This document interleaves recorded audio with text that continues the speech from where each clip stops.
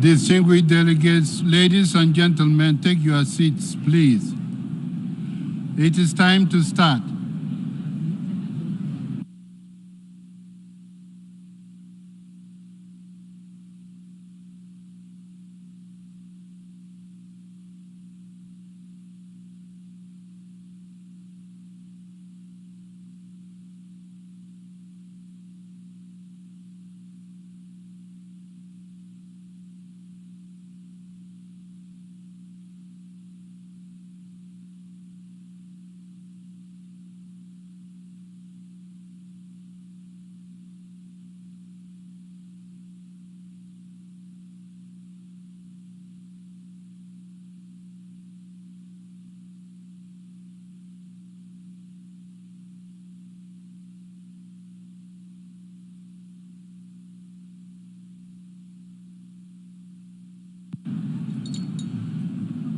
Ladies and gentlemen, distinguished delegates, let us start now.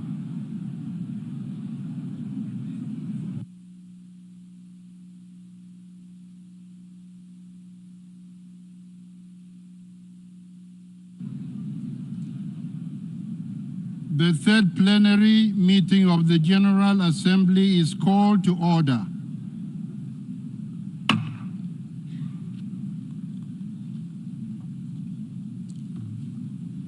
I declare open the Summit of the Future. This summit is held in accordance with Resolution 76/307 of 8 September 2022 and Decisions 78/555 of 10th July 2024 and 78/564B of 6 September 2024 and takes place under Agenda Item 123 entitled Strengthening of the United Nations System. In connection with this item, the Assembly has before it a draft resolution issued as document A/79/L2 and a draft amendment issued as document A/79/L3. The draft resolution before the Assembly contains the Pact of the Future and its annexes, the Global Digital Compact, and the Declaration on Future Generations. They represent the combination of many months of negotiations and embody compromise from all sides. No internationally agreed document is perfect. However, I strongly believe that the Pact, Compact, and Declaration represent the broadest support of member states. I urge all states to support the adoption of the Pact of the Future and its annexes.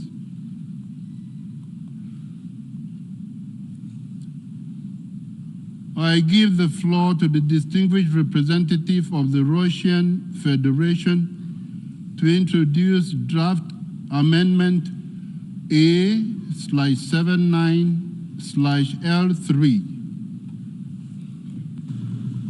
Господин председатель. Mr. President, almost 2 years ago, the GA resolution, A-Res 76/307, at that time, we wouldn't have guessed that the outcome document of our summit, the Pact for the Future, we had agreed would be agreed upon ahead of time in accordance with consensus through intergovernmental negotiation. Unfortunately, this task was not fulfilled. Today, in violations of procedure for the adoption of the text, a number of delegations did not support this text. To speak strictly, we don't have anything to adopt today. И его команды. Они получили эту проблему в наследство от предшественников и честно пытались сделать все, что возможно, но у них не хватило времени. Сегодня мы наверняка услышим много хвалебных слов в адрес Пакта. ООН и тех, кто отвечал за переговоры. Коллеги, хотим, чтобы вы... Negotiations. Colleagues, you must understand that all of this is hypocritical. In fact, the intergovernmental negotiations on the pact did not really take place. There was no... Собрались бы за одним столом и вели переговоры по тексту проекта, по разделам и параграфам. Координаторы подготовки текста с самого начала включали в него то, что им диктовало в основном западные страны. Спорные моменты накапливались и не решались с самого начала и до самого конца. Ни одна наша просьба сесть за стол переговоров и обсудить их удовлетворена не была.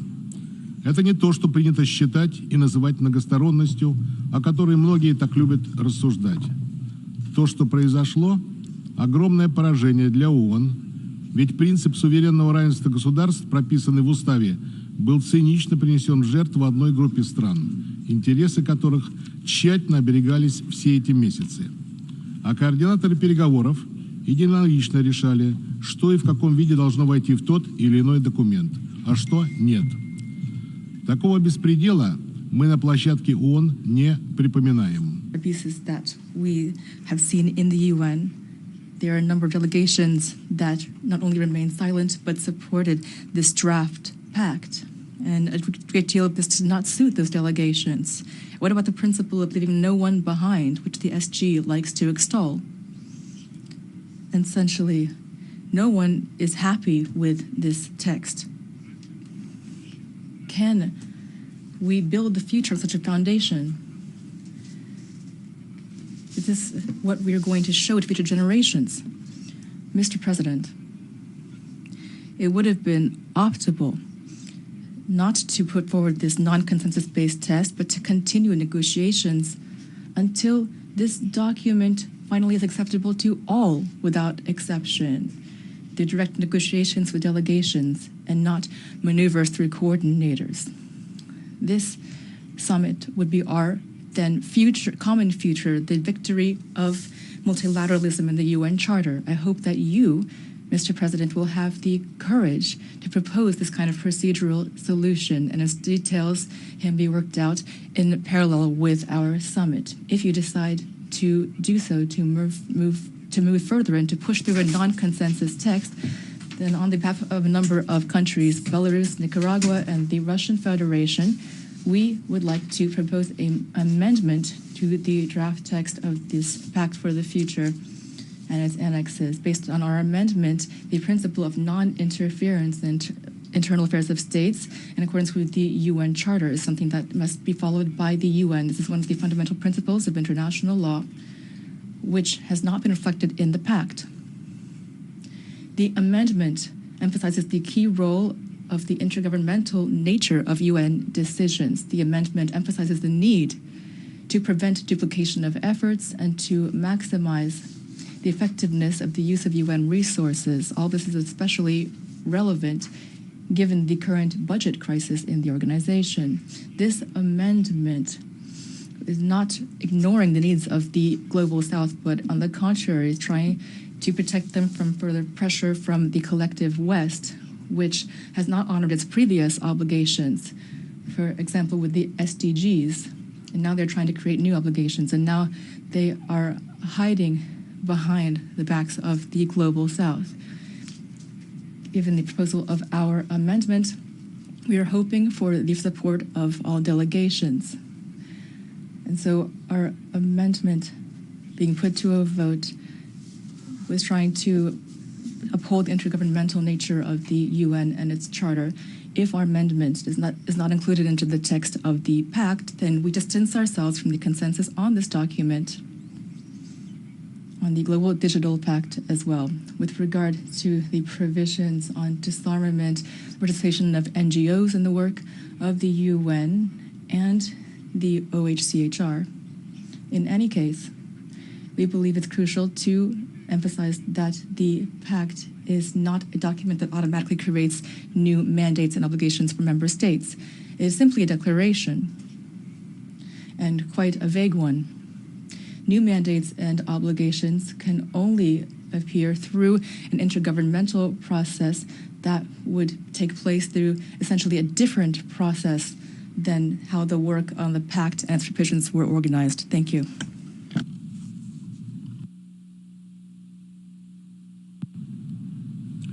I thank the distinguished representative of the Russian Federation.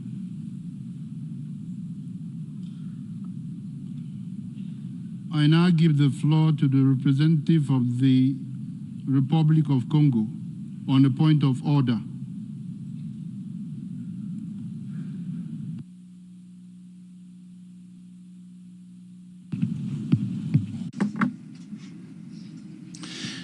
Thank you, Mr. President. I have the honor to take the floor on behalf of the African Group, which my country is chairing for the month of September. President, the African Group would like to warmly congratulate the President of the General Assembly for co-facilitating this event, and also the Secretary General of the United Nations. We thank you for your tireless efforts, which together we have conducted during the negotiations that were so difficult and laborious.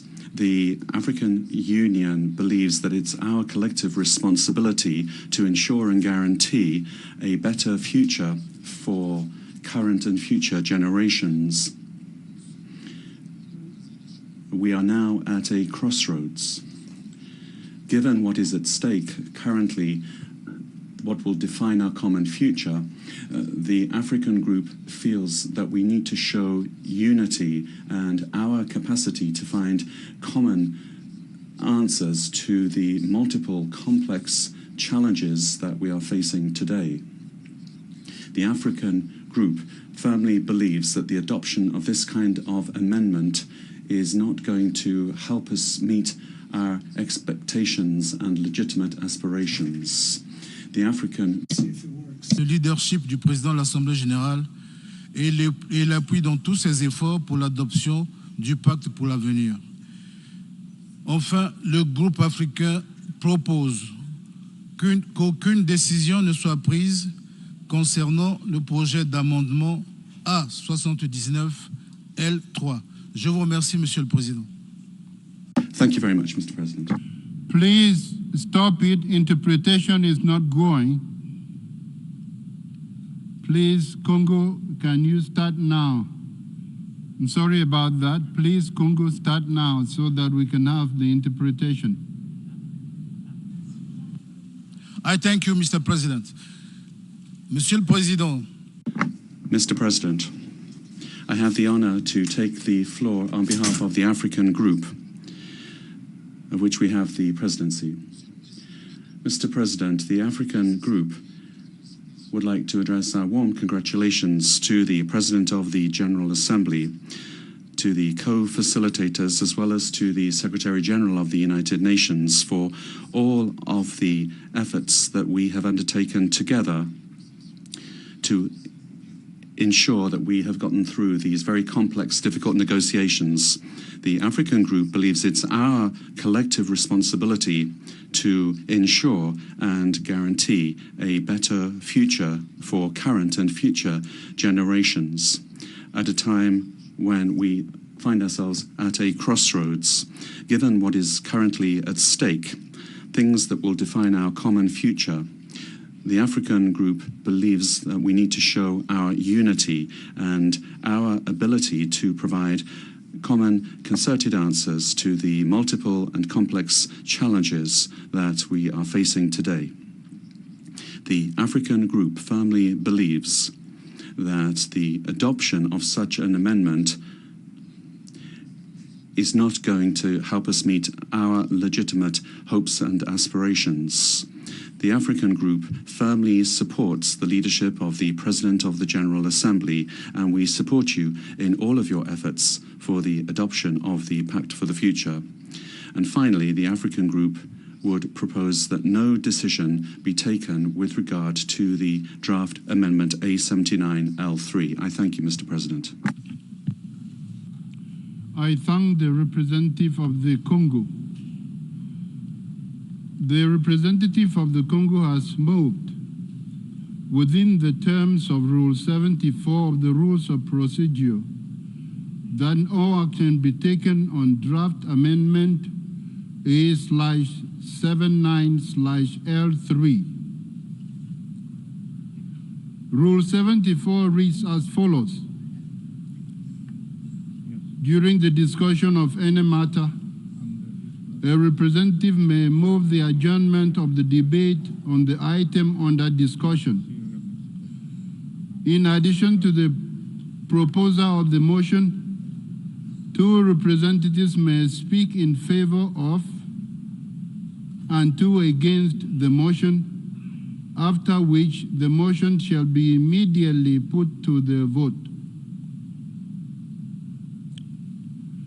Does any member wish to speak? I call on the representative of Mexico to take the floor. Gracias, señor presidente. Thank you, Mr. President. Mexico would like to second the motion for no action, and we invite all members to vote yes in favor of the motion.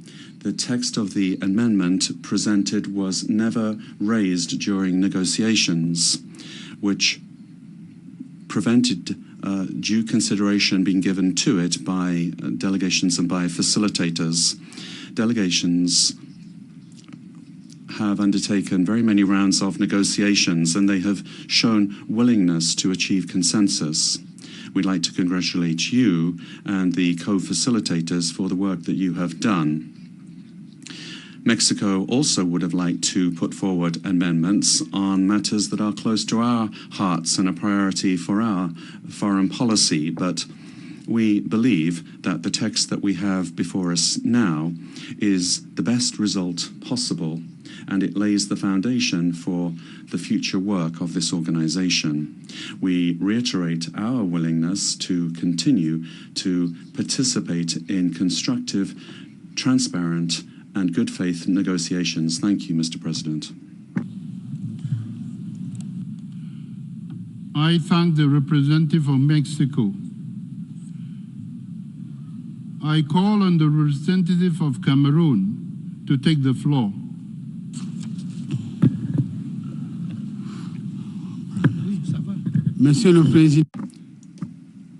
Mr. President, I would like to thank you for giving me the floor. Mr. President, the delegation of Cameroon supports the motion introduced by Congo on behalf of the African group.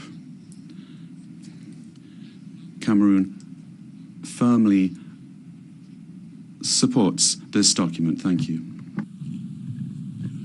I thank the representative of Cameroon. I call on the representative of the Bolivarian Republic of Venezuela to take the floor. Señor presidente.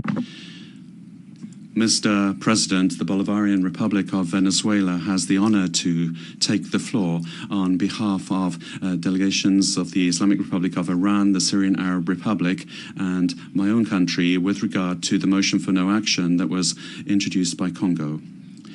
This procedural maneuver that we are witnessing is a further demonstration of the arrogant view of certain Western states that we have had to, unfortunately, put up with during a very long and complex process of negotiations. It's also a maneuver which demonstrates, amongst other things, the fact that the provisions of Resolution 76/307 of the General Assembly have not been complied with. The text in A78L2, however, was not approved previously and was not certainly approved by consensus. If we have a different interpretation of what previously agreed, and I quote, and end the quote, means, and as defined in operative paragraph 4 of the modalities resolution, it might be a good idea for the Office of Legal Affairs to provide us with immediate guidance, Mr. President. These countries understand that there's no consensus on the Pact for the Future because largely of the lack of political willingness of those same countries to enter into good faith negotiations over the last 18 months on various issues that are so controversial and critical for very many other countries. They continue to prefer to drive forward a course of action that aims to ignore the very existence of these divergent opinions rather than allowing member states to freely express their points of view on the substance of the amendment, which is very direct and based on principles of language. That's what's before us now. This amendment would contribute to us achieving our legitimate national aspirations. We'd also point out that the substance of this amendment was raised during negotiations and it was never taken into account. Currently, the Pact is selective in the way in which it addresses the various principles addressed in the UN Charter, and it does not refer at any time to the sacred principle of non-intervention in the domestic affairs of states contained in Article 2.7 of the UN Charter. President, aware as we are of this reality and in accordance with Article 74 of the General Assembly Rules of Procedure, we would like to respectfully ask all member states to vote against this motion for no action and vote in favour of the amendment contained in document A79L3. Thank you very much, Mr. President. I thank the representative of the Bolivarian Republic of Venezuela. I call on the representative of Belarus to take the floor. Господин председатель. Mr. President, I thank you for giving me the floor. The delegation of Belarus turns to this august assembly with the request to examine the substance of the amendment contained in document A/79/L3. Thank you for your attention. I thank the representative of Belarus. We have heard an objection to the motion by the representative of the Congo. I shall now put to a recorded vote the motion submitted by the representative of Congo that no action be taken on draft amendment A/79/L3.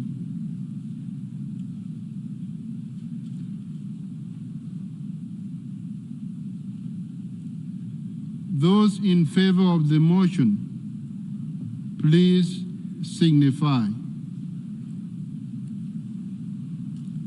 Against? Abstentions?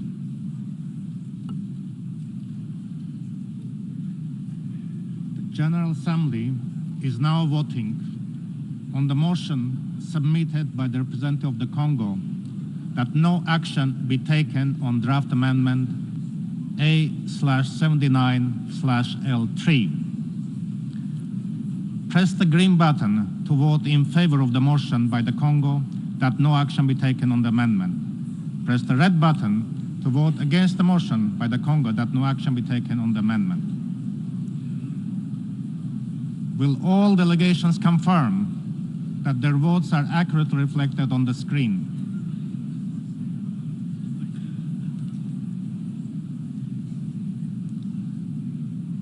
The voting has been completed. Please lock the machine.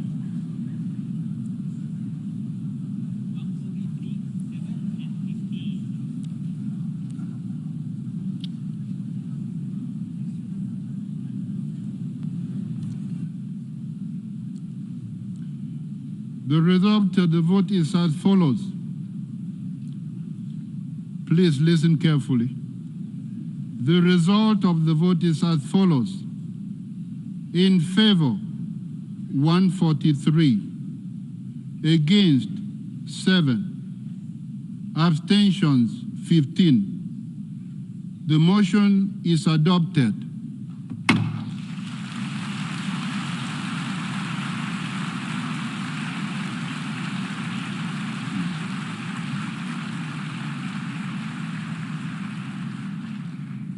Since the motion for no action on the draft amendment is adopted, the Assembly will proceed to take action on the draft resolution.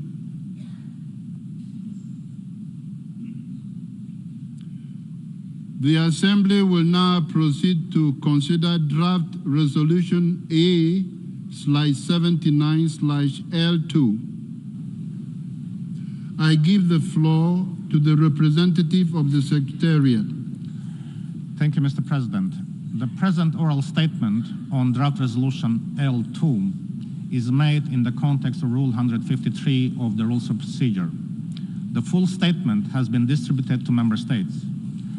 Pursuant to requests contained in paragraph 34C, 41C, 57A, 81A and B, 83E of the Pact for the future, additional resources in the range of 1.5 to 1.8 million, excluding staff assessment, would be required for the 2025, for which details would be included in the revised estimates report to be presented at the main part of the 79th session of the General Assembly. Regarding the request contained in paragraph 37F and 42B of the Pact, it is envisaged that additional resources would be required for 2025. The Secretary General would, following consultations, submit resource requirements for 2025 in the revised estimates report. The Secretariat will further assess if paragraph 76 and 78B could give rise to budgetary implications.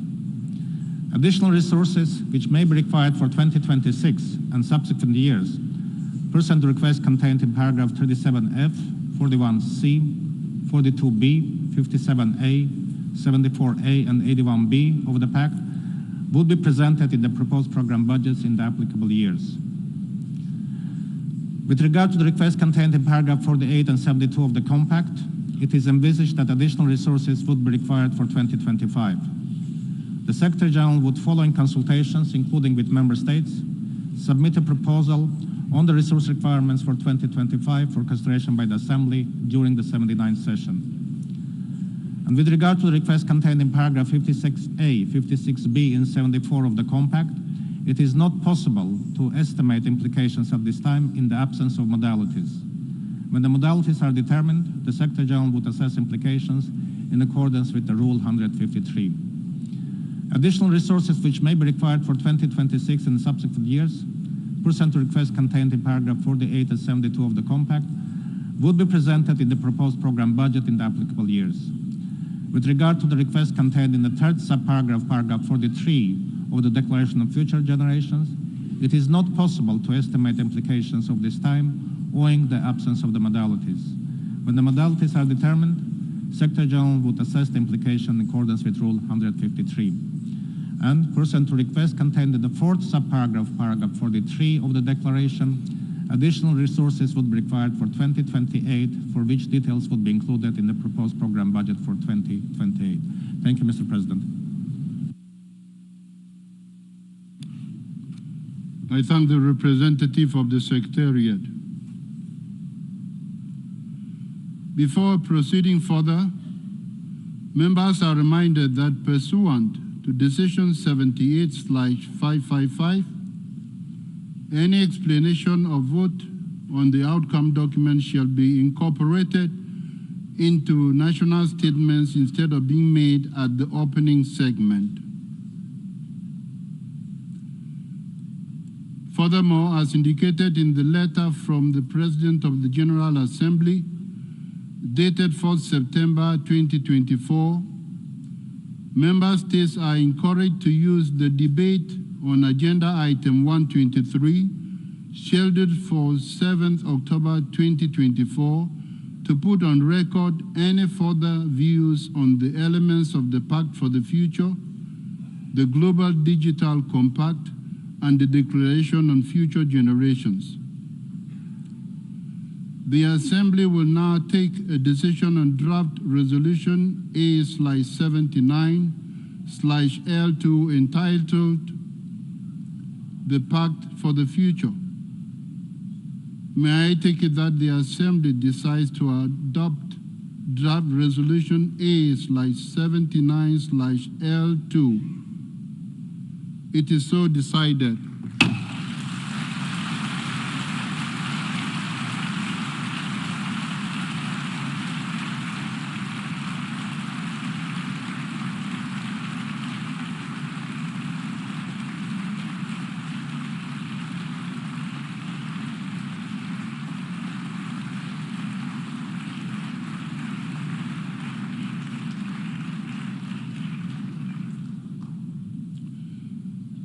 I would like to express my sincere thanks to Her Excellency Antje Liendest, Permanent Representative of Germany, and His Excellency Neville Getz, Permanent Representative of Namibia. Her Excellency Anna Karin Enestrom, Permanent Representative of Sweden. His Excellency Chola Milambo, Permanent Representative of Zambia. His Excellency Brian Wallace, Permanent Representative of Jamaica, and Her Excellency Joka Brandt, Permanent Representative of the Kingdom of the Netherlands, who ably and patiently conducted discussions and complex negotiations on the Pact for the Future, the Global Digital Compact, and the Declaration on Future Generations. I also express my sincere thanks to His Excellency Thomas Zaneysen, Chargé d'Affaires ad interim of the Permanent Mission of Germany, for his work in the final stage of the process. Finally, I wish to recognize the hard work of the teams that supported the 6 co-facilitators over multiple sessions, including Agnes Julin, Audrey Gatana Namases, Cornelia Jarash, Ernst Reuter Marcel, Jan Bush, Johan Shekeni, Julia Fielding, Marcus Kreft, Moses Jere, Regelia Voges, Sevelina Ashipad, Tilman Scherf, Yannick Da Costa, and many more. I am sure members of the Assembly will join me in extending to them our sincere appreciation.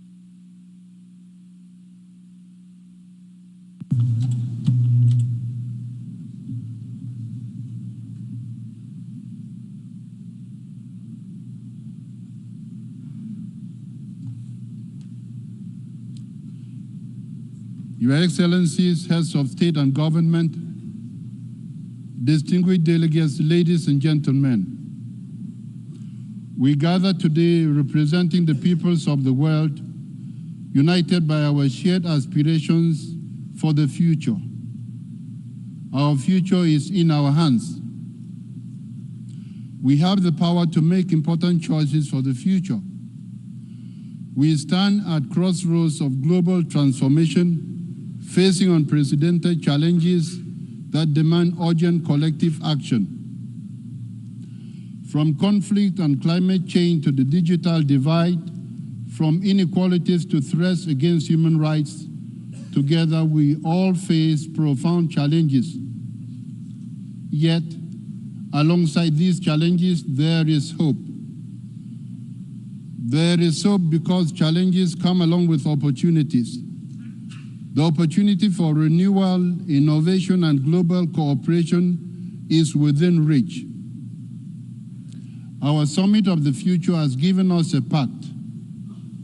The Pact for the Future just adopted represents our pledge not only to address immediate crises, but lay the foundations for a sustainable, just, and peaceful global order for all peoples and nations. The commitments embodied in the Pact and its annexes reflect the collective will of member states and must guide our actions and encourage us to promote international peace and security, invigorate implementation of the Sustainable Development Goals, foster just and inclusive societies, and ensure that technologies always serve the common good of humankind. We must move forward together in a spirit of solidarity and multilateral cooperation. The Summit of the Future is a call to action. We must shape our future to protect ourselves and our planet Earth. Action that recommits us to the principles of international law, the goals of the 2030 Agenda for Sustainable Development, and the promise of the United Nations Charter to save future generations from the pain of war. The path we choose must lead to a future where human dignity is respected and human rights are upheld. A future where peace transcends the mere absence of conflict and is grounded in justice, inclusion, and equity. Excellencies, our mission is to eradicate poverty in all its forms, tackle inequalities, and promote peace and security, tolerance, and respect for diversity. The summit offers a historic opportunity to ensure that progress is shared equitably across all nations and communities elsewhere. We have an obligation to harness the power of science, technology, and innovation in order to prepare the future of humankind. It is also important that we reproduce our human successes across generations all the time. Let us continue our efforts to reform and strengthen global institutions that support peace, security, sustainable development, and financial stability. Meaningful progress requires that all voices are heard and that all nations, regardless of size or wealth, have a seat at the table. The United Nations is the organization where all nations have a seat at the table. Throughout, we must recognize that none of our goals will be achieved without the full participation of women and girls. Advancing gender equality across all sectors of society will be of decisive significance. Equally, we must acknowledge the vital role of young people in shaping our future, ensuring their voices are heard, their rights protected, and their potential realized. Our youth are the torchbearers of tomorrow. This is especially true in Africa, where more young people will enter the workforce each year than in the rest of the world combined. Together, let us rise to this moment with courage and determination as we accelerate our journey towards a brighter future for everyone, everywhere. I thank you.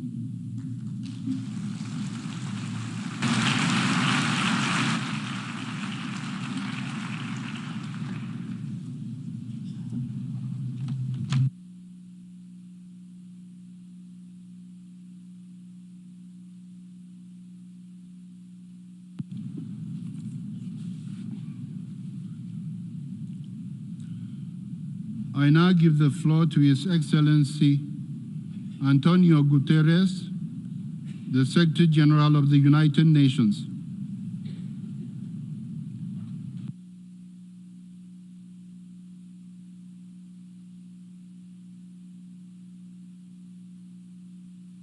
Mr. President of the General Assembly, Excellencies, ladies and gentlemen, welcome to the summit of the future.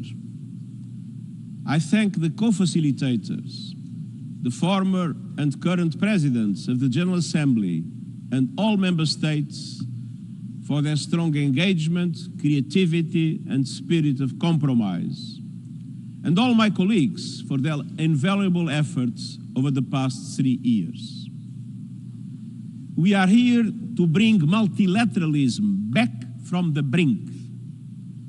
I called for this summit to consider deep reforms to make global institutions more legitimate, fair, and effective based on the values of the UN Charter. I called for this summit because 21st century challenges require 21st century solutions, frameworks that are networked and inclusive, and that draw on the expertise of all of humanity. I called for this summit because our world is heading off the rails, and we need tough decisions to get back on track. Conflicts are raging and multiplying, from the Middle East to Ukraine and Sudan with no end in sight.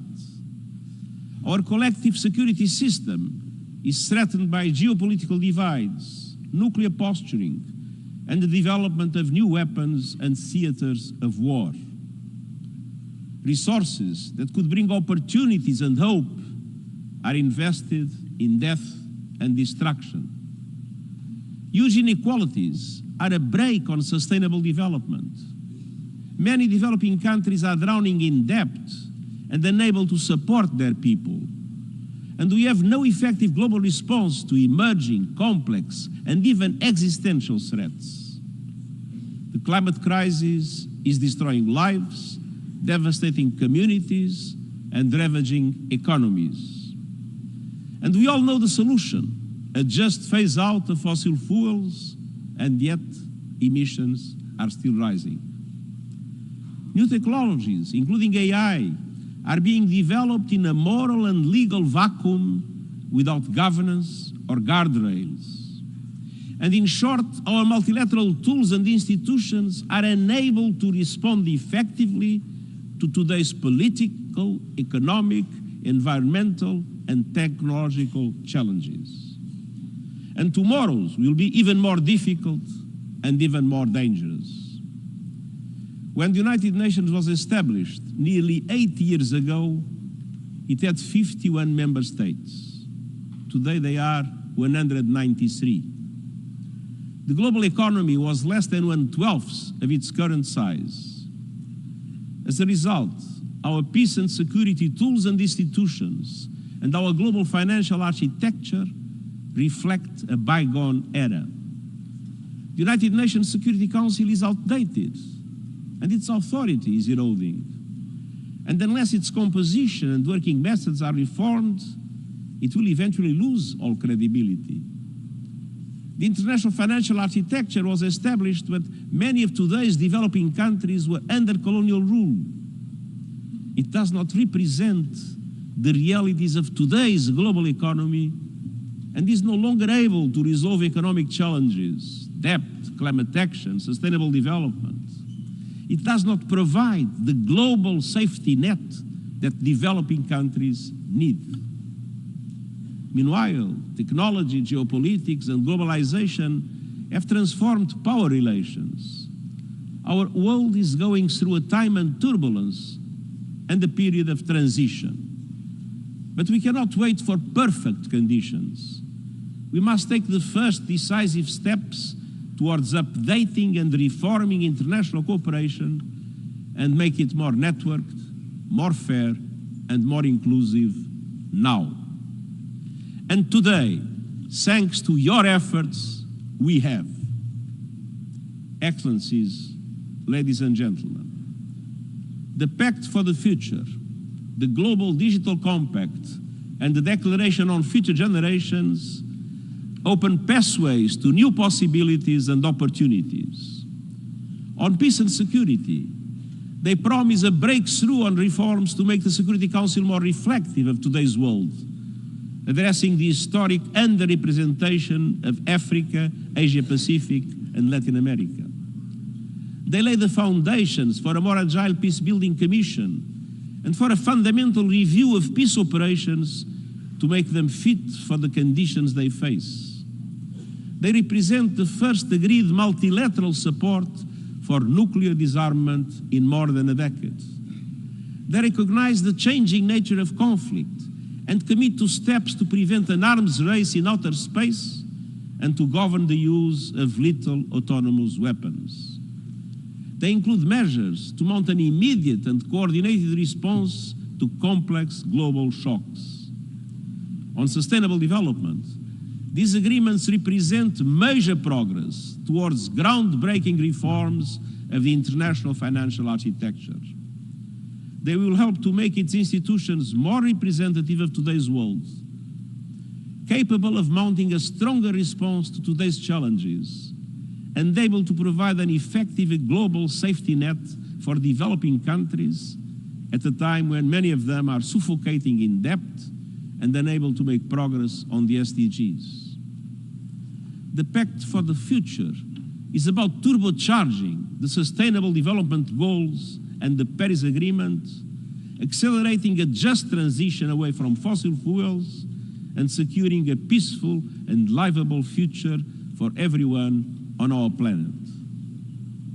It includes a groundbreaking commitment by governments to listen to young people and include them in decision-making at the national and global levels. And it commits to stronger partnerships with civil society, the private sector, local and regional authorities, and more. The Global Digital Compact is based on the principle that technology should benefit everyone. It includes the first truly universal agreement on the international governance of artificial intelligence. It commits governments to establishing an independent international scientific panel on AI and initiating a global dialogue on its governance within the United Nations. The Global Digital Compact represents the first collective effort to reach agreed interoperability standards essential for consistent measurement. And it supports networks and partnerships to build capacity on AI in developing countries. And the Declaration on Future Generations echoes the call of the United Nations Charter to save succeeding generations from the scourge of war, committing governments for the first time to taking the interest of our descendants into account in decisions we take today. Respect for human rights, cultural diversity, and gender equality are woven into all three agreements. In the face of a surge in misogyny and the rollback of women's reproductive rights, governments have explicitly committed to removing the legal, social, and economic barriers that prevent women and girls from fulfilling their potential in every sphere. Excellencies, I welcome these three historic agreements, which mark a shift toward a that is more effective, more inclusive, and that is more network-based in its functioning. I fought for the ideas contained in these agreements since the very first day of my mandate, and I will be totally committed to their implementation until the very last day. We have unlocked the door. Now it is our common responsibility to walk through it. That requires not just agreement, but action. And today, I challenge you to take that action, to implement the Pact for the future by prioritizing dialogue and negotiation, ending the wars that are tearing our world apart, and reforming the composition and working methods of the Security Council, to accelerate reforms of the international financial system, including at next year's conference on financing for development, to put humanity's best interests at the front and center of new technologies. Our success or failure hinges not on the adoption of agreements, but on our actions and their impact on the lives of the people that we serve. Excellencies, throughout my life, Whether as an activist or at the United Nations, I have learned that people never agree on the past. To rebuild trust, we must start from the present and look toward the future. Throughout the world, people are hoping for a future of peace, dignity, and prosperity. They're crying out for global action to solve the climate crisis, tackle inequality, and address new and emerging risks that threaten everyone. And they see the United Nations as being essential to solving these challenges. All this was confirmed during the past 2 inspirational action days. The Summit of the Future sets a course toward international cooperation that can meet their expectations. Now we're taking these first important steps together, and I congratulate all member states for playing their part. Now, let's get to work. Thank you.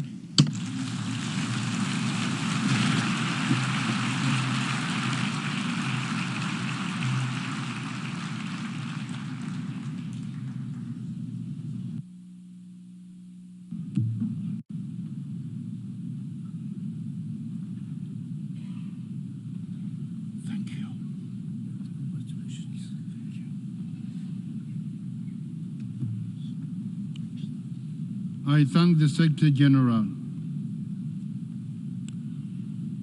In accordance with Resolution 76/307, we will now hear from youth representatives. I now give the floor to Mr. Ghanim Mohammed Al Mufta from Qatar.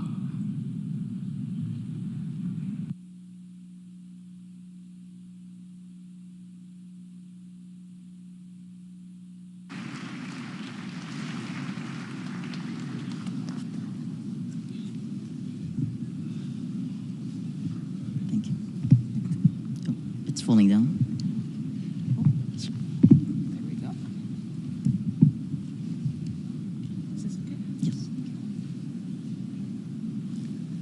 Thank you, Honorable Chair, distinguished delegates, and special guests. I am Ghanem Al-Muftah, a UN youth representative from Qatar and a political science graduate with a noteworthy passion for global rights for all. I am honored to meet you leaders, head of states, and individuals in high positions at the Summit of the Future. If you allow me, I will share some personal insights with you, but not as leaders, but as fathers, mothers, and guardians, family-focused people who care deeply about the future of all children and the generations that follow.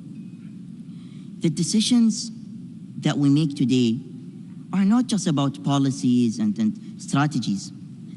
They are about shaping a world where all children can thrive in an inclusive, safe, and sustainable future. I am a perfect example of my parents' dreams for me 22 years ago. I stand before you here today, proudly representing hope from yesterday's dreams, which will continue to carry me to my future. I have been raised with strong family values, where our home model was built on believing in yourself to manifest confidence for your future. As a person with disability, I have learned that true progress comes not from overcoming personal challenges alone, but from how we, as a society, embrace each other's differences. As I look around the room, I don't see anyone else like me. But you have accepted my differences without prejudice, gender, nationality, race, or religion. You have accepted all of me. This must be the way we conduct our tomorrow, where inclusivity is a fundamental right, not a luxury, where every individual can contribute to the common good of the future, no matter our differences. It is my destiny to be born with disability. I chose to accept it. But sadly, There is no choice for children where wars and conflicts cause unnecessary injuries and lifelong disabilities. The future for these children and families can tear away hope. 22 years ago, when my mother was told that I was hopeless and going to die, she only listened to her heart.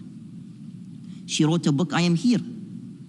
22 years later, I'm still here, sharing my life experiences to lend others hope and to give a voice to the unheard. There are more than 1 billion people with disabilities around the world. If they allow me, I unite with them to say, we raise our voices to stop these unexpected disabilities worldwide where peace is unseen. It is in our hands to stop this global trend of violences in Gaza and around the world. We must end the suffering today so that a clearer tomorrow can be seen. We are all leaders here. A leader's role is to listen to the people. We must understand what the people want and address their voices through platforms like this to drive meaningful change. The future belongs to our youth. We must ensure that they are prepared to take on leadership roles in order to be the change makers. You must be the change you wish to see in this world. I wish all distinguished delegates and special guests a successful summit as we move forward to a new day of possibilities. Thank you so much.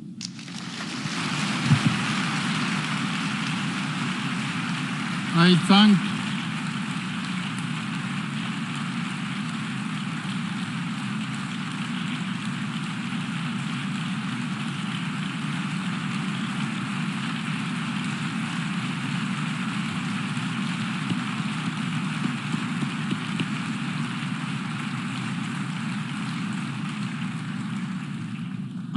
Mr. Al-Mufta.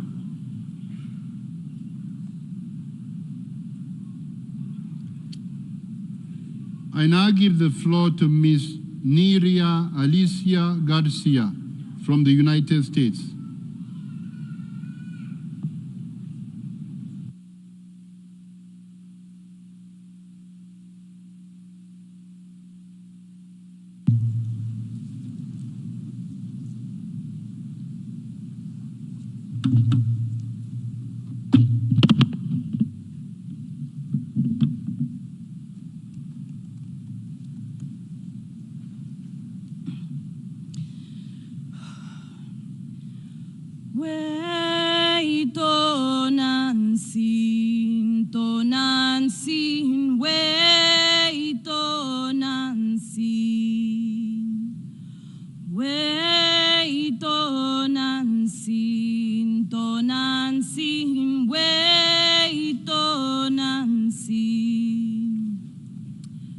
With the permission of the Creator, the Lenape ancestors of these lands, and with the permission of your hearts, it is an honor to address you today, my dear relatives. First and foremost, I want to give thanks to the spirit world, to Father Sun, to Mother Earth, gratitude to the plants and animals, the sacred waters, the sacred places who gave humanity the sacred knowledge and understanding that made it possible for us to coexist in balance with creation for thousands of years. I bow to you and your ancestors because we all descend from these good people who walked on Mother Earth in a good way. And I'm calling on them today for guidance. Why? Because our Mother Earth is hurting and she needs our help. Worldwide, our waters and sacred places are being desecrated. Corporate greed and war are pushing life to the verge of extinction. Global governments and politics are void of spirituality, of morality, and basic respect for life. My generation's hearts are breaking as we survive the impacts of climate disaster that could have been prevented. Breaking as we watch genocide of our Palestinian relatives live on our phones, despite the global call for a ceasefire. The Pact for the Future mentions words like sustainable development nearly 300 times, yet words like children, earth, and future generations are mentioned less than 60 times. This is green colonialism, and it needs to stop. Only one mention of local communities, 0 mentions of plants and animals, 0 mentions of frontline communities, and 0 mentions of indigenous rights. So I ask you today, do indigenous people still not exist to you? Are we not the stewards of 80% of the world's biodiversity? My relatives, I guarantee you that the continued exclusion of indigenous people, local and frontline communities, will inevitably lead to more destruction, pain, and suffering. Yet there is hope, because we are still here, and the world needs the leadership of indigenous people and of youth now more than ever. Collectively, we have the ancestral technologies, indigenous knowledges, and spiritualities to create real intergenerational solutions. Our cosmologies have the wisdom and power to guide humanity towards that good path again. But in order to do that, indigenous people must have equal representations as member states in all UN bodies. So I say to you today, global leaders, go home and ratify the United Nations declarations on the rights of indigenous people. Acknowledge and apologize and build authentic relationships with your indigenous people. Begin to meaningfully engage your youth. Go home and cut your military budgets and allocate those funds for climate solutions, to pay reparations, to pay for losses and damages we've experienced as a generation that is inheriting a devastated Mother Earth. Go home and ask your indigenous youth, respected elders, how much money we need to bring our solutions to life. And then go home and create the unrestricted funds to support indigenous people in implementing the Sustainable Development Goals on our terms. Global leaders, go home and give indigenous people our land back. To my indigenous youth and children of the world, we are so desperately needed at this time. We must join forces with our respected elders and keep fighting for a livable future. Our generation's biggest responsibility in these times is to not give up and not give in to hopelessness. We must stand to protect the sacred. We must stand to protect our sacred fires, our ceremonies, our songs, our prayers. We must speak our language, wear our traditional clothes, and be proud of who we are.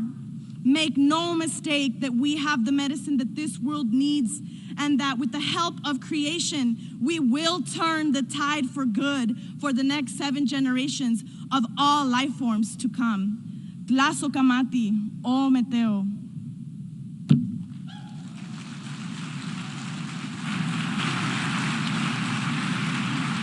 I thank Ms. Garcia.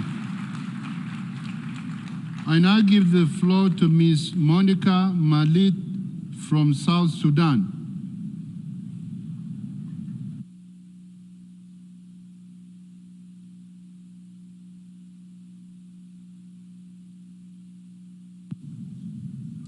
Esteemed world leaders, excellencies, and distinguished guests, I am Monica Malit. It is both an honor and a privilege to address you today at the opening of the Summit of the Future. As I begin, my question to everyone today is, what encounters your eyes if you talk about the future? What voices overwhelms your ears? What test lies in your tongue? Of hope, of action, of collaboration, of inclusion, or of transformation. Our world is at crossroads, confronted by uncertainties and challenges that cross borders, regions, and communities. Among the most pressing issues are the escalating refugee crisis. If left unaddressed, this will destabilize societies, hinder growth, and sow divisions. Reflecting on my own experiences living South Sudan with only one language to speak, I had to struggle in a class with people who were 3 years in class before me. Kenya, a land of refuge, turned to be a land of where I thrived. Through the gates of education, it's opened its heart. The University of Nairobi gave me a chance to rise, to lead, and to speak for the voiceless. Not just as a student, but as a student's president. A refugee crowned with the trust of a nation, my journey, not just of books and lectures, but of forging a future where the silent speak. With the right resources, I secured the Albert Einstein German Scholarship. The support of UNHCR and Kenya granted me access to education, to thrive, to pursue knowledge, and turn dreams into tangible realities. Now, the weight of my law degree, I stand as a voice for the youth, for the refugees, and for all those forgotten. Through my journey, I learned that it is not enough to receive degrees. We need to exemplify leadership for us to thrive. And we lose it out when we let the youth and the refugees especially go unnoticed, unsupported, and unchampioned for. The flight of refugees underscores our collective responsibilities.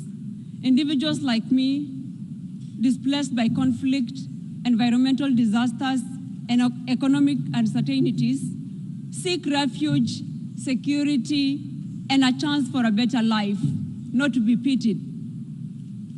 It is our collective duty to provide not just immediate assistance, but also long-term, compassionate solutions that uphold the dignity of refugees and enable their meaningful contribution to the society. Education remains a powerful tool for progress regardless of the constant cut down in education funding across the world. It equips individuals with the skills and knowledge to navigate a complex world with limited opportunities. For developing nations and emerging economies, investing in education is crucial for sustainable growth. We must ensure that education is accessible, equitable, and aligned with the future workforce demands. And for this, I want governments and key stakeholders in the education sector to think big on funding for education. In a world where world leaders openly make negative comments about refugees, none of us chose to be a refugee, and anyone can become a refugee. Without peace, there can be no safety nor development. Without security, there can be no stability. Without stability, education falters and nations fail. As we embark on this journey, let's envision a world and a future where it is shaped by cooperations, understanding, and shared purpose. Let today mark the beginning of a deeper collaboration, stronger institutions, and renewed commitment to creating a world where every individual has the opportunity to thrive. And to our world leaders, I'm very grateful that I have a chance to stand before you today and address you directly. The gaps are growing wider. The structures are rusting.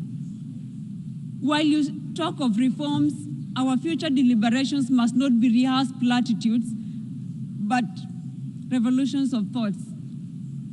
This summit, this moment, it is supposed to mend the fractures in our trust, to build a future where cooperation thrives. And to the youth, the future is ours to forge, not theirs to cling to, not theirs to pass down like spoils of war, because there are those who went for the war but were left in the war. It belongs to the bold, those who speak, even when silence is expected. It belongs to those who demand more justice, more equity, and more humanity. Thank you so much.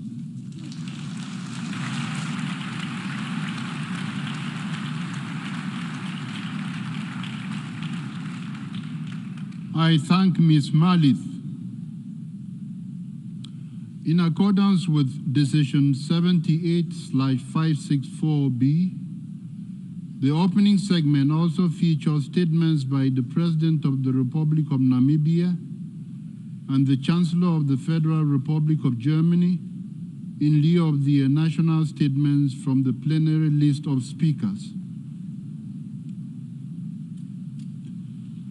I invite His Excellency Olaf Scholz, Chancellor of the Federal Republic of Germany, to address the Assembly.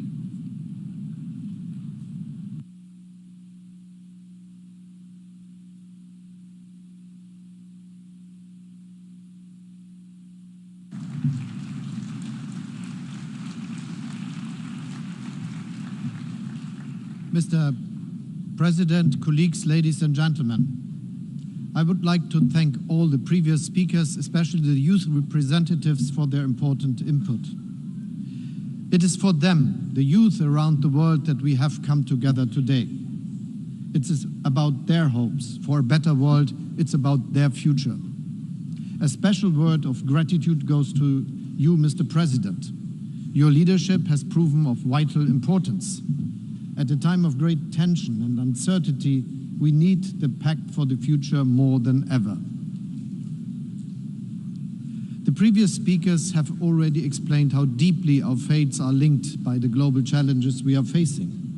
War, climate change, poverty and hunger, impediments to free and fair trade, global health threats, technological developments such as AI, which, as well as huge opportunities, also harbor the potential for abuse and for exacerbating economic imbalances. The Pact does not just acknowledge these challenges. It expresses our commitment to confronting them, not alone, not one by one, but together, East and West, North and South. The Pact for the Future can serve as a compass for us, a compass whose needle points towards more cooperation and partnership instead of towards more conflict and fragmentations. A compass guiding us to a more just, inclusive and cooperative world. The Pact shows our determination to restore trust in our common institutions. It shows that all the talk of division, polarization and uncertainty will not be the end of the story of the United Nations. Because we still cooperate. We are still placing trust in one another. We are still committed to the principles of the Charter. And we are still willing to treat each other with respect and fairness. Respect and fairness, these principles have also been guiding us, Namibia and Germany, as co-facilitators of this pact. We come from different continents. Our political and socio-economic situations differ. And yet we manage to work together as friends. Thank you, President Mbumba, for your friendship and for the excellent cooperation. I also wish to thank everyone who helped us to carry the negotiations so far. The text before us today is the achievement of the countless men and women who overcome fatigue, the occasional feeling of frustration, political and ideological divides to achieve this global consensus today. You have proved that multilateralism is alive, that we can find common ground. Let's take steps towards a world that is safe, just, equal, inclusive, sustainable, prosperous, and above all, peaceful. The Pact outlines what those steps are, over 50 of them. Not only history would judge us if we didn't take them, but also young people around the world. The road is rocky, but what was that ever any different? Germany will extend its hand to anyone who wants to walk this road with us. Let's get moving The future starts now. Thank you.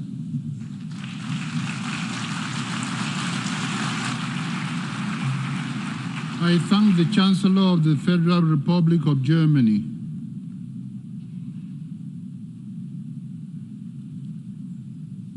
I invite His Excellency Nangolo Mbumba, President of the Republic of Namibia, to address the Assembly.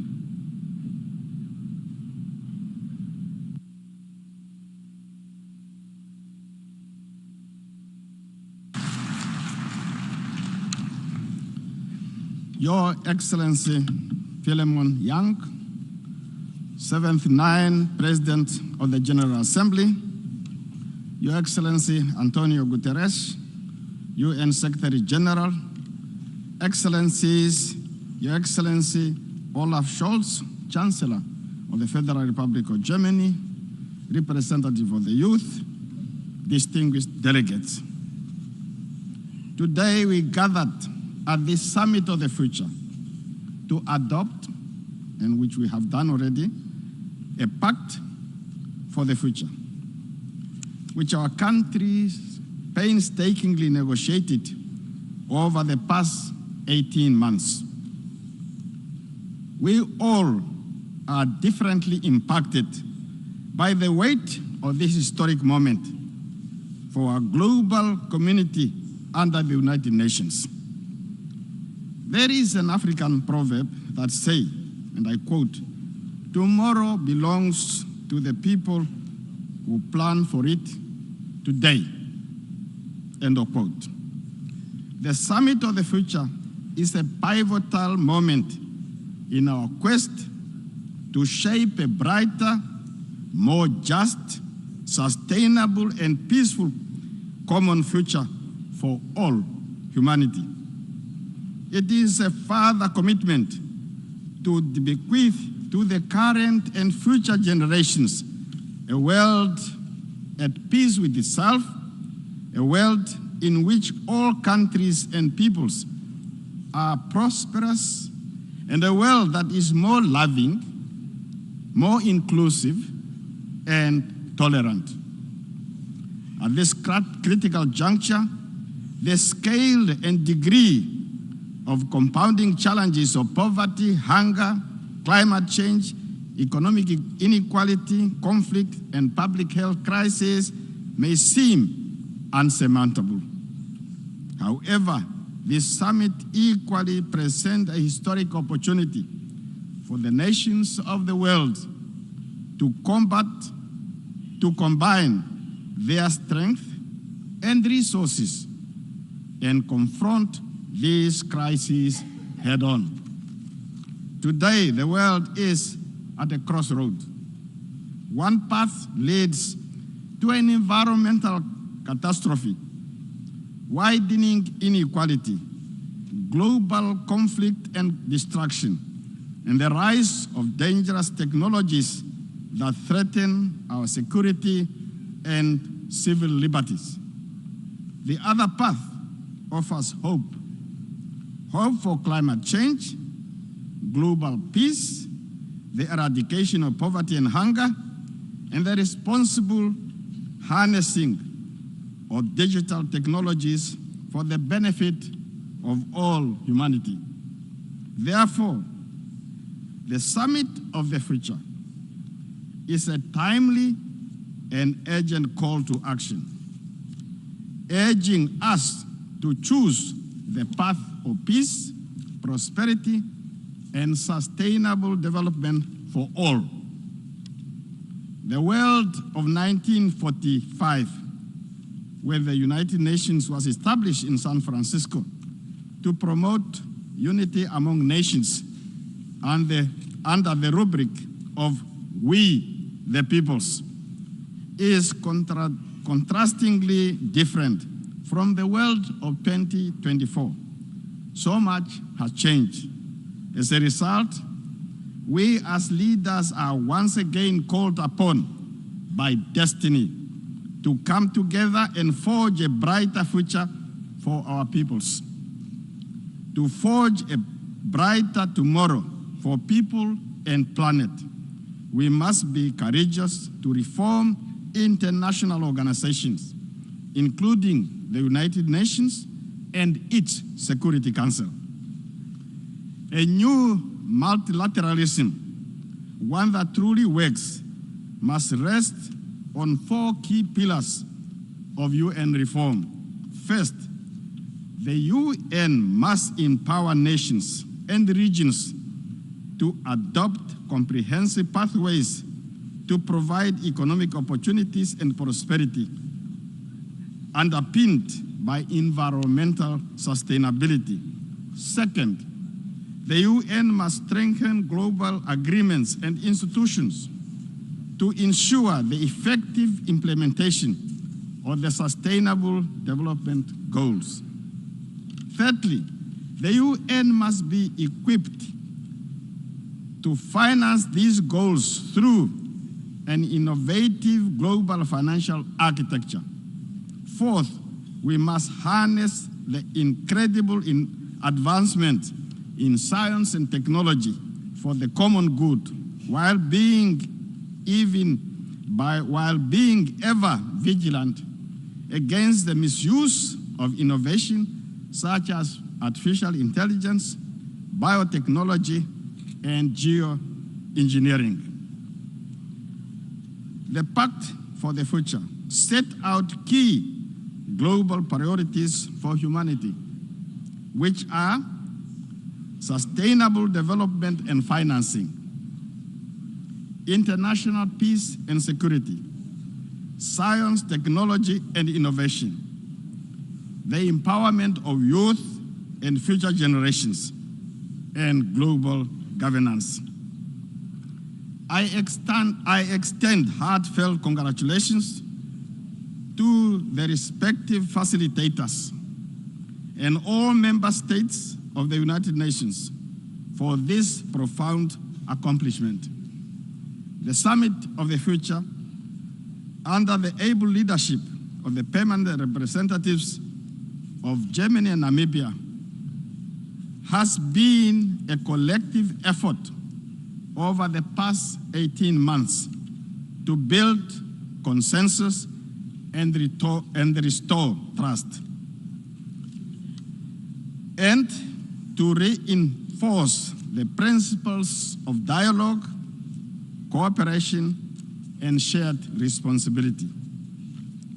Excellencies, we need the UN because at the heart of this institution is a simple yet profound principle. Global problems require global solutions. It remains the most effective way to achieve peace, security, and prosperity. The Namibian government recognizes the profound significance of this summit for the future, for our planet, to meet the targets set forth in the 2030 Agenda for Sustainable Development and the Paris Agreement. Sustainable development must be our guiding principle, summarized by 5 Ps: people, planet, prosperity, peace, and partnership. People signify our commitment to leave no one behind. Planet signifies the urgent need to live within planetary boundaries. Prosperity calls for extending the benefits of modern education and technology to all. Peace in the nuclear age requires nations to live together under international law and the UN Charter. Partnership between governments, civil society, and business are essential to achieving our shared goals. We must leave this summit with renewed commitments and concrete action plans to eradicate poverty, eliminate hunger, tackle climate change, and build a global economy that works for all. Future generations will judge us not by our words, but by our actions. Excellencies, guided by the principles of the UN Charter, we must reaffirm our commitment towards peaceful coexistence and shared development. We have the tools, the knowledge, and the opportunity to shape a better world. I am confident that together we can rise to the occasion and seize this moment in history for a brighter future that is peaceful, just, and sustainable. I thank you very much.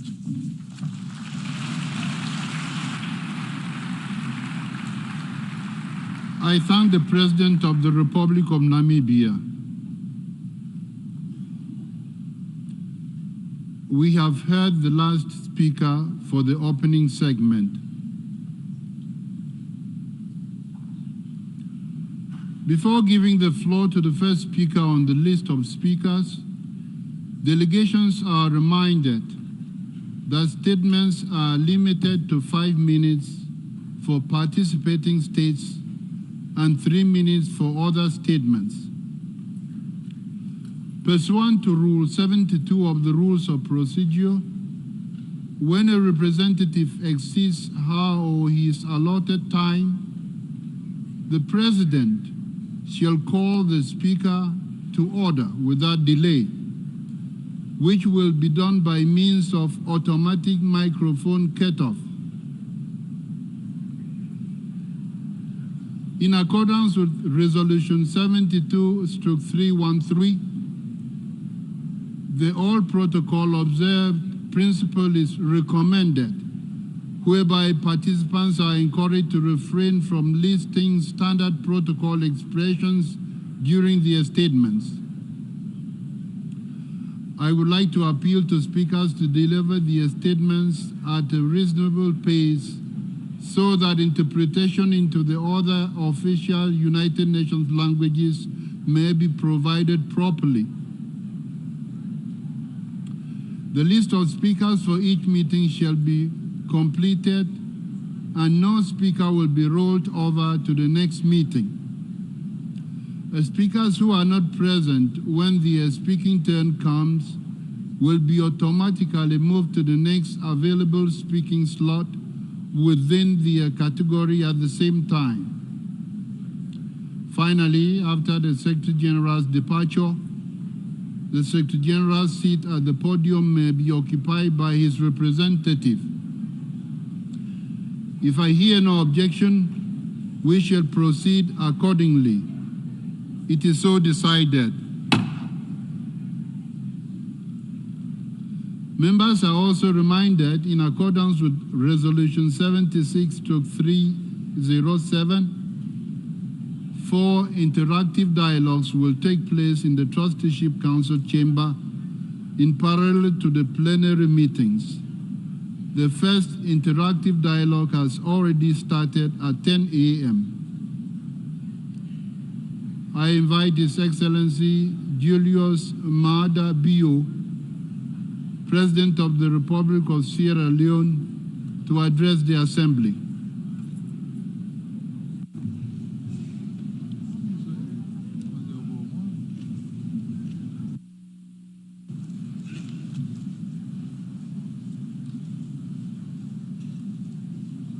Mr. President of the General Assembly,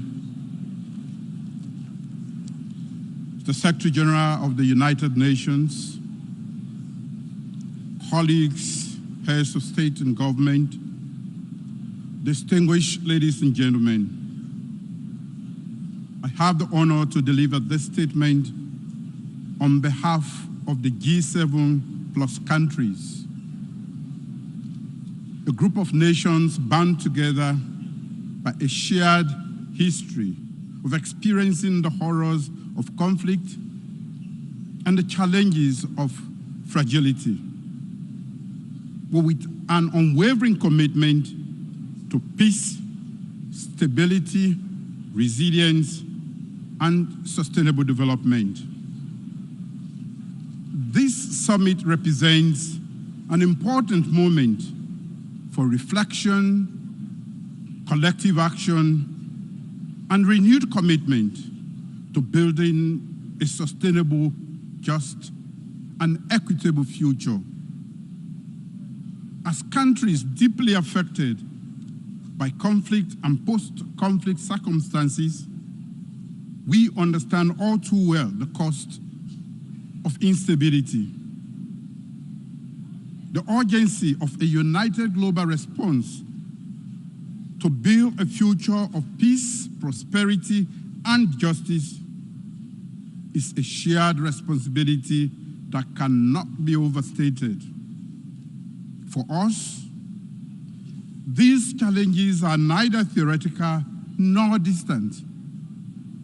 They are the stark reality that we contend with every day. Our countries have endured and continue to endure fragility, conflict, and violence. Still, we stand here united as by a shared hope and common purpose, the pursuit of sustainable peace and development. Today, we stand at the crossroads of history. As this summit of the future has offered us an opportunity to adopt the Pact of the Future, a transformative roadmap for a more inclusive, secure, and sustainable world. This pact gives us hope and inspiration for a better future. Mr. President, allow me to put forward 6 points to help in situating the G7+ countries in the Pact for the future implementation. 1, the call for national ownership and inclusive government. The G7+ was founded on the principle that peace and development must be driven from within. We advocate for national ownership of development processes and insist that efforts to address fragility must be grounded in dialogue, reconciliation, and inclusive governance. 2, promoting sustainable development in conflict-affected countries. The SDGs represent a shared vision for a better world. But for the G7+ countries, progress remains hindered by persistent challenges of fragility. Sustainable development and financing for development is essential towards addressing the unique needs of fragile and conflict-affected states. Therefore, we call for increased international cooperation, innovative financing mechanisms, and tailored approaches to ensure that no country is left behind. 3, fostering international peace and security. International peace and security form the bedrock of global development. For countries recovering from conflict, achieving peace is not a singular event, but a continuous process of strengthening institutions, promoting the rule of law, and addressing the root causes.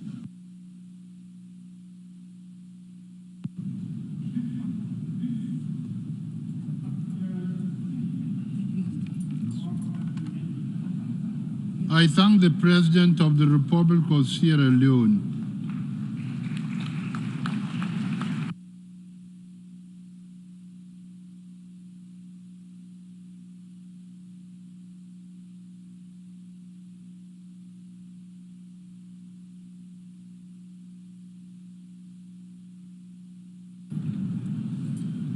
I invite His Excellency Rashad Mohammed Al-Alimi, President of the Presidential Leadership Council of the Republic of Yemen, to address the Assembly.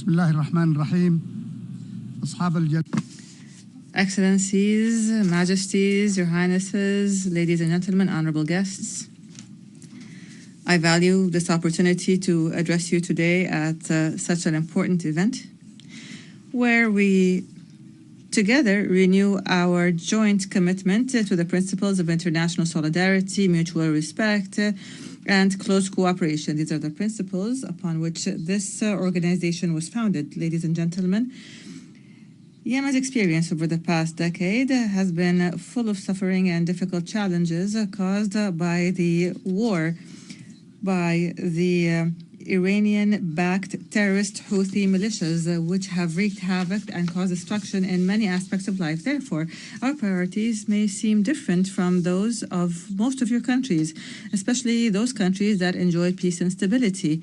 However, our aspirations are unified in that we hope for a prosperous future that all of our peoples deserve.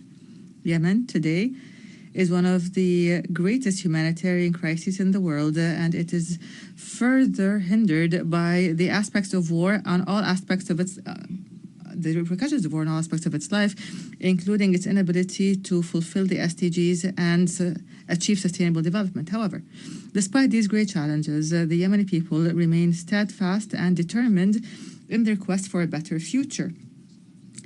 The reason for this steadfastness is the result of the strength of our people, men and women, in confronting these militias, and the constant support that the Yemeni government is receiving from the coalition to support legitimacy under the leadership of the Kingdom of Saudi Arabia and the United Arab Emirates and their regional and international partners, as well as funding organizations and agencies, especially the IMF and the World Bank. Mr. President, ladies and gentlemen, amidst these difficulties and these disasters, I would like to deliver to you some good news that we have witnessed recently. Our efforts have recently succeeded in contracting the international Starlink company to provide satellite internet services to our citizens, so that Yemen is one of the pioneering countries in the region in offering this service. And we are relying on this service to enhance the exchange of information and the spreading of knowledge in order for women, young women and men to achieve and receive education remotely and to prevent them from being recruited towards violence and extremism. And I wanted to tell you this because we are working on dealing with the war and in creating hope, and we're doing this by working in three different aspects. First of all, we are trying to confront violence and aggressive thought and extremism. Second, we are trying to remedy the severe repercussions of the wars.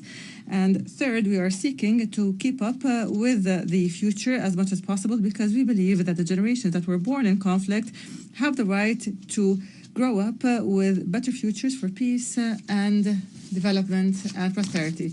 We take part in the Summit of the Future today, and we are full of hope that we can prove that with your support and encouragement, that countries that are going through conflict and institutional fragility, these countries are able to keep up with international progress as long as the necessary innovative thought is there to keep up with the rest.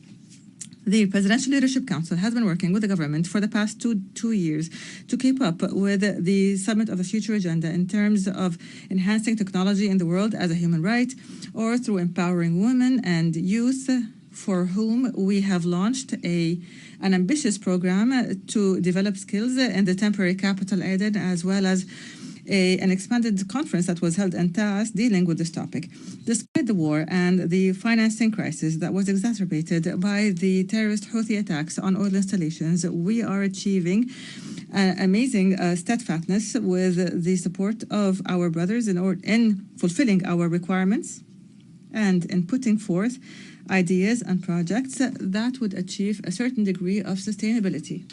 Here we are working with members of the international community to put together a strategy on Yemen that is based on moving from relief to sustainable development, and in dealing seriously with the agenda of youth and the future, just as we care for the agenda to end the conflict and achieve a comprehensive peace. In Yemen, the humanitarian crisis is growing larger because of the climate change. Our country is dealing with extreme climate aspects such as drought and flood and rising temperatures. microphone has been cut off. I thank the President of the Presidential Leadership Council of the Republic of Yemen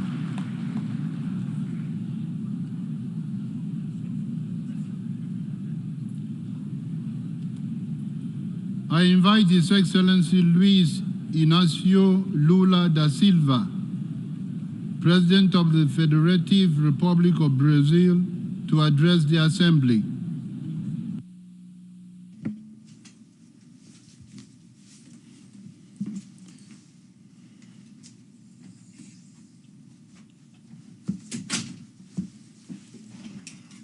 I would like to thank the Secretary General, Antonio Guterres, for the initiative to promote this Summit of the Future. I congratulate Germany and Namibia through Chancellor Olaf Scholz and President Ngolo Mbamba for leading the process that brought us here. Almost 20 years ago, the then Secretary General Kofi Annan invited us to think about how to reinvigorate multilateralism to face the challenges of the new millennium. On that occasion, I highlighted on this very room the need for reform so that the UN could fulfill its historical role. That joint reflection bore fruit, such as the Peace Consolidation Commission and the Human Rights Council. Other ideas never got off the ground. We have two great responsibilities for those that succeed us. The first, to never go backwards. We cannot back down from promoting equality between men and women, nor from the fight against racism and all forms of discrimination. We cannot live with nuclear threats again, nor it is unacceptable to regress to a world divided into ideological borders and zones of influence. To naturalize the hunger of 733 million people would be shameful. Going back on our commitments is calling into question everything that we have built so hard. The Sustainable Development Goals were the biggest diplomatic undertaking of recent years, and they are on track to become our biggest collective failure. At the current pace of implementation, only 17% of the 2030 Agenda goals will be achieved within the deadline. As president of the G20, Brazil will launch a global alliance against hunger and poverty to accelerate the overcoming of these scourges. At Climate COP28, the world took stock of the global implementation of the goals of the Paris Agreement. Current levels of greenhouse gas emissions reductions and climate financing are insufficient to keep the planet safe. In partnership with the Secretary General, as part of our preparation for the COP30, Brazil will promote a global ethical stock-taking, bringing together different sectors of civil society to think about climate action from the perspective of justice, equity, and solidarity. Our second common responsibility is to pave the way in the face of new risks and opportunities. The Pact for the Future shows us the direction to follow.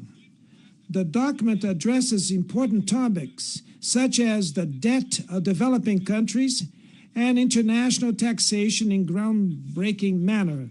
The creation of a forum for dialogue between heads of state and government and leaders of international financial institutions promises to place the UN at the center of the global economic debate. The Global Digital Pact is a starting point for inclusive digital governance with the potential to reduce asymmetries in access to the benefits of the economy based on data and to mitigate the impact of new technologies such as artificial intelligence.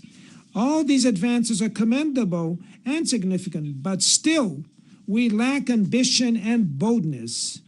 The global governance crisis requires structural transformations. The pandemic, the conflicts in Europe and the Middle East, the arms race, and the climate crisis have revealed the limitations of multilateral fora. Most bodies lack the authority and the means of implementation to enforce their decisions. The General Assembly lost its vitality, and the Economic and Social Council was emptied. The legitimacy of the Security Council shrinks every time it applies double standards or remains silent in the face of atrocities. The Bretton Woods institutions disregard the priorities and the needs of the developing world. The Global South is not represented in a way consistent with its current political, economic, and demographical weight. The UN Charter Republic of Brazil.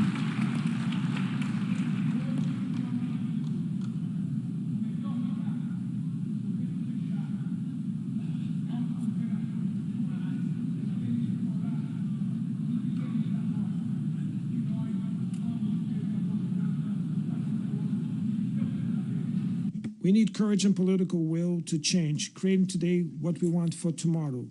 The best legacy we can leave for future generations is governance framework capable of responding effectively to the challenge that persists and those that will arrive. Thank you very much. I invite His Excellency Lazarus Mkati Chakwera, President of the Republic of Malawi and Commander-in-Chief of the Malawi Defense Forces, to address the Assembly.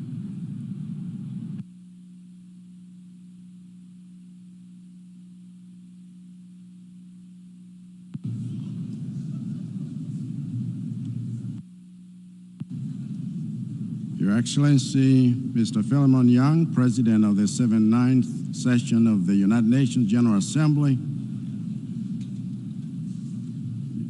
Secretary General of the United Nations, Excellencies, Heads of State and Government, youth representatives, distinguished delegates. This is an historic gathering, for rarely do we make time to reflect on the tomorrow we are creating by our choices today, and rarely do we focus on creating multilateral solutions for problems that haven't yet occurred. As things stand, we are not likely to meet the targets we set for Sustainable Development Goals, SDGs, because we seem more interested in moving with speed in destroying the future than we are in replenishing it. So now we must reflect on the extra gear we need to engage between now and 2030 to sustain the hope of young people all over the world that the old men and women in this assembly have what it takes to build solutions for a future that is not ours to inherit. This summit of the future is not about us, but about the next generation and their children, and we must make this pact of the future without rigging it with the prejudices of yesterday and the conflicts of today. Let me be blunt, Mr. President. Sustainable development is untenable without sustainable financing. As such, I call for urgency in remodeling development financing. I call for financing facilities that are more robust, inclusive, and humane.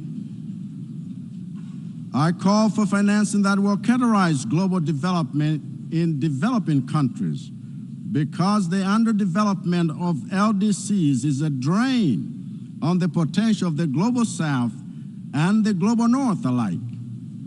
What this means is we must shift from the mere provision of aid to the cultivation of self-sufficiency through robust private sector engagement. I am deeply concerned that many conflicts around the world not only remain unresolved, but are actively being stroked towards escalation, even here at this 79th Assembly. I am sure that no one in this room still lives under the naive illusion that we live in a world where a war can be won, for that world does not exist anymore. We must pursue a rules-based approach that seeks peaceful solutions to disputes, for it is evident that the current multilateral system has proven significantly inadequate in resolving these conflicts. We recognize the global utility of artificial intelligence in terms of improving productivity and decision-making processes. However, the least developed countries are faced with significant challenges in coping with this unprecedented technological advancement. It is therefore imperative that the global world makes deliberate efforts to improve the capacity of LDCs to reduce the digital divide. In Malawi and invariably in the rest of Africa, the youth are not just our future, but they are our present as well. We therefore must exploit this demographic dividend by developing technical skills and harness the enormous potential of the youth in order for us to achieve this fourth industrial revolution. Malawi reiterates our call for comprehensive UN reforms in order to create a UN that is fit for the future through fair representation and enhanced capacity to deal with complicated global challenges while promoting sustainable development. Additionally, the global financial architecture is crucial for creating a sustainable future amidst rising debt levels. Mr. President, the future we build depends on our collective efforts, and we urge our member states to turn the tide toward a brighter and more just world. I thank you. I thank the President of the Republic of Malawi and Commander-in-Chief of the Malawi Defense Forces.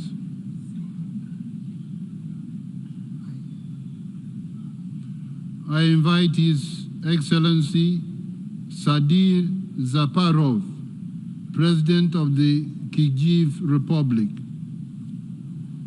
to address the Assembly.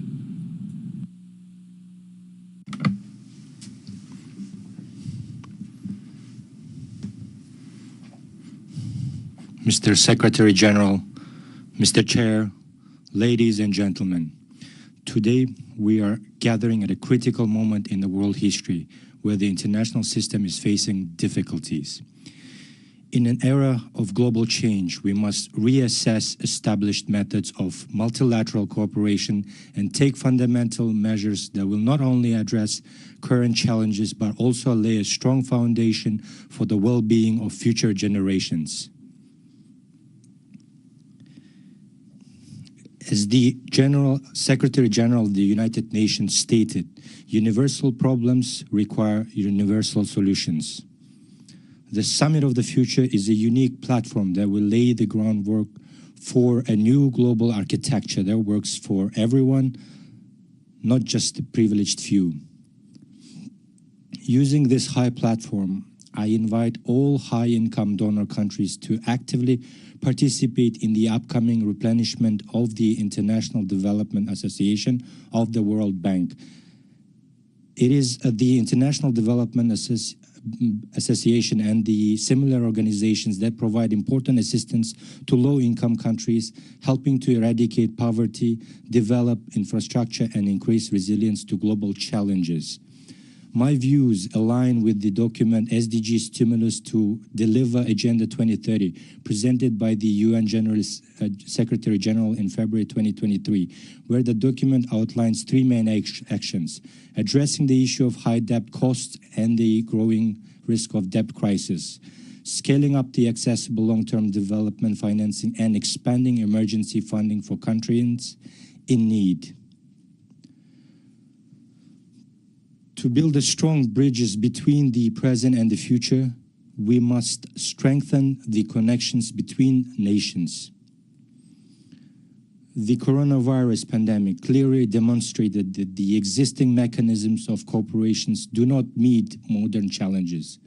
Therefore, the Summit of the Future is considered an important platform for rethinking global relations. Today, the international community faces many challenges: the rise in the number of forced migrants, increasing climate threats, and the unjust distribution of resources and wealth. The successes we have achieved often do not reach the most vulnerable segments of society. We need new approaches to multilateral governance based on fairness. That is why we must take decisive action as soon as possible. We do not have time to wait. The Kyrgyz Republic is ready to contribute to this great cause. We support the adopted Pact for the Future.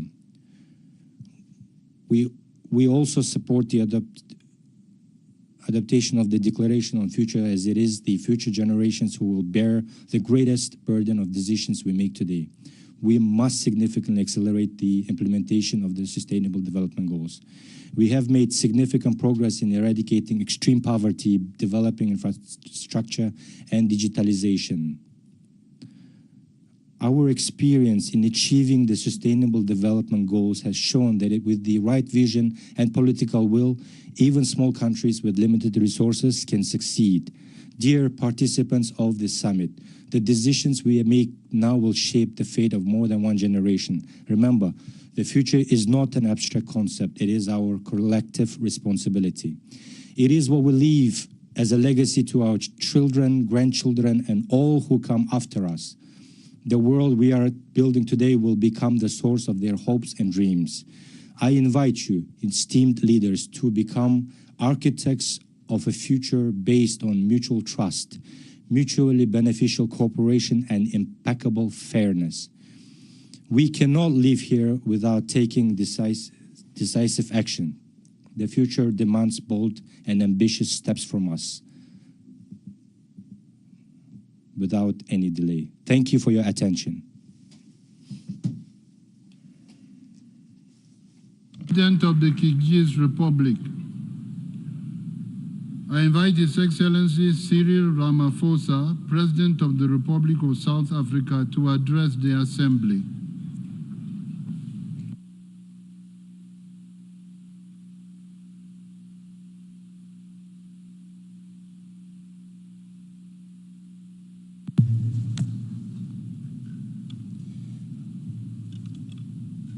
Thank you for this moment, President of the General Assembly, Secretary General, heads of state and government, and excellencies. Let me start off by congratulating Namibia and Germany for the excellent work they have done in guiding us all to this moment on reaching consensus on the Pact of the Future. We meet, President, at a time when the world faces many challenges and threats as well. Wars, conflict, and the specter of emerging conflicts are ever persistent and present features of our time. Climate change and public health challenges are not only an existential threat, but they are also reversing economic growth and developmental gains in many parts of the world. There is widespread inequality, poverty, unemployment, deprivation, and destitution in many countries in the world. These challenges transcend borders. Through this summit of the future, we must therefore forge global consensus on how to implement the solutions that are embedded in the Pact. This Pact must bridge the developmental divide. It must provide practical solutions to the challenges of today and tomorrow. The Pact for the Future is a great opportunity to change and also to reinvigorate the multilateral system so that it is fit for purpose to address the challenges that the world faces. It is an opportunity also to make good on the promises to reform the global governance architecture, including the international finance institutions and the United Nations Security Council, placing the fate of the world's security in the hands of a select few when it is the vast majority of the peoples of the world who bear the brunt of the various threats is unjust, unfair, and unsustainable. We agree with the UN Secretary General that the Summit of the Future is a once-in-a-generation opportunity to forge global consensus and make progress on priorities such as sustainable development goals.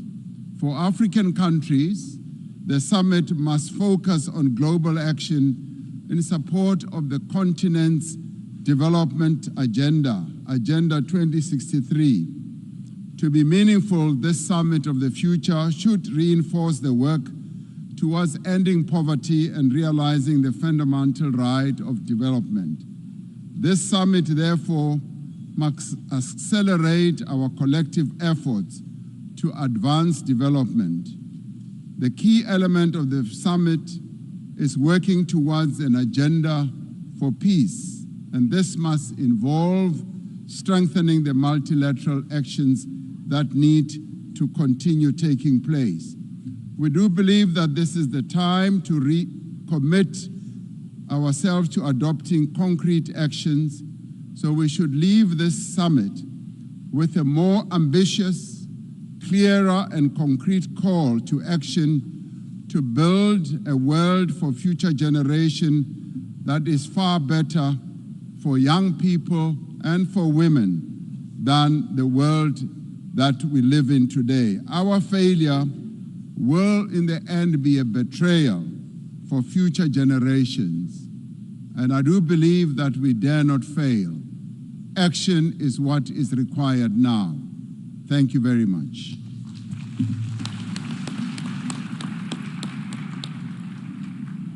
I thank the President of the Republic of South Africa. I invite His Excellency Joseph Numa Boakai, President of the Republic of Liberia, to address the Assembly.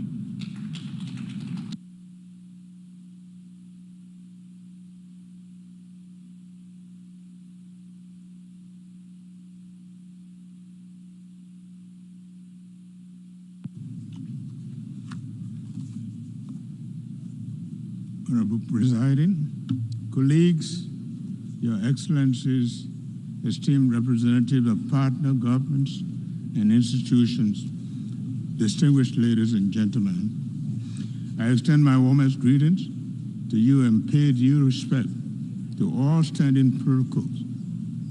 I am pleased to bring you heartfelt greetings of the people of Liberia, who with great anticipation look forward to the outcomes of these discussions. As you may know, our recent presidential and general elections conducted in the spirit of peace and democracy paved the way for a smooth transfer of power just 8 months ago and set the objective path to development. In light of this, we have introduced ambitious agenda focusing on agriculture, roads, rule of law, education, sanitation, and tourism as the foundation for achieving our sustainable development goals. We are gathered here with a common mission to find ways to work together to make the world a better place for everyone. Even though we are facing difficult challenges, I believe we are more determined than ever to overcome them. Liberia has encountered significant obstacles in making progress towards sustainable development goals, but we are determined and dedicated to overcoming these challenges. Our experience reflects the struggle of many developing nations, which are hindered by social and economic pressures. Recent reports shows a concerning trend in global development. The 2023-2024 Human Development Report revealed that the world's poorest countries are falling behind, leading to greater inequalities and political divisions.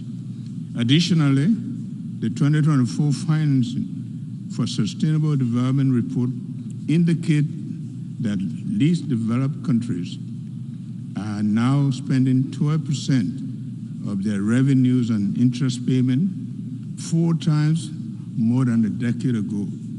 This highlights the urgent need to reform in the global financial system. The current situation requires for us to take decisive action. We need to address the common challenges together and overcome the obstacles that are holding back our progress. As the UN Secretary General Antonio Guterres has emphasized, we must see these reports, especially the Human Development Report, as a call to action during this important summit. In Liberia, we have made significant efforts to promote good governance, reduce waste and corruption, and ensure that all resources are used effectively for our country's development in line with the 2030 Agenda for Sustainable Development. However, to accelerate this implementation of the 2030 Agenda, it is crucial to transform the global governance. We need to advocate for a financial system that prioritizes liquidity and reduces the burden of developing nations. By promoting international cooperation and accountability, we can create a fairer financial environment that empowers all countries to pursue their development goals. I urge the international community to take drastic measures to alleviate the economic pressures faced by vulnerable nations. Let's work together to remove the barriers that hinder our potential and enable us to advance our shared vision for sustainable development. The prevailing development challenges deliver to us a dear message that if countries are to turbocharge to achieve the SDGs, the financial system needs to be reformed to help us achieve sustainable development. Finally, I want to express my deep appreciation to the international community and the I thank the President of the Republic of Liberia. I invite His Excellency Allah Karis, President of the Republic of Estonia, to address the Assembly.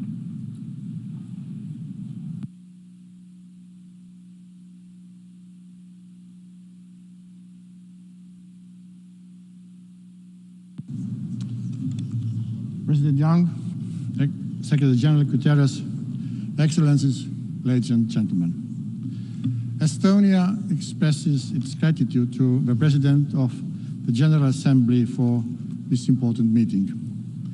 We also commend Germany and Namibia for their enormous work in co-facilitating the Pact for the Future and bringing it successfully to a conclusion.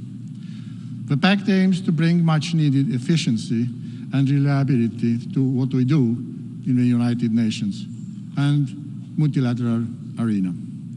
It is now our guidebook for a better, more peaceful and just future. Mr. President, by adopting the Pact, we also reaffirm our unwavering commitment to the rules, norms and standards set by international law, including, in particular, speaking in this room, the UN Charter. However, by the end of the day, the Pact for the Future is simply a document with words, and I hope good intentions. How we are going to implement this document is what will determine our common future. Whatever we do, the human rights, fundamental freedoms, and the international law must always be at the heart of our global existence and cooperation. Because without upholding the UN Charter and the rule of law, many of us might be deprived of a future at all. Over the last years, we have witnessed the highest number of global crises and conflicts. We have witnessed brutal full-scale aggression against sovereign country by a permanent member of the Security Council in utter disregard of the UN Charter. But frustrates our societies with screams for change. Focusing on the Pact, we must first reform the Security Council. It is important to deter and delegitimate aggression as a rogue tool for statecraft. To deter crimes against humanity, war crimes. All the UN members need to demand more accountability on the Council to make sure no one can shield their own punishment for a crime with a veto right. In this context, it is our high time to strengthen General Assembly's role and responsibility in maintenance of international peace and security. Second, let us make every effort, from additional finance to capacity building, to bridge all divide between and within countries, particularly the digital divide. So what we can all as equals, and here I can emphasize especially our girls and women, step into the future. Thankfully, we have the Global Digital Compact to guide us to that. One of the consequences of infection within the UN is a strong vein of multilateralism.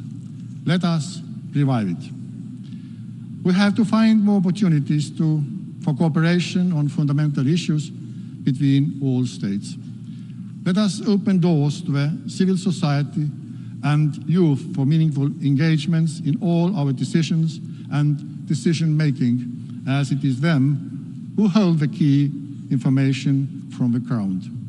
This is crucial for avoiding deeper crises and wars. Mr. President, Dag Hammarskjöld, former UN Secretary General, once said, "The UN wasn't created to take mankind to heaven, but to save humanity from hell." Perhaps we cannot achieve perfection, but we must ensure that we save people from war, famine, torture, and injustice. Fruitful discussions and good intention only will not get us there. Without doing anything and staying paralyzed, nothing will happen, and I will see further erosion of trust in the UN and multilateralism. Nothing is for granted. For a world to be peaceful and just, non-stop hard work is needed, even if we don't see immediate results. Only by staying focused and moving forward with practical steps in implementing and agreed actions of a Pact of the Future will prove our people that UN.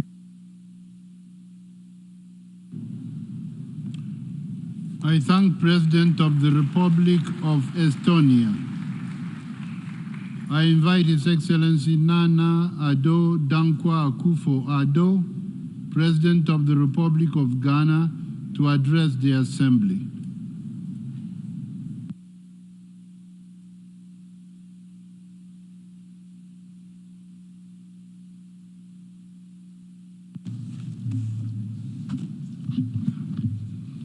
Mr. President,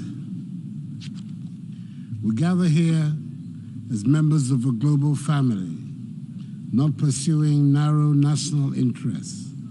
The future is not distant. It is here, and the choices we make here will determine the fate of generations to come. Our theme, multilateral solutions for a better tomorrow, reminds us that no nation, however powerful, can resolve today's challenges alone. The climate crisis, inequality, pandemics, terrorism, and violent extremism, these are not local problems. They are global and demand global solutions. We live in an era of division. Too often, we allow lines of wealth, geography, or ideology to define our responses to global challenges. In doing so, we forget that standing apart leads to failure, while standing together ensures progress. The pandemic showed us how interconnected we are. It revealed that no nation can shield itself from the world in disarray.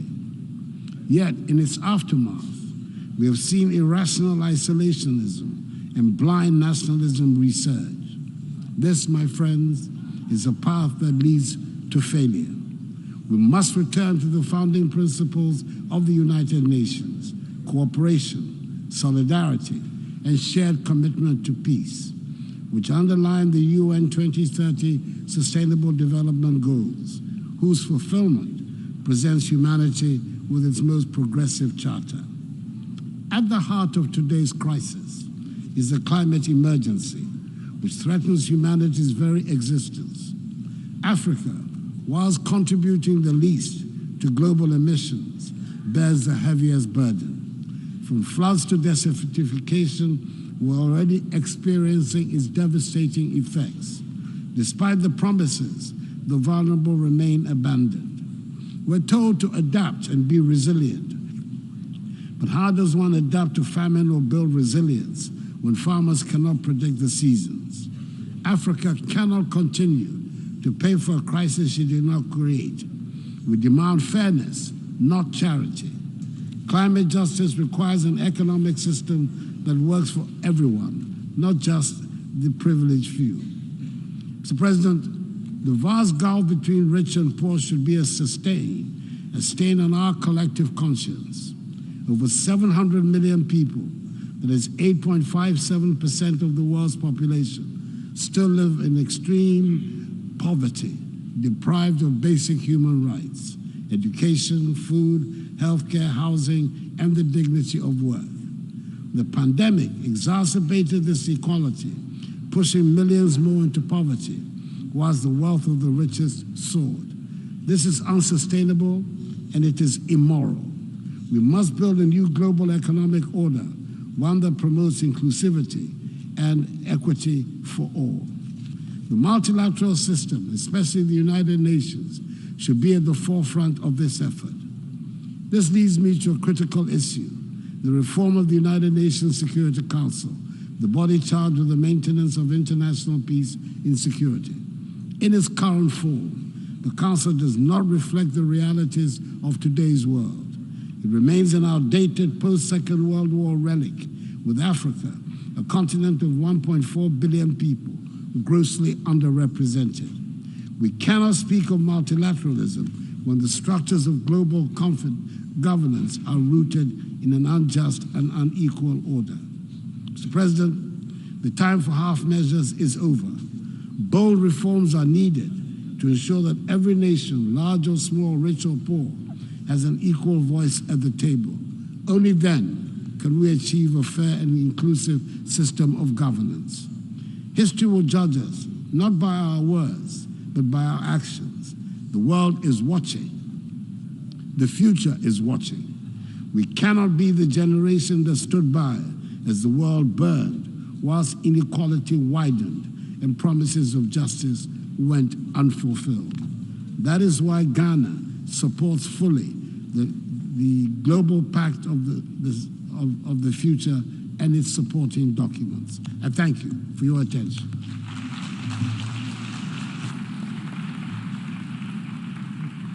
I thank His Excellency the President of the Republic of Ghana.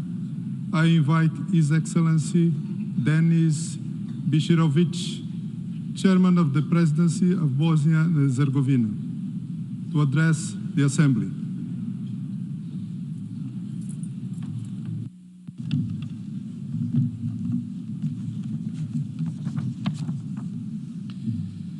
Respected Mr. President, ladies and gentlemen, dear friends, it is my honor to address the UN Summit of the Future, which aims to chart a path toward a more prosperous future. Bosnia and Herzegovina is firmly committed to the fundamental principles of the United Nations. We are aware of numerous global threats and challenges which far exceed the capacities of any individual country. We believe that global challenges can only be addressed through good quality international cooperation, implying an efficient and coordinating global response. It is imperative to establish a strong multilateral system that ensures inclusiveness. We can only create a world of security, justice, and prosperity through joint work, solidarity, and mutual respect. It is time for concrete actions to ensure peace and stability for future generations.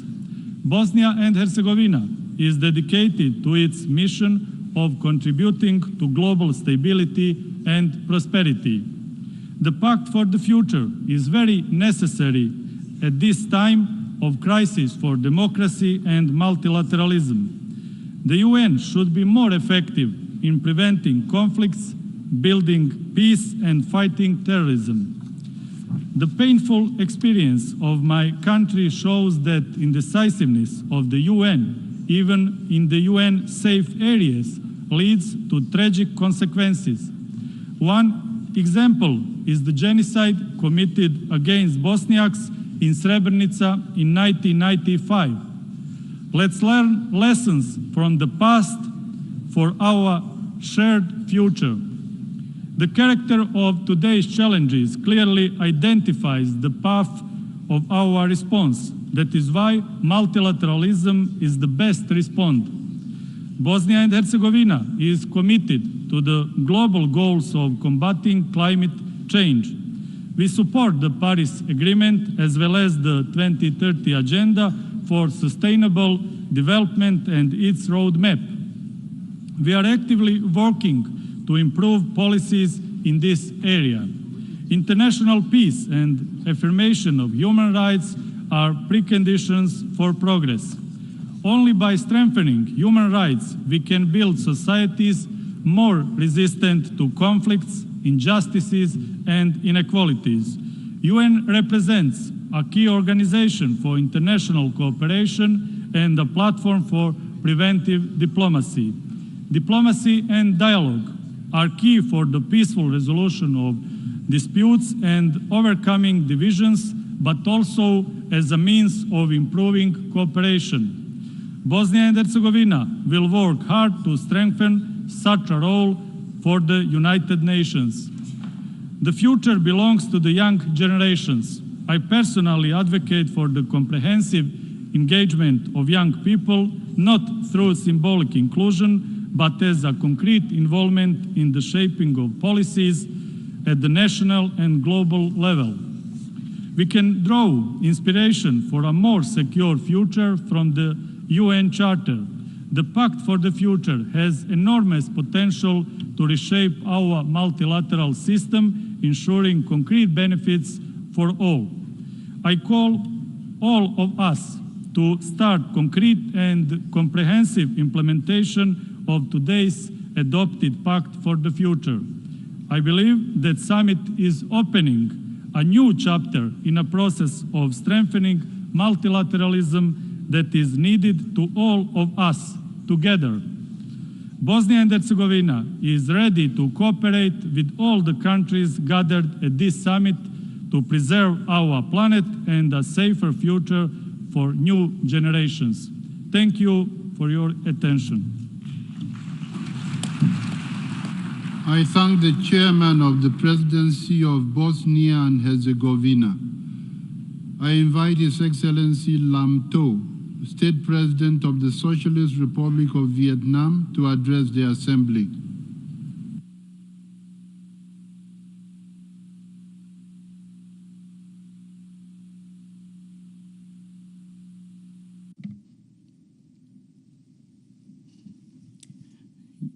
Your Excellency President of the NGA, Your Excellency Secretary General of the United Nations, ladies and gentlemen, good morning. Throughout history, mankind has marked this journey with considerable progress. Our intelligence has transformed the world, enhancing our lives with greater development and fulfillment. Yet, we're also facing challenges of our own making. Climate change, epidemics, and depletion of resources, and the threat of weapons of mass destruction. The decisions we make today will shape the landscape of our future.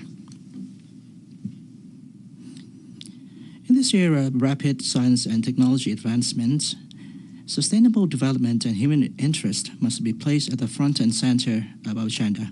Science and technology innovations must drive social progress, and they should be human-oriented, promoting emancipation and well-rounded development while enhancing the quality of life and ensuring the well-being of humanity for generations to come. This progress should serve cooperation and not to be weaponized against other nations or undermine aspiration of nations for peace, development, equality, and justice. The fruits of human intellect should be directed towards economic development, building equitable and progressive society, and improving living standards and reducing poverty. We need to shift our focus from investing in destructive weapons to enhancing healthcare, education, digital transformation, and greening efforts and public goods for the benefits of all. And this will pave the way for peace, stability, and sustainable development and equality among nations. At this critical juncture, strengthening solidarity, cooperation, and mutual respect is essential. We must uphold international law and UN Charter and resolving disputes through peaceful means. Major countries need to act responsibly and must be willing to share science and technology advances to foster collective growth. The UN and regional organizations, including ASEAN, must lead in advancing cooperation and coordination efforts to tackle global challenges and leverage technological gains. We're standing before a historic opportunity to lead the world into a new era of greater growth, progress, prosperity, freedom, and happiness for all. This can only be achieved through joint efforts and collective actions with close collaboration. Vietnam applauds the instruments signed at this summit, and we hope that these documents will be implemented effectively. We hope that the UN, in its coordinating role, and other international organizations will continue to make concrete, effective, and robust efforts to counter threats to rapid and sustainable development, beginning today. Vietnam is committed to actively participating in these collective efforts to build a world of peace and equitable development for the prosperity and happiness of whole humanity. Thank you for your kind attention. I thank the State President of the Socialist Republic of Vietnam. I invite His Excellency Mohamed Muizu, President of the Republic of Maldives, to address the Assembly.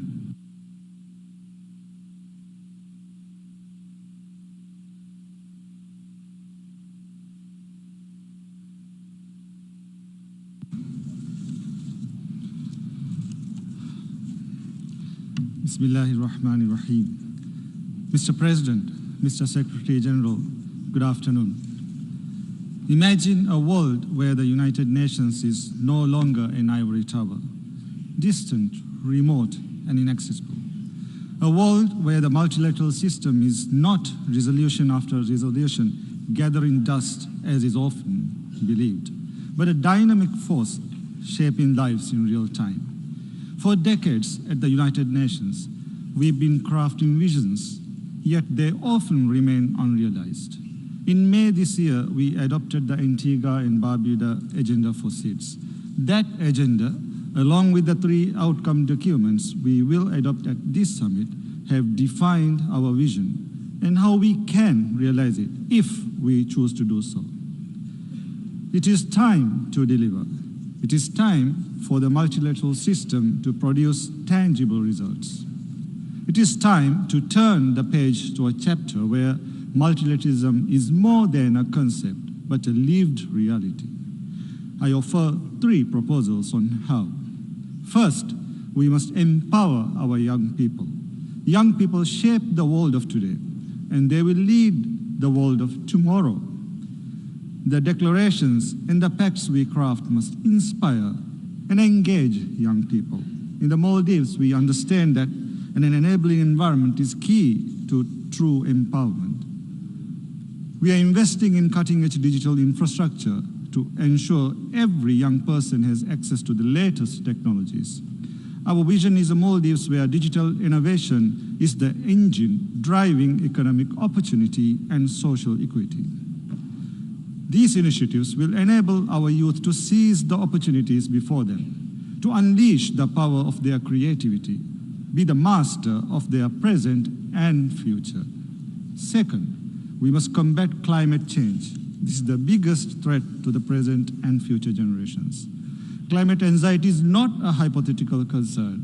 It affects nearly 62% of youth globally, and with good reason. In Sept, extreme weather events have caused over $153 billion of loss in the last 50 years. Ignoring the 1.5 degree Celsius target is not an option. This summit should honor previous commitments on climate adaptation and mitigation, on loss and damage, and on the protection of our oceans and marine resources. The Maldives is committed to achieving a net zero climate resilient future. We are doing our part, and we urge all countries to do yours. Third, financing is the key that will turn aspirations to reality. The SDG financing and investment gap stands between 2.5 to 4 trillion US dollars annually. The system that was meant to balance scales has now been tilted. The Maldives knows this pain firsthand. We need adequate, predictable, and sustainable development and climate financing. It's time for a financial system that listens to everyone and works for everyone. Future generations will judge our legacy not by the processes we initiate, but by the concrete actions we take. They demand a system that delivers, a world where every challenge is met with courage. Courage to halt the genocidal war in Gaza. Courage to grant the State of Palestine full membership of the United Nations. Courage to hold perpetrators of human rights accountable. Where the UN is closer to the people, listens to the people. A future that is defined by equity, innovation, and real impact. As we leave this summit, let us commit to fully implement the 3 outcome documents of this summit. For the Maldives and for every island, and for every soul dreaming of a better tomorrow, let us be the architects of that brighter future. Will we rise to the occasion? For the Maldives, the answer is yes. Yes, we will. I thank you.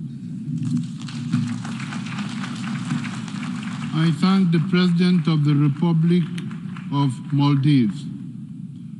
I invite His Excellency Chandrika Prasad Santokhi, President of the Republic of Suriname, to address the Assembly.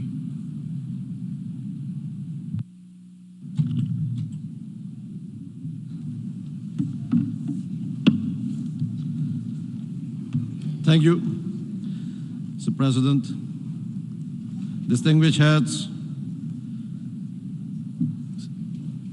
distinguished honorable delegates, ladies and gentlemen, good morning.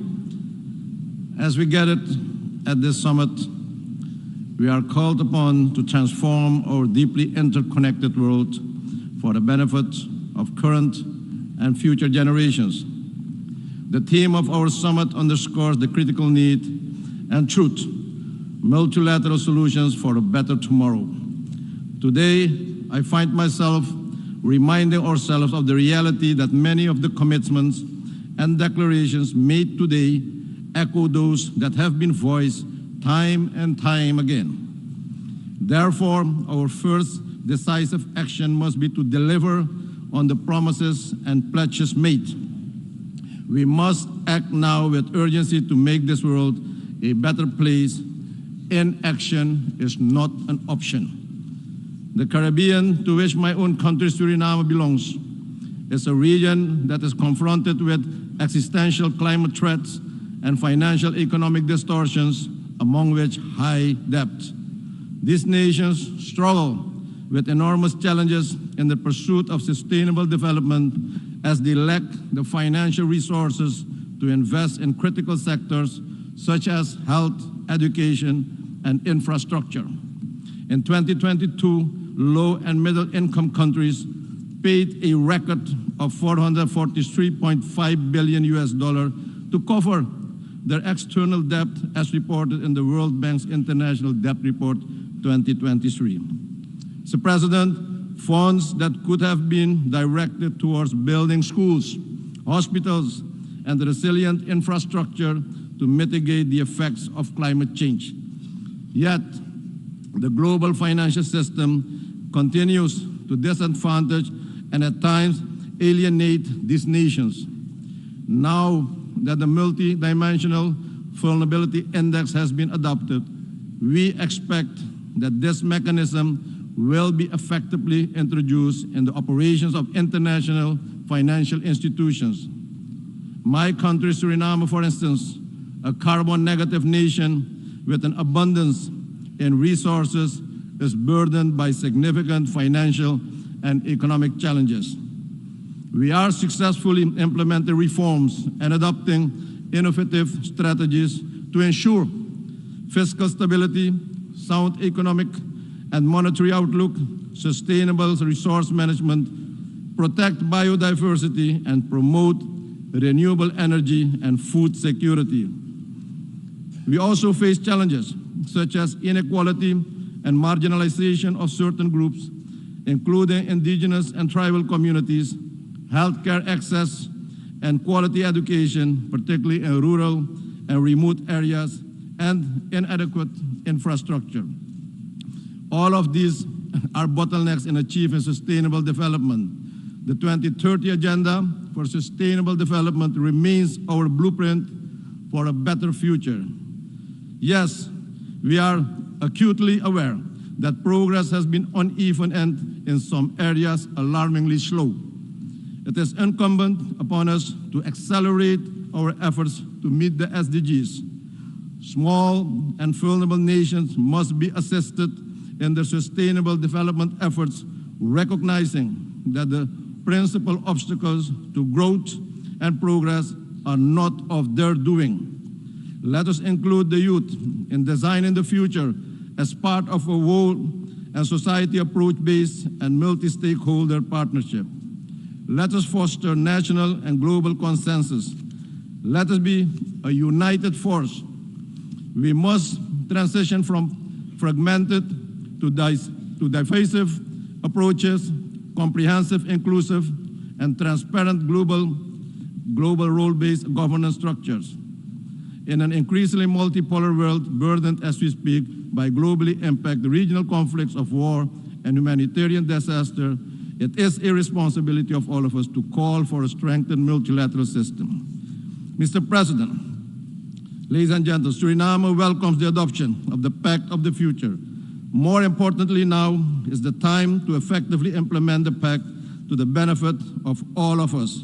I thank you and may God bless you all. I thank the President of the Republic of Suriname. I invite His Excellency Jose Maria Pereira Neves, President of the Republic of Cabo Verde, to address the Assembly.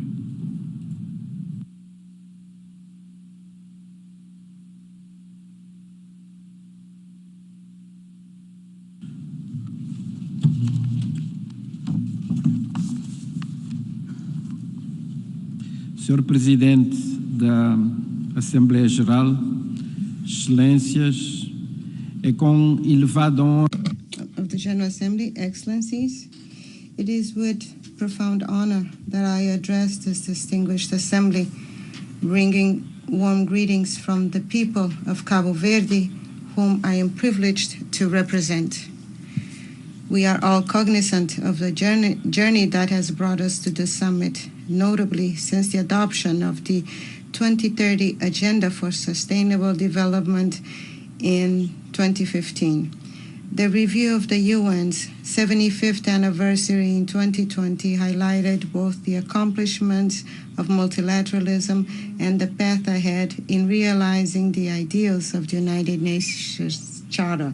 This reflection inspired Secretary General Antonio Guterres to present the initiative, Our Common Agenda, and to convene this Summit of the Future, allowing us to chart a course for accelerating the implementation of the SDGs. Our Summit of the Future must be ambitious, indeed the future we want and the United Nations we need, must rise to the occasion with ambitious objectives to address the immense challenges the world has been facing, challenges that are increasingly global, with consequences that are disproportionately affecting the most vulnerable nations.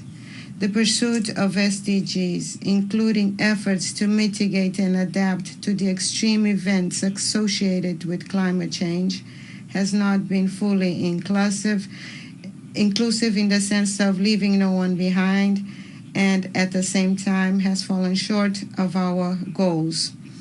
A key barrier to accelerated progress in this area is the persistent financing gap between pledges made and the actual funds disbursed. This gap fully underscores the need for a comprehensive reform of the international financial architecture, one that ensures financing mechanisms that are aligned with the diverse and evolving development needs of all nations.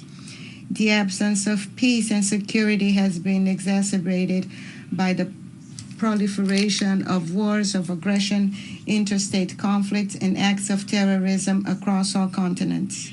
On the other hand, even where war is absent, instances of political tensions, unconstitutional seizures of power, and human rights violations have been increasing and has the inability to respond to people's desires and aspirations. Furthermore, political and ideological divisions are hampering the normal functioning of global and regional multilateral institutions, undermining their ability to provide lasting solutions to these conflicts and tensions. Unequal access to the benefits of science, technology, and innovation, particularly by the Global South, along with the risks associated to cybersecurity threats and the militarization of technologies such as artificial intelligence, as well as the ability to respond to the questionings and dreams of young people and future generations of men and women, are other global challenges underlining the imperative need for a more effective framework of international cooperation. The challenge to global governance calls for a reform of the multilateral system that must encompass all three pillars of the United Nations: peace and security, human rights, and sustainable development. Reforming the Security Council in particular is essential to making it more effective, especially if it includes expanding its membership, ensuring balanced regional representation, and reducing the interference of vetoes in the decision-making process. Nevertheless, it is equally important to underline that our commitment to reforming multilateral governance cannot and should not distract us or relieve us from what we must do at the national and regional levels in relation to strengthening the democratic rule of law, upholding inclusive societies, deepening democratic practices, and fostering regional integration and complementarity. We must be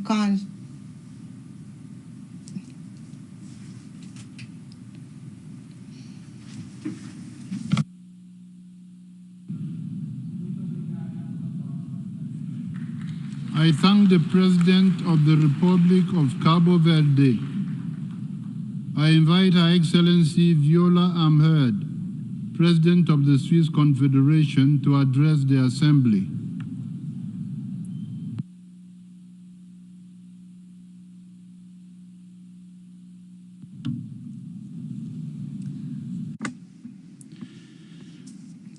Mr. President, Excellencies, ladies and gentlemen, the Charter of the United Nations entered into force almost 80 years ago. It established a prohibition on the use of force, respect for human rights, and laid the foundations for international cooperation. This text bears the hope of a solemn undertaking that states would work together for a more stable, just, and peaceful world.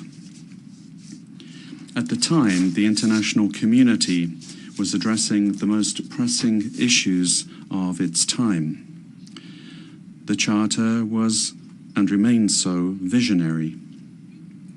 Today, more than ever, we must follow the example of our predecessors. The constant here is multilateralism, with the United Nations at its core. In order to drive forward the necessary reforms, we not only need strong political will, but we also need to rebuild trust. I believe that this is urgently needed, because unfortunately, our entire efforts were almost undone when the adoption of the Pact for the Future was jeopardized today. However, almost all member states were in favor of a strong negotiated text, for which everyone had had to make compromises, some of them painful. And, perhaps because of some of these difficulties, the Pact is proving to be an important and clear signal of commitment to the multilateral system. It is our duty, as members of the international community, to work together over and above differences, and to ensure that our common future is not determined exclusively by national self-interest. We must not be discouraged by these challenges. Quite the opposite. It is a wake-up call for all of us to intensify our efforts, and that together we can still succeed. So now is the time to act with even more determination. Multilateralism needs this, and we need multilateralism. We must not become distracted or throw in the towel, but we must continue to move forward together. Ladies and gentlemen, Switzerland is ready to take on its share of responsibilities. We remain firmly committed to the values of multilateralism, and we are determined to continue on the path towards a more sustainable, just, and peaceful world. Let us work together towards a strong and targeted multilateralism, multilateral agencies and organizations that focus on priorities and that work together effectively, and a system that addresses current challenges efficiently and effectively. Switzerland invites all states to join in these efforts. Thank you. I thank the President of the Swiss Confederation. I invite His Excellency Kurel Suk Ukna, President of Mongolia, to address the Assembly.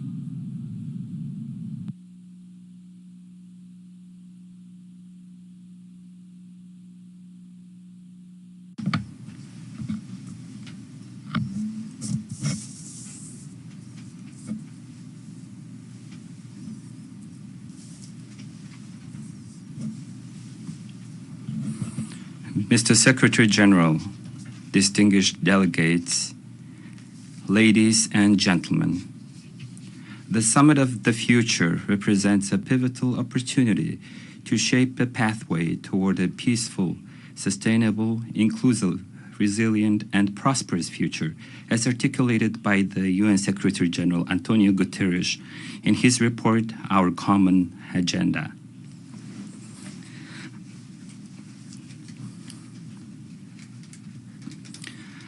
I would like to express my profound gratitude to the permanent representatives of Namibia and Germany for their successful co-facilitation of the preparations for the summit.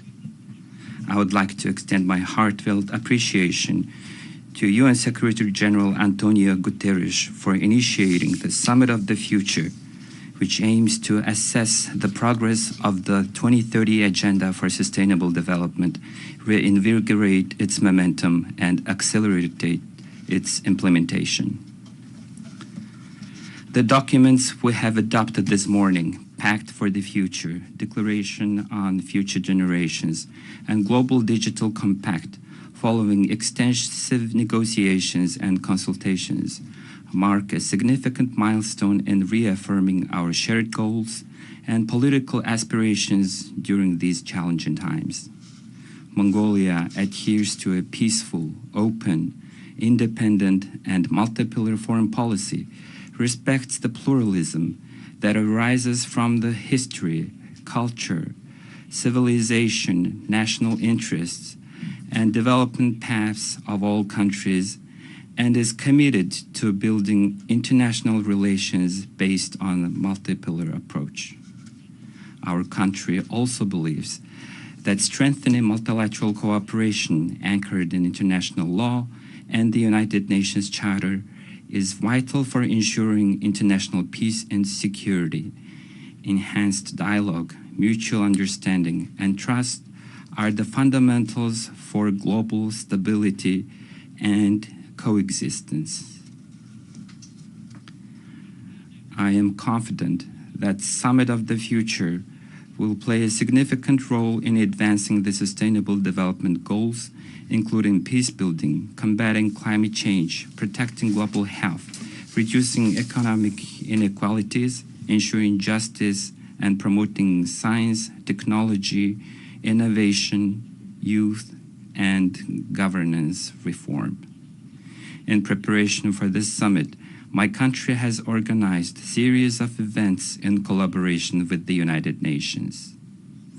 I take pride in highlighting our successful hosting of the World Women's Forum in August, themed towards a green future, which culminated with the adoption of the Ulaanbaatar Declaration towards a sustainable future. We're pleased that the core ideas from this declaration are reflected in the documents that adopted at today's summit. As we move forward, Mongolia will continue to fully support the United Nations in its vital role and coordination in global affairs while further promoting UN-centered multilateralism. I wish the summit's activities great success. Thank you very much for your attention. I thank the President of Mongolia. I invite His Excellency Wavel Ramkalawan, President of the Republic of Seychelles, to address the Assembly.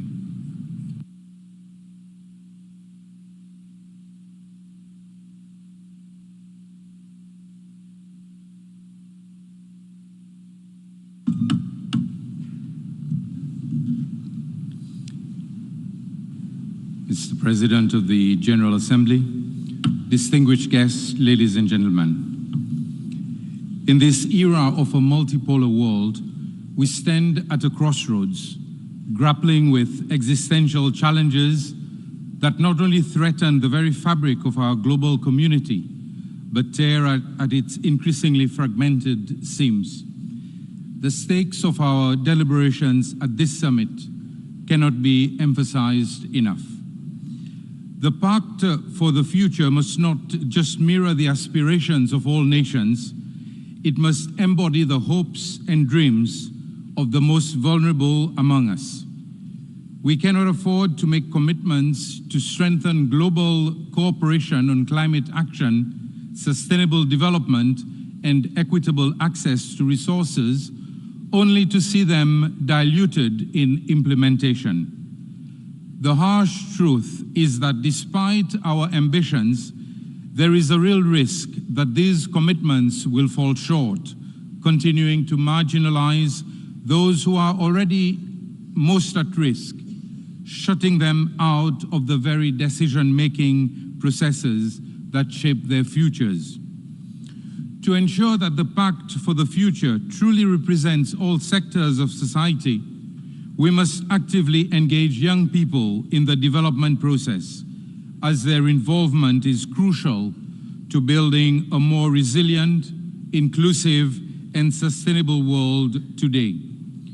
The youth are not merely the leaders of tomorrow, they are the essential stakeholders of today. Their active and early involvement is critical to ensuring the sustainability of our initiatives. Addressing the digital divide is just as crucial.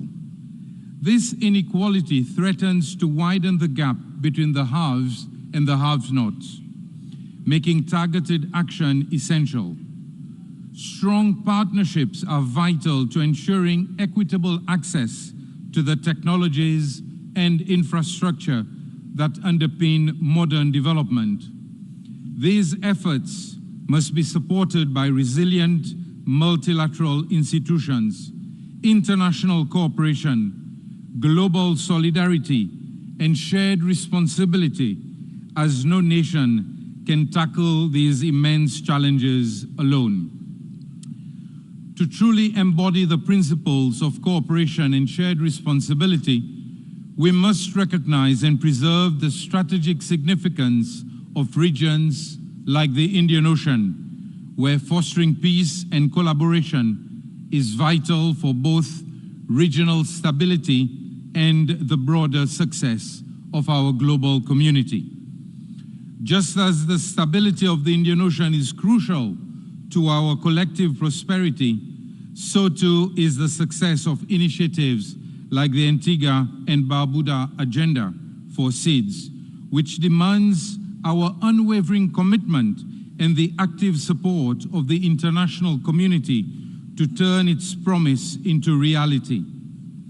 To ensure that the Antigua and Barbuda Agenda for Seeds truly succeeds, we must move beyond rhetoric and into action. We urge multilateral institutions to recognize the critical importance of the MVI Index and to implement it as a key tool in their policies, ensuring that the unique vulnerabilities of the most at-risk nations are given the priority they deserve in global financing strategies. Excellencies, ladies and gentlemen, our collective future depends on the strength of our multilateral institutions and the solidarity of our global community. The challenges we face are daunting, complex, and deeply interconnected. No single country can hope to overcome them alone. Let us remember that decisions we make today will determine the world of tomorrow. For my small nation, the stakes could not be higher. We are ready, eager to contribute to a future that is sustainable, equitable, and just. But we cannot do this alone. It is only through cooperation, mutual respect, and shared responsibility that we can hope to tackle the enormous challenges. Let us ensure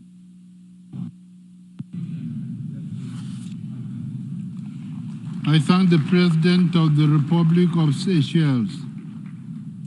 I invite His Majesty the Sultan of Brunei to address the Assembly.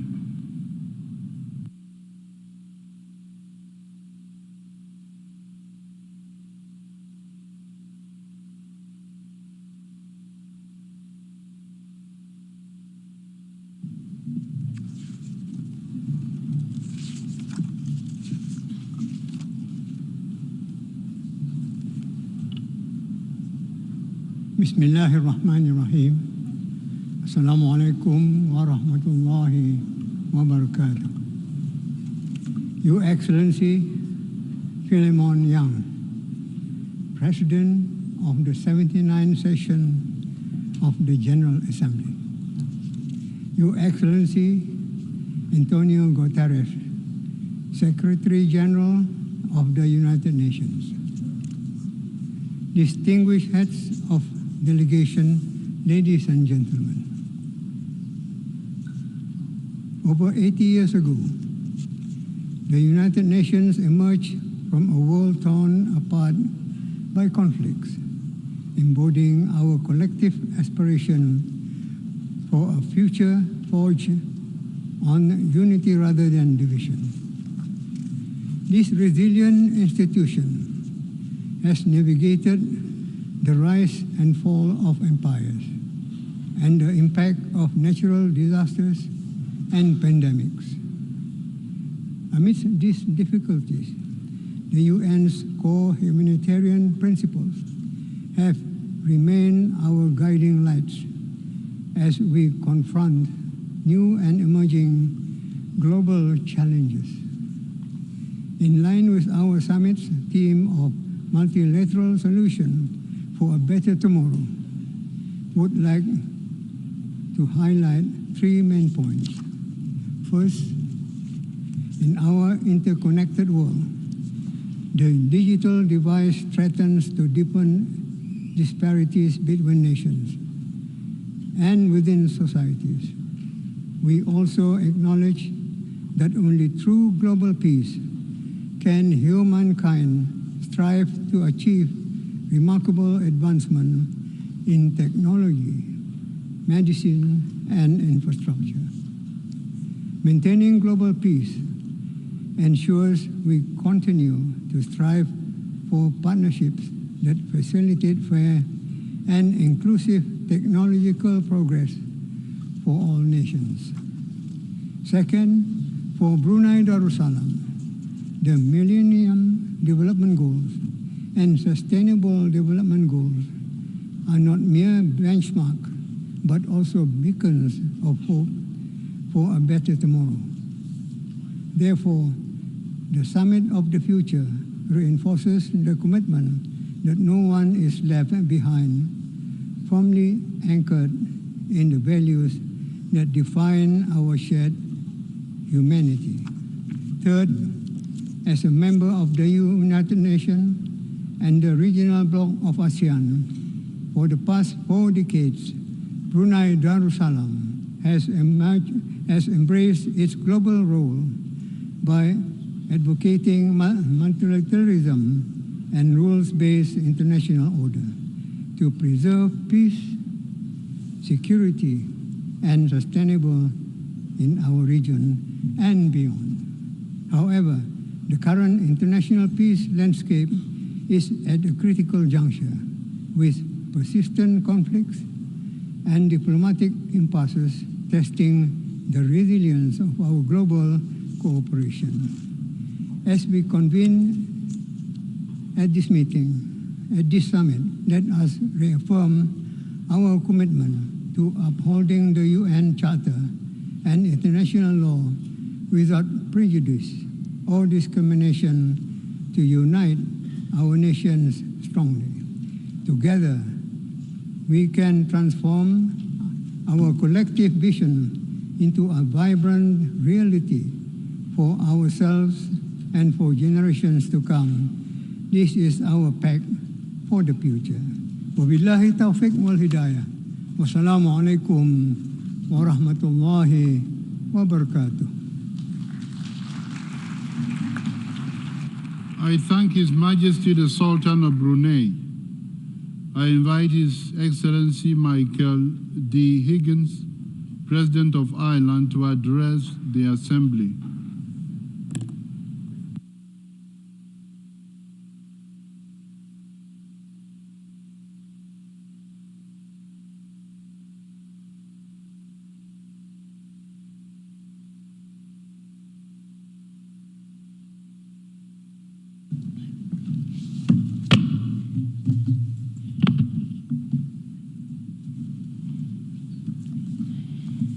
President of the General Assembly, distinguished heads of state and government, Secretary General, Excellencies Akoija Ilyok.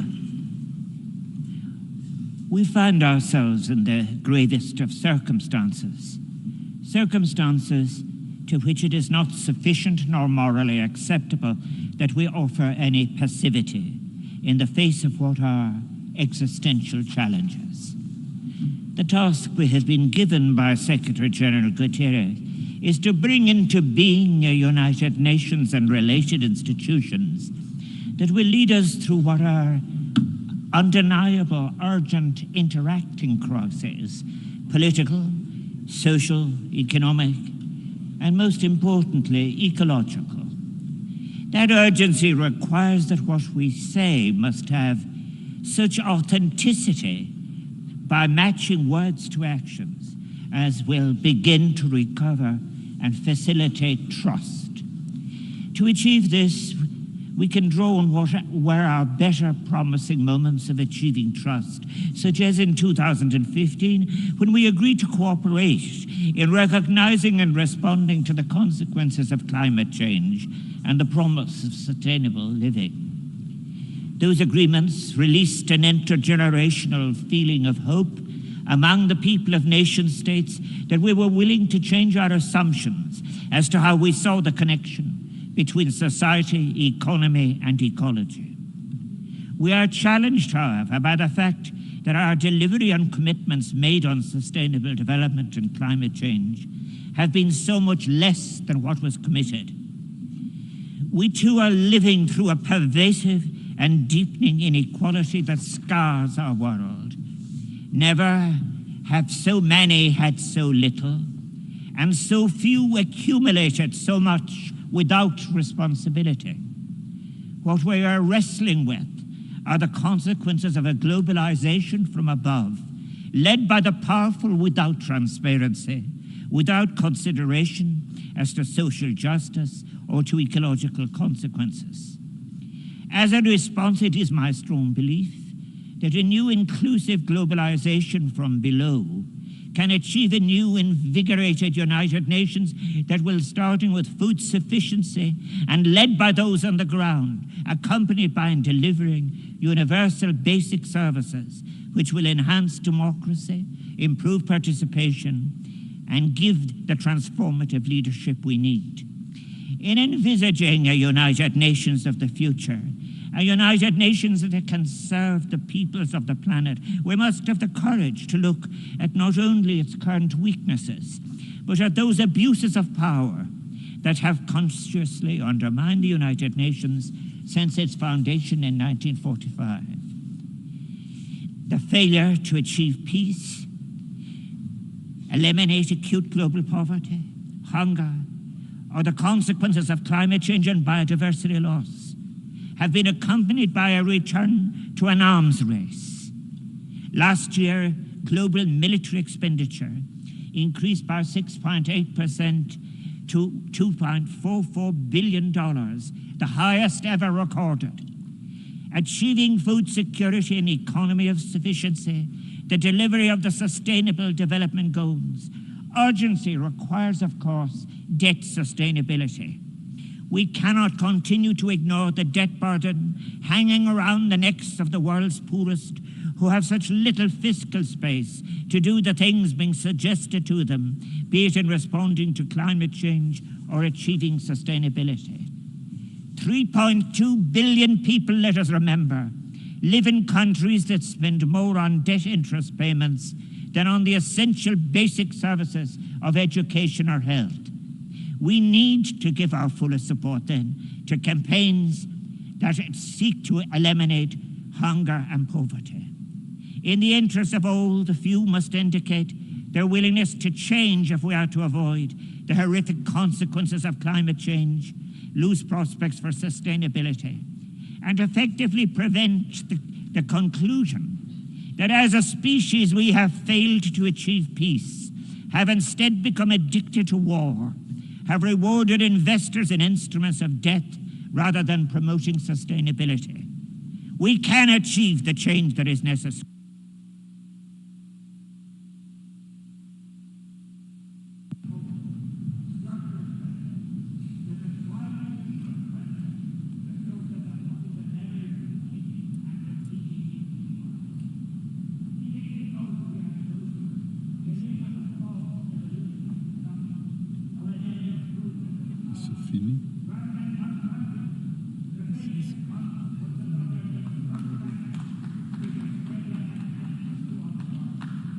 I thank the President of Ireland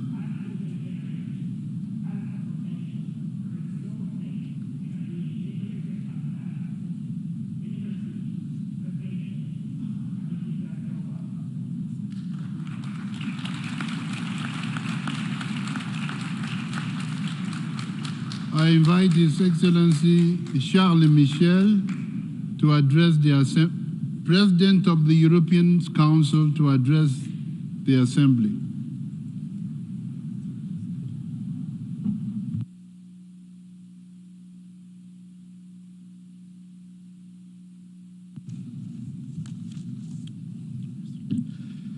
Dear President of the General Assembly, Excellencies, ladies and gentlemen, the health and strength of a community depend on every citizen's willingness to shoulder his part of the burdens and responsibilities of the community.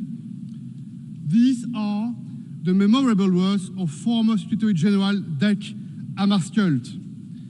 And that is why each of us is here today to do our part and to share the responsibilities. Ladies and gentlemen, dear friends, finding the best way to tackle our common challenges is the shared mission of our generation. And this summit is a unique moment to boost our ambition, and the EU is fully on board.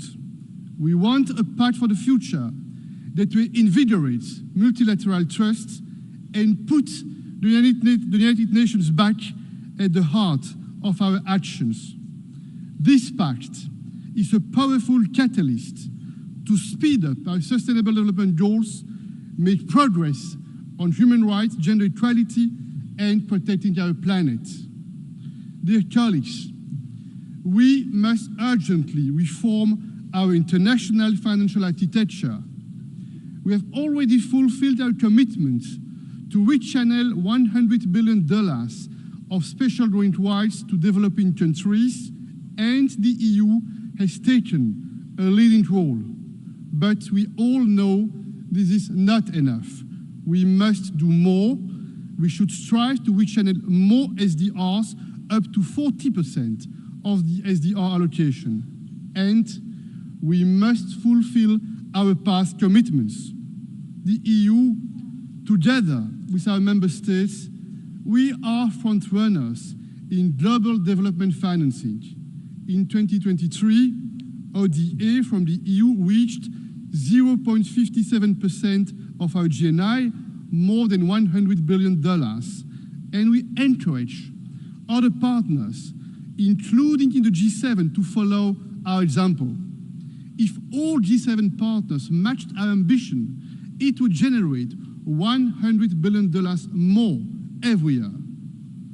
Ladies and gentlemen, we also need to make our international financial architecture more effective and more inclusive.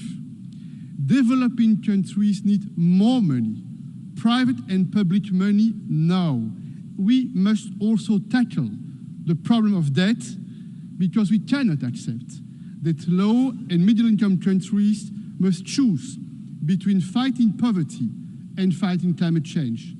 They must do both, and we must support them to do both. Just one example. Last year, some middle-income countries had to pay 6 times more on average than a country like Germany for interest payments on public debt when measured as a share of public debt. The G20 Common Framework is a good tool, but we must work with partners to make it more efficient, more transparent, and more timely. I would like to thank you, dear Antonio Guterres, for your leadership. I would like to thank all the negotiators and co-facilitators for their work in making this pact for the future a reality. 193 countries have signed on to the pact. Developing countries, together with the EU, we have tried to play a particularly positive role in helping reach consensus among all nations of the world, and this signals a path for future cooperation for the benefit of multilateralism and humanity, diversity, tolerance, and mutual respect. Ladies and gentlemen, dear friends, this pact for the future sends a powerful signal of confidence that despite our differences, despite the challenges we face, we can work together, and we want to work together. You can count on the EU to be a strong and reliable partner in making this pact a success. I thank you. I thank the President of the European Council. I invite His Highness the Crown Prince Sheikh Sabah Khaled Al-Mahd Al-Sabah Al-Sabah, Amir of the State of Kuwait, to address the Assembly.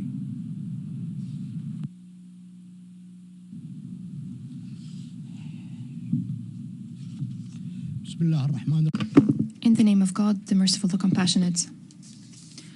Your Excellency Philemon Yang, President of the 79th session of the General Assembly. Your Excellency Antonio Guterres, Secretary General of the United Nations. Your Excellencies, ladies and gentlemen.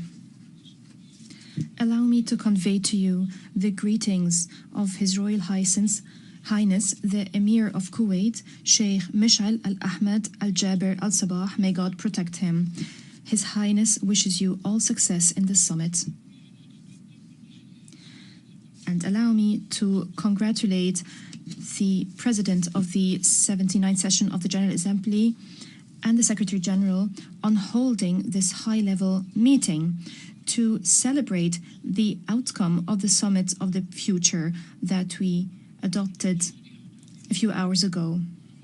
The Pact of the Future should enhance cooperation and should allow us to address challenges and shortcomings in the global governance system. The Pact of the Future allows us to recommit ourselves to build a multilateral order that keeps abreast with developments. We value in this context the call by the Secretary General in 2021 to hold this summit, which lays a more effective foundation for international cooperation. Mr. President, we have been following consistently the challenges faced by developing and least developed countries. These challenges, many of which are transboundary in nature, include those related to development and climate change. These challenges show the importance of effectively apply the principle of equitable geographical representation and move away from discrimination and politicization.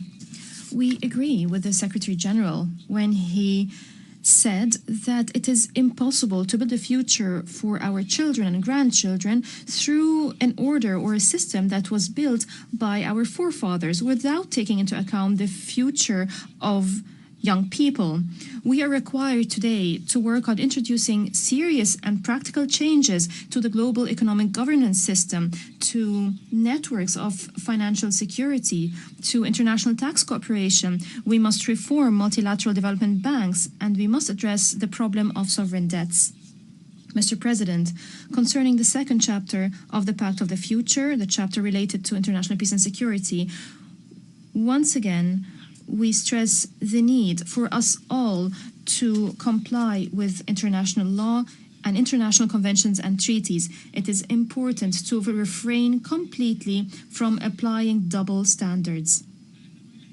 What is transpiring in Palestine, the genocide that has claimed the lives of more than 41,000 Palestinians, most of them are women and children, and the inability of the Security Council to stop this aggression is a case in point. It is extremely regrettable that double standards have been applied in implementing international law. There should be no place for double standards in our future so that we do not descend into a world where the rules of the jungle would prevail. Concerning the fifth chapter of the Pact, entitled Transforming Global Governance, more specifically the provisions related to reforming the Security Council, we call upon the international community to push for negotiating and working on accelerating the reform process so that the Security Council reflects our world and is responsive to our challenges to achieve a Security Council that is inclusive, effective, transparent, and accountable.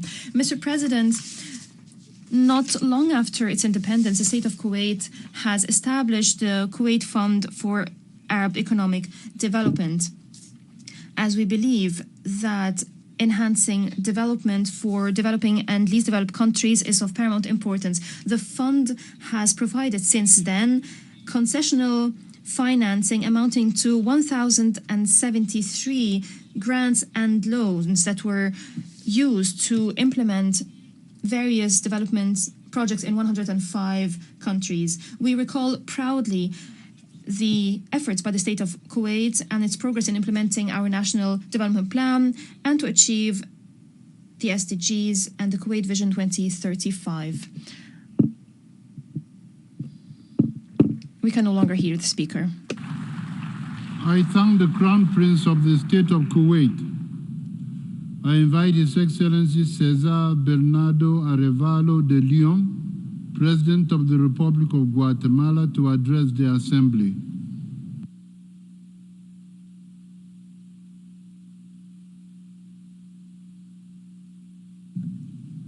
Estimados amigos, distinguished friends, it's an honor for me to take the floor before you at this summit, where we are sharing and establishing ambitious goals.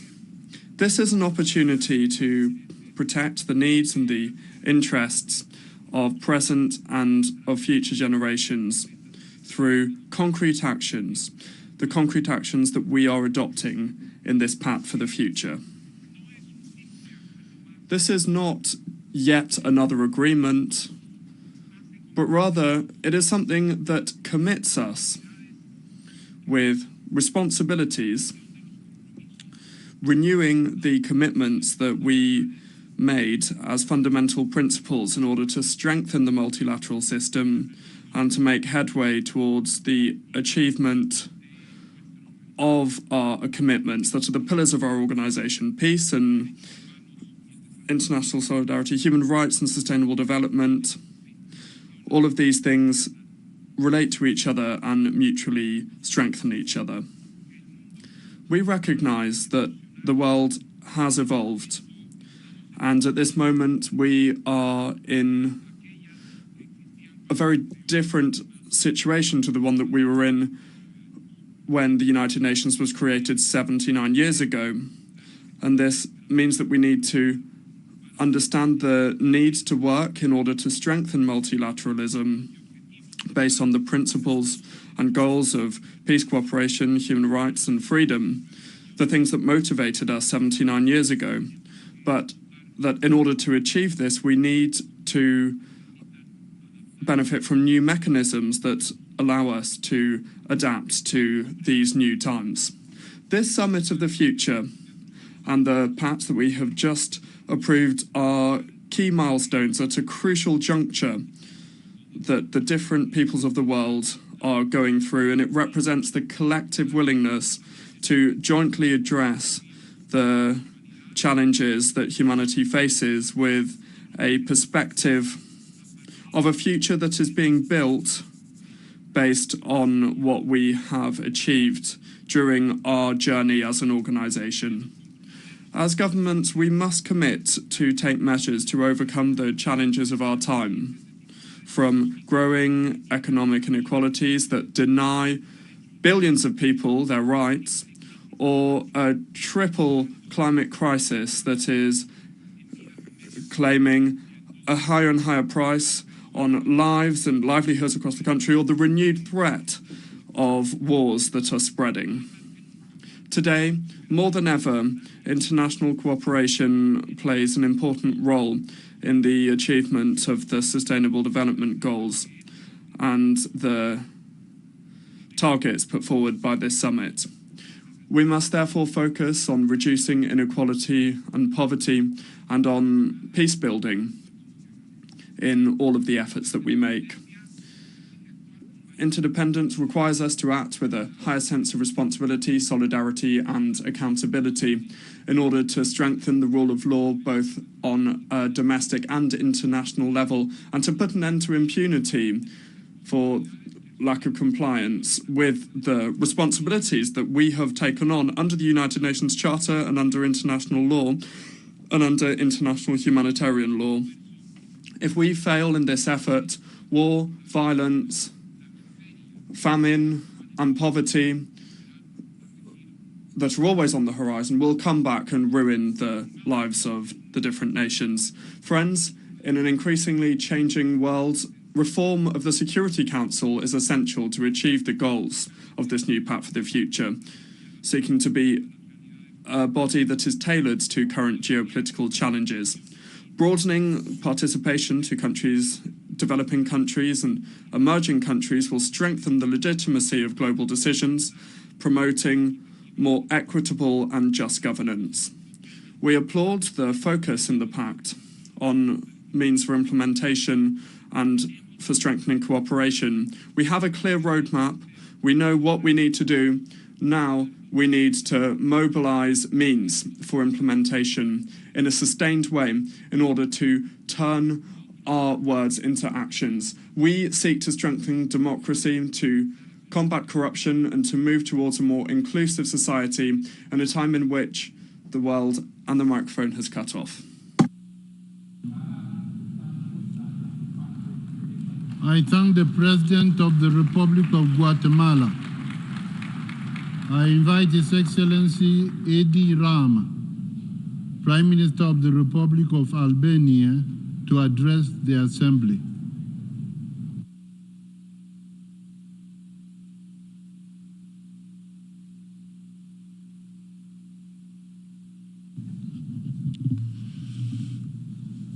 Today, the eyes of the world must be focused on this gathering.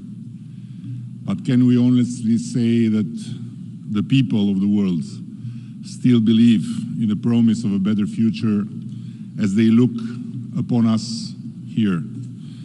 I have serious doubts, and that is something we must all confront under this roof, the very roof of the United Nations. We must have the courage to admit that lately our actions have too often fallen far short of the expectations of the people we claim to serve. Time and again, the UN has failed to meet the hopes of we, the peoples, and fear for the future continues to grow everywhere, in the East, the West, the North, and the South, as crisis after crisis cascades upon us. These crises have shattered common ground, divided us further, and yet, even amid disruption, we have consistently squandered the opportunities each crisis has presented for meaningful change. So how do we begin to rebuild the trust that has eroded? How do we prove that multilateralism is not just a hollow word, but a force that can truly tackle both the immediate and emerging challenges of the time?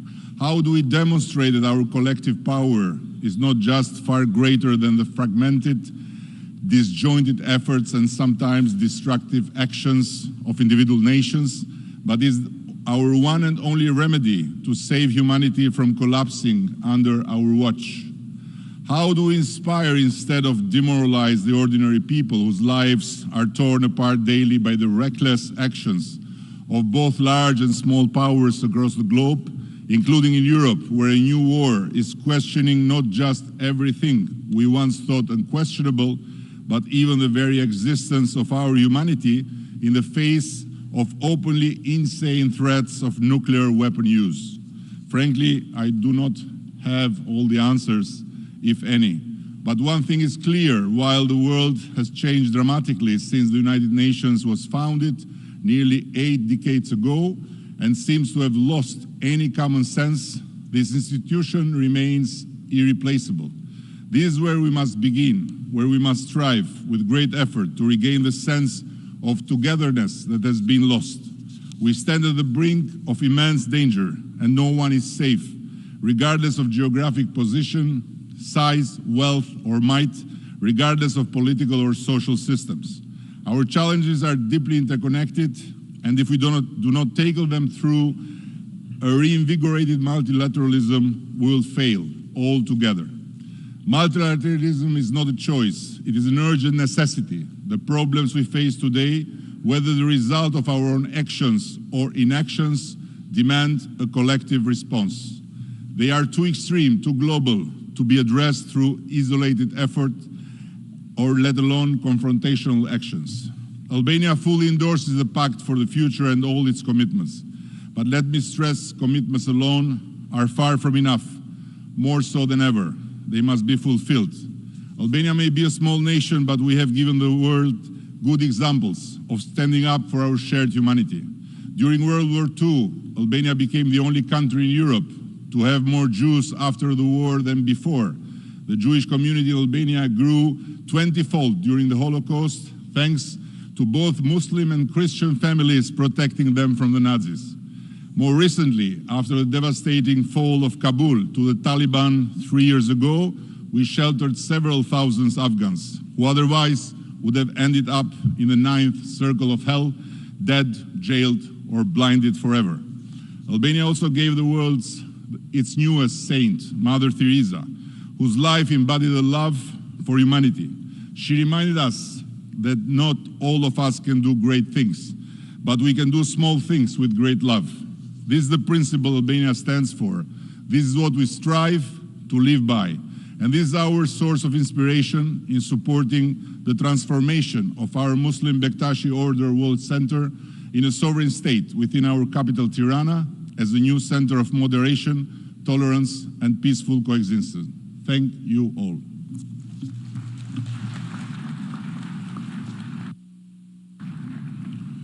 I thank the Prime Minister of the Republic of Albania. I invite His Excellency Mohammed Shia al-Sudani, Prime Minister of the Republic of Iraq, to address the Assembly.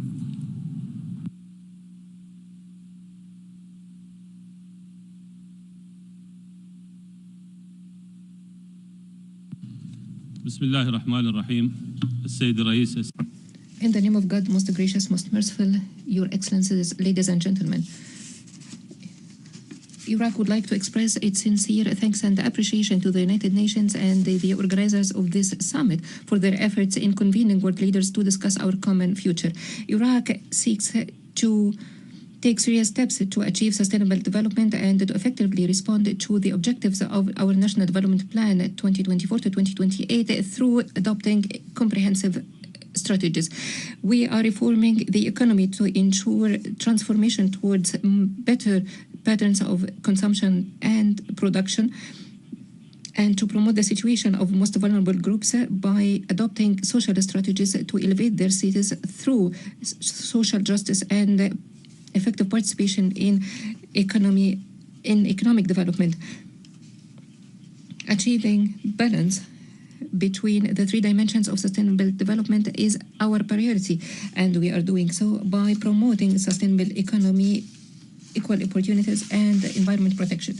Iraq is cognizant of the magnitude of challenges posed by climate change. Therefore, we are committed to establish the concept of climate justice, in particular in fighting desertification and drought, and ensure the sustainability of water resources and food insecurity. We believe that addressing such challenges would require effective cooperation in the framework of the UNCCC and the Paris Agreement.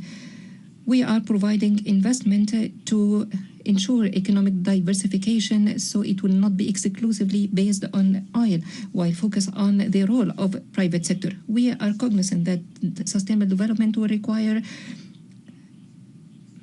ambitious investments. Therefore, we are providing incentives to the private sector, and we invest in renewable energy projects to reduce our reliance on fossil fuel and to ensure a more sustainable future for all.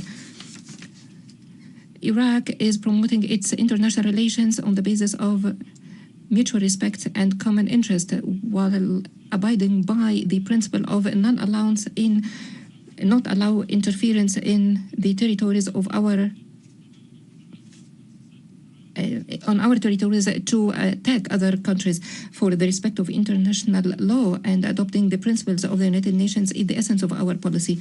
Achieving peace requires common international effort, and we see that diplomacy and dialogue are key to achieve stability, and we call for international cooperation in the fields of security by land, peace by land, sea, and cyber and outer space to ensure comprehensive security for all. We believe that science and technology are foundation of sustainable development. Therefore, we are working on the digital transformation in our economy and provide integrated and comprehensive database to support decision-making. We stress the need for international cooperation to ensure that all countries have access to the tools and the capacities to benefit from AI in a responsible and moral way. Youth are the driving force of the future, and we are providing the environment conducive to them by organizing workshops to promote their role in development, and we are supporting activities that increase their participation in social development. Ladies and gentlemen, we are calling for reforming international institutions to advance their representation and ability in addressing global challenges. In conclusion, I would like to reiterate our commitment to reinvigorating multilateralism in addressing global challenges, focusing on cooperation in security and economic fields, forging international cooperation to ensure sustainable development is crucial, and we commend the efforts put in drafting the outcome document of this summit. Iraq is committed to working with the international community to find common solutions, and we are confident that our cooperation will contribute to building a better future and more sustainable for all. We all agree that growth and sustainable development in all fields cannot be achieved with the looming risk of war in our region, posing a threat to international peace. Meaningful action is therefore required to stop the war and establish peace and security. Thank you all. I invite Her Excellency Mia Amo Motley, Prime Minister, Minister for National Security and the Public Service, and Minister for Finance, Economic Affairs and Investment of Barbados, to address the Assembly.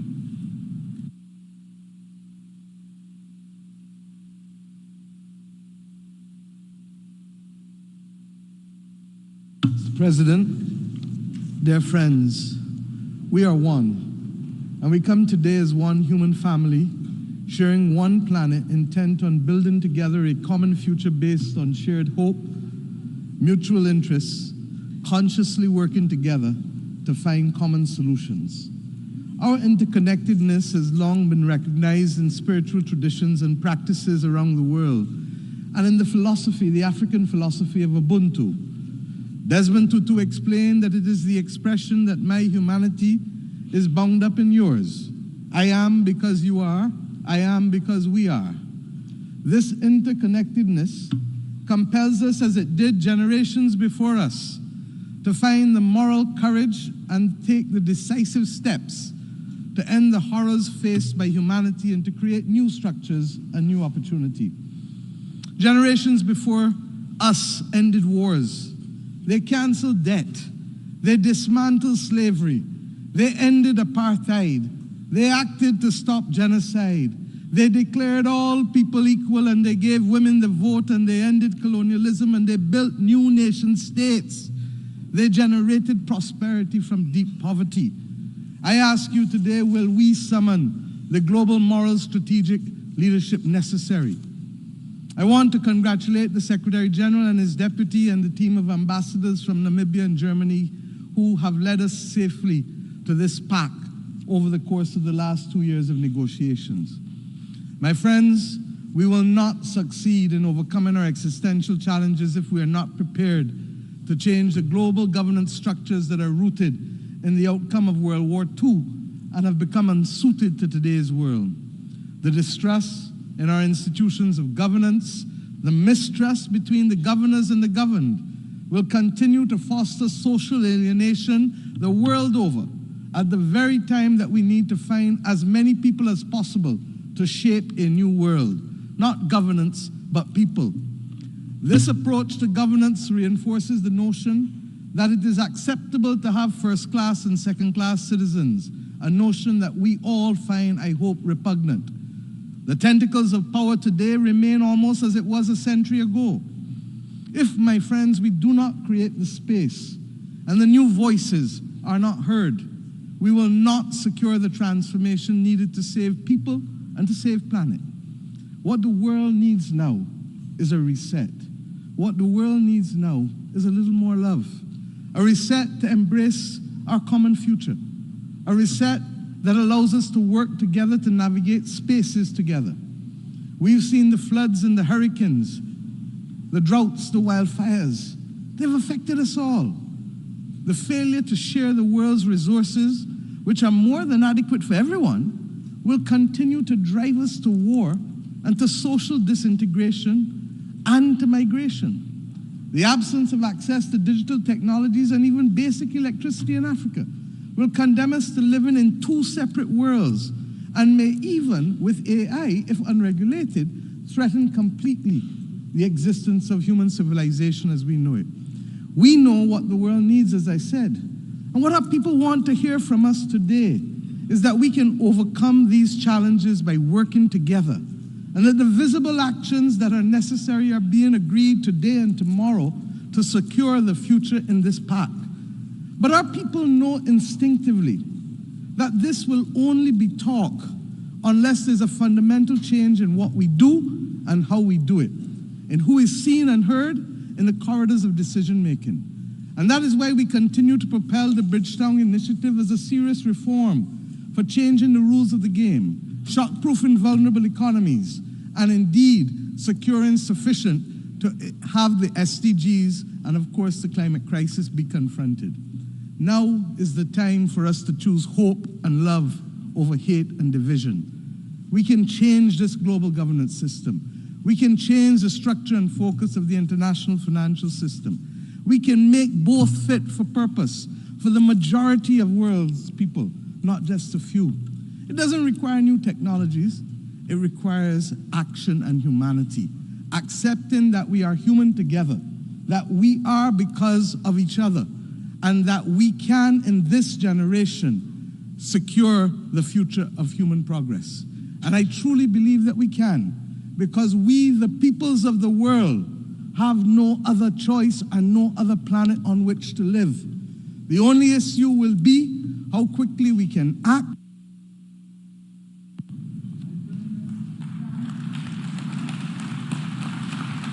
I thank the Prime Minister of Barbados. I invite His Excellency Chuakane Samuel Matekane, Prime Minister and Head of Government and Minister for Defense, National Security and Environment of the Kingdom of Lesotho, to address the Assembly.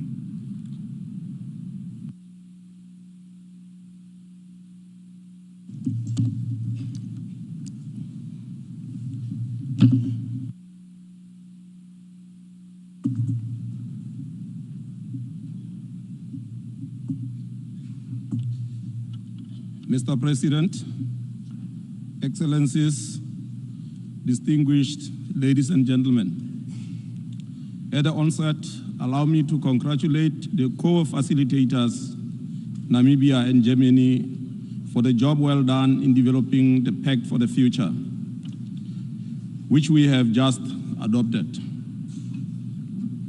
I further wish to pay tribute to the Secretary General of the United Nations, Mr. Antonio Guterres, for championing the Summit of the Future in his report entitled Our Common Agenda 2021. While not all our aspirations as the individual countries may have found their way into the document, it is gratifying to know that after several months of intense negotiations, our respective delegations reached consensus on the Pact for the Future that represents our collective trajectory.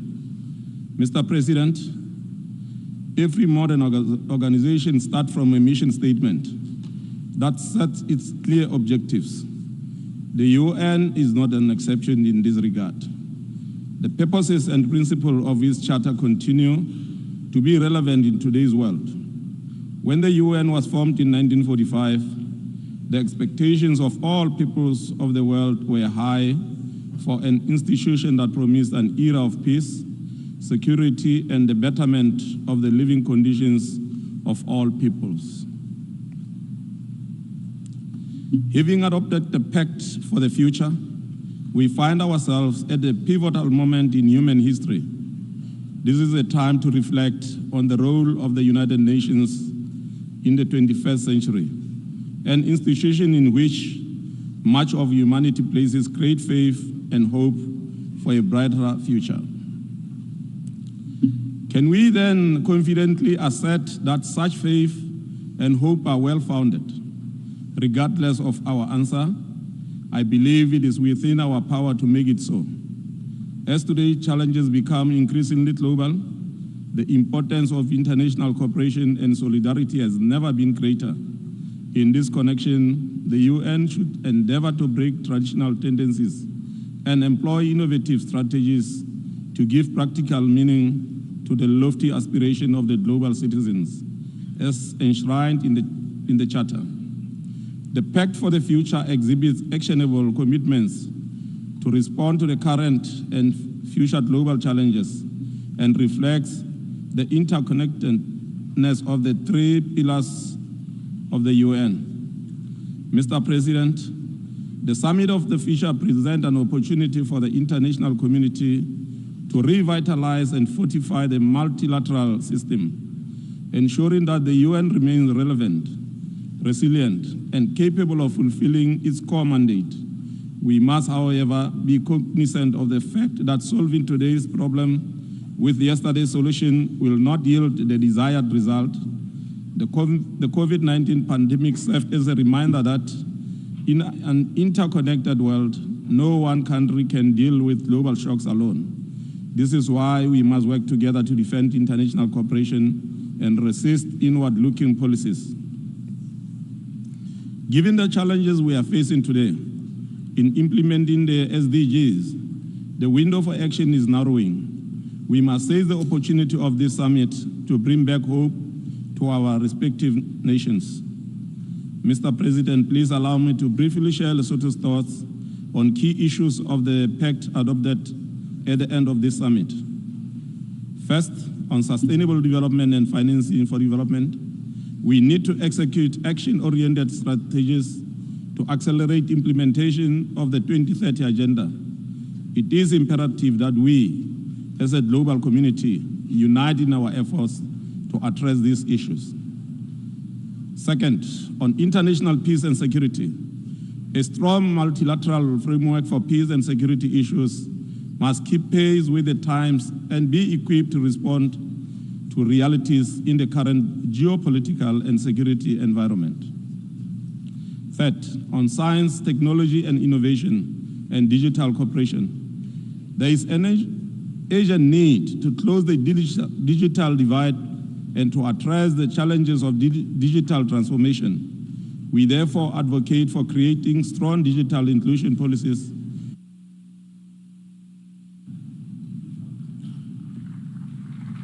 I thank the Prime Minister and Head of Government of the Kingdom of Lesotho. I invite His Excellency Sheikh Mohammed bin Abdurrahman bin Jassim Al Thani, Prime Minister and Minister for Foreign Affairs of the State of Qatar, to address the Assembly.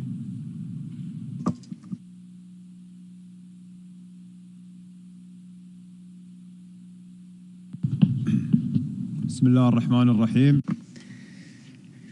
In the name of God, most gracious, most merciful, Your Excellency, the President of the General Assembly, Your Excellency, Secretary General, Your Excellencies, Your Majesties, ladies and gentlemen. At the outset, I would like to congratulate Mr. Fleeman Young for his election President of the 79th session of the General Assembly. I would also like to express our appreciation to the co-facilitators for their wise leadership of the intergovernmental negotiations on the Pact for the Future. We align ourselves to the statement delivered by the G77 and China. We welcome the adoption of the Pact for the Future earlier today. Ladies and gentlemen, the State of Qatar is convinced that the 2030 Agenda and the achievement of the Sustainable Development Goals requires more international and national efforts and more support of the recommendations by the Secretary General in his report, Our Common Agenda, and to participate in leading negotiations on the political declaration of the UN Summit on Sustainable Development held last year. Mr. Development, our world is faced today with unsurmountable challenges that obstruct its economic development, and it slows down the efforts aimed to achieving sustainable development goals. Wars, armed conflicts, and negative impacts of climate change are serious challenges, in particular on developing countries, least developing countries. Therefore, we should act swiftly to address these challenges. In this connection, we stress the importance of reinvigorating international governance, including reforming international financial institutions, bridging digital gap, and alleviate the burden of debt. Common efforts are required to achieve the social welfare and well-being and enhance climate action in accordance with the UNCCC and Paris Agreement. Mr. President, nationally, under the wise leadership of His Highness Sheikh Tamim Al Thani, Qatar launched its third phase of its strategy of national development within 2030 vision of Qatar to build a diversified, sustainable economy based on knowledge and applications of digital technology, AI, science and technology, and human development. Internationally, the state of Qatar recommits itself to multilateralism. In 2018, His Highness the Emir committed $5 million in support of UN agencies for 10 years. And during the climate summit in 2019, Qatar committed $100 million in support of least developing countries and small and developing countries. In 2023, Doha committed the 5th UN Conference on these developing countries, and Qatar committed $60 million to implement development programs in these countries. Mr. President, development cannot be achieved without strong foundations of peace and security and stability. Therefore, Qatar maintains its efforts in mediation to prevent and resolve conflicts in a peaceful manner. Qatar is involved in many mediation efforts, including currently between Israel and Palestine, alongside Egypt and the US. To put an end to this bloody, catastrophic war on Gaza, we reiterate our call to reach a ceasefire agreement and to release all hostages. We call on the international community to take a clear and decisive stance in relation to violations of international humanitarian law and the international human rights law in relation to successive and continuous attacks on hospitals, schools, and relief workers. Mr. President, Qatar is proud to host the second summit of social development. It will be the most notable event in 2025 and one of the 3 summits recommended in our common agenda. We are looking forward to receiving participants from all over the world in Doha and to achieving tangible results to build a better future. Thank you, Mr. President, and may peace and blessings of Allah be upon you. I thank the Prime Minister and Minister for Foreign Affairs of the State of Qatar. I invite His Excellency Andrew Holness, Prime Minister, Minister of Defense and Minister for Economic Growth and Job Creation of Jamaica, to address the Assembly.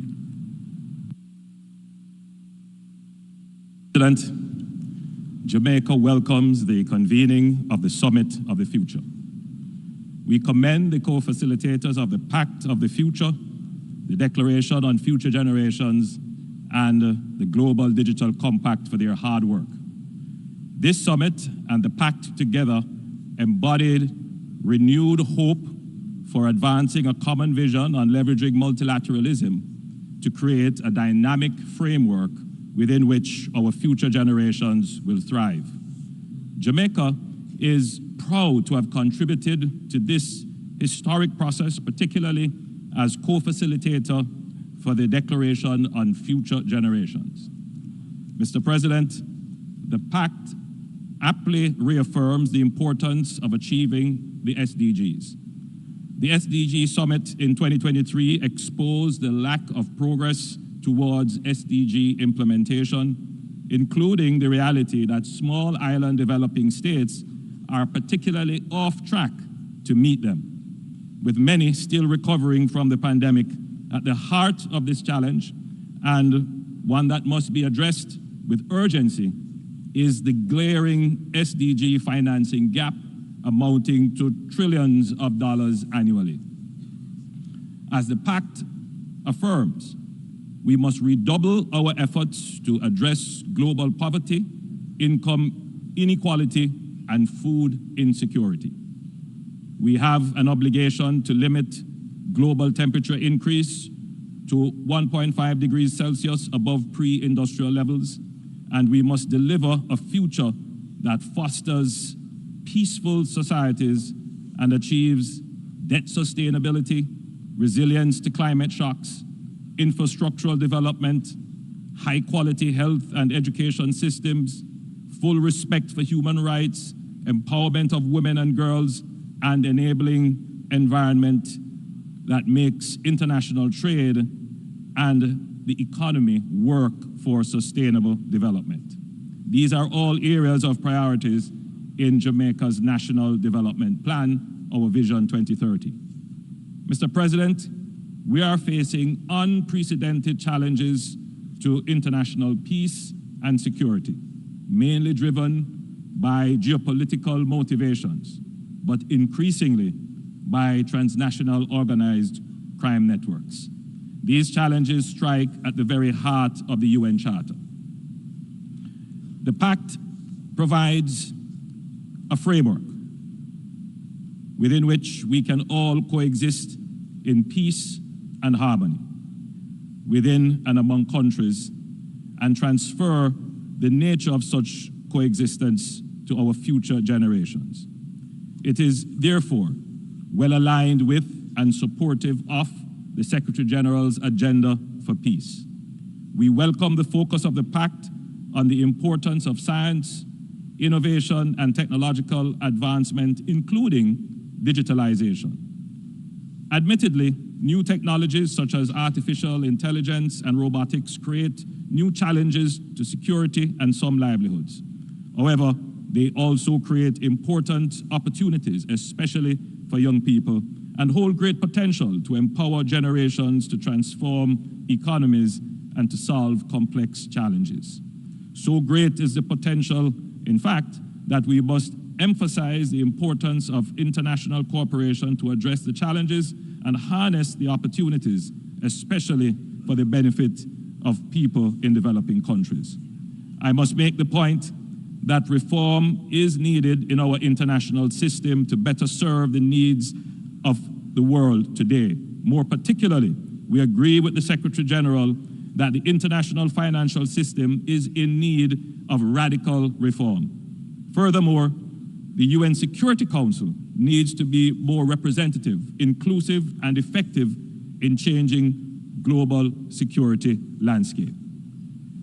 As a small island developing state, the Pact presents a pathway for turbocharging SDC implementations, addressing the impact of and tackling the key drivers of climate change and setting the framework for making global governance more equitable and inclusive.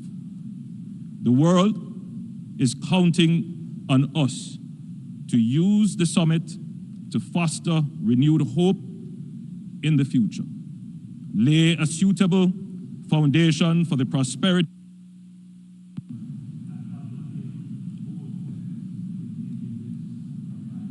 I thank the Prime Minister of Jamaica. I invite His Excellency Kyriakos Mitsotakis, Prime Minister of the Hellenic Republic, to address the Assembly.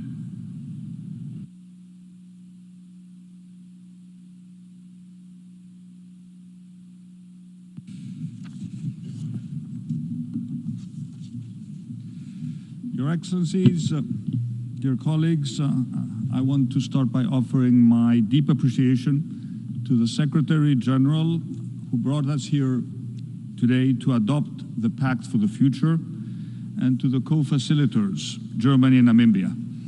thank you for undertaking this important and very complicated task.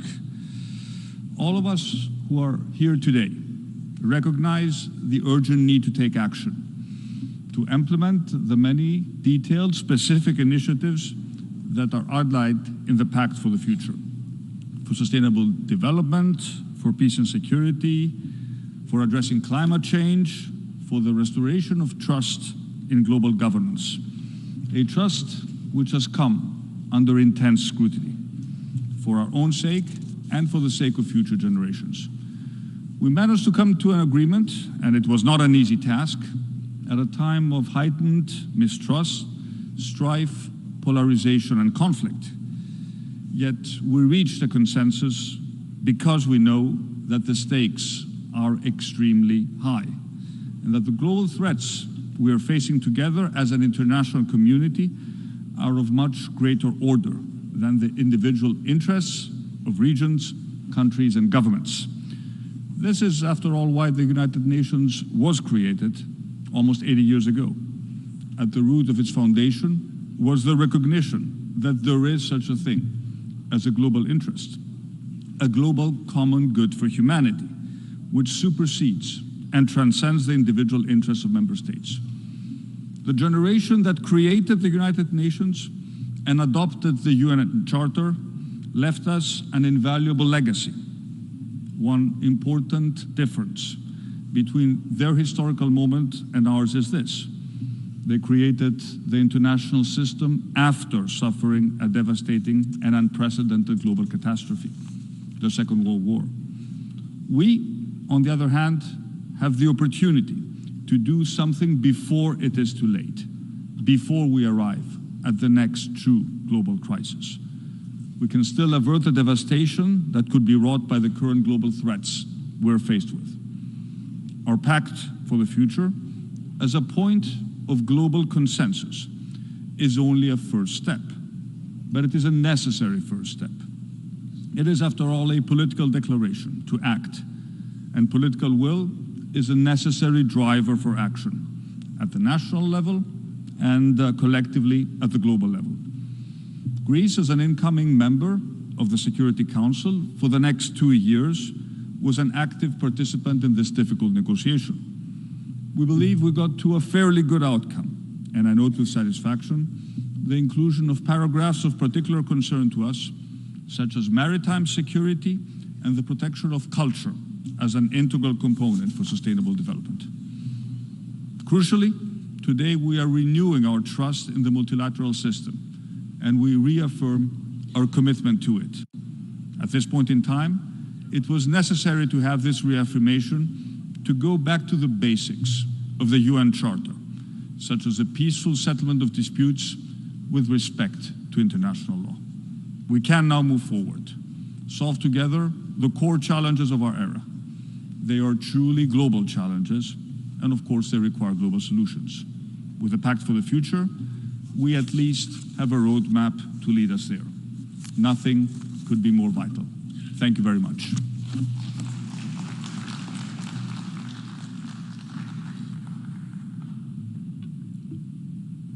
I thank the Prime Minister of the Hellenic Republic. I now invite His Excellency Bjarni Benediktsson, Prime Minister of Iceland, to address the Assembly.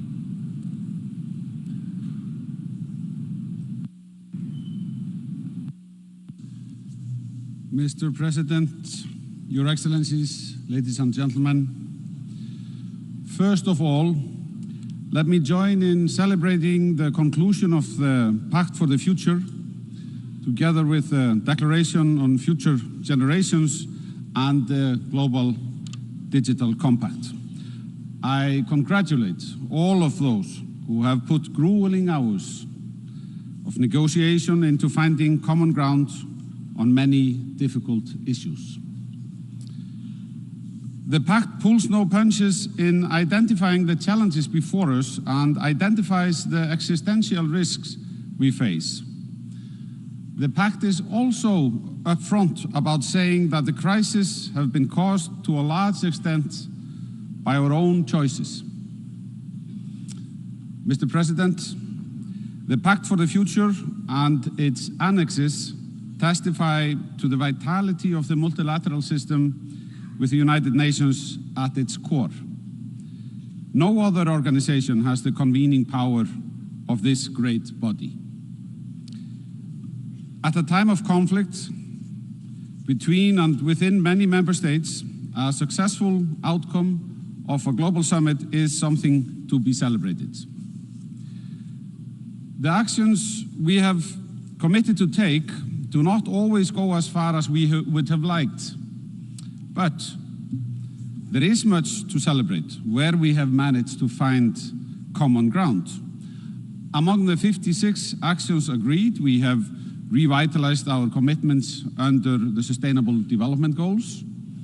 We have agreed on a range of actions to close the SDG financial gap in developing countries, including strengthening efforts to prevent and combat illicit financial flows, corruption, and money laundering. We commit to maintaining the World Trading System as a rule-based multilateral trading system with the World Trade Organization at its core.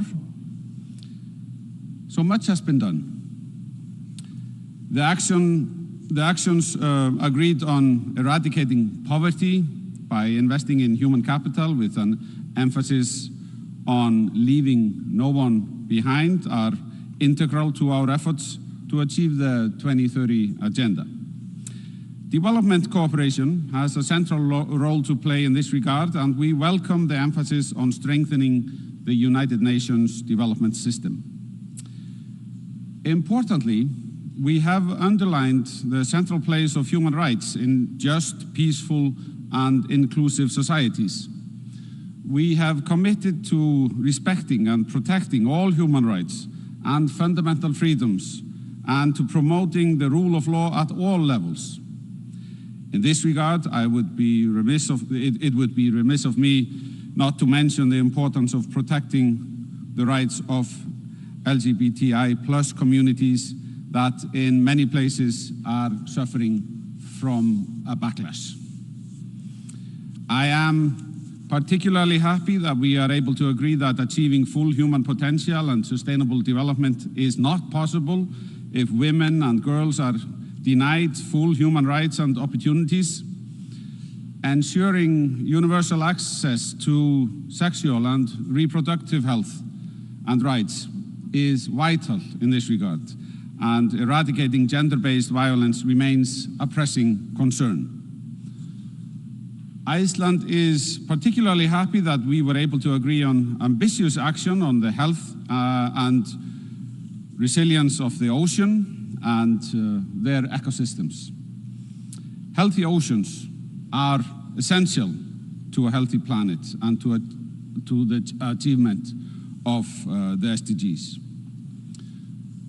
Mr. President, at this time of multiple conflicts, we have also reaffirmed our commitment to act in accordance with international law, including the UN Charter, and we condemn in the strongest terms the devastating impact of armed conflict on civilians.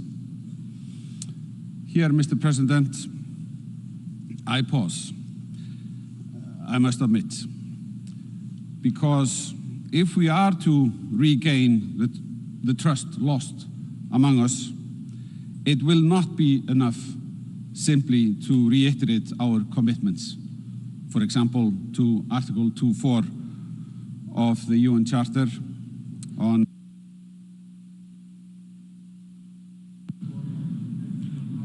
I thank the Prime Minister of Iceland.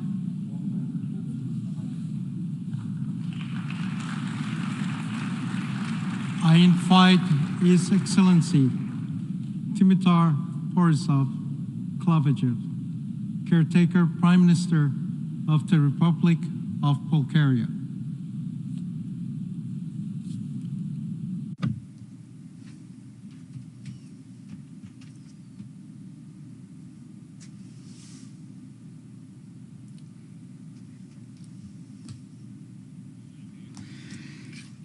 Honorable President, Excellencies, ladies and gentlemen, allow me to express heartfelt thanks to Secretary General Antonio Guterres for organizing the Summit of the Future and to the co-facilitators of the ambitious Pact for the Future, the Declaration of Future Generations, and the Global Digital Pact. These initiatives are crucial as we confront a range of complex problems, including Russia's aggression in Ukraine, conflicts in the Middle East, Africa, and other parts of the world, the growing distance from achieving the Sustainable Development Goals, the climate crisis, and persistent inequalities. This is what the Summit of the Future and the Pact for the Future are all about. Delivering multilateral solutions that align global institutions and frameworks with today's political, social, and economic realities, tackling the challenges of our time, and coming together for a better future for the generations to come. We expect that this summit and the Pact for the Future, which embodies nearly 80 years of multilateral and national experience, will create a safer, more sustainable, and more equitable world, leaving no one behind. They also signify the international community's commitment to strengthening a revitalized multilateral system based on a new global consensus. Central to these efforts is the rule of law, which is essential for upholding international norms, justice, and fostering global cooperation. Commitment to human rights ensures that everyone's dignity is protected as we strive for a more inclusive global society. To achieve this, we must redouble our efforts to address systemic inequalities, promote social justice, and uphold the fundamental rights of all individuals. As we advance in our efforts, we must also consider the impact of the new technologies that are rapidly transforming our societies. We acknowledge the challenges of digital inequality and advocate for increased investment in digital skills, especially for the persons in vulnerable situations, and quick adaptation to tech changes. Our goal is a free, secure digital world with universal internet access. Supporting the Global Digital Compact, we aim for a human-centered, rights-based digital future that leverages AI to advance the SDGs and ensure information integrity. We must include the views and interests of youth and future generations in our policies by actively listening to young people. We support a dedicated declaration on future generations and align with the National Youth Strategy to engage and empower youth in shaping the future, both in Europe and globally. All these measures necessitate a significant transformation of global governance. We must modernize and rejuvenate the United Nations to ensure it remains relevant and responsive to the challenges of the 21st century. This includes reforming the Security Council to better reflect the current global landscape by adding additional permanent and non-permanent seats. In closing, Bulgaria remains firmly dedicated to its commitment to effective multilateralism, recognizing it as essential for addressing global challenges. We are dedicated to fostering international cooperation and working collaboratively to achieve our shared goals. We call to all of us to embrace. Let us not disappoint the youth and the future generations. Thank you. I thank the caretaker Prime Minister of the Republic of Bulgaria. I invite His Excellency Fumio Kishida, Prime Minister of Japan.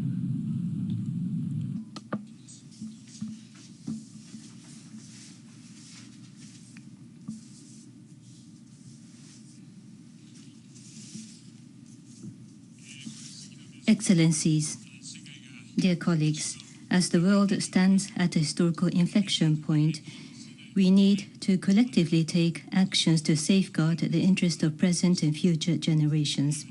In times where nations with diverse values must collaborate, clear, guiding principles are critical. Allow me to share what I believe are most important to ensure a future defined by peace, freedom, and prosperity. First, we must uphold the rule of law. The principles of the United Nations Charter are the fundamental guidelines for our actions. Unilateral attempts to change the status quo by force cannot be tolerated anywhere in the world. Only the free and open international order based on the rule of law can deliver sustainable development and prosperity. Last May in Hiroshima, I shared other views on this fundamental principle with the leaders of G7, Brazil, India, Ukraine, and other countries. Second, defending human dignity is paramount. No single country can tackle poverty, climate change, and other complex crises alone. International cooperation is indispensable. Human dignity is the foundation for all international corporations, and reaffirming this principle is essential to fulfilling the 2030 Agenda's promise to leave no one behind. Third, we must make a determined effort to invest in people guided by the concept of human security. Empowering women, children, and youth is a top priority. Japan has been a global leader in championing universal health coverage, UHC, and quality education. Japan will launch a program dedicated to nurturing the next generation of leaders in the field of gender. Fourth, we must address the increasingly dire situation surrounding nuclear disarmament and non-proliferation. No matter how difficult the path to a world without nuclear weapons may be, we cannot stop our progress. Japan remains committed to promoting realistic and practical efforts, including the forthcoming launch of the Friends of FMCT towards a world without nuclear weapons. Fifth, UN Security Council reform. The Summit of the Future is witnessing a clear call from member states for action on reform, with a majority supporting the expansion of both permanent and non-permanent seats. A great majority are also acutely aware of the Security Council's vital role in international peace and security and the urgent need to reform it and restore confidence in its effectiveness. Next year marks the 80th anniversary of the foundation of the United Nations. We should take concrete actions toward the Security Council reform. Japan is determined to continue to contribute to the realization and maintenance of international peace and security by strengthening the free and open international order based on the rule of law in a reformed council. Humanity around the world raises its voice for the future of the international community. It is time for shared responsibility and genuine solidarity. The UN's role is more vital than ever as we navigate the new possibilities, opportunities, and risks brought forth by digital technologies, including AI. World leaders must unite under the banner of multilateralism, empowering every individual so they can realize his or her full potential and build a better future. And Japan remains unwavering in its commitment to the United Nations. Thank you. Thank you. I thank the Prime Minister of Japan. I invite His Excellency Tshering Tobgay, Prime Minister of the Kingdom of Bhutan, to address the Assembly.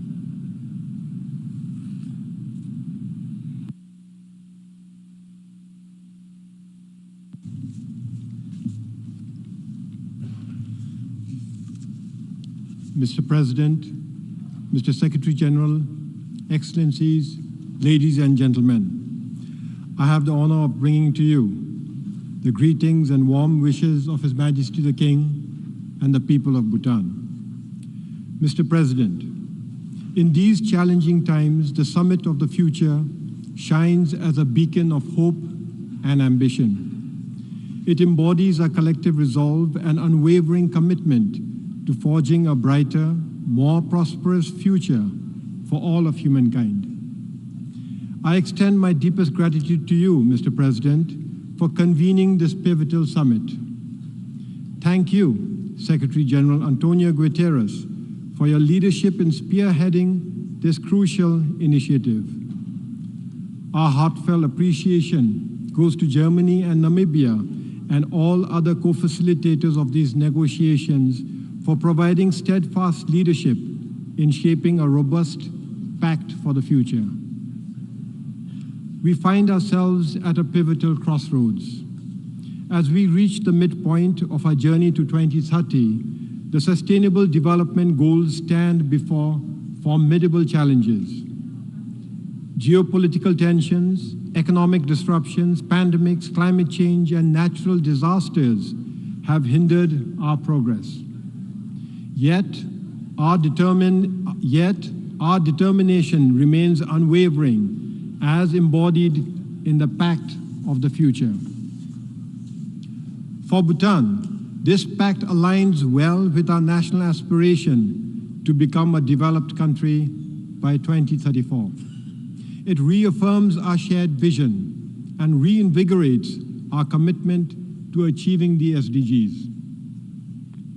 To realize these ambitious goals, we must muster the political will to transcend rhetoric and to take decisive action.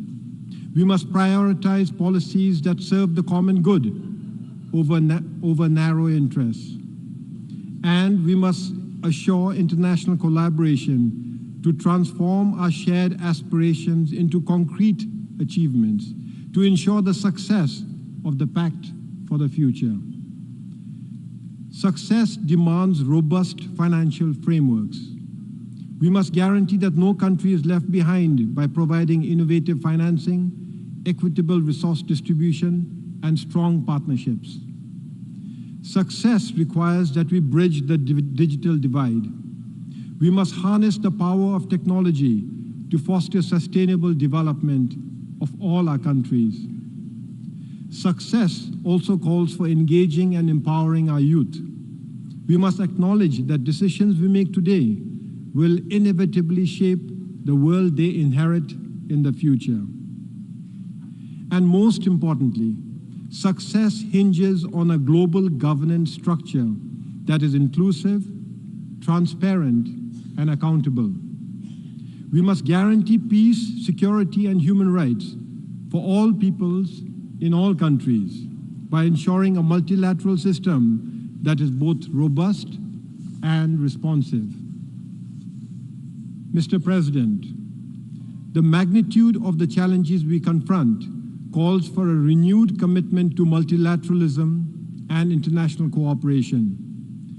The United Nations remains the most important platforms where nations unite to tackle these pressing issues. No nation can address global challenges in isolation. Climate change, pandemics, and conflicts require strong, inclusive partnerships that leverage the unique strengths and perspective of all our member states. This summit reminds us of our collective responsibility. Our pact is more than a document. It is a blueprint for a future where peace, human rights, and sustainable development are realized for all our peoples. Bhutan stands resolutely committed and ready to work alongside all member states to build a future that is equitable, sustainable, and secure for everyone. Thank you, and Tashidele.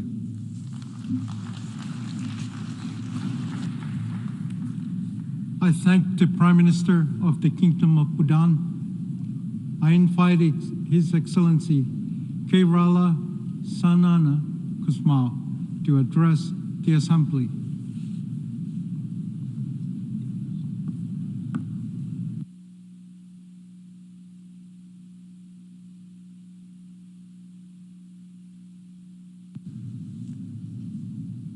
Mr. President, Excellencies, ladies and gentlemen, it is a great pleasure for me to take part in this summit of the future.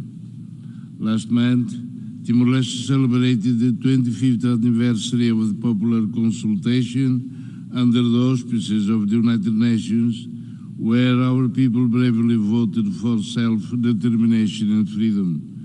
The independence of Timor-Leste was an achievement of the Timorese people, but also a triumph of the international system. It demonstrated that, with commitment, international cooperation can achieve agreed goals and tackle the challenges and opportunities of its time. And if today, Timor-Leste is a stable, peaceful democracy in transition to development, it is due not only to the constant support of the international community, but also to national efforts of reconciliation and dialogue for peace to secure a peaceful future. We know that without peace, there are no conditions for development. This is why investing in our youth through education, social skills, and responsible citizenship is an investment in sustainable development and lasting peace. Your Excellencies, peace is an abstract concept for many nations. Western Sahara has been waiting for its referendum since 1992. It has been waiting for 32 years.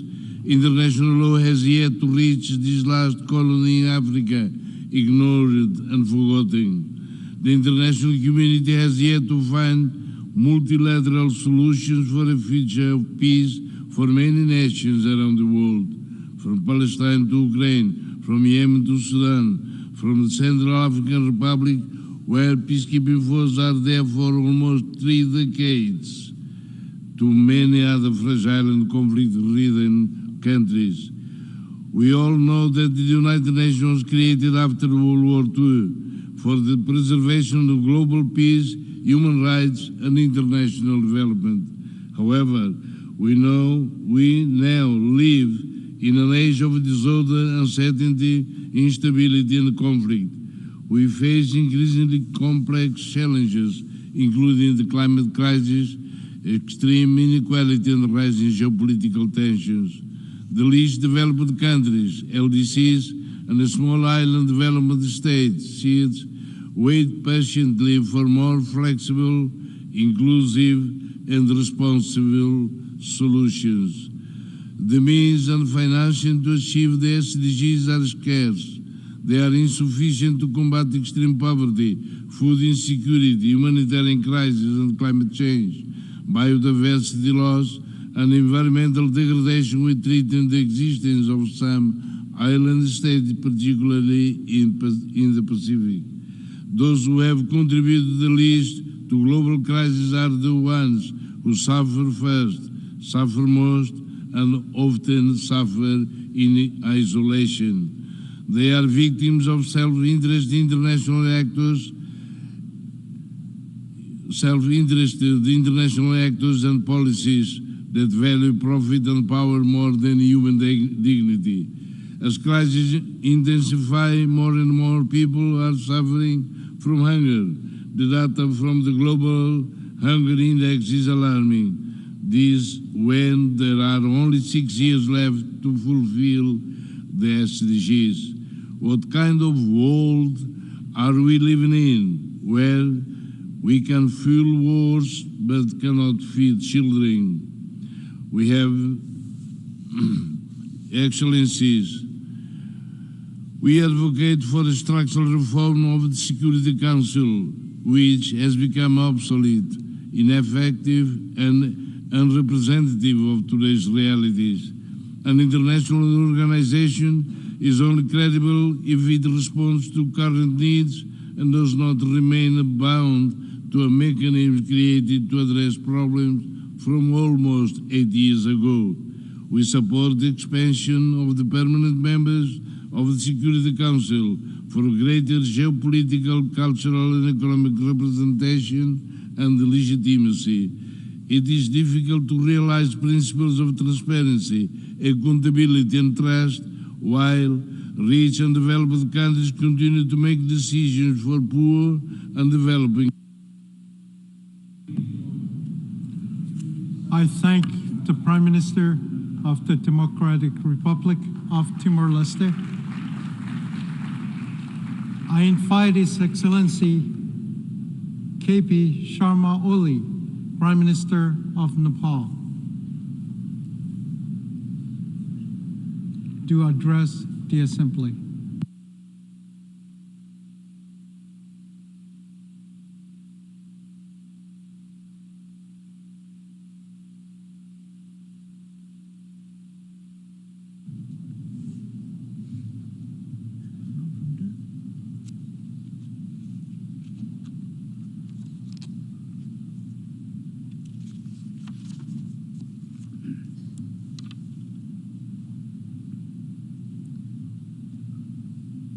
Mr. President,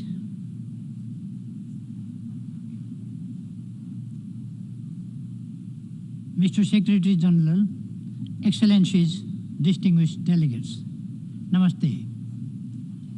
I am deeply honored to deliver this statement as chair of the group of the least developed countries. At the outset, I extend my heartfelt appreciation to the Secretary General for convening this historic and significant summit. Mr. President, the group of LDCs have contributed in the best possible manner to make this summit of the future a success. However, our minds are musing and hearts are hurting from the fact that millions of children in LDCs go hungry every day. When millions of our children go hungry today, where is our future? What do we mean by future? When millions of our youth languish with malnourishment and illiteracy, where can we seek our future? Nothing could be more unjust and unethical than to be ignorant to the fact that millions of people in LDCs living in extreme poverty while a small minority in some corners of the world accumulates billions in wealth each day. Is this the future we aspire to? Absolutely not. The international community must act now to ensure every child and young person has the chance to thrive. Mr. President, LDCs face severe economic challenges with unmet ODA and climate financing commitments, insufficient and delayed international support, and spiraling debt distress. Most critically, global financial and trading regimes remain fundamentally unfavorable to LDCs. Furthermore, the growing digital divide between rich and poor countries threatens to leave LDCs even further behind. Despite contributing a mere 3.3% of global greenhouse gas emissions, LDCs are among the most vulnerable to the devastating impacts of climate change. The people of LDCs are frustrated by the continuation of these severe structural impediments and climate injustice which hinder their path to prosperity. Mr. President, we must act now to pull the world back from the brink of catastrophe. For this, we need coordinated, comprehensive, and science-based policies with LDCs at the center. Investing in productive capacities, sustainable industrialization, infrastructure, and economic diversification is crucial. Equally important is transforming global governance and strengthening institutions to make them fit for purpose. Mr. President, in this context, we wholeheartedly welcome the Pact for the Future as a manifesto for future generations, as a blueprint for a peaceful, prosperous, and sustainable future, as a renewed commitment to multilateralism, putting the UN at its core. We equally welcome the adoption of Declaration on the Future Generation and Global Digital Compact, and emphasize the need for its effective implementation for the well-being of people and planet. Mr. President, the Pact encapsulates the hopes and optimism of both people and the planet by reinstilling the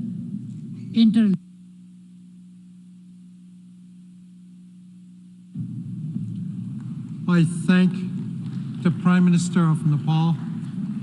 I invite His Excellency Robert Golob, Prime Minister of the Republic of Slovenia, to address the Assembly.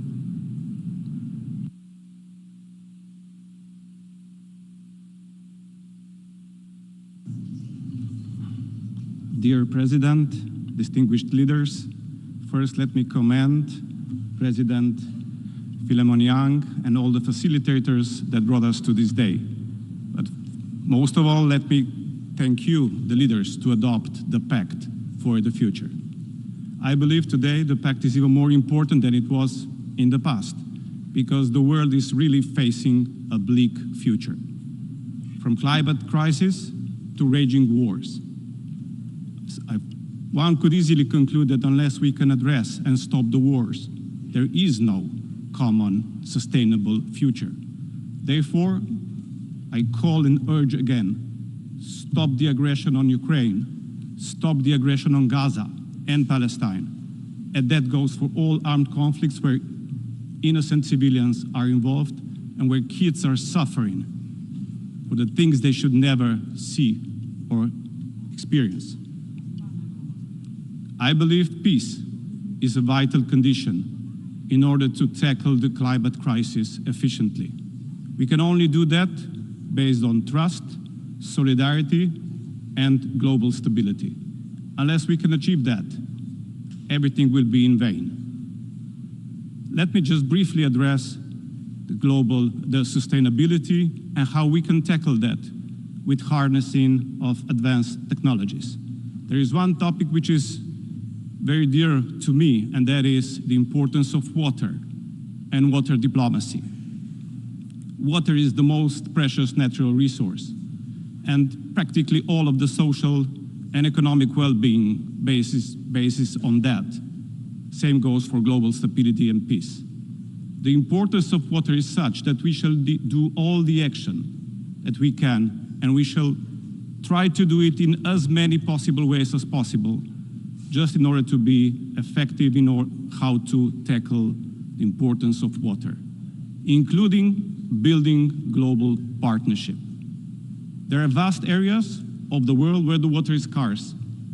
And then there are areas, like in my home country, Slovenia, where we have abundance of water, but were hit by devastating floods a year ago. The extreme weather is hitting us all. It doesn't matter where you live, it doesn't matter how rich or poor your country is. Extreme weather is a common global problem. And using the advanced technology in a cooperative way is the only way forward. In Slovenia, in the wake of the devastation of last year, we are building a super advanced digital ecosystem which will link the satellite observation data with supercomputing power and artificial intelligence in order to predict how and where the water is going to show up, in order to predict where the water can be found throughout the world, and in order to be effective in managing the water resources.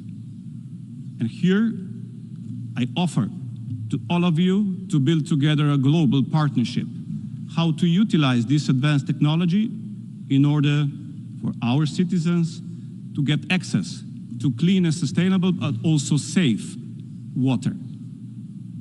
I believe that is the only way forward if we want to really tackle climate crisis and the changes it brings us. Let me cite for the conclusion the Secretary General Guterres, who said, today we opened the door. And I would say, let's walk through them together. Thank you.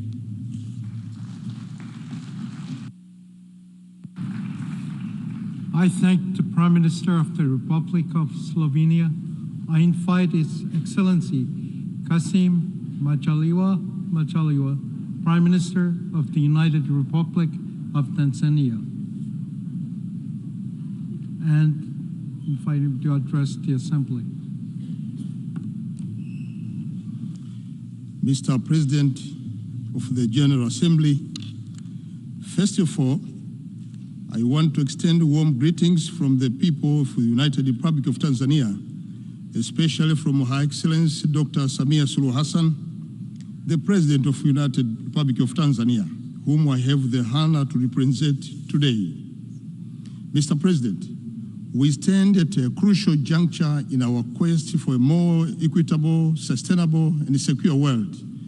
The Summit of the Future presents a vital opportunity to restore trust in the multilateral system and to commit to a sustainable future for all. The choice we make today will shape the world for future generations. Tanzania emphasizes that our vision must be anchored in inclusivity, equity, and sustainability, ensuring that no country or no individual is left behind. Mr. President, the COVID-19 pandemic has highlighted vulnerabilities in our global economy. As we recover, we must build resilience, inclusive, and sustainable economies. I urge the international community to support the 2030 Agenda for Sustainable Development, particularly for the poorest nations. The United Nations Secretary General's call for biannual summit involving heads of state and international financial institutions is crucial for mobilizing resources to meet those challenges.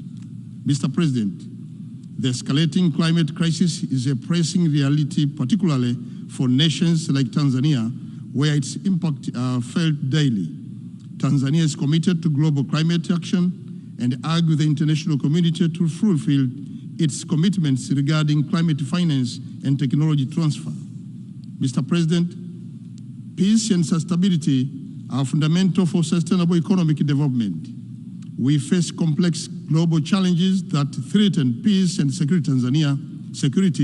Tanzania reaffirms its commitment to the United Nations Charter and call for strengthened multilateralism, where international law and institutions are respected and where smaller nations have a voice in shaping global governance. Reforming the United Nations Security Council remains essential to reflect today's realities. Mr. President, the digital revolution has the potential to bridge gaps in access to education and economic opportunities, but it can be also widen inequalities. We must ensure meaningful connectivity for the over 1/3 of the global population without internet access. A global digital compact with emphasis on universal access and data privacy is essential to share the benefits of digital technology equitably. Mr. President, looking ahead, United Republic of Tanzania believes that global and regional partnerships are vital for achieving our shared goals. No nation can tackle global issues alone. Therefore, multilateral cooperation is critical. We must foster solidarity and mutual respect in addressing climate change, advancing digital equity, and promoting peace. In conclusion, as we move forward from this summit, let us be guided by the belief, action-oriented outcome document that predict a future where anyone can live with dignity and where peace and prosperity are shared by all. Asante sana. Thank you for listening. I thank the Prime Minister of the United Republic of Tanzania. I invite His Excellency Alamaye Alina, Prime Minister, Head of Government of the Republic of Chad, to address the Assembly.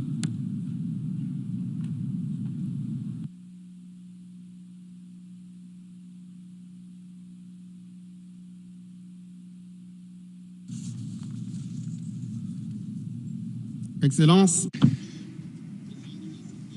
President of the General Assembly, ladies and gentlemen, at the outset, I want to hail the relevance of the topic of our meeting and express my high appreciation for the organization of this meeting. It is an honor for me to make a modest contribution to this discussion on shoring up multilateralism for international peace and security. The world faces unprecedented challenges. These concern national borders, and they require increased international cooperation. Chad, like many countries in the Sahel, faces a complex situation. The climate, the environment, and development are our concerns. On a daily basis, we are seeing the dramatic consequences of climate change. In 2024, many of our departments were hit with devastating floods, which affected around 1.5 million of our citizens and had a major effect on agriculture. These disasters are not only environmental in nature, they also pose a direct threat to our security, to our national and regional security. There are dwindling natural resources, and this is exacerbating tensions between herders and farmers. Added on to these climate problems are major security challenges, including the terrorist attacks of Boko Haram in the Lake Chad Basin region, which have forced hundreds of thousands of people to leave their homes. This crisis is not only facing Chad, it is also facing Nigeria, Niger, and Cameroon. Furthermore, our countries face persistent security challenges along our borders, especially with Libya in the north and Sudan to the east. The instability in these countries has direct repercussions on our security, making Chad the largest welcomer of refugees in the world. Given these complex challenges, multilateralism is not an option, it is a vital necessity. It is imperative to strengthen our mechanisms for international cooperation to ensure that they are adapted to today's world. In this regard, allow me to set out several concrete actions. 1, systematically integrate the climate dimension into our discussions. Here we hail the initiative of our partners on the link between climate, peace, and security in the Sahel, and we call for its strengthening, guaranteeing predictable, sustainable financing for peacekeeping operations carried out by regional organizations, which is also set out in the Pact for the Future. The strengthening of mixed international forces, including against Boko Haram, shows how crucial these initiatives are. We need to shore up the women, peace, and security agenda as well. And we need to strengthen regional initiatives such as the Great Green Wall Initiative, which creates economic opportunities. We need to shore up the international financial architecture to better respond to the needs of vulnerable countries. We call for the creation of a climate financing mechanism in climate zones, in particular in the Sahel region. President, I would like to conclude by recalling that international peace and security are inextricably intertwined with sustainable development and the battle against climate change. The Pact for the Future must reflect this interdependence. Chad stands ready to fully play its role in this collective enterprise. Together, we can fight for an international order that is more inclusive, more fair, and that can tackle the challenges of the 21st century and ensure peace and prosperity for everyone. With this conviction, with this deep conviction, I announce our commitment to this summit, and we want to ensure that the decisions we make here bring about a better world for future generations. Thank you. I thank the Prime Minister Head of Government of the Republic of Chad. I invite Her Excellency Eva Bush, Deputy Prime Minister and Minister for Energy, Business, Industry of Sweden to address the Assembly. President, I extend my sincere gratitude to the President of the General Assembly, the Secretary General, the co-facilitators, and all stakeholders. Your efforts have been instrumental in arriving at this crucial moment. I am proud and grateful to speak to you today, both as a representative of the Swedish government, but also as a mother of two.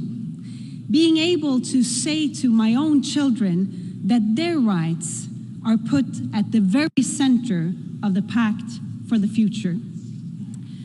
The Pact of the Future, as agreed to today, is a blueprint for a future where a rules-based international order based on the UN Charter is stronger and more resilient, where cooperation and multilateralism thrives.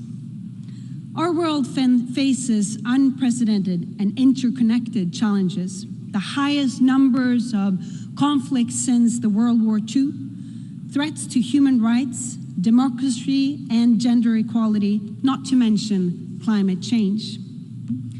At the same time, we are living in an era where digital and emerging technologies are reshaping almost every aspect of our lives. The digital revolution offers immense potential and hope on our path to a better future. Sweden, alongside with Zambia, has had the great privilege to lead our collective efforts in agreeing on a global digital compact. This is the roadmap to a digital future that is open, that is safe, that is secure, sustainable, and inclusive, where opportunity knows no borders. The Global Digital Compact will enable closing the digital divides and sort of turbocharge the Sustainable Development Goals. The GDC emphasizes environmental sustainability, the empowerment of women and girls, protecting human rights in the digital space. A childhood in freedom requires safety online. At the very heart of this vision is the belief that technology, and in particularly AI, must serve humanity. Through the Digital Compact, we are advocating for key AI initiatives, including a scientific panel, a global dialogue on governance, and capacity building fund. These initiatives aim to ensure that AI serves humanity and upholds our shared values. This is the foundation we urgently need to secure a future where AI benefits everyone. President, these global needs are extensive and the funding gap is growing. As one of the world's most generous donors, exceeding the UN's target of 0.7% of gross national income to ODA, Sweden welcomes the ambition to increase the effectiveness and scale of innovative financing for our Sustainable Development Goals and the Paris Agreement. The reform of the international financial architecture is key. We must adapt to maintaining legitimacy by ensuring fair representation and protecting the voices of the poorest and the most vulnerable. Also, the Security Council must reflect today's realities, including seats for African nations and fair representation for all. President, in times of strife and suffering, from Ukraine to Sudan, from Eastern Democratic Republic of Congo to Gaza, Sweden stands as a pillar of support for peace and humanity. We will continue to stand tall in defense of international law, sovereignty, and the rights of all nations to live in peace. Russia's aggression against Ukraine is an attack on the very principles that uphold this organization. Our response must be clear, and it has to be unwavering. President, we stand at a window of opportunity. I would like to step into this future where the light of justice and peace never dims. I want to fulfill the promises made to our children and generations to come. Sweden is committed to walk this path with the UN, its member states, and all stakeholders. Thank you. I thank the Deputy Prime Minister and Minister for Energy, Business and Industry of Sweden. I now give the floor to His Excellency Enrique Austria Manalo, Secretary for Foreign Affairs of the Philippines.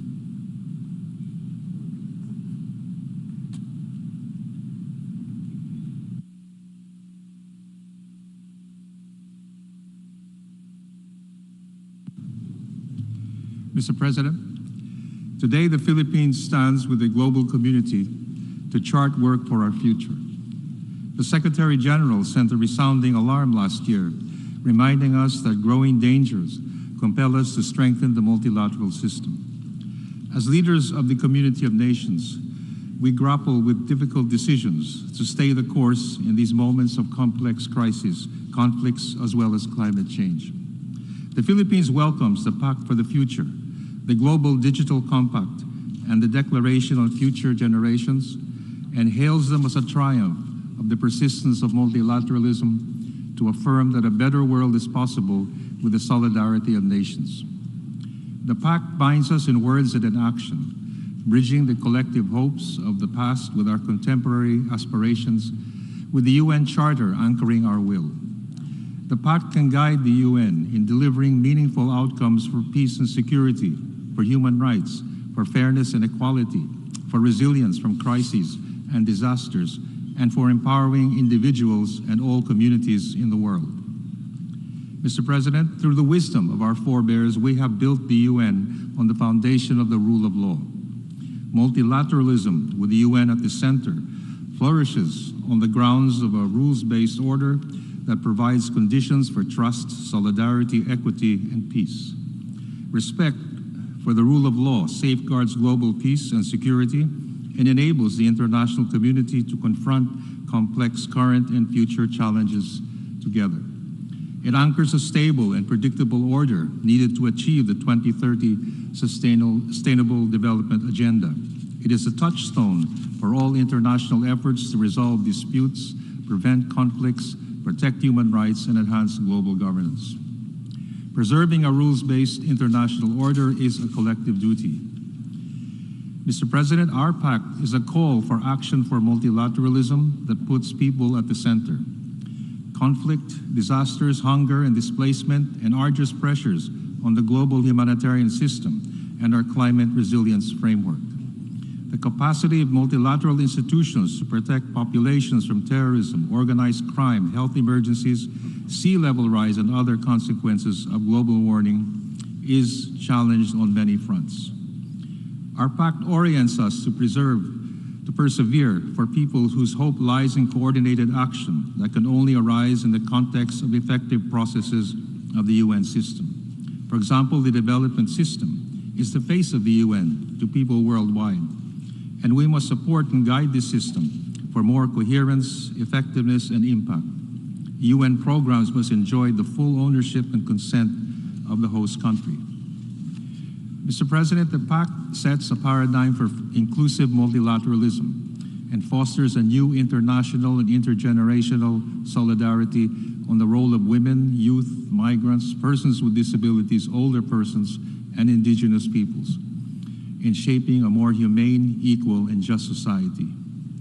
It also brings new vigor to our unfinished business of eliminating nuclear weapons and other weapons of mass destruction, and propels our endeavors to establish norms to prevent an arms race in space, govern lethal autonomous weapons, and address risks of emerging technologies to international peace and security.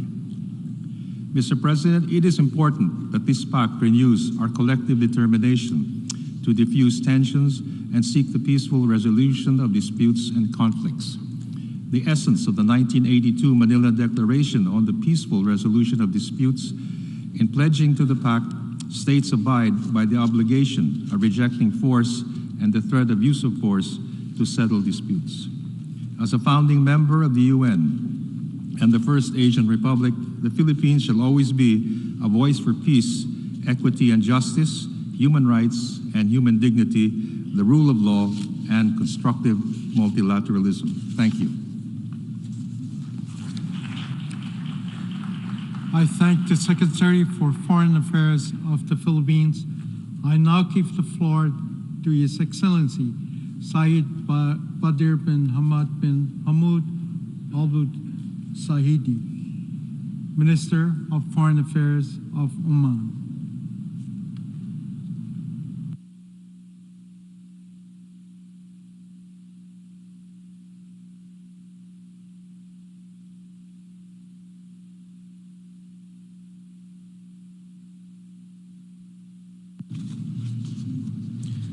معالي الرئيس الحضور الكريم. Mr. President, ladies and gentlemen,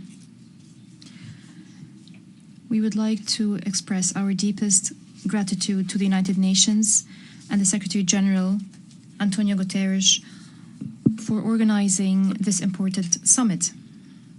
It is held at a moment at which the world is witnessing unprecedented challenges that require a collective response and a deeper and more comprehensive international cooperation, given the grave global events. The Sultanate of Oman strongly believes in the effectiveness of multilateralism. We believe that international cooperation is the optimal solution to address different global challenges. Against this background, we fully support the Pact of the Future, and we renew our willingness to cooperate with all member states to achieve the ambitious goals reflected in the Pact. Ladies and gentlemen, the challenges we're facing cannot be addressed by traditional means alone. They require innovative approaches based on the concept of sustainable development. This is why we have to act with wisdom and foresight. We must start implementing policies that focus on future generations, to build for them a better and more sustainable future. Since international peace and security are the most fundamental pillars for the stability of the world, we stress the importance of preventive diplomacy. It is the most effective tool to prevent and settle disputes and conflicts. We call for enhancing dialogue and international mediation. In this context, it is of paramount importance to comply fully with international law and the United Nations Charter to achieve justice, peace, and stability for all. Ladies and gentlemen, modern technology and digital cooperation are decisive factors to address environmental, economic, and social challenges. Technological innovations open up new horizons.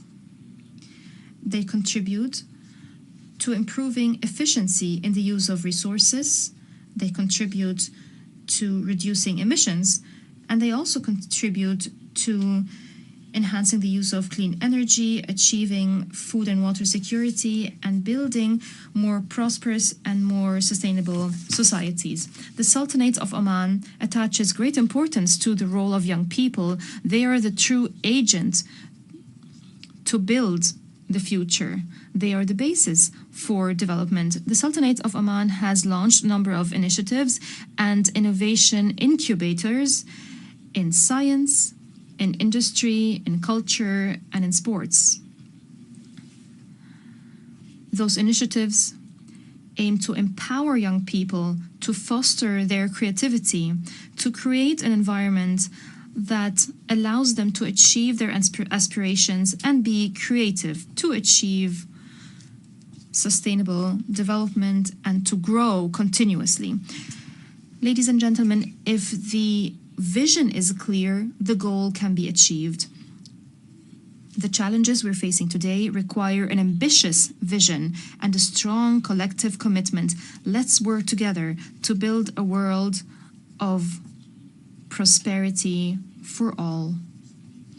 Let's commit to the values of cooperation and partnership to achieve the goals that we aspire to and to leave to future generations what would help them to find their way in life in peace and security. I thank you, and may the peace, blessings, and mercy of God be upon you.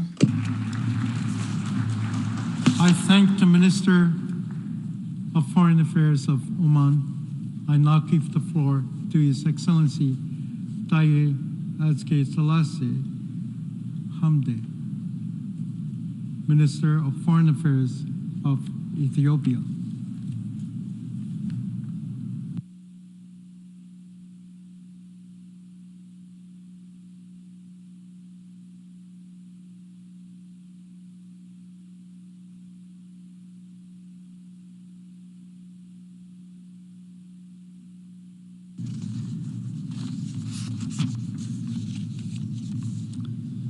Mr. President, first of all,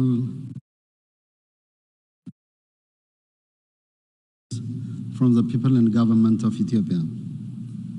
I also wish to extend my delegation's appreciation and give special recognition to Germany, Namibia, Zambia, Sweden, the Netherlands, and Jamaica for their effective facilitation of the negotiation and commitment leading up to the adoption of the Pact for the Future. We also thank the Secretary General for his report, Our Common Agenda, which laid the foundation for the summit and the Pact for the Future. We appreciate the wide-ranging scope of the Pact and the considerable place given to the commitments to eradicate poverty and ensure sustainable development. We also appreciate the efforts made to mainstream the global socio-economic disparity and determine role of states accordingly. Mr. President, the process of negotiation and the outcome from the 3 tracks of negotiation on the Pact of the Future, Declaration on the Future Generation, and the Global Digital Compact adequately demonstrate the challenges the multilateral system is experiencing. The Pact for the Future is negotiated at a time of great polarization in international relations, which doesn't lend itself to the spirit of consensus and compromise that is requisite to negotiation on global agendas. That is the main reason that the Pact had to limit itself to reiteration and emphasis of the already agreed global goals and targets. The setbacks and, in some cases, the regression on the implementation of the Sustainable Development Goals require us to be more ambitious, not less. Nevertheless, the Pact is an important reminder to the existing global commitment, if fully implemented, will greatly enhance the fate of generations to come. The Pact of the Future will be relevant if it brings us closer to the attainment of the Sustainable Development Goals. Therefore, our inability to converge on more ambitious targets is a stark reminder of the need for change. We must shift from the rivalry to cooperation, enhance tolerance for policy differences, and build bridges to attain the most basic global agenda. Mr. President, under the 5 chapters and the 56 actions, member states have made commitments to redouble their efforts to ensure sustainable development, peace and security, as well to take concrete reform of global governance. It is incumbent upon all states developed and developing to do our parts to the attainment of the future we want.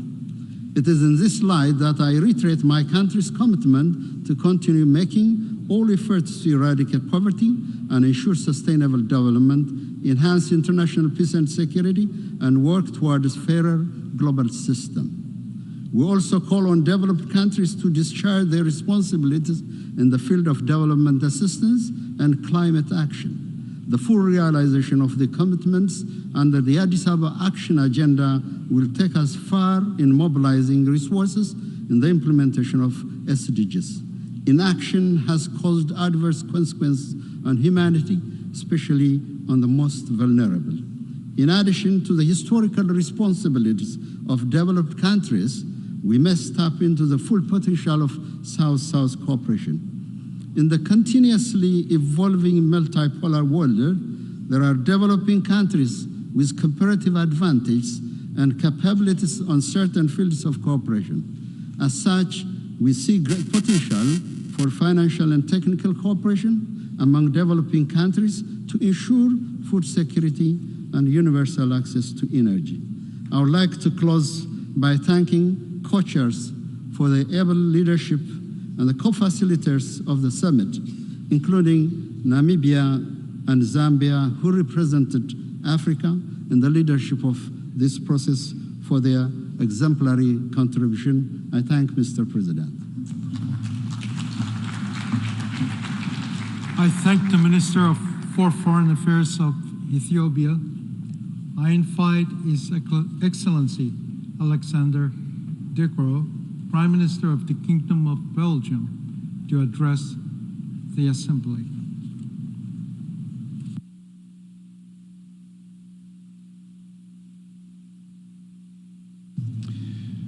Excellencies, distinguished delegates, ladies and gentlemen. 4 years ago, in this very room, we adopted the UN 75th Anniversary Declaration. It was a call to action, action towards a reinvigorated multilateralism with the UN at its center. A call to action stemming from a realization that the United Nations and global multilateralism needed to adapt and to respond better to current and future challenges in a rapidly changing world. The call to action was timely. Today, we face even greater challenges than 4 years ago. Accelerating climate change, pandemics, wars impacting millions of people. Now, it is high time to deliver on our commitments. How can we, as a community of world leaders, bridge our divides and work better together to improve the well-being of people and our planet? First, we need to uphold our commitment to a rules-based international order. We should strive to lead by example, by abiding by international law, applying the principles of the UN Charter, and respecting and promoting the rights enshrined in the Universal Declaration of Human Rights in our countries and abroad. Human rights are universal. Representatives from across the world sat at the drawing boards when this milestone document from our collective humanity was adopted in 1948. The Pact for the Future reaffirms our commitment to the Universal Declaration of Human Rights. Strengthening the human rights pillar will go a long way in preventing conflicts, creating a conducive environment for emerging technologies and including youth and civil societies in a meaningful engagement in decision-making. Unfortunately, we are confronted with human rights backsliding globally. Leaders increasingly put interests above values. Conservative and populist movements target the rights of women and girls. Attempts to rewrite human rights have been underway for years. We need to resist these regressions. Human rights defenders need to be protected. The freedom of expression needs to be assured. Politicians need to be held accountable. Mr. President, it is time to transform global governance and ensure an international financial architecture that works for everyone, especially for the most vulnerable. None of the ambitious goals set out in the Pact for the Future will be achieved if we fail to make progress here. In the current system, while instrumental in global development, it must evolve to address the growing disparities between nations. Belgium has been a leading voice for more efficiency within the multilateral system and the multilateral development banks. Public sector financing needs to be combined with increased private sector financing to fund sustainable and inclusive growth. Multilateral development banks need to become more strategic, more responsive, and act in a more integrated way to address global challenges and the current imbalances within the multilateral system. Ladies and gentlemen, responding to today's challenges also means unlocking the full potential of digital technologies to create a more inclusive future. These opportunities must be harnessed. The Global Digital Compact is a critical step towards enhancing global digital cooperation. If digital technologies hold the potential to deliver immense benefits to humanity, they also present significant challenges that must be addressed. Robust public guardrails for high-risk applications will be needed. All regions of the world need to be able to contribute to research and development. And we must ensure that new technologies are human-centric and safeguard human rights. In this respect, the EU Artificial Intelligence Act and the GDPR regulation sets a standard for a strong, forward-looking regulation that can serve as an inspiration for all. In conclusion, the challenges we face today are immense, but so is also our collective capacity to overcome them. It is up to all of us to deliver and to turn these documents into milestones for the UN and the international community. Belgium stands ready to contribute to this endeavor, working alongside with all of you to turn the vision of a UN 2.0 into a reality and to create a brighter and fairer future for people and planet. I thank you. I thank the Prime Minister of the Kingdom of Belgium. I now give the floor to His Excellency Mohammed Hassan, Minister for Foreign Affairs of Malaysia.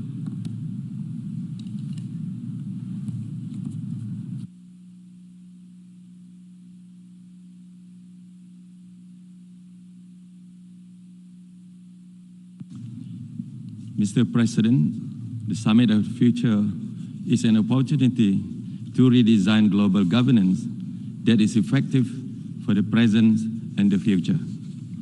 Therefore, Malaysia reaffirms our support for the Summit of the Future and the Pact for the Future. Conflicts and challenges are confronting us, each passing year costlier and deadlier. From the inability to stop the genocide in Gaza, to the impact of climate change, to the widening of development gaps between the global South and North, it is time to galvanize holistic global governance premised on humanity. Mr. President, however, our efforts will be futile if the persisting threefold challenges are not addressed. These challenges are food security, access to education, and climate change, which are among the key thrusts in the Sustainable Development Goals that are severely lagging behind. By 2050, our planet will be a home to a population of 10 billion people. How will we feed the world then if we cannot do so now? Education is a tool to address inequality. Empowerment through knowledge will emancipate the underprivileged, lifting them out of poverty. Yet, in the global South, millions of children are deprived of this very fundamental right, the right to education. We must break barriers and ensure access, quality, and affordability. The global community must democratize education. The Global Digital Compact is crucial to address the digital divide. This includes creating adequate digital infrastructure to ensure education for all. Climate crisis is not a distant threat. It is here, Mr. President. It's real. And it's affecting us with floods and forest fires, resulting in, among others, famine. We have no choice but to act on it. The solution is also contingent upon adequate climate financing as well as technology transfer and innovation. Malaysia believes that we should strive for a green development pact that robustly addresses the scientific and technological divide between the North and the South, supported by climate financing and other development assistance projects. The global North should leave the global South behind. Mr. President, the Pact for the Future represents hope for, number one, strong collaboration between the global South and North. Number two, multilateralism that is driven by science, technology, and innovation. And thirdly, policies driven through scientific cooperation. However devastating it may have been, COVID-19 led to collaborations in medical research, equipment, and expertise, without which we would not have been able to recover. We should build on this momentum. I stand before you today, Mr. President, with the conviction that if we act decisively, we can shape a future where no child goes to bed hungry, where education is a right, not a privilege, and where our planet is cherished and protected. A future where the global South is recognized not as consumers of technology, but as pioneers and innovators. We propose the creation of a global science fund to encourage diverse and innovative solutions to the challenges we face, leveraging on our collective human capital. As we embark on this journey, let us remember that this is not a competition, but a shared battle against prevailing challenges. Malaysia supports the transformation of global governance. We call for a renewed approach to multilateralism grounded in inclusivity, justice, and accountability. Mr. President, I thank you. I thank the Minister for Foreign Affairs of Malaysia. I now give the floor to His Excellency Bruno Eduardo Rodriguez Barrio, Minister for Foreign Affairs of Cuba.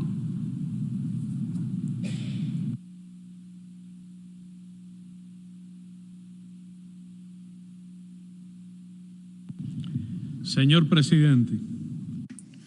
President, on the 26th of October 1960, from the same rostrum, Commander-in-Chief Fidel Castro Ruz expressed the philosophy of looting and talked about the philosophy of war. And nevertheless, we are still suffering from the effects of colonialism and neocolonialism. The bounties promised from neoliberal globalism were a pipe dream. Inequalities and exclusion have been accentuated both in the real world as well as in cyberspace. Wars are increasing as well as the nuclear threat. Our futurist debates continue while we're seeing a continuation of the genocide in Palestine without any effective response from the international community, when institutions and workers themselves of the United Nations are targets of Israel's fire. We're alarmed by the increase in fascism, xenophobia, and discrimination that are nourishing hatred. People need there to be less interference and more solidarity, less unequal exchange and more equity, less politicization and double standards, and more dialogue, cooperation, and respect for people's inalienable rights to choose their political, economic, social, and cultural systems. For Cuba, the main stumbling block for well-being and development is the criminal embargo imposed by the government of the United States and the inclusion of us on the arbitrary list of states that supposedly sponsor terrorism. The planet is suffering from the devastating effects of climate change. Without opulent societies putting a quota on unbridled consumerism, that is causing these things, and without there being sufficient political willingness to raise the funds required to achieve sustainable development or to really ease debt. For millions of people, especially in the global south, the possibility of a decent future is and will continue to be a utopia. It will be difficult to believe in this promising future while developed countries oppose a deep-running reform of the international financial architecture, the discussions of which should be focused on the United Nations. And if this historic and just call, while it might have been diluted in the Pact for the Future, perhaps we should believe in the promise of better access to the resources that are so essential for our development. And how can we trust in the promise of peace, non-interference and multilateralism while we're seeing an increase in coercion, selfishness and hegemony against the UN Charter and international law? The future that we aspire to was laid out decades before with cross-cutting resolutions that this Assembly has already adopted. However, shamefully, these things have been forgotten. What must prevail, once and for all, is the political will to address the structural and moral failures in the international system that prevents us from achieving these things. For millions of human beings, tomorrow will be too late. Thank you very much.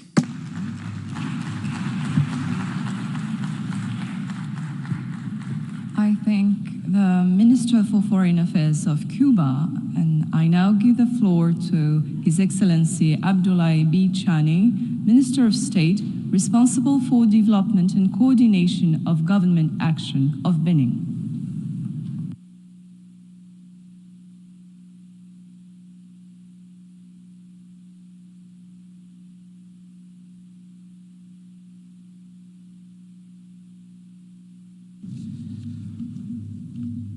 Monsieur le Président, President, ladies and gentlemen, the holding of this summit is testament to the willingness of the members of our organization to address the challenges of our time and to build a prosperous and sustainable future. Our world faces several crises, in particular environmental, health, geopolitical, and security crises. In addition to these different crises, we can add the financing crisis. This host of factors is not conducive to sustainable development. It divides, separates, excludes, and poses significant threats for our common coexistence. Multilateralism and international cooperation are fraying day by day, opening the world to a divided world where we're seeing problems managed in silos. It's in this context that the Summit of the Future, based around the theme of multilateral solutions for a better future, finds its relevance. This morning, we adopted the Pact for the Future, and now it is time to act.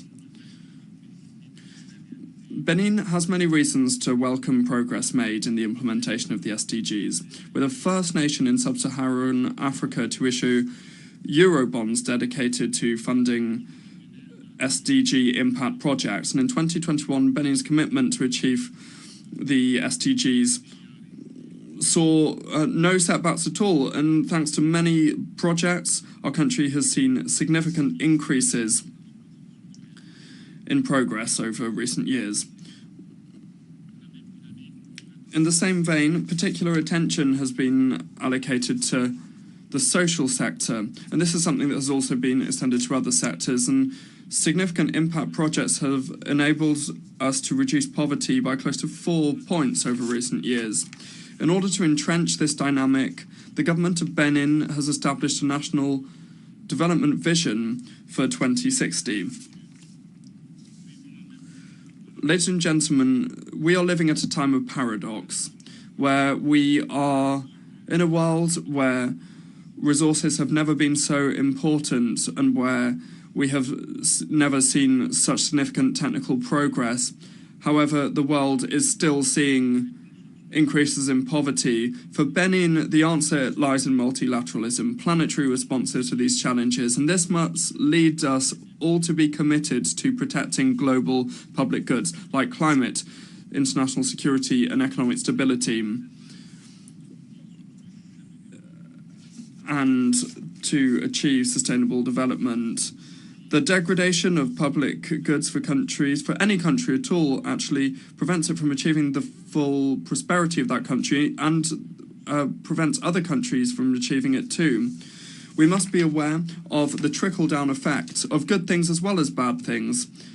The international issue that we must attach the most amount of importance to is the fact that an issue or a disaster in any country is likely to impact other countries too. And in these conditions, we must work to establish balance, inclusion, justice, democracy, and transparency in all decision-making fora. This also includes the international financial system and the global governance system that jointly participate in the building of our collective global actions. Multilateralism is the only way to contribute to the future that we want. By way of conclusion, once again, I wish to reaffirm the absolute commitment of Benin to multilateralism as the only answer to build a peaceful and prosperous future. We are convinced that with active commitment and strong and collective actions, we can overcome the challenges that we're seeing before us and provide future generations with a safe world with peace, prosperity and sustainable development. Thank you.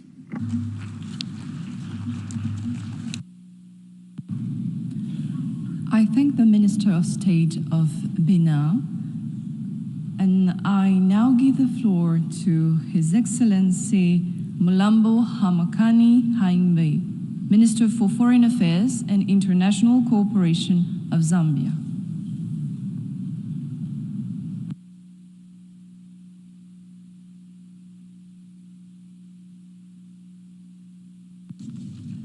Your Excellency, Mr. Philemon Yang, President of the 79th session of the United Nations General Assembly, Your Excellency, Mr. Antonio Guterres, Secretary General of the United Nations, Your Excellencies, Heads of State and Government, distinguished ladies and gentlemen, we gather here to forge a new international consensus on how to deliver and safeguard a better future which leaves no one behind.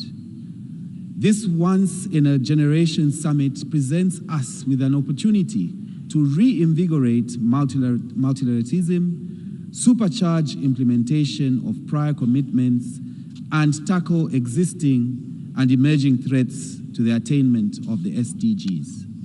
Mr. President, today's world is faced with multiple intersecting crises which threaten the attainment of SDGs and the maintenance of international peace and security. It has become imperative now, more than ever, to collaborate in addressing the numerous threats. A united approach is essential to confront violations of the UN Charter and international law, as well as emerging threats such as climate change, terrorism, disinformation, and cybercrime. Zambia will, in this regard, continue to support multilateral efforts that uphold the maintenance of international peace and security.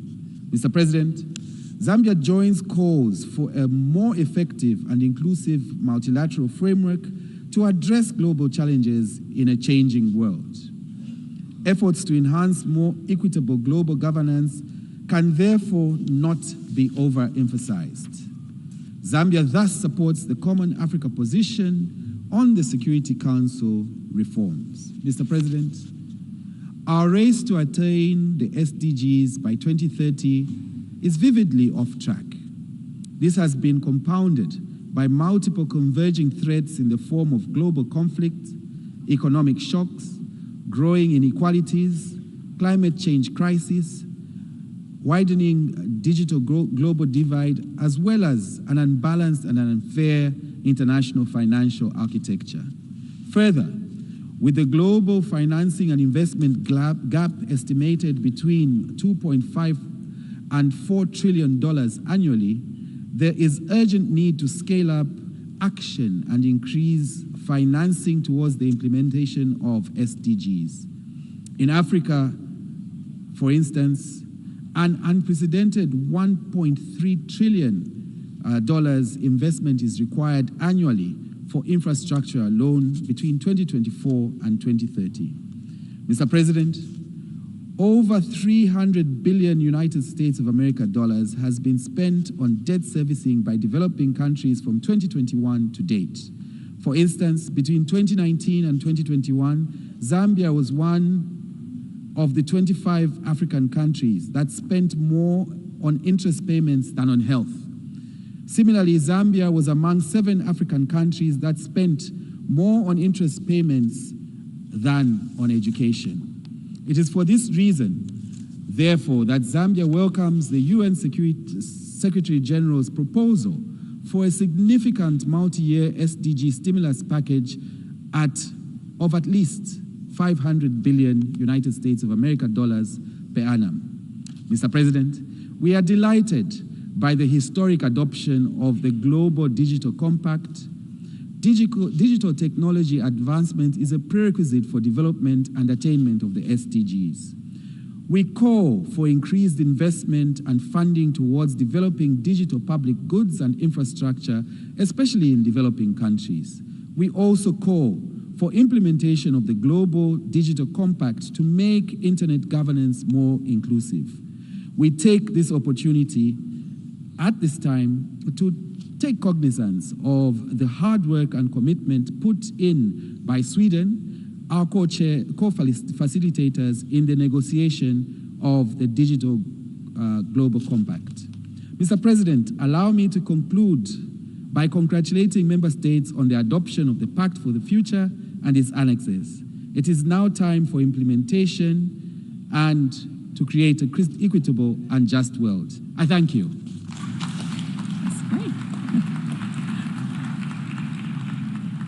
I thank the Minister of Zambia, and I now give the floor to His Excellency Olivier Nduhungirehe, Minister for Foreign Affairs and International Cooperation of the Republic of Rwanda.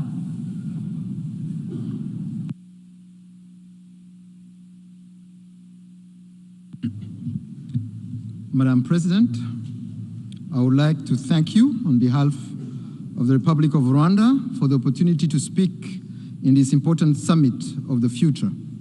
Indeed, the summit represents a landmark moment in our shared endeavor to shape a more equitable, sustainable, and peaceful world. For Rwanda, the Pact for the Future is a testament of our collective vision and commitment to addressing the most pressing challenges of our time. I also wish to congratulate you, Mr. President, on assuming the presidency of the 79th session of the UN General Assembly. Rwanda is committed to working closely with you, and you can count on our full support throughout your tenure as we advance shared goals of global peace, sustainable development, and multilateral cooperation. Madam President, I want to express our sincere appreciation to the co-facilitators of the Pact for the Future, the facilitators of the Global Digital Compact, and the political dialogue for the future generations. Your dedication towards shaping this comprehensive and forward-looking outcome is commendable, and we are grateful for your invaluable contributions. As we welcome this historical pact, we must reaffirm our resolve to the principles and actions that underpin each of its 5 chapters. As Rwanda, we commit to aspirations contained in these outcomes.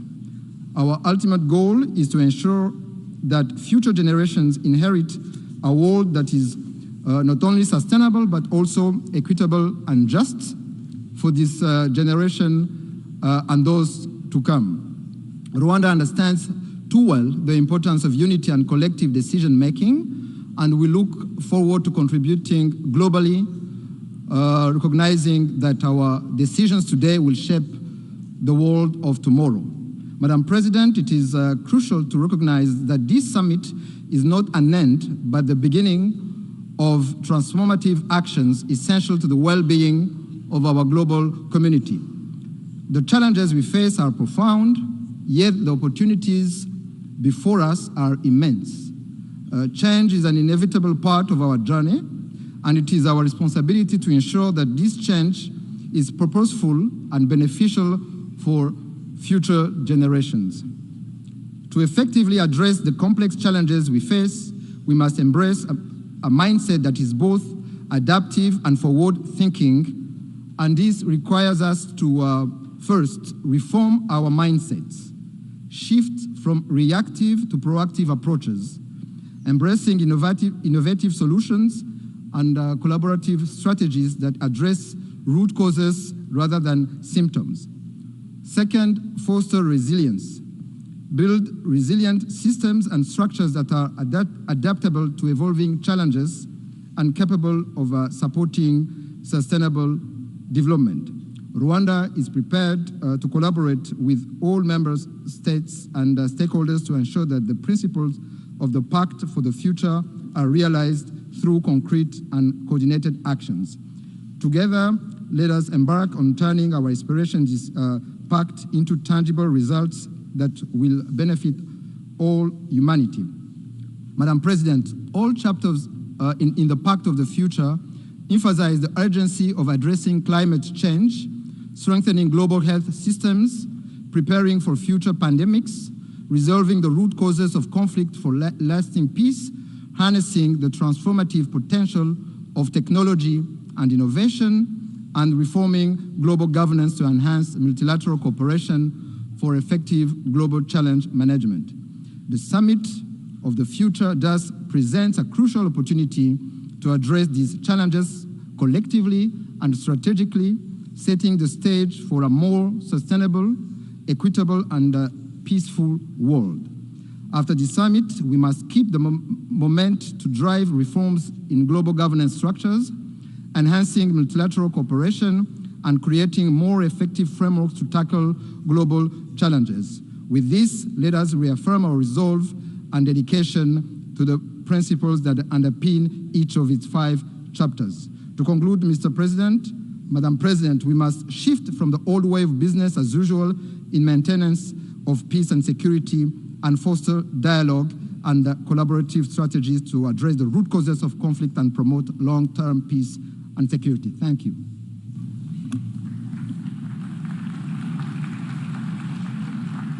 I thank the Minister for Foreign Affairs and International Cooperation of Rwanda. I now give the floor to Her Excellency Joëlle Clark, Minister of Sustainable Development, Environment, Climate Action and Constituency Empowerment of St. Kitts and Nevis.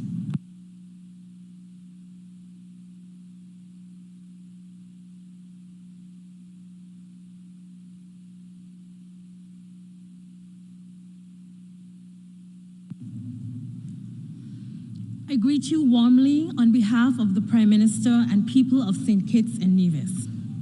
Years ago, one of our most celebrated Calypsonians, who also happens to be the Minister of Environment and of Water and Energy, asked, are we waiting blindly for 2020, in this case 2030, before we act to save people and planet? The Summit of the Future is our moment to pivot into a sustainable tomorrow, presenting an opportunity to pause and reflect on our collective histories and recalibrate a course towards the shared goals of equity, justice, and self-determination as promised in the UN Charter. This is a space to rebuild trust, as stated by His Excellency the Secretary General. St. Kitts and Nevis commends Namibia and Germany for their leadership and co-facilitation of the Pact for the Future. This pact signals a future that delivers on existing ambition and capitalizes on emerging opportunities, including the rapid implementation of the Multidimensional Vulnerability Index, the mobilization of loss and damage resources, actioning the Antigua and Barbuda Agenda for SIDS, and the continued advocacy for the Bridgetown Initiative.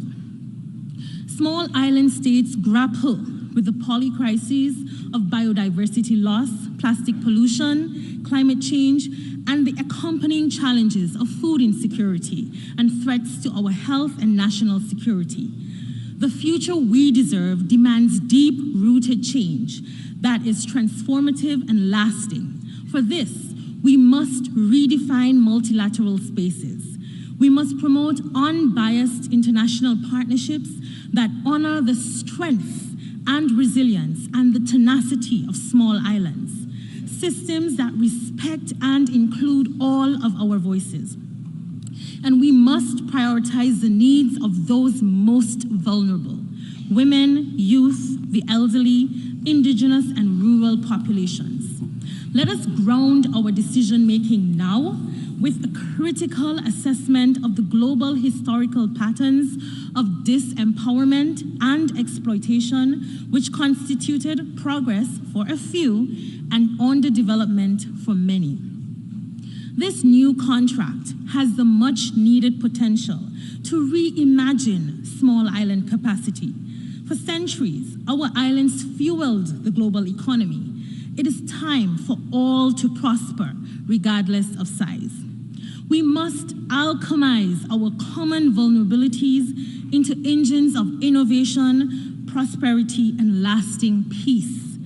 To build on this ideal, our government and our Prime Minister presented the Sustainable Island State Agenda, an acceleration of our 2030 Sustainable Development Goals. Truthfully, our action is but a drop, but every drop counts towards strengthening and improving multilateral action. In this vein, I invite all island nations to the May 2025 hosting of the Global Sustainable Island Summit being hosted in St. Kitts and Nevis with our partners, Island Innovation. Let us convene to continue driving actions and concretizing commitments for our shared survival. And as we engage in this summit of the future, let us anchor ourselves in its pact and the accompanying digital compact declaration on future generations, being ever mindful of the need to reframe sustainability through the lenses of justice, equity, inclusivity, and peace. Mr. President, every year, the international community convenes in the General Hall. And we repeat every year, now more than ever. But truly, this moment is the now that most islands have feared for a lifetime. St. Kitts and Nevis will harmonize our human existence with nature. Transparent, urgent action now is our duty, and the outcomes, the birthright of future generations. Let us deliver a world fit for prosperity and survivability, where peace abounds, peace with nature and peace with humanity. Thank you.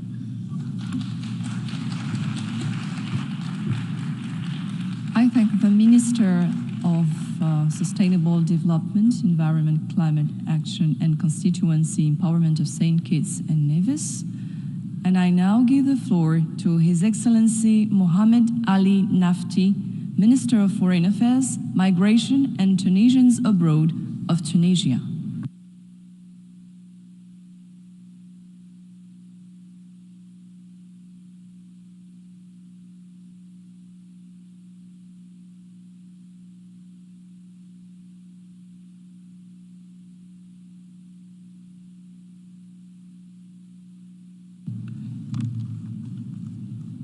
السيد الرئيس إن المشاركة Madam President, the high-level participants here are numerous. There are young people, there are civil society representatives, and there are also many of them here. That makes the summit an historic moment, one for revitalizing multilateralism and to allow us to tackle current and past challenges, also to shore up security throughout the world, to accelerate the achievement of the Sustainable Development Goals in order to guarantee sustainable life on our planet for current and future generations. Our global leaders, during a summit held recently, announced that our world continued to face poverty, hunger, armed conflicts, climate change, and pandemics, among other challenges. And the reality does not live up to the aspirations of our founding fathers roughly 80 years ago. Despite the commitments we've taken on, including the commitment to leave no one behind, to protect our planet, and to strengthen peace, we continue to face the same challenges. Indeed, the global situation continues to deteriorate, although we are facing numerous shocks, especially in southern countries. There's been an exacerbation of crises. This shows that international government, as envisaged at the end of World War II, is incapable of addressing challenges and addressing the root causes.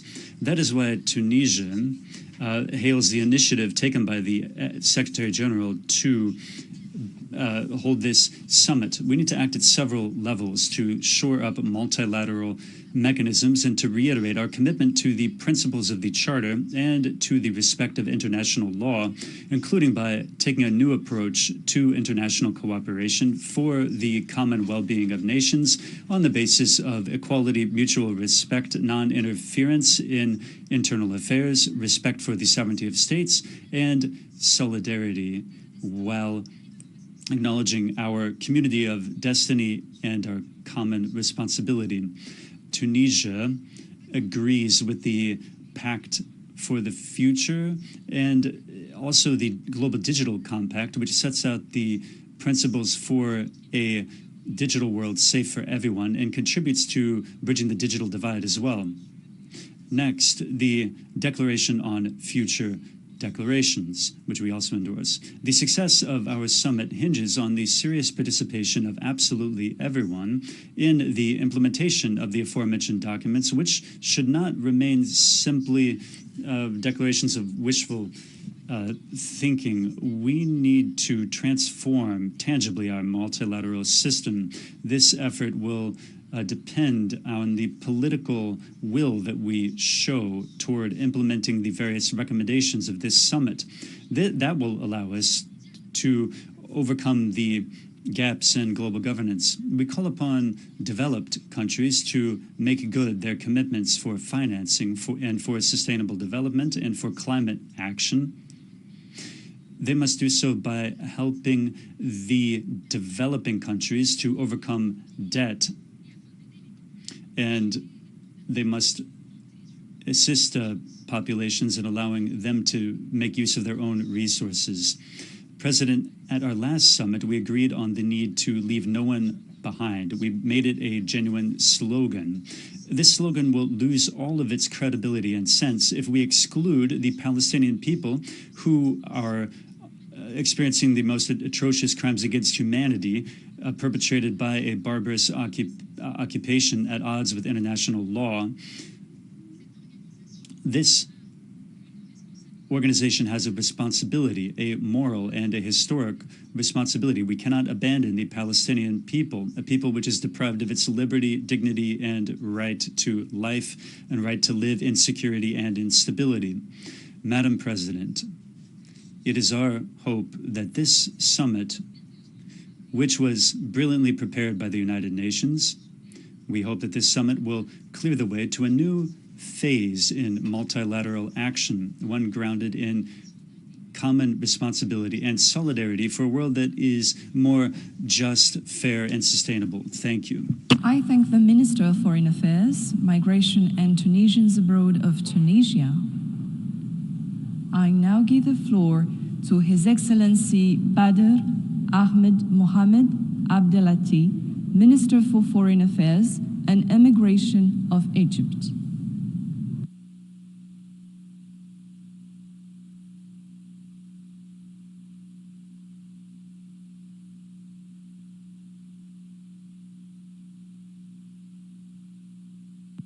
شكرا جزيلا السيد الرئيس. ترحب مصر بقمتنا اليوم ونراها فرصة لتعزيز العمل متعدد الأطراف في مواجهة التحديات التي تلقي بظلالها على الدول النامية وتؤثر على مساعيها لتحقيق التنمية المستدامة بحلول 2030. كما تعرب مصر عن تقديرها à l'horizon 2030. L'Égypte voudrait dire combien elle apprécie l'initiative du secrétaire. أجندتنا المشتركة من أجل تطوير الحوكمة الدولية حفاظاً على السلم والأمن وتحقيقاً للتنمية والازدهار وضمانة. In order to promote international governance for safeguarding peace and security, to carry out development, ensure prosperity, and guarantee that everyone is able to enjoy their human rights on the basis of equality. That's why we organized the Aswan Forum for Peace and Sustainable Development last July as a prelude to the Summit of the Future in order to present our vision with regard to the multilateral priorities for governance and for the role of young people. Egypt welcomes the adoption of the Pact for the Future and the Global Digital Compact and the Pact for Future Generations. So we'd like to share with delegations our views on how we can build on the outcome of this summit. With the exacerbation of the situation with regard to peace and security, we need to renew our commitment to the UN Charter in respect for the sovereign equality of states in order to maintain the credibility of international order in accordance with these constant parameters and not have dual standards. We defend the Palestinian cause. We are in favor of an independent Palestinian state in the 1967 borders with East Jerusalem as its capital, and we confirm our trust in the justice of the international system, but this is being sorely tested given the impotence of the international community in putting an end to the tragedy happening in Gaza, and which is in danger of extending to Lebanon and the whole region. Egypt is very much attached to the territorial integrity and the stability of Somalia throughout its national territory. We stress the importance of the territorial integrity of Sudan as well.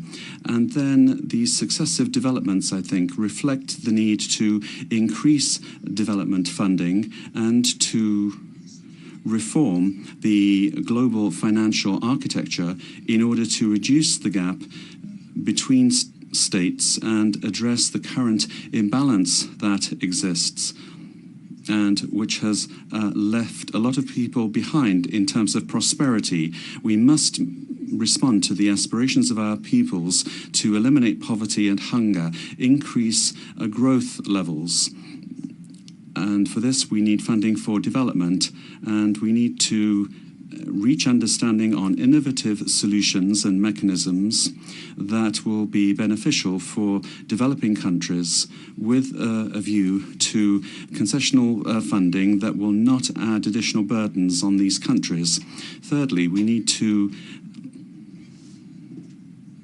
ensure that we're able to promote technology transfer by forging digital cooperation and increasing research and development programs and strengthening capacity, particularly in Africa, in addition to the need to support African countries' efforts to counter the negative effects of climate change on the principle of common but shared responsibility. Common but differentiated responsibility. We must do everything to address water shortages as well and promote cooperation with regard to water and cross-border water arrangements according to international agreements.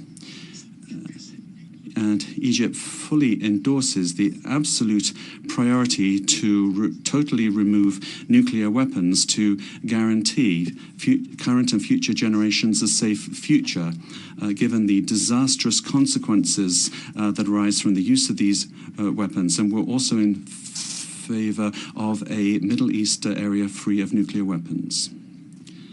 The speaker's microphone was cut off. Minister for Foreign Affairs of the Comoros.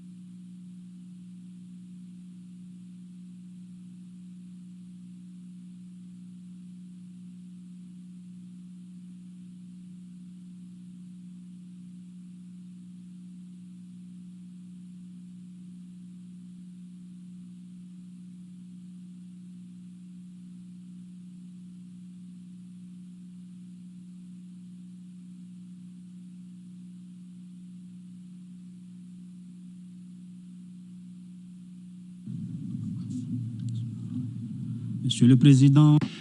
Mr. President, Excellencies, ladies and gentlemen, it's a privilege for me to be able to address you on behalf of Mr. Azali Assoumi, Head of State of the Union of the Comores, at this global event, the importance of which no one could call into question. This summit for the future brings us together indeed to renew global solidarity in order to ensure that we respect our global commitments. Mr. President, sustainable development requires strengthened, enhanced action in order to achieve the sustainable development goals, particularly in the least developed countries. Funding for development in this regard is a critical challenge because there cannot be any progress made without it.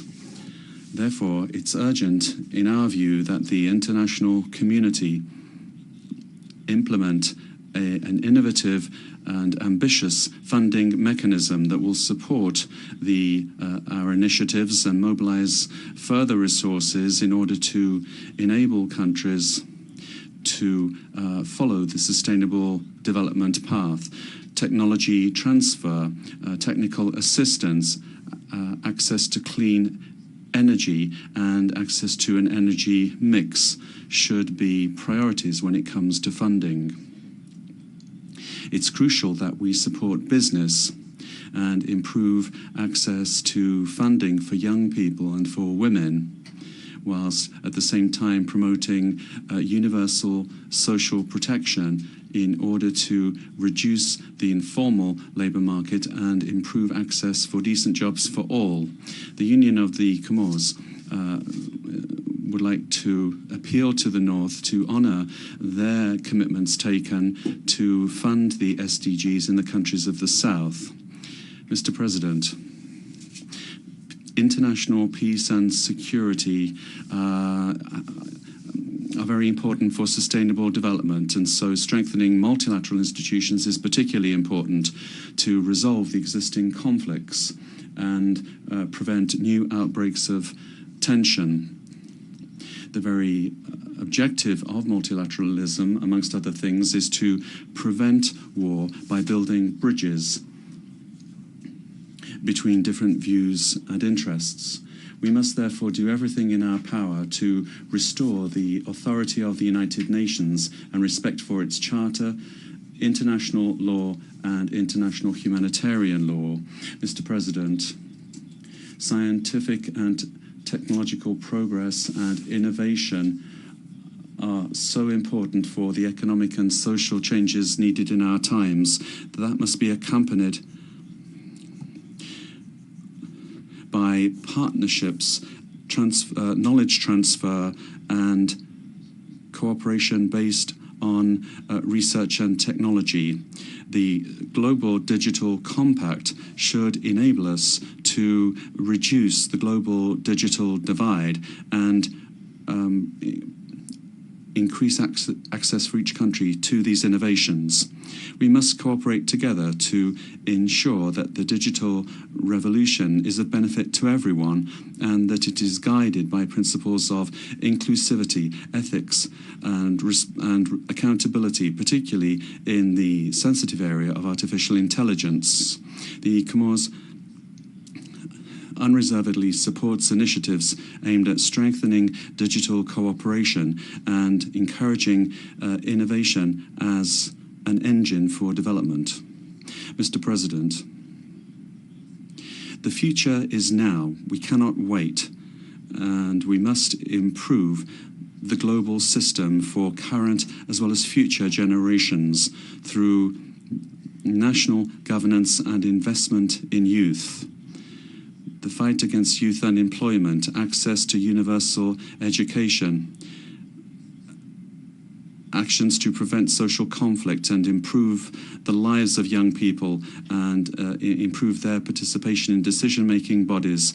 All of these things should be priorities for all of us.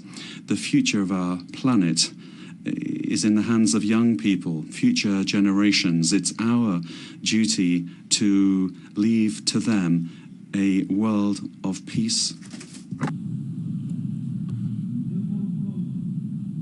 I thank the Minister for Foreign Affairs of the Comoros.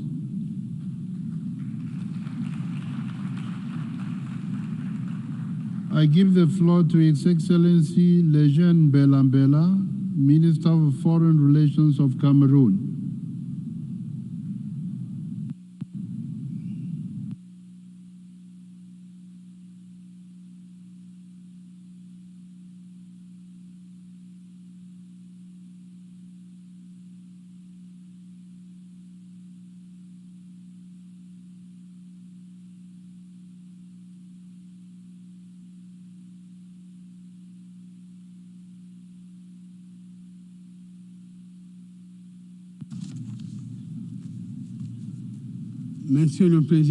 President, I would like to thank you for inviting me to speak. And I'd like to take this opportunity to express that it is a great pleasure and indeed an immense honor that for me to make this statement during this meeting on behalf of His Excellency Paul Biya, President of the Republic of Cameroon and head of our state. I quote his statement: "We have just adopted the Pact for the Future and its 2 annexes. They cover digital aspects and future generations. I wish to congratulate all those involved in the negotiations who were able to overcome their differences and reach agreement on what was essential in order to reach consensus, the consensus which unites us and that we are currently celebrating.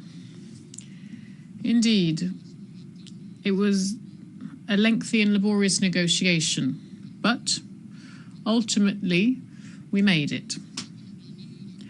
We have proven once again, that real political will and a high awareness of a common good means that we can achieve the goals that we set ourselves. The Pact for the Future that we've just adopted is a real gamble on peace, on sustainable development and human dignity for current and future generations. Thanks to its guidance and the objectives contained in it, and above all, thanks to the specific actions contained therein, this pact is a suitable way of guiding us towards the future that we wish to see, the future that we have defined together And we defined the priorities of this in this very building several years ago. This, the planet and humankind are priorities, as well as eradicating poverty, shared prosperity, and also the need to leave no one behind. In order for this pact to be implemented effectively, we must act without further delay, showing a renewed political will. The challenges that we're facing are growing in number and are gaining in complexity.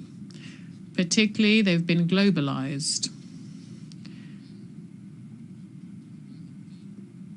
It's a question of the future of humankind in this ever-changing digital world. Science and technology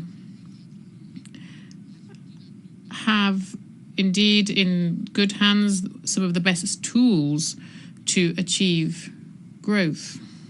Together, and indeed the pact that we've just adopted, brings all these tools together with unity, solidarity, and humanity at its heart. This is the end of the quote. Thank you very much. I thank the Minister for Foreign Relations of Cameroon. I give the floor to His Excellency Ki Huan Kweong, the Deputy Foreign Minister for Multilateral and Global Affairs of the Republic of Korea, for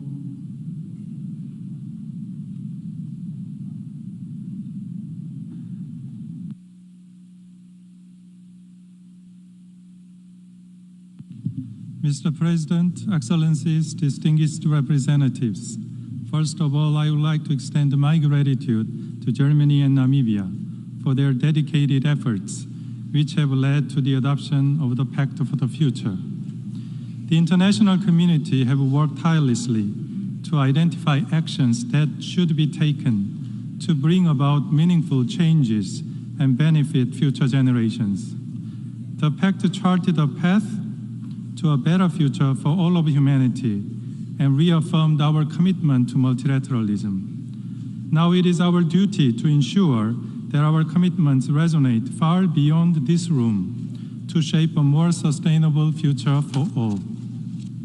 The actions outlined in the Pact must be implemented collaboratively by member states, international organizations, civil society, and private sector.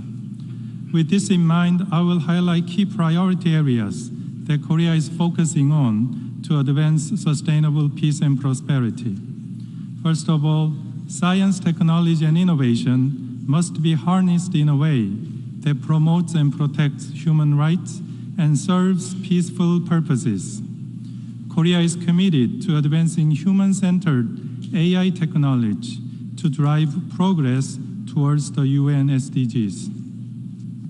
Following the AI Seoul Summit in May, Korea convened AI Global Forum to push for the establishment of AI norms in the private sector.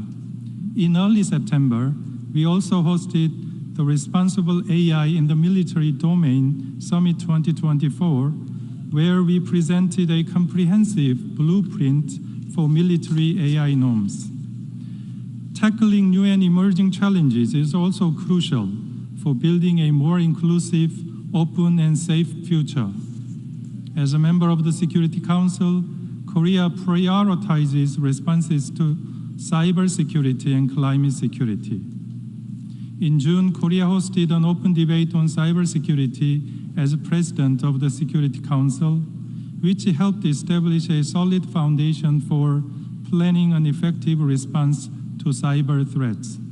Korea also supports the role of the Peacebuilding Commission as a platform for sharing good practice among member states and fostering partnerships among diverse stakeholders.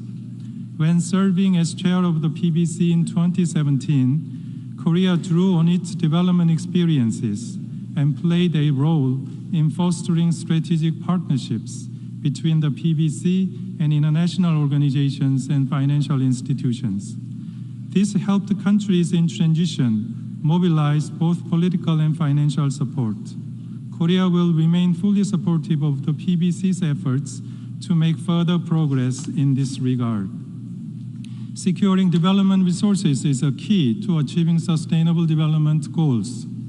Korea has consistently increased its ODA with an expansion of over 30% this year compared to last year.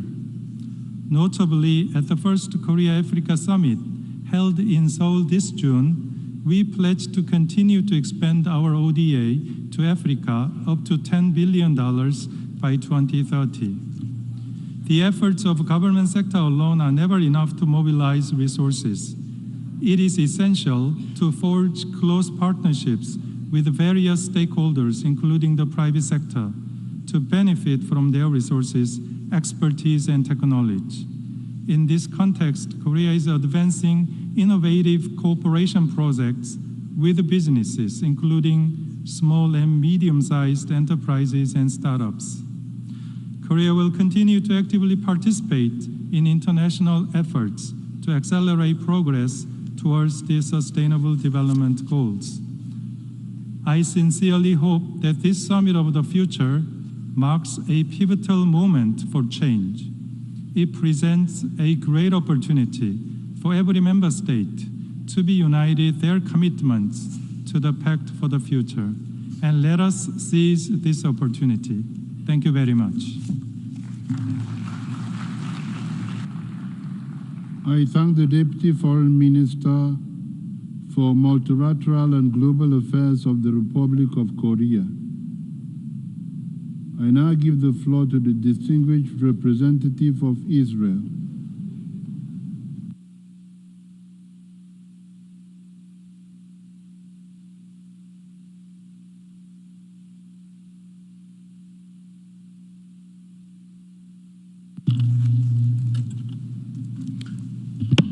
Thank you, Mr. President. While Israel is fully committed to this pact and the pursuit of the SDGs, we continue to face relentless attacks from non-state actors that threaten our very existence. As we gather here today to speak about the future, hundreds of rockets are being fired at our civilian population. Let me be clear, we are a peaceful nation.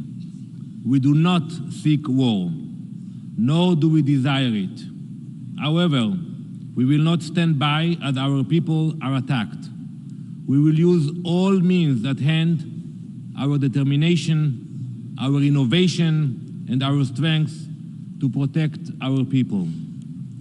Last night, hundreds of thousands of Israelis slept in bomb shelters as Hezbollah, a terrorist organization which holds Lebanon captive, fired upon them. Since October 8th, over 8,000 rockets have been fired at our people.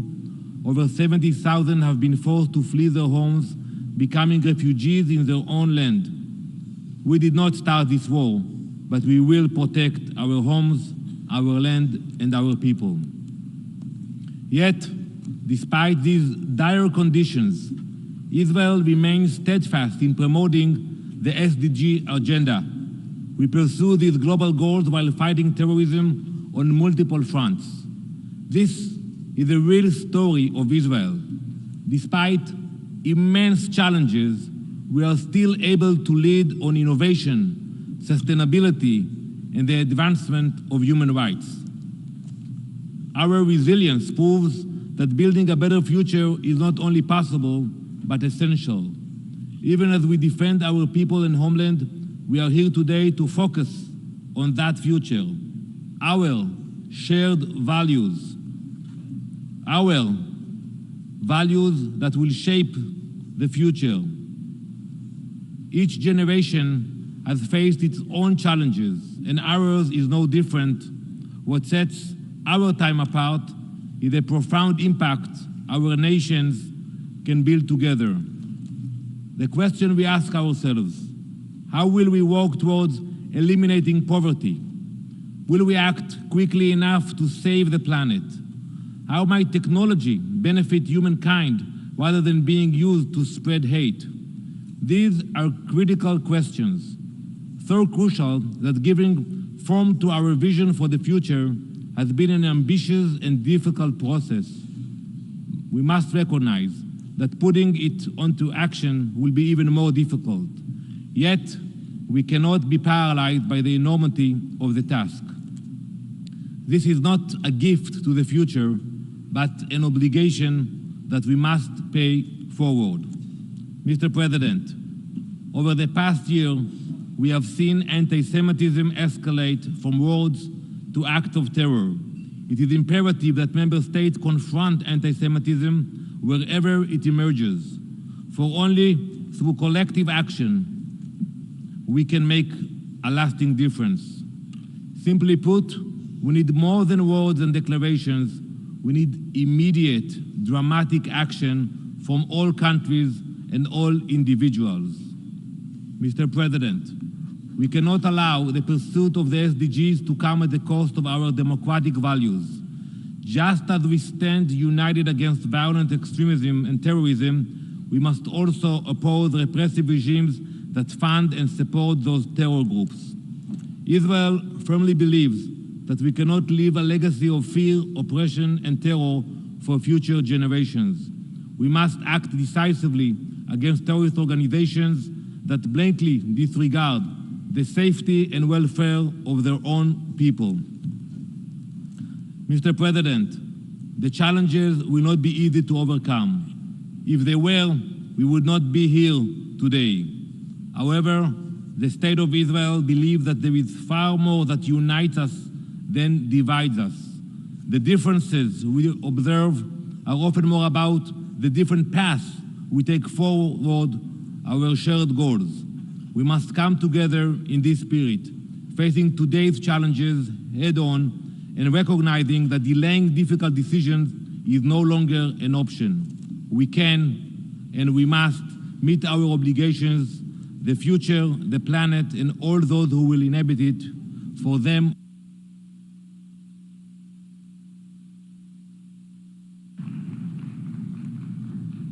I thank the distinguished representative of Israel.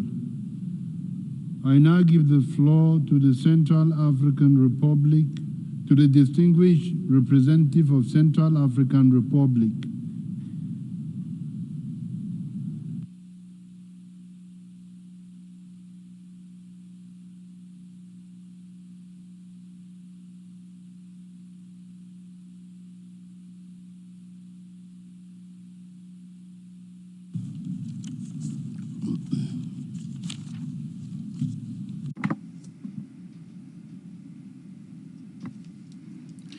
Mr. President, Excellencies, ladies and gentlemen, the Central African Republic welcomes the adoption today of the Pact for the Future, to which is annexed the Global Digital Compact and the Declaration on Future Generations.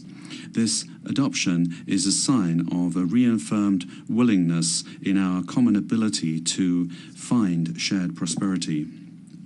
This ambitious pact and transformative pact is an important step to re-establish, restore trust in our common humanity.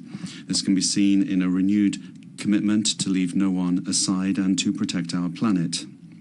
I remain convinced that the implementation of specific actions within this pact and its annexes are necessary in order to speed up the achievement of the SDGs, to preserve rights, to improve global governance, and thus to preserve peace and stability. I would particularly like to stress the word action, which invites us to leave behind the deadlocked environment that has been putting us into a deep sleep for many decades, and where we have seen inequalities in rights get worse over the years, particularly the right to development, the right to a safer and more sustainable world, the right to self-determination, to sovereignty, and the right of people to be involved in global governance. This lack of action that we have seen over the last 30 years, be it in working groups or in intergovernmental negotiations, is what we have seen without our organization even being able to reform itself, particularly reform of the Security Council, which would be repairing historic injustice done to Africa. This Security Council, however, no longer reflects today's world, and where we see double standards, a lack of understanding and taking of sides, that now has become the rule to the detriment of equality, coherence, objectivity and effectiveness, thus reducing the chances of peace for very many countries and peoples that are suffering. I hope that this pact will not be an umpteenth lost opportunity, and that together we really will be able to change the situation. To do this, we need awareness raising and an immense amount of political support, and a lot of work needs to be done in conflict prevention and funding for development and sharing of knowledge and innovation, so that the new social contract that we are agreeing today will be focused on multilateral solutions for a better future for everyone, particularly young people, girls and women. In Central African Republic, the implementation of the 2030 agenda is limited by internal challenges linked amongst other things, to the security situation, our landlocked nature and lack of energy. To speed up the implementation of the SDGs, the government has defined and validated a national development program 2024-2028 of $12.8 billion, aiming to build a prosperous country that has quality human capital and resilient and sustainable infrastructures based on a more inclusive rule of law, based on the principles of good governance. The challenge for our country is to move from a situation of emergency to a situation of sustained development that can bring about structural change in the economy, where young people, women and the private sector will be given a priority. In recent years, the youth of the Central African Republic, about 70% of the population, has benefited from awareness-raising activities with regard to the importance of peace. This has been seen particularly in my country. Young people have decided that peace involves entrepreneurship. We need to rethink the global financial international architecture. Think again about aid. Help our most vulnerable populations and free up the necessary funding to support our development programs. And here we see the use of new technologies and innovation as being an important lever to increasingly leverage national resources. So this pact will be very important to maximize the use of technology and promote growth. Pooling our efforts together does not mean that we should disperse them. We need to follow the aspirations of our people to build their future and ensure that no one is left behind. Thank you. I thank the distinguished representative of the Central African Republic. I now give the floor to the distinguished representative of Austria.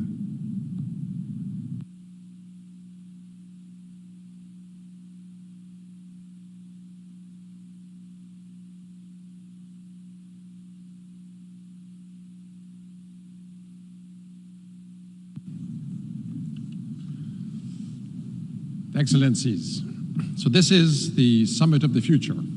I have to say, it feels much like the present. Permit me at the outset to convey greetings from Austrian President Alexander van der Bellen, as well as his sincere regrets for not joining us today. As you know, Austria, along with our neighbors, has been grappling with the consequences of unprecedented floods.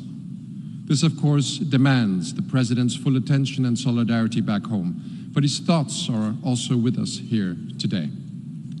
Summits hold special significance in Austria, a land of many mountains. Every hiker knows that a climb to the summit can be arduous, but reaching the top feels sublime. But you also have to get back down again, and descents can be rough. Getting to the summit of the future was not easy. The negotiations sometimes felt very much like an uphill climb. But with the determination to shape a better future for all, we succeeded. Even with the unnecessary distractions this morning, the adoption by acclamation of the Pact today made two things clear. First, the leaders of the world are committed to bringing about positive change together. And second, they will use this organization, the UN, to address the challenges of today and those we expect in the future. The pact that we adopted this morning will make processes and institutions more effective and responsive to our needs. There's much that we agreed to. Groundwork for global cooperation on digital technologies, artificial intelligence, and cybersecurity, using the immense potential for space as a driver for sustainable development, a new focus on achieving the SDGs and accelerating climate commitments, concrete steps to reforming the UN Security Council, and the will to address reform of the wider international architecture. The actions of the Pact speak for themselves. They show determination to take bold steps for our planet and for future generations. Some highlights of the Pact reflect Austrian priorities that we'll pay particular attention to in the implementation phase, the descent from the mountain, as so to speak, which can also be difficult, such as strengthening the rule of law and human rights, and our commitment to the universal principle that all human beings are born free and equal in dignity and rights. On disarmament, we must ensure that nuclear weapons are never used again, and that new technologies empower future generations, not dehumanize them. We need legally binding prohibitions and regulations of autonomous weapon systems. Regarding peace operations, we appreciate the recognition of a new era that is more targeted, flexible, and collaborative. We welcome a holistic review of UN peace operations across the entire peace continuum, from prevention and peacemaking to peacekeeping and peace building. Strengthening synergies between the UN and regional organizations, such as through regular meetings, is essential to establish real networked multilateralism. Finally, on global governments, the Pact contains a commitment to a meaningful reform of the Security Council. Together with Ambassador Tarek Al-Banai of Kuwait, I had the honor of co-chairing the intergovernmental negotiations on Security Council reform and facilitating the actions in the Pact, where leaders pledged to ensure greater representation for underrepresented regions and rectify the historical injustice against Africa, where leaders reaffirmed their determination to making the Council more effective, transparent, and accountable, including by discussing limitations of the veto, where they agreed to work on the basis of a consolidated model of a new council, and where they agree specific interim measures until the reform enters into force. As the Secretary General said, this constitutes the strongest language on council reform in a generation and the most concrete steps to Security Council enlargement since 1963. This augurs well for the future efforts to reform the Council. Excellencies, Austria strongly believes in multilateralism, that the solution for global challenges lie in cooperation, dialogue, and partnership. And it's in this spirit that we're a candidate for a non-permanent seat to the Council at the elections in 2026. In closing, let me thank the Secretary General for bringing us together today. The Pact for the Future shows that there is so much that unites us, so much more than divides us. As the Summit of the Future becomes the event of the past, let us set out for the future with optimism and humility. Multilateral diplomacy can only work with open minds. If we come to the UN not to speak only, but also to listen. If we show respect and believe diverse views are positive. If we engage in the spirit of compromise. If we put acting together first in and through the United Nations. Thank you.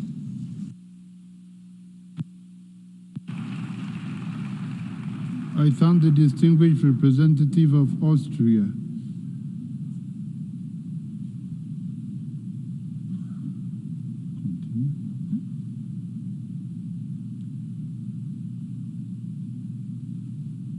We have heard the last speaker for this meeting. The next meeting of the Summit of the Future will take place immediately following the adjournment of this meeting to hear speakers listed for that meeting. Before adjourning the meeting, I wish to inform members that following the deadline of 29 July 2024 for inscription by states and the European Union in the list of speakers for the plenary meetings of the Summit of the Future, the Secretariat has received additional requests for inscription from 3 delegations. If I hear no objection, may I take it that the Assembly decides to reopen the list of speakers for these delegations to hear their statements at the last position in the appropriate category at the afternoon meeting today, 22nd September 2024. I hear no objection. It is so decided. The meeting is adjourned.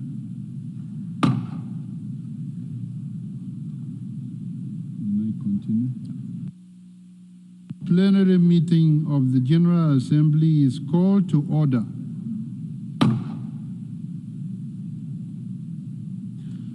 The General Assembly will continue the Summit of the Future under Agenda Item 123, entitled Strengthening of the United Nations System. Before we begin with the list of speakers, delegations are reminded that statements should be limited to 5 minutes for participating states and 3 minutes for other statements.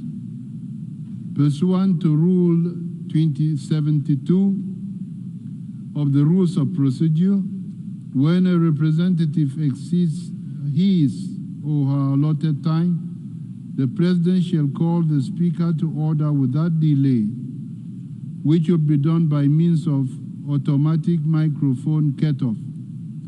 In accordance with Resolution 72/313, the All Protocol Observed principle is recommended, whereby participants are encouraged to refrain from the listing of standard protocol expressions during their statements. Within this time frame, I would like to appeal to speakers to deliver their statements at a reasonable pace so that interpretation into the other official United Nations languages may be provided properly. The list of speakers for each meeting shall be completed and no speakers will be rolled over to the next meeting. Speakers who are not present when their speaking turn comes will be automatically moved to the next available speaking slot within their category at the same meeting. I invite His Excellency Alexander Vučić, President of the Republic of Serbia, to address the Assembly.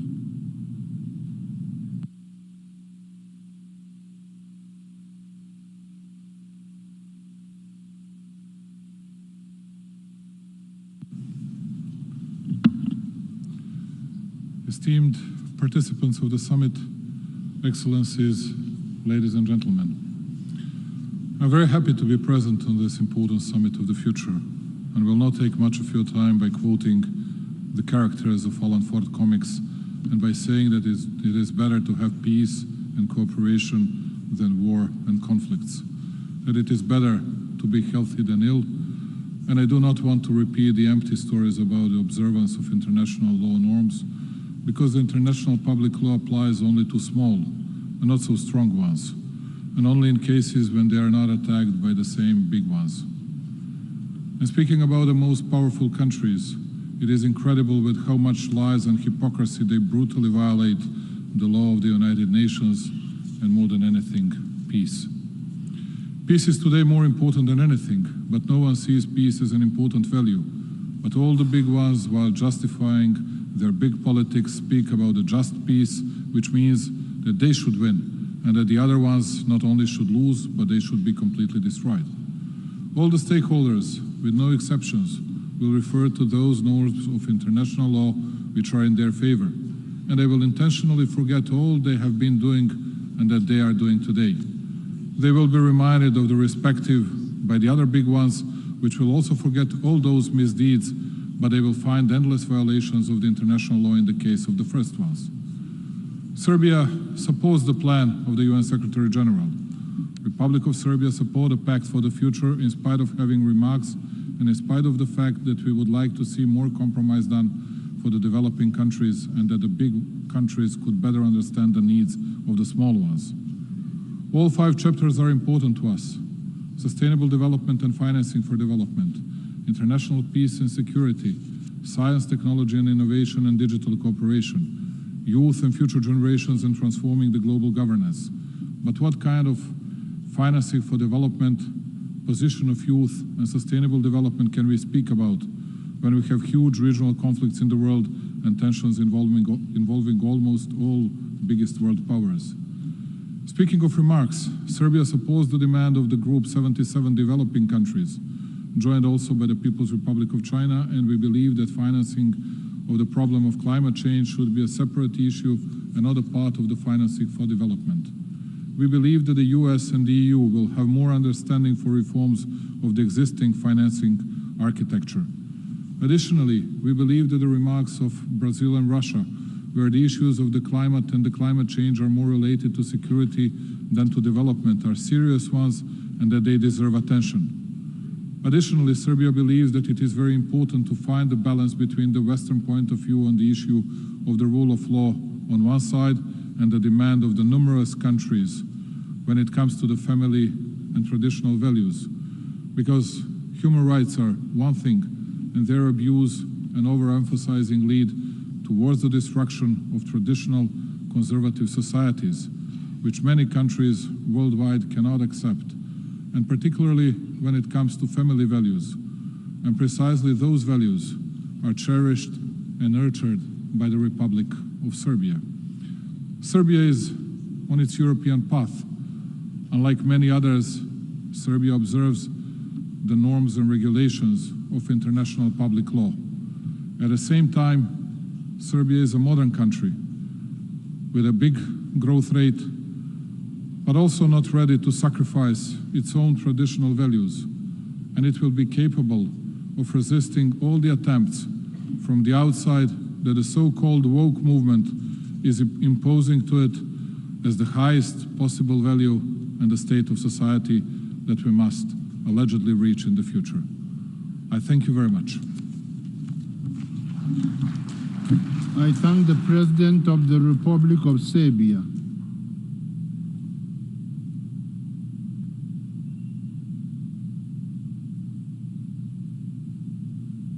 I invite His Excellency William Samoei Ruto, President of the Republic of Kenya and Commander-in-Chief of the Defense Forces, to address the Assembly.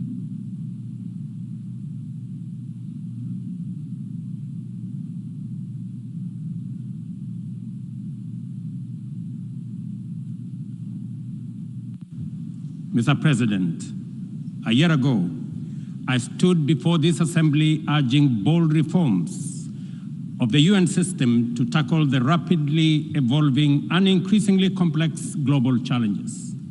Today, that call is as urgent as it was then. The planet is heating up. Our climate is in crisis. Oceans are rising. Deserts are spreading, and conflict is engulfing the world.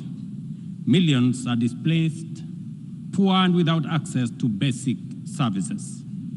Unfortunately, our multilateral system has proven inadequate in addressing crises such as climate change, inequality, and debt.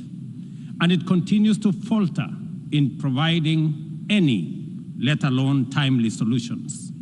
Without immediate action, humanity will face an unprecedented global crisis. Today, we have no choice but to reject outdated systems and reimagine a framework of international cooperation that works for all 8 million of us in the planet. This means redesigning international financial system, strengthening partnership for common security, bridging the digital divide, and investing in human capacity, especially empowering women and youth. The window to achieve this is, however, fast closing. The Secretary General's 2024 SDG report paints a dire picture. Only 17% of SDG targets are on track, largely due to unmet financial commitments, and developing countries, particularly in Africa and the Global South, are facing severe funding shortages, and the gap is widening. At the 2023 UN SDG Summit, we highlighted the urgent need to overhaul the global financial system. As we approach the fourth Financing for Development Forum in 2025, Imaginative solutions for debt relief and development financing are essential to close the SDG gap. We must address the historical injustice of Africa's lack of permanent representation on the UN Security Council as a matter of justice in the ongoing UN reforms. Additionally, region-led peace operations, sustainably funded by the UN-assessed contributions, are critical in addressing today's complex security challenges. In Kenya, we aim to increase forest cover by 30% by planting 15 billion trees, an effort largely led by our youth. 2 weeks ago, I launched Climate Works, a program to employ 200,000 young people in sustainable public works focused on ecological restoration and infrastructure. But we must recognize that the pace of technological advancement, particularly with AI, is widening the global digital divide. Africa holds critical resources for the tech revolution, yet receives disproportionately low benefits. A year ago, I stood here at this assembly to declare Kenya's commitment to contribute to an international security support mission to Haiti. Yesterday, I was in Port-au-Prince to witness the significant progress made by Kenya's Africa-led mission, even with the constraints of limited resources. What looked like mission impossible is now a present and real possibility for peace in Haiti.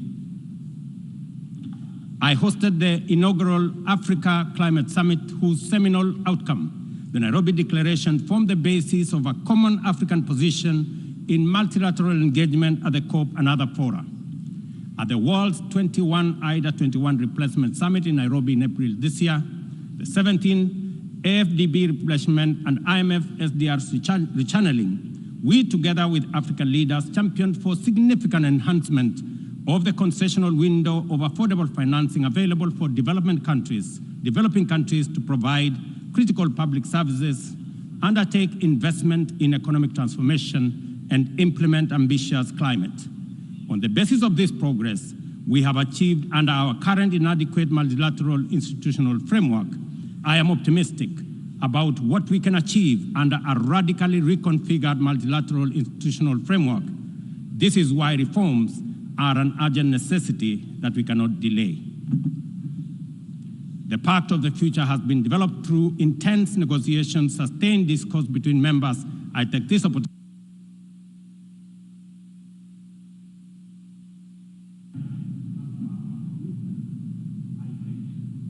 I thank the President of the Republic of Kenya and Commander-in-Chief of the Defense Forces.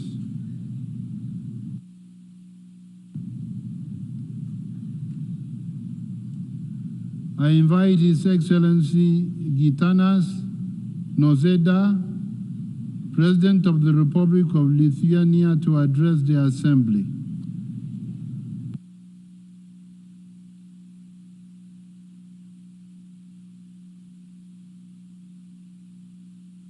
Mr. President of General Assembly, I would like to express my sincere gratitude to Germany and Namibia for your work in mobilizing the international community for this Summit of the Future. Your efforts to address the pressing challenges of today deserve the highest praise. Thank you. Excellencies, my country, eager to build a safer, more sustainable and inclusive world, has put constructive work into the Pact for the Future and its accompanying documents. We welcome the commitment by the Declaration on Future Generations to safeguard those who will inherit the world. To shape our future for the benefit of all, we must act with vision, courage, and unity. And we must act now. First, we need to return to the rules-based international order. For Lithuania, this means supporting Ukraine in its fight for freedom and democracy. It is crucially important that Russia is not allowed to walk away with occupied Ukrainian territories. Therefore, Lithuania calls on the international community to put more efforts into limiting Russia's ability to continue its colonial war. Russia must be forced to completely withdraw from the entire territory of Ukraine.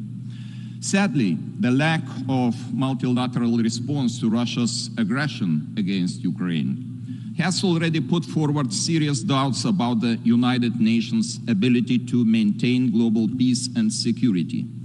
Significant reforms of the organization, including those of the Security Council, are clearly needed.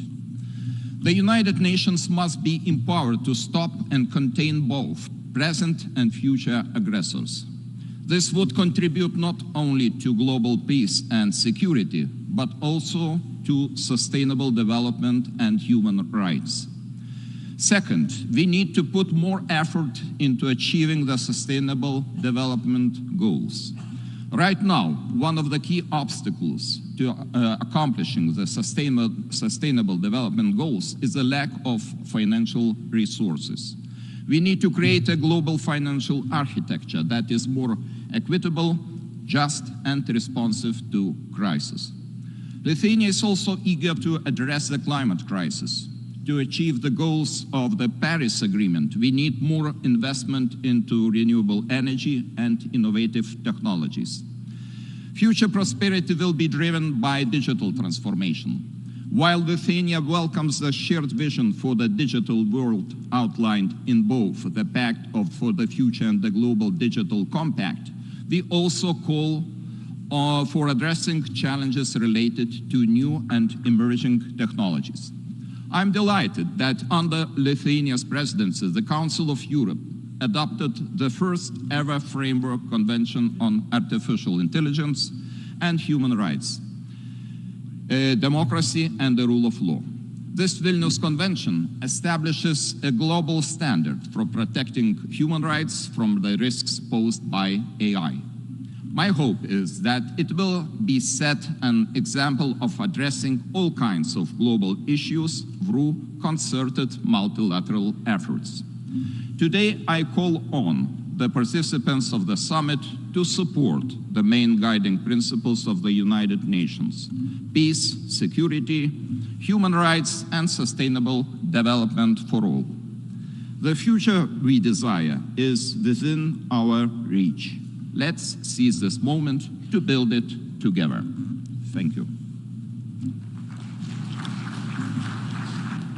I thank the President of the Republic of Lithuania. I invite His Excellency Filipe Jacinto Nyusi, President of the Republic of Mozambique, to address the Assembly.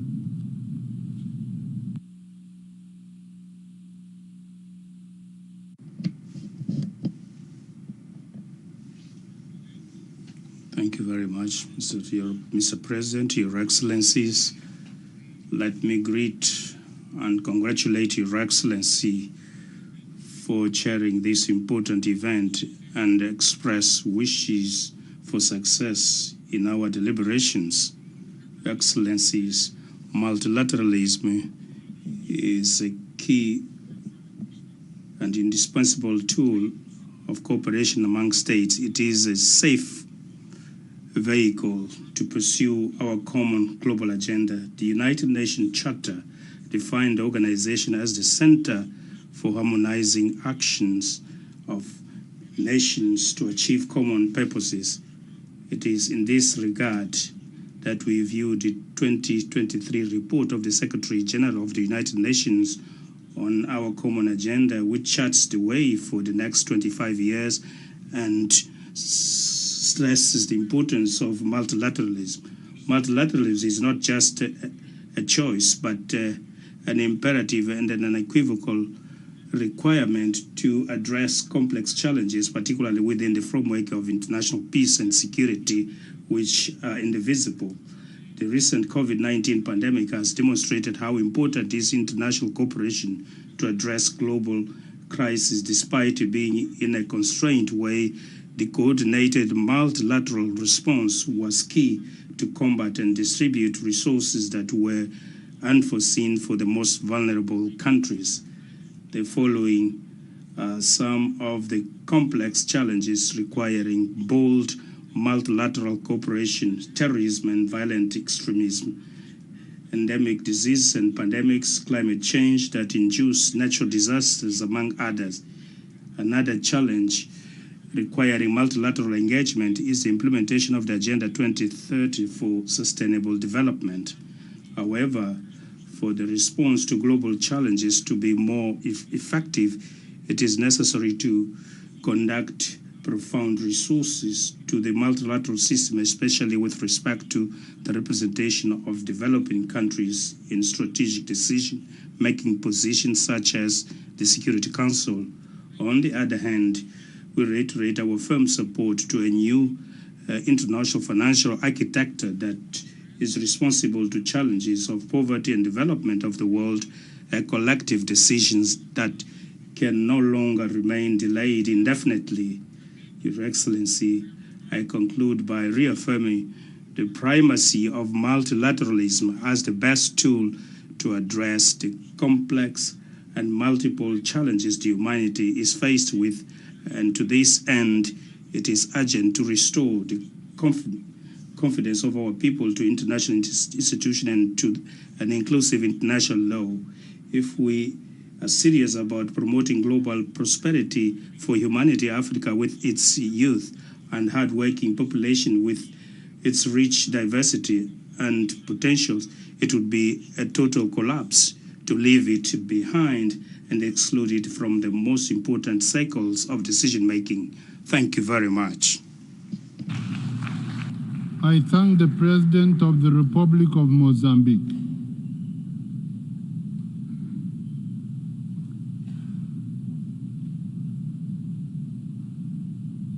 I invite Her Excellency Gordana Sidianowska Davkova, President of the Republic of North Macedonia,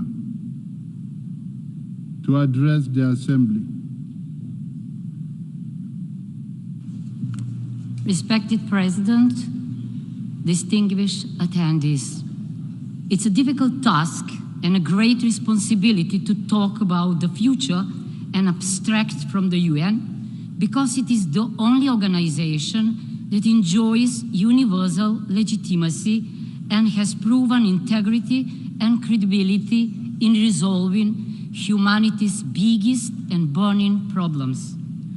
On the eve of the 80th birthday, I am confident that the UN has accumulated enough knowledge, experience, and creation, learned numerous lessons, gained wisdom, acquired rich memory as necessary assumptions for a real perception of the present and for projecting the future. The future is neither a fiction story nor an illusion, but a real assessment of expected changes based on a thorough critical analysis of evidence and diagnosis of natural and social conditions. Hence, the future could perhaps be seen as a certain expectation of change. I believe there is no place more appropriate than the UN for a consensus on the future seen through the prism of the biggest dilemmas and challenges. I believe it is a high time to face the ugly reality of wars, natural disasters, enormous pauperization, inequality and injustice, violation of international law, even of jus cogens, practicing the rule of man instead of the rule of law, sacrificing justice, ethics, and morality for profit and power.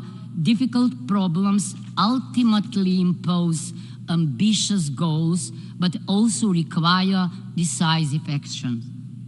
Brave undertakings are impossible without profound reform of the UN, strengthen multilateralism in decision-making, a developed checks and balances mechanisms in the relations between the Secretary General, the Security Council, and the General Assembly, greater inclusiveness and transparency of the decision-making process, as well as decisiveness and efficiency in dealing with the enormous threats to peace, sustainable development, and human rights. Sincerely, I think that decorative of the UN or flying without moving are not enough. But what we need is substance, structural, functional, meritocratic, democratic changes.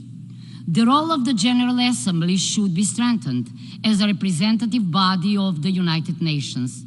The International Court of Justice must be given a stronger role, and its judgments must become binding for everyone.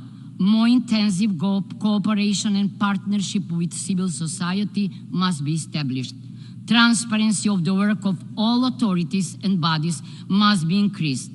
I am not of the opinion that enlarging the Security Council with a few new permanent members with exclusive veto rights by itself would mean a greater guarantee for peace and security, although it is clear to me that the relationship of powers on the global stage today is not the same with the one from 1945. As a representative of a small country, I believe that the participation of the smaller countries in General Assembly should be increased in the body to protect themselves from the real danger from the bigger countries. Of course, the UN Charter remains a fundamental act, a constitution of the nations, but also a social international contract.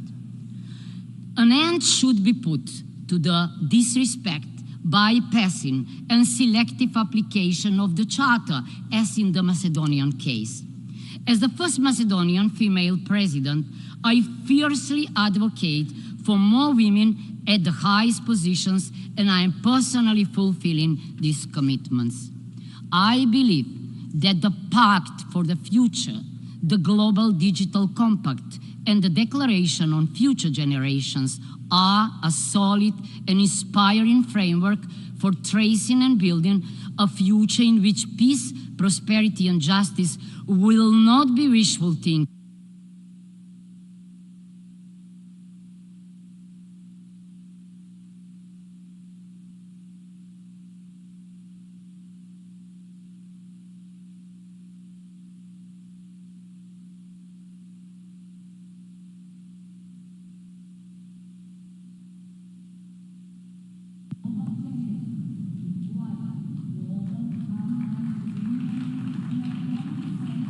I thank the President of the Republic of North Macedonia.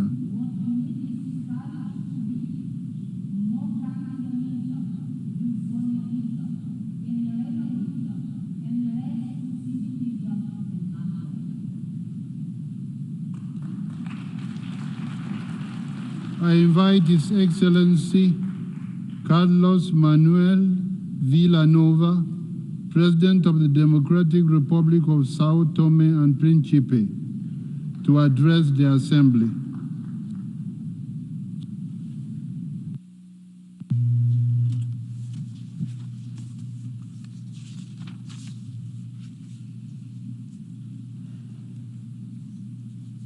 Senhor Presidente da Assembleia Geral, Senhor Secretário-Geral das Nações Unidas, Excelências, Senhores Chefes de Estado e de Governo, Senhores Delegados, muito boa tarde. É com subida honra que me dirijo a esta cimeira histórica num momento crucial para o futuro da humanidade. O mundo enfrenta desafios complexos que exigem ações urgentes e coordenadas, e os diálogos interativos desta cimeira apontam caminhos fundamentais para garantirmos um futuro próspero, justo e sustentável para todos. No âmbito da transformação da governança global e da aceleração da implementação da Agenda 2030 para o desenvolvimento sustentável, São Tomé e Príncipe reafirma o seu compromisso com os Objetivos do Desenvolvimento Sustentável. Acreditamos que a governança global permite que países pequenos e vulneráveis, como o nosso, possam ter voz ativa nas decisões que afetam o destino comum. De uma economia verde e a proteção dos nossos recursos marinhos e terrestres, como elementos centrais da nossa estratégia de desenvolvimento sustentável. Excelências, sobre o fortalecimento do multilateralismo para a paz e segurança internacional, São Tomé e Príncipe destaca a importância de mecanismos multilaterais robustos para a resolução de conflitos e a prevenção de crises.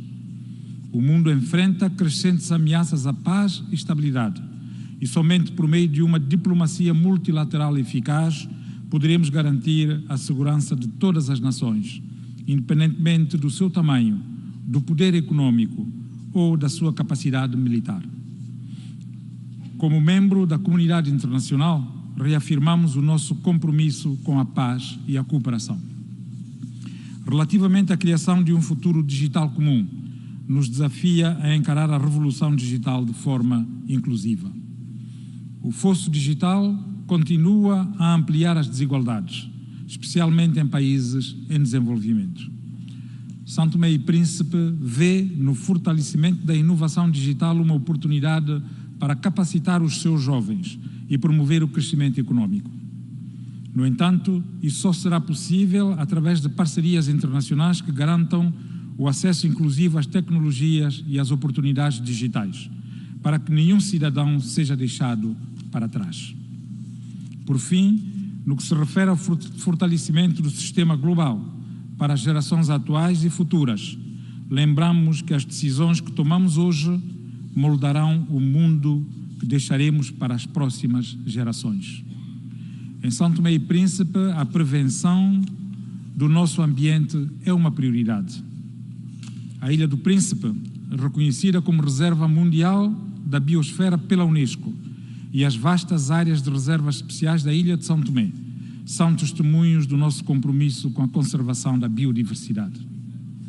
Nesse contexto, tenho a satisfação de anunciar a criação do Conservation Trust Fund de São Tomé e Príncipe. Este fundo tem como objetivo reposicionar a natureza como um ativo econômico estratégico, capaz de impulsionar o nosso desenvolvimento sustentável. Como pequeno Estado insular em desenvolvimento, enfrentamos desafios relacionados ao acesso a fontes previsíveis de financiamento e a diversificação da nossa economia. O CTF será financiado por compromissos de investidores e filantropia, além de ter como objetivo facilitar trocas de divisa por adaptação climática. Este fundo permitirá a proteção de 30% do nosso oceano, conforme estipulado pela Convenção sobre a Biodiversidade, e servirá como um pilar central para o desenvolvimento da nossa economia azul e do ecoturismo. O CTF não só protegerá a nossa biodiversidade, mas também criará novas oportunidades de subsistência para as nossas comunidades alicerçadas no valor intrínseco da nossa natureza. Estamos comprometidos em articular a conservação da natureza com o desenvolvimento econômico, promovendo a emissão de créditos de carbono baseados na produção agrícola sustentável e na conservação das nossas áreas marinhas e terrestres. A nossa adesão ao CTF reforça a capacidade do país de garantir um futuro sustentável e próspero para as próximas gerações. Para terminar, exortamos todos os países aqui presentes a trabalharem juntos.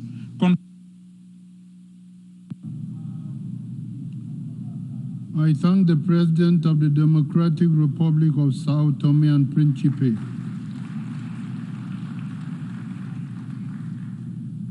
I invite Her Excellency Robina Nabanja, Prime Minister and Leader of Government Business in Parliament of the Republic of Uganda, to address the Assembly.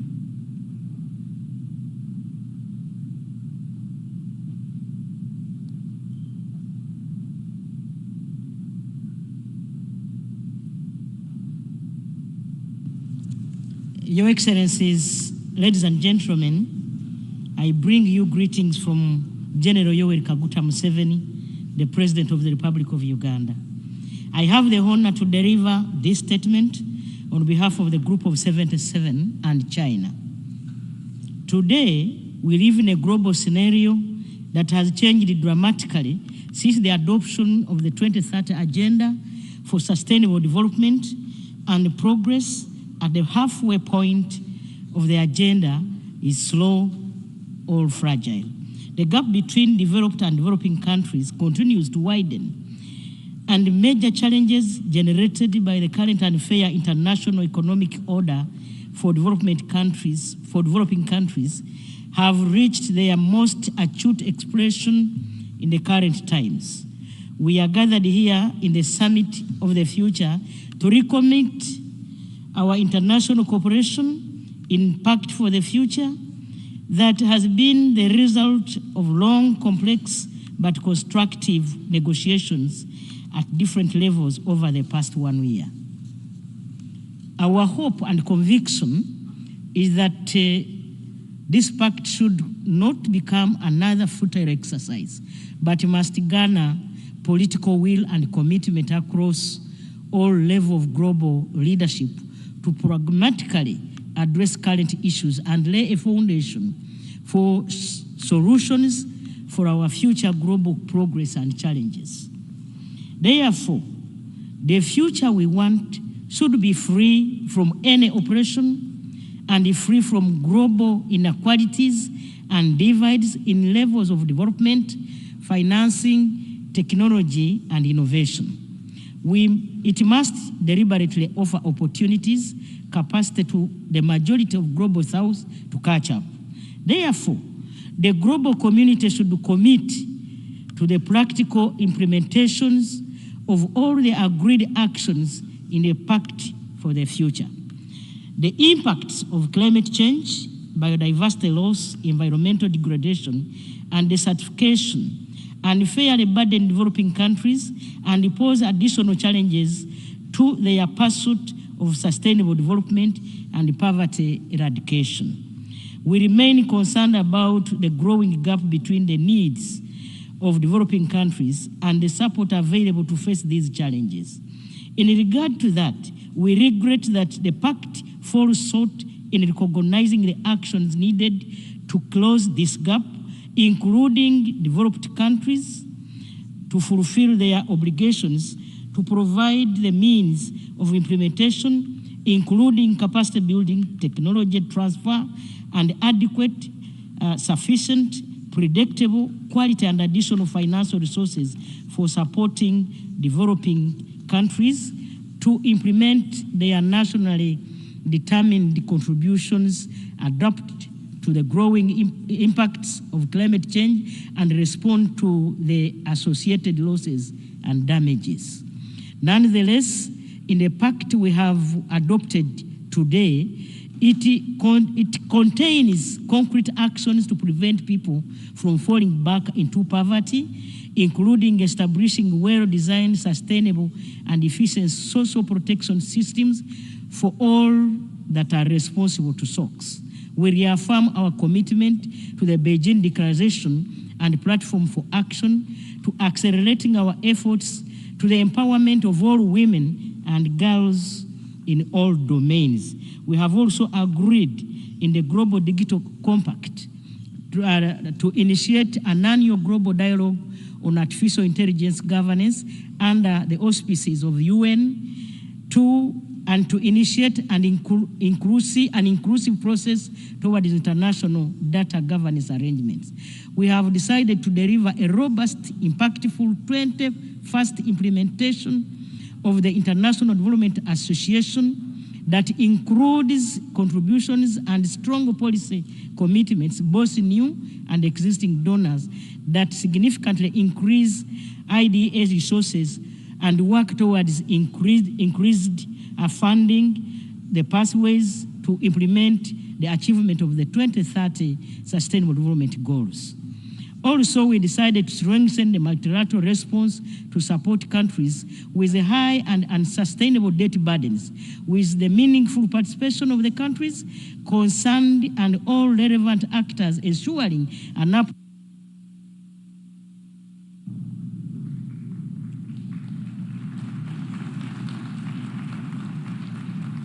I thank the Prime Minister and Leader of Government Business in Parliament of the Republic of Uganda. I invite Her Excellency Fiame Naomi Matafa, Prime Minister and Minister of Foreign Affairs and Trade of the Independent State of Samoa,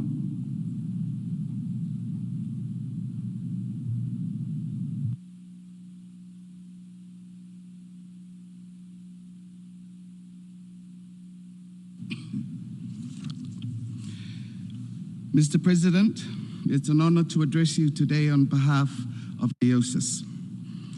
As we gather under the banner of a shared tomorrow, we stand at a crossroad where our collective will and wisdom to shape the future, a future not just for the benefit of a few, but for all.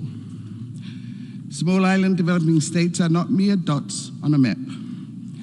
We are vibrant symphonies of life, rich with history and culture, whose resilience and courage stand as a testament to both the beauty and fragility of our world. Yet our stories are tinged with urgency. The challenges faced by SIDS are not isolated. They are intertwined with our global destiny. We know, as we have reaffirmed at the 4th International SIDS Conference earlier this year, that if we save the smallest and most vulnerable amongst us, we save the world. Multilateralism is not just a principle. It is a practical necessity for addressing the challenges before us. By coming together, we can forge solutions that no single nation could achieve alone for present and future generations. First and foremost, we must confront climate change. For SIDS, coastal erosion, increasingly severe weather events, and rising sea levels are not distant concerns. They are an immediate and severe reality. It is not enough to simply acknowledge the risks. We must act decisively.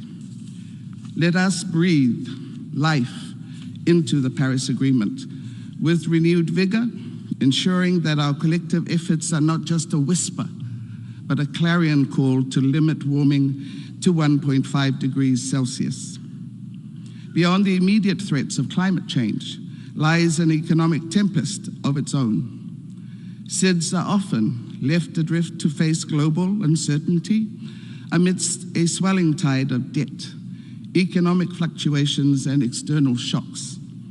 To address this, we must champion the reform of the international financial architecture to correct deeply entrenched imbalances, drive economic diversification, and promote international partnerships that can deliver resilient prosperity.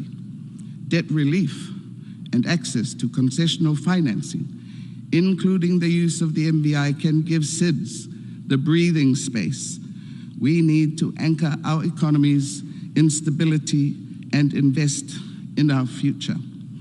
Lastly, it has become abundantly clear that artificial intelligence and digital technologies can be a game changer in solving our common challenges.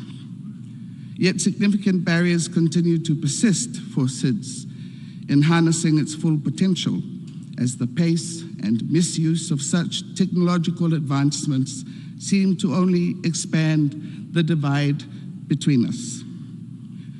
By bridging this digital gap, we can improve sectors vital to our communities, share best practices, and unlock new opportunities for growth and digital transformation, including through the SIDS Center of Excellence. In closing, the future we envision, enshrined in the Pact for the Future, must be one where no one and no country is left behind.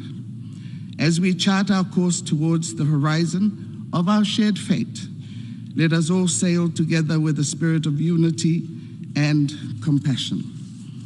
Mr. President, may our actions be a beacon of hope, reflecting the strength and will of our collective humanity, so that every country, no matter how small, finds its place in the sun. Thank you.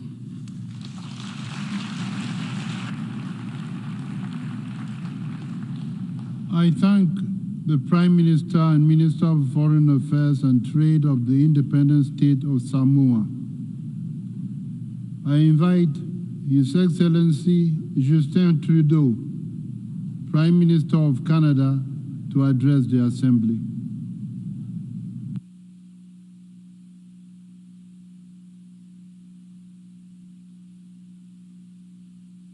Mr. President, fellow delegates, friends, as we meet here in New York at the UN General Assembly for this Summit of the Future, we're at a global inflection point.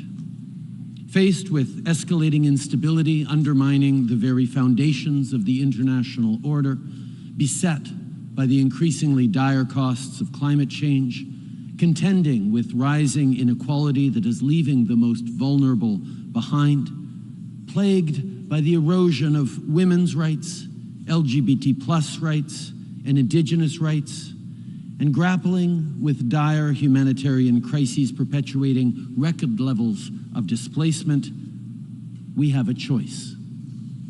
On the one hand, we can bury our heads in the sand, eschewing multilateralism in favor of short-sighted self-interest, or we can recognize that collectively we have a responsibility to set our differences aside, to confront the serious global challenges, and to deliver on a pact for the future that builds a more peaceful world, but also one where everyone, every generation, has a real and fair shot. In Canada, that's what we are squarely focused on. As I travel across my country, Canadians of all walks of life, but particularly young Canadians, tell me that they're worried. They're worried about the state of the world and the future. But most importantly, they're worried about the very promise of Canada. The promise that if you work hard, you can do better than the generations that preceded you. That promise is slipping out of reach, so as a government, we are stepping up. The solution to anxiety and angst is not to deceive and deflect, but to take action. We know that confident, successful countries invest in their citizens, in their workers, in their middle class, in national $10 a day childcare that saves families money while ensuring women can choose the best path for themselves, in nutritious school meals so our kids can focus on learning and growing, in an ambitious housing plan that will deliver good, abundant, and affordable homes, in a national dental care program that in its first months has already delivered quality care to 750,000 Canadians, in a growth and industrial strategy that creates good-paying, community-building, middle-class jobs, all while fighting climate change. These are choices that deliver on the promise of Canada for every generation. These choices reflect a commitment to investing in our people and in our future, but also a commitment to tackle global problems that we all share. Les changements climatiques. Climate change and inflation don't stop at borders. Inequality is a problem for the entire world, for people from all walks of life. If we really want to serve our own citizens, we must together tackle the great global challenges. We should work within institutions such as the United Nations and renew our commitment to the Sustainable Development Agenda for 2030. We need to protect and support the rule of law and democratic values. We should spearhead efforts to reform in the international financial institutions. We must put women's and girls' rights at the very heart of our efforts, much like we have done with our feminist international assistance policy. We must recognise also that rich countries such as Canada have a duty to fight climate change, which is what we're doing through our commitment of $5 billion towards global climate financing efforts. And we are the first big oil and gas producing country to establish an emission ceiling in this sector. Delegates, nearly 80 years ago, in the aftermath of the most destructive war in our collective history, we formed these United Nations. And we did so with the aspiration to build something better for today's generations, yes, but also for many generations to come. All of us gathered here have an opportunity to hold true to that mission, to fulfill the promise of our Pact for the Future to deliver fairness for every generation. Merci.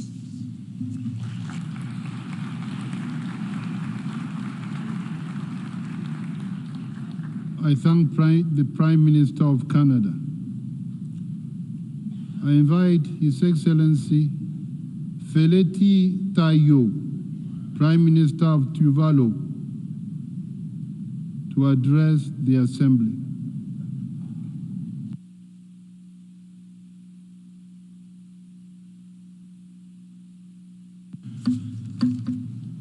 Mr. President, Excellencies, it is with absolute and immense honor that I, as the head of government for the government of Tuvalu, offer my perspectives on the objectives and pursuits of the Summit of the Future.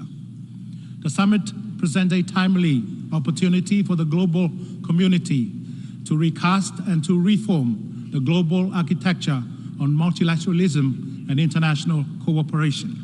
The exercise is essential to assure their relevance and effectiveness in addressing the challenges of today and for those of years to come.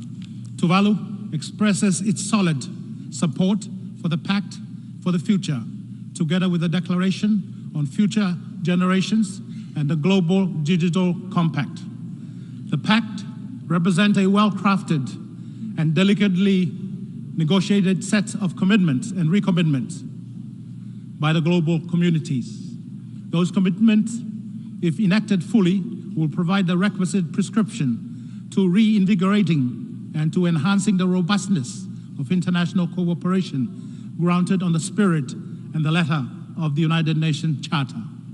Excellencies, the global community, in adopting the 2030 Agenda and the SDGs, acknowledge the reality that sustainable development, the preservation of the environment, the maintenance of peace and stability are all interconnected and intertwined. It is therefore imperative to understand that achieving one goal is dependent on achieving all others. The SDGs, which include the eradication of poverty, ensuring quality education and health, and combating climate change, to name some, are the blueprint for a better and more sustainable and secure future.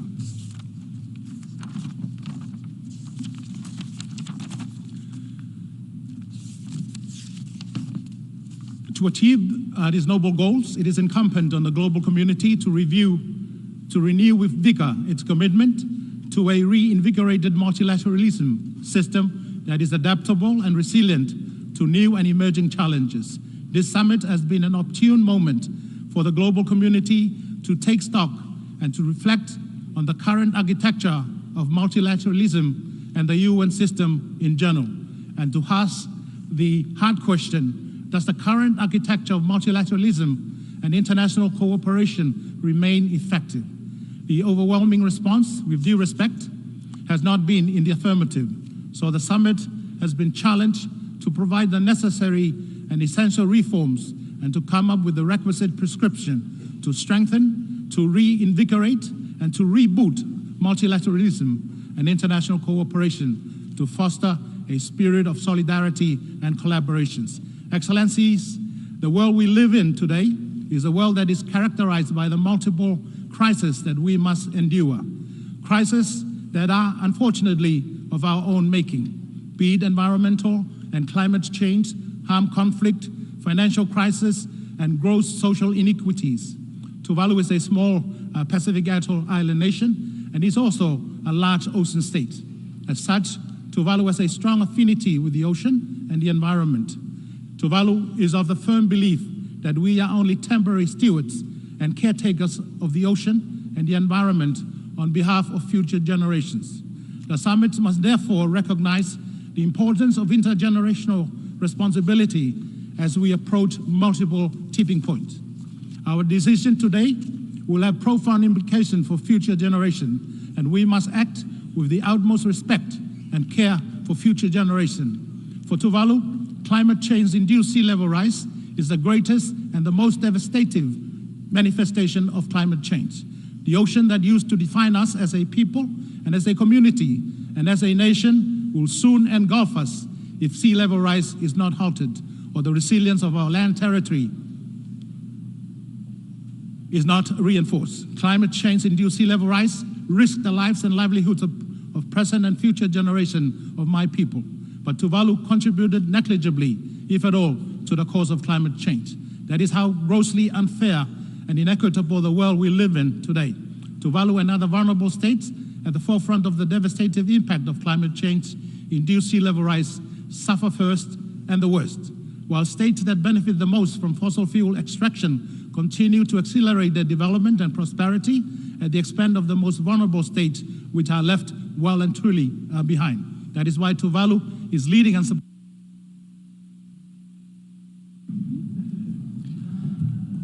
I thank the Prime Minister of Tuvalu.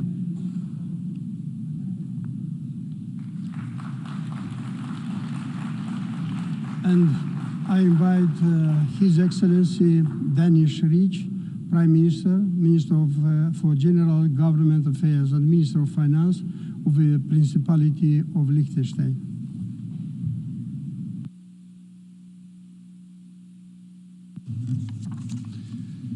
Mr. President, Excellencies, when Liechtenstein applied for membership on the United Nations in 1990, safeguarding our sovereignty was a key incentive. We have certainly greatly benefited from over 3 decades of membership. At the same time, there is also a sense of frustration, occasionally also disappointment among the people of Liechtenstein. They expect us, the United Nations, to be the guardian of peace and security, as the organization that stands up for sovereign equality of all states, small and large, the guarantor of the rule of law and the protection against those who believe that might makes right. Too often, these expectations have been thwarted. We do not agree with those who are resigned to the dictates of realpolitik. Instead, we promote this view that the United Nations can do valuable work in many areas to address the challenges of climate change, humanitarian disasters, and global health crisis, amongst others. The United Nations symbol on this podium reminds us of the overreaching goal of this organization. We see the earth in the center and olive branches as the universal symbol of peace, embracing it. And I ask you, is there anything more we should understand about the United Nations being a peace organization created to save future generations from the scourge of war? This mission that we are realizing also in Europe is of more urgent relevance than we had hoped. The drafters of the UN Charter have entrusted the Security Council of the United Nations with the primary responsibility over peace and security, the body of which 5 states can block any decision, even when supported by an overwhelming majority of the international community in this room. This is taken to a level of absurdity by the fact that one veto-wielding member, the Russian Federation, far from acting as guardian of the international order, has engaged in a blatant and far-reaching aggression against another state, violating the core principles of our common organization. We in Liechtenstein strongly believe that this is a moment to stand up for what this organization represents and a moment to fight back against those who are trying to roll back history. We believe that small and medium-sized states, which make up the majority of this organization, can shape our own fate and stand up for our interests. In the Security Council, if the Security Council cannot uphold its responsibility, we must find alternatives. And indeed, they do exist. The General Assembly has a strong constitutional role on peace issues, and it should step in where the Council is silent. By presenting the veto initiative, Liechtenstein has ensured that a veto in the Council is no longer the last word. We can now use the power given to the General Assembly by taking decisions when the Council is unable to do so. We also encourage the Secretary General to use the unique authority of the UN grounded in international law to mediate, prevent, and address conflicts. And we remind each Council member to observe all relevant Charter provisions, including those requiring them to abstain from voting on resolutions regarding disputes to which they are a party. The Charter is not a menu to pick and choose from, but a set of clear ground rules for the conduct of multilateralism. The many complex and diverse challenges we are facing today, from climate change to nuclear threats, from impunity for international crimes to sea level rise, have one thing in common. They all require responses based on international law. Liechtenstein is well known for its consistent and principled engagement for the rule of law at the United Nations. This engagement will persist on the basis of enlightened self-interest as our contribution to the international order, which enables us to live in prosperity and in solidarity with our partners around the world. The world that, as the UN symbol above me shows, should be embraced by peace. I thank you. I thank Prime Minister, Minister for General Government Affairs, and Minister for Finance of the Principality of Liechtenstein. Now I invite His Excellency Ralph Gonsalves, Prime Minister and Minister for National Security, Legal Affairs and Information of St. Vincent and the Grenadines. Please, you have the floor.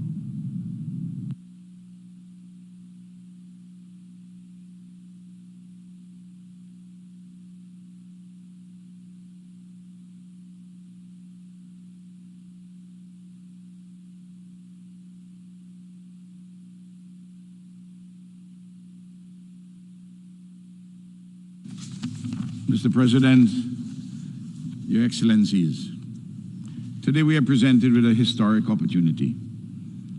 The Summit of the Future has been billed as the chance for us to reinvigorate our multilateral system, particularly following the 2023 SDG Summit.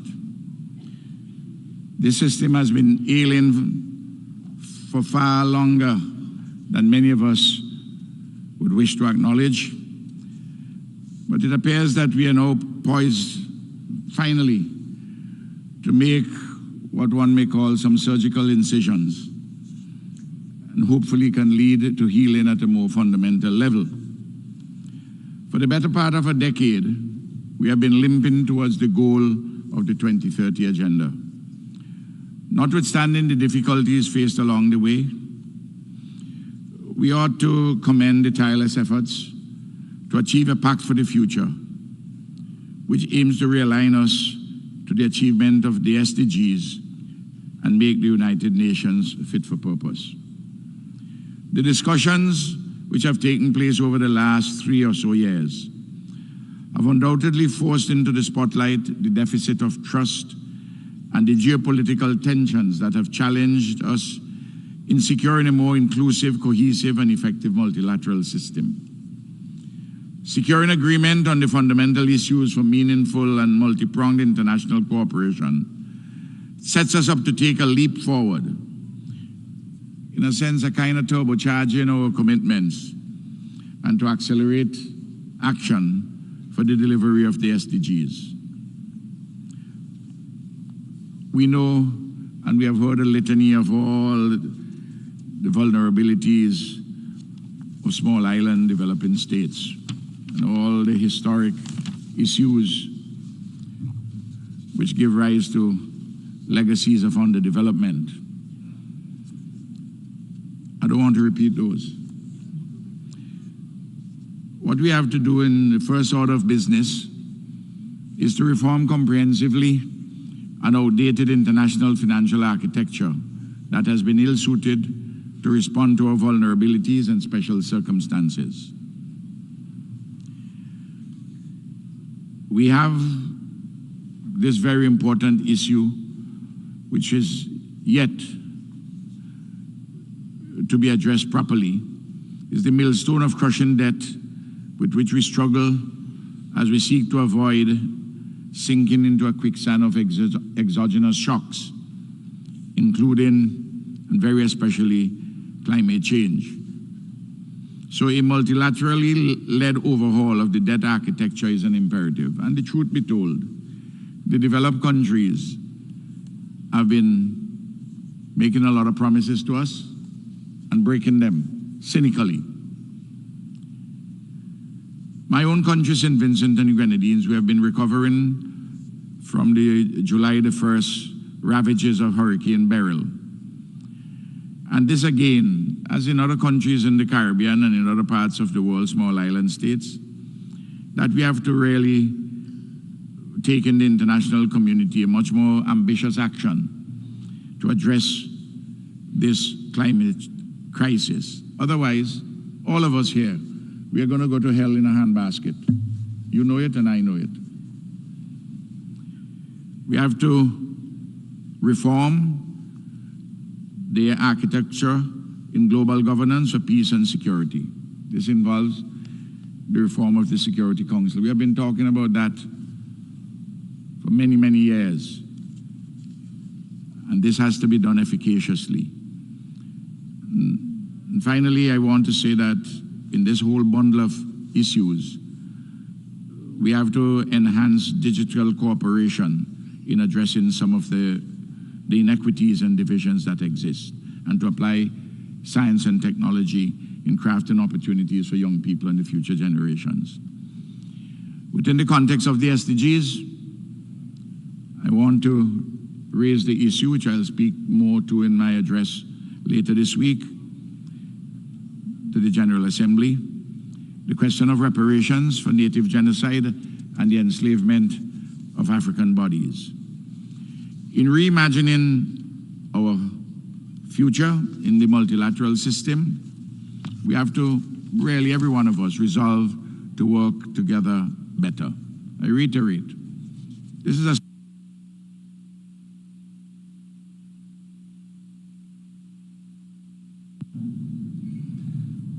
I thank Prime Minister and Minister for National Security, Legal Affairs and Information of St. Vincent and the Grenadines. And now I give the floor to His Excellency Mihai Popșoi, Deputy Prime Minister and Minister of Foreign Affairs of the Republic of Moldova.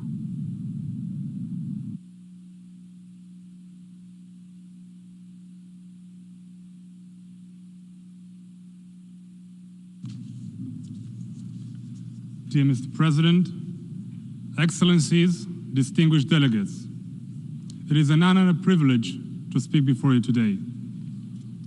The current global system, featured by global challenges, including pandemics, economic downturns, energy crisis, climate change, geopolitical conflicts in different parts of the world, and the weakening of multilateralism itself, requires an intensive update to address the complexities of the 21st century. In the Our Common Agenda report, the UN Secretary General called for solidarity among people, countries and generations, as well as a renewal of the multilateral system to accelerate existing commitments and address gaps in the global governance. The United Nations remains the core institution that must reflect today's realities and shape not only the current, but also the future global landscape. In this vein, the Summit of the Future is a rare opportunity for all of us to forge a new international consensus on delivering a better present and safeguarding a better tomorrow. Today, we gather to envision the future of the United Nations and the renewed international community where the digital dimension has erased the territorial divides and accelerates an unprecedented pace of global development. We are continuously building and developing our digital infrastructure with the goal of achieving a fully digital society. However, we are recognizing that the ongoing development and malicious use of transformative technologies is problematic. This is why we must unite to be able to address the common enemy hidden behind the screen, threatening our security anywhere in the world. But what is the future without youth? Children and youth are the agents of change. They are the next generations shaping our lives and pointing to our mistakes. They are aware of the evolving dynamics of the modern world and can already guide us to what matters especially in the future that they will be living in. Therefore, we must integrate youth into both multilateral and national discussions and give them equal opportunity to contribute to conversations on restoration of what we have neglected and to the development of what remains to be achieved. Mr. President, for more than 2.5 years, the Russian Federation has waged a war of aggression against Ukraine, challenging its territorial integrity and its sovereignty in the middle of Europe. The Republic of Moldova remains resolute in firmly condemning the brutal war of aggression against Ukraine and reaffirms its unwavering support for sovereignty, territorial integrity, and within the internationally recognized borders of Ukraine. We firmly reject any threat of use of force against the territorial integrity and political independence of any state, which should have no place in international relations. The aggressive policy of the Russian Federation and its regional implications generate significant negative effects for the Republic of Moldova, making it a target of hybrid threats such as cyber attacks, disinformation campaigns, complemented by efforts to disrupt public order and meddle in electoral policies. Nevertheless, we stand strong and manage to preserve peace across the country, including in the Transnistrian region of the Republic of Moldova, where Russian troops are stationed illegally and where concerns about human rights violations are deeply worrying. We are committed to achieving peaceful settlement in the Transnistrian region, evacuating foreign troops and munitions, ensuring stability in our region's security, achieving reintegration, consolidation of independence and state sovereignty. Mr. President, the Pact for the Future in its entirety must not become just another UN document that is adopted and forgotten. On the contrary, it should serve as a living document to be implemented through the most effective means at our disposal, namely effective multilateral cooperation and the full commitment and engagement of the United Nations, governments, civil society, private sector, and other relevant stakeholders. Together, we must overcome existing challenges and advance multilateral solutions to protect global commons, promote shared public goods, and deliver tangible benefits to all the citizens worldwide. Thank you. I thank Deputy Prime Minister and Minister of Foreign Affairs of the Republic of Moldova, and now I invite His Highness Solimah Komashit, Deputy Prime Minister and Minister of Foreign Affairs of the Lao People's Democratic Republic.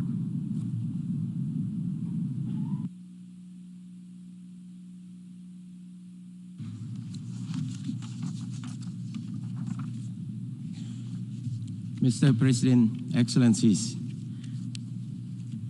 in the current context of multifaceted challenges, effective cooperation is a must to ensure both our survival and progress. We must redouble our efforts to restore the trust and confidence and to revitalize the international cooperation frameworks that are adaptable to the complexities of today's geopolitical, economic, and environmental landscape. Mr. President, the Lao PDR believes that 3 pillars of sustainable development and principles of peace and security are interrelated and mutually reinforcing. The achievement of one is contingent on the stability of the other. Therefore, we pledge our full commitment to fostering global peace, security, and stability in alignment with the UN Charter and international law. Therefore, we endorse the Pact for the Future, which will not only rejuvenate our collective pursuit, but also forge a more robust mechanism. Mr. President, the Lao PDR is deeply concerned by the increased SDG financing gap.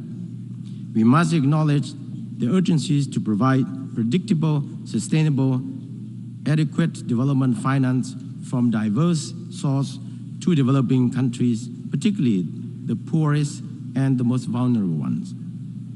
While the Pact articulates renewed commitment to financing, and the true measures of our success lies in our ability to translate this commitment into tangible outcome. On this note, we call for affordable, actionable financing frameworks, including SDG, ODA, and private sector's investment to ensure that resources are available. My delegation welcomed the adoption of the Global Digital Compact as a vital component of this ambitious pact for future to harness the opportunity and mitigate the risk of using digital technology. In addition, we support the bridging of STI divide and responsible use of STI as drivers for sustainable development and build necessary capacity for sustainable transformation.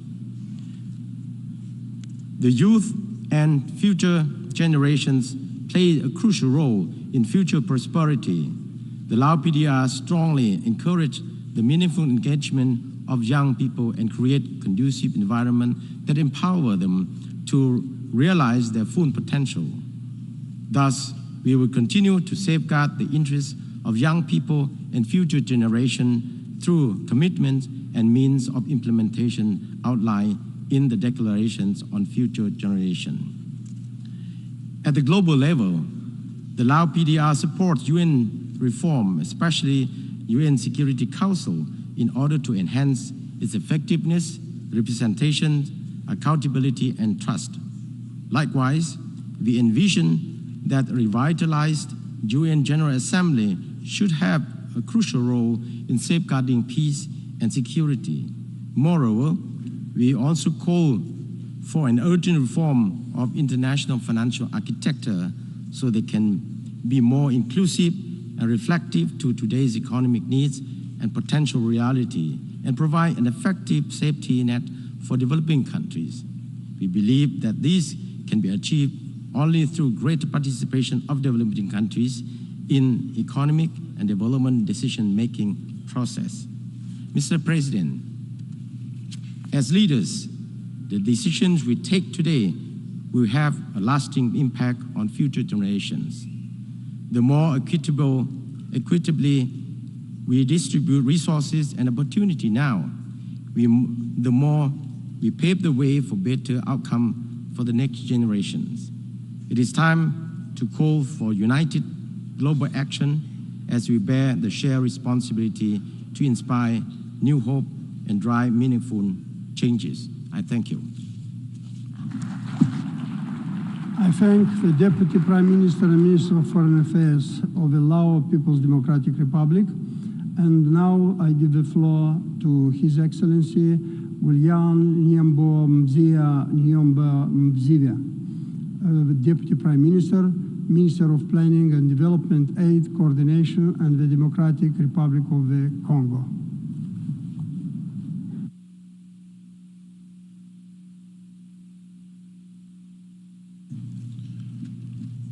Monsieur le Président. President, Excellencies, ladies and gentlemen, the Democratic Republic of the Congo welcomes the holding of this important meeting, which, in the light of recent events, the threats posed by persisting poverty and hunger, the resurgence and appearance of conflicts, as well as the rise in extremism around the world, not forgetting, of course, the question of our collective survival when faced with climate change, is a glimmer, a window of opportunity for a better tomorrow. Indeed, no one could have predicted 78 years ago, when our dear organization was born, this kind of future, this kind of scenario, a scenario whereby this community of nations has its very essence called into question, and where the sacrosanct principles of equity, solidarity, universality, which were supposed to reflect reciprocal trust between all, seems to have died out, to the benefit of a minority that is ever stronger, faced with a majority condemned to be irrevocably weaker or indeed absent from the table of negotiations.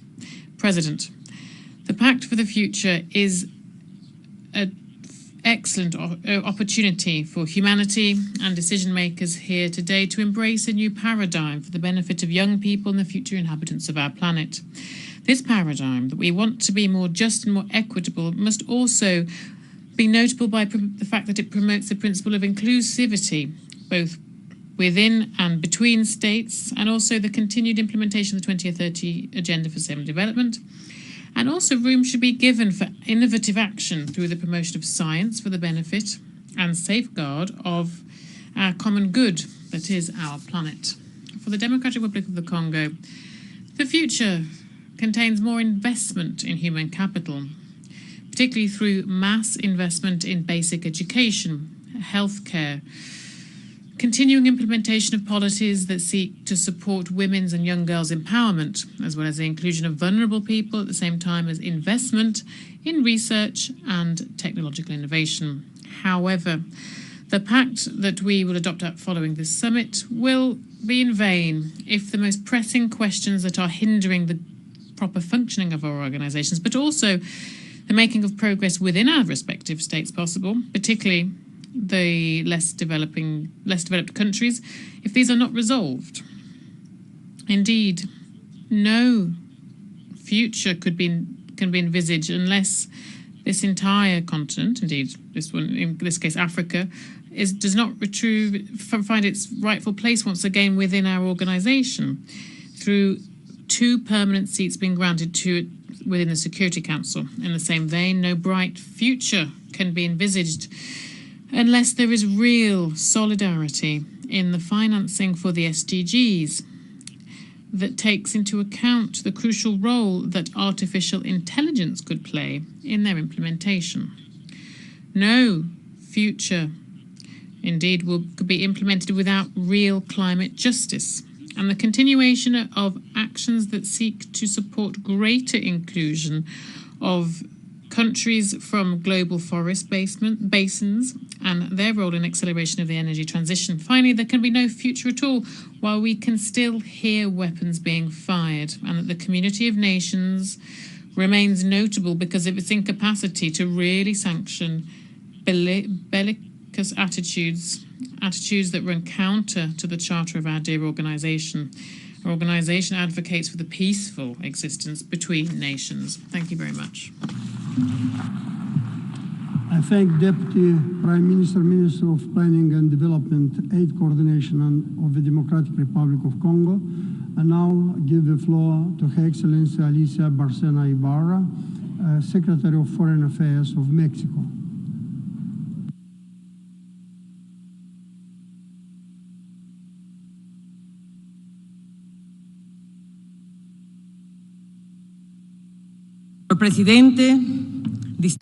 Thank you, Mr.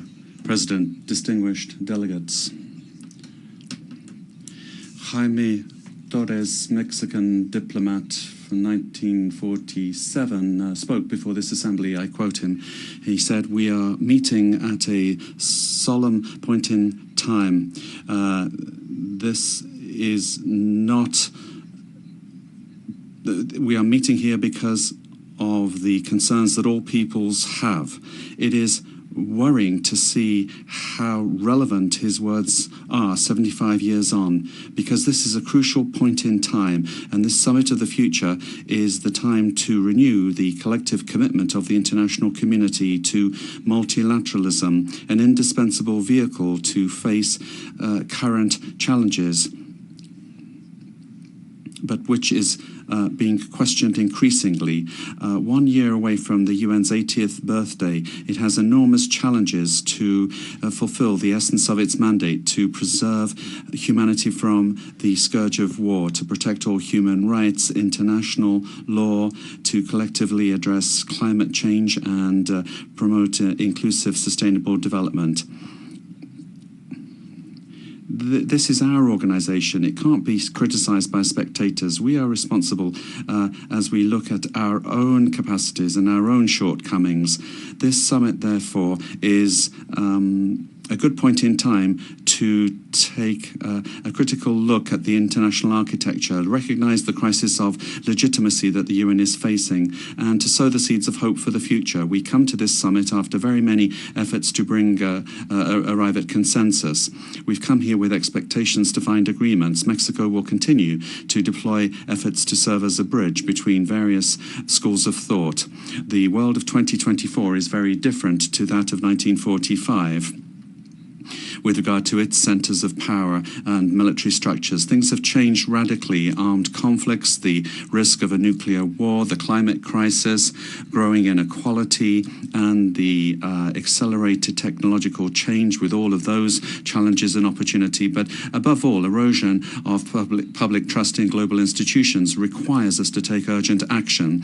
Multilateralism must overcome nationalist partial views and find forms of implementation on the basis of differentiated but shared responsibility, address injustice and inequality. In this process of negotiating the Pact, Mexico has made a contribution with specific proposals to move towards substantive gender equality, to rethink development models that remove privileges, and to address environmental degradation and exchange that for sustainability. We want the world to be inclusive and representative, and rather than an additional document, we need to look at three issues. We need to have a world free of nuclear weapons in a context of high military tension. Secondly, we absolutely need to have funding for development. Thirdly, we need to reform multilateral governance and identify ways that we can reform the Security Council and the international financial architecture. Likewise, we believe that we need to guarantee viable and appropriate transformative solutions that can measure the situation and measure it together, and then we can give the UN the mandate to measure and implement agendas in cooperation and coordination. The ambition to reform the United Nations, particularly the Security Council, that vision has been diluted, however, in recent years. So it's an outstanding issue. We need to adapt these structures to the current situation, and we need to have more respect for the South and eliminate the veto. We urgently need to examine the way in which fora function in order to overcome citizens' disillusion and speedily take the necessary action that we need to in the United Nations. I extend the greetings of my president and Claudia Sheinbaum, who will be the first president of Mexico in the new administration. We will spare no effort to implement the Pact. We won't achieve this alone. We'll do this together. And when a woman does this, we do it all together. Thank you very much. Secretary of Foreign Affairs of Mexico, and now give the floor to His Excellency Abdulatif bin Rashid Al Zayani, Minister for Foreign Affairs of Bahrain.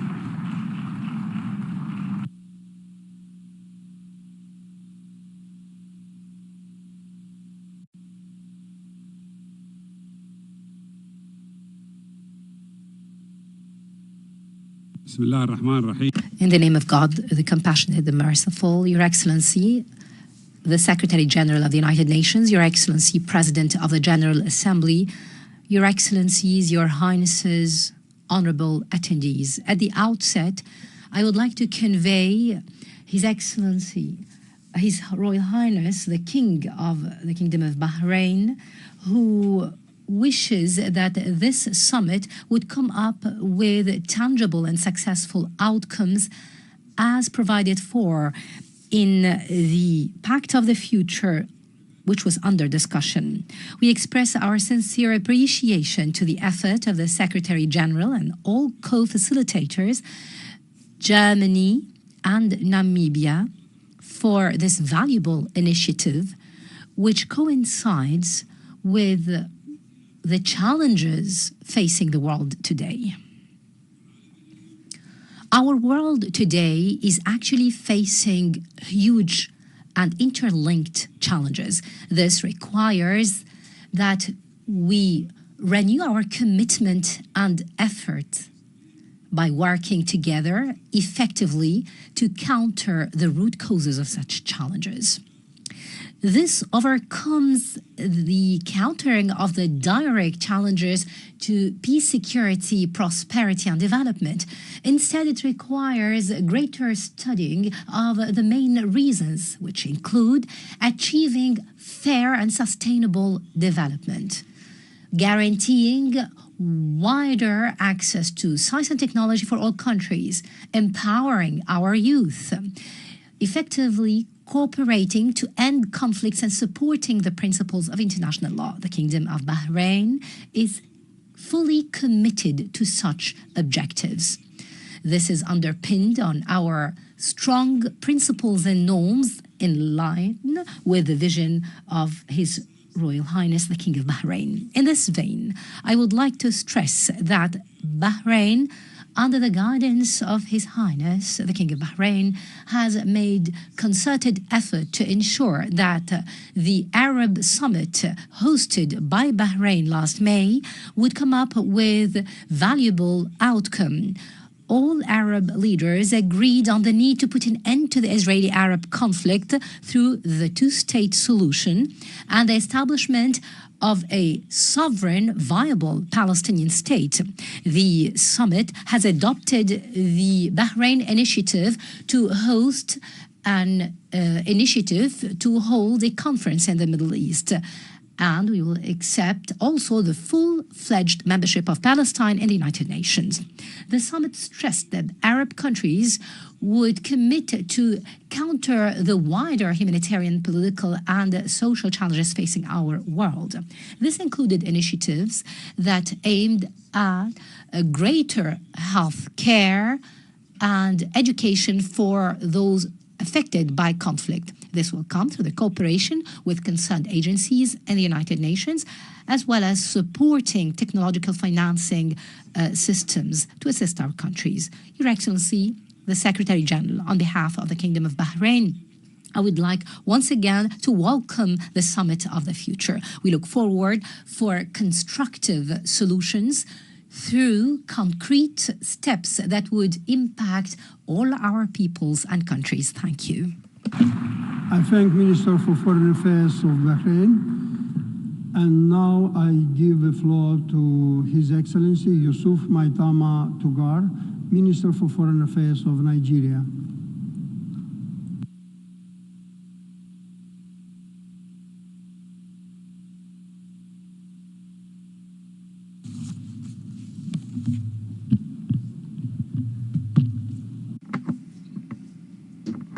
Excellencies, ladies and gentlemen, let me begin by conveying the regards and best wishes of His Excellency Bola Ahmed Tinubu, President of the Federal Republic of Nigeria.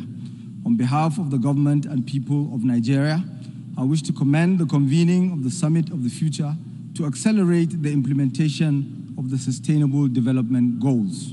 With most of the Global South significantly behind in the implementation of the SDGs 2030 agenda, it is imperative we adopt measures to address challenges impeding development.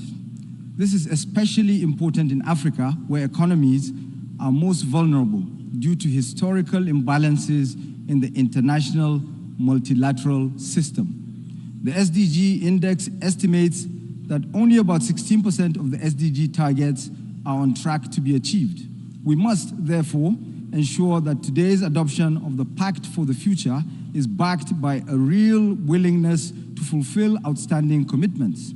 With the remaining 84% of the SDG targets for 2030 yet to be achieved, countries in the global north must do more to support sustainable development in the global south. We're optimistic that these targets can be met if commitments are backed by action. However, in the event we fall short of achieving the SDG targets by 2030, we strongly believe that the deadline should be extended. Excellencies, the collective resolve and support of the international community could help Africa to address regional challenges, particularly with regard to sustainable financing for the SDG implementation. We must therefore take action-oriented measures to engender the following. 1. Reform of the UN Security Council to ensure a permanent seat for Africa. 2. reform of the international financial architecture to promote an inclusive, non-discriminatory and transparent international trading system, as well as to implement comprehensive debt relief measures. 3, fulfillment of all commitments under the Addis Ababa Action Agenda, particularly to facilitate sustainable financing for development. 4, support for local indigenous production and export from Africa. 5, strengthening of measures to ensure timely repatriation of illicit financial flows and assets. 6, adoption of a UN Framework Convention on International Tax Cooperation to ensure African economies are no longer shortchanged through tax evasion and exclusion in global tax decision-making.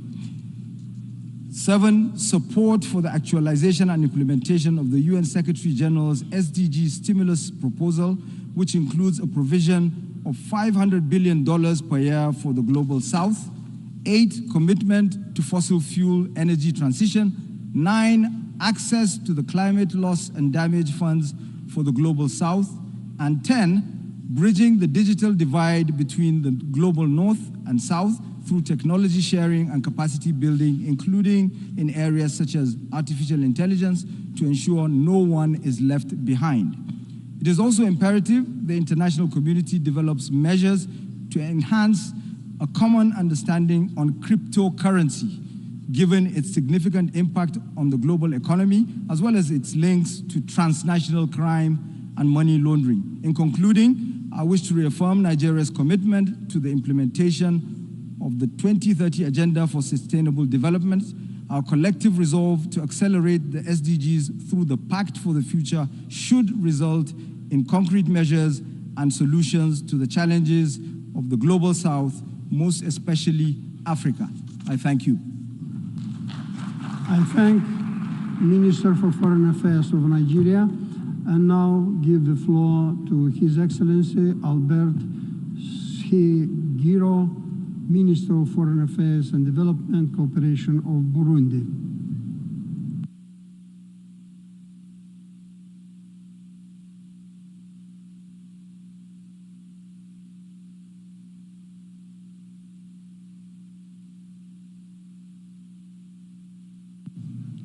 Monsieur le Président, President, distinguished delegates, all protocols observed.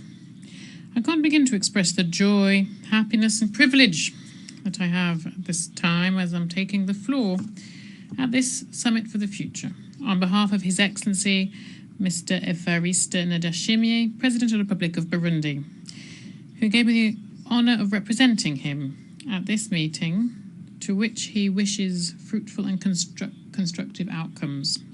President, in addition to the repercussions of the COVID-19 pandemic, which is weighing heavily still on our economies, and the negative effects of climate change, frozen wars, terrorism in several regions of the world, geostrategic positioning, trade tensions, and the rejection of multilateralism and the erosion of international solidarity, is a real and existential threat to us all. Today, more than ever, the world seems to be walking further and further away from the ideals of peace, security, and solidarity and cooperation, which, as you know, were the guiding compass of the founding fathers of the United Nations from 1945. Collective rules are regularly flouted, yielding to muscle diplomacy and demoting preventive diplomacy, the spirit of compromise and international solidarity, to the background. In these conditions, President, what else could we expect other than the disintegration of the world into warring blocs, as we're seeing at the moment? What else could we expect other than the weakening of multilateralism, increasing exclusion and inequality, the rich getting richer, and the poor getting poorer? President, the situation is grave, very grave indeed, and no one can say with any certainty what we can expect in several years or indeed several decades. Nevertheless, we should not be excessively discouraged. We should not be led to inertia. On the contrary, President, we owe it to ourselves to act individually and collectively, to calmly tackle the challenges of the world today in order to build solidarity and a peaceful, stable, prosperous world, and thus spare future generations from the horrors of war and to avoid repeating the dark history that humanity saw before the creation of our shared organization. In order to do this, President, we must respect the commitments made in regional and international fora, whether this be regarding protecting the planet or promoting international peace and security and human rights, digital cooperation, whether it be the fight against all forms of exclusion, the creation of a climate of trust, as well as the far-reaching and comprehensive reform of global governance to make it more legitimate, inclusive, effective, and better adapted to the realities of the contemporary world. President, this is why my country, Burundi, adheres to the spirit and letter of the Pact of the Future and its annexes, as negotiated and adopted by our respective governments this morning in this very room. Nevertheless, it is a matter of public record that signing a pact is one thing and implementing it is another. The political will of all stakeholders, the respect for commitments on all levels, as well as salvaging multilateralism, all of this is the only secure and sustainable way to make sure that this pact isn't just another document, but it should be a kind of compass which guides us together towards a peaceful, inclusive, prosperous world to benefit current and future generations. Thank you for your kind attention. I thank Minister of Foreign Affairs and Development Cooperation of Burundi, and now give the floor to His Excellency Hussein Awad Ali, Minister for Foreign Affairs of Sudan.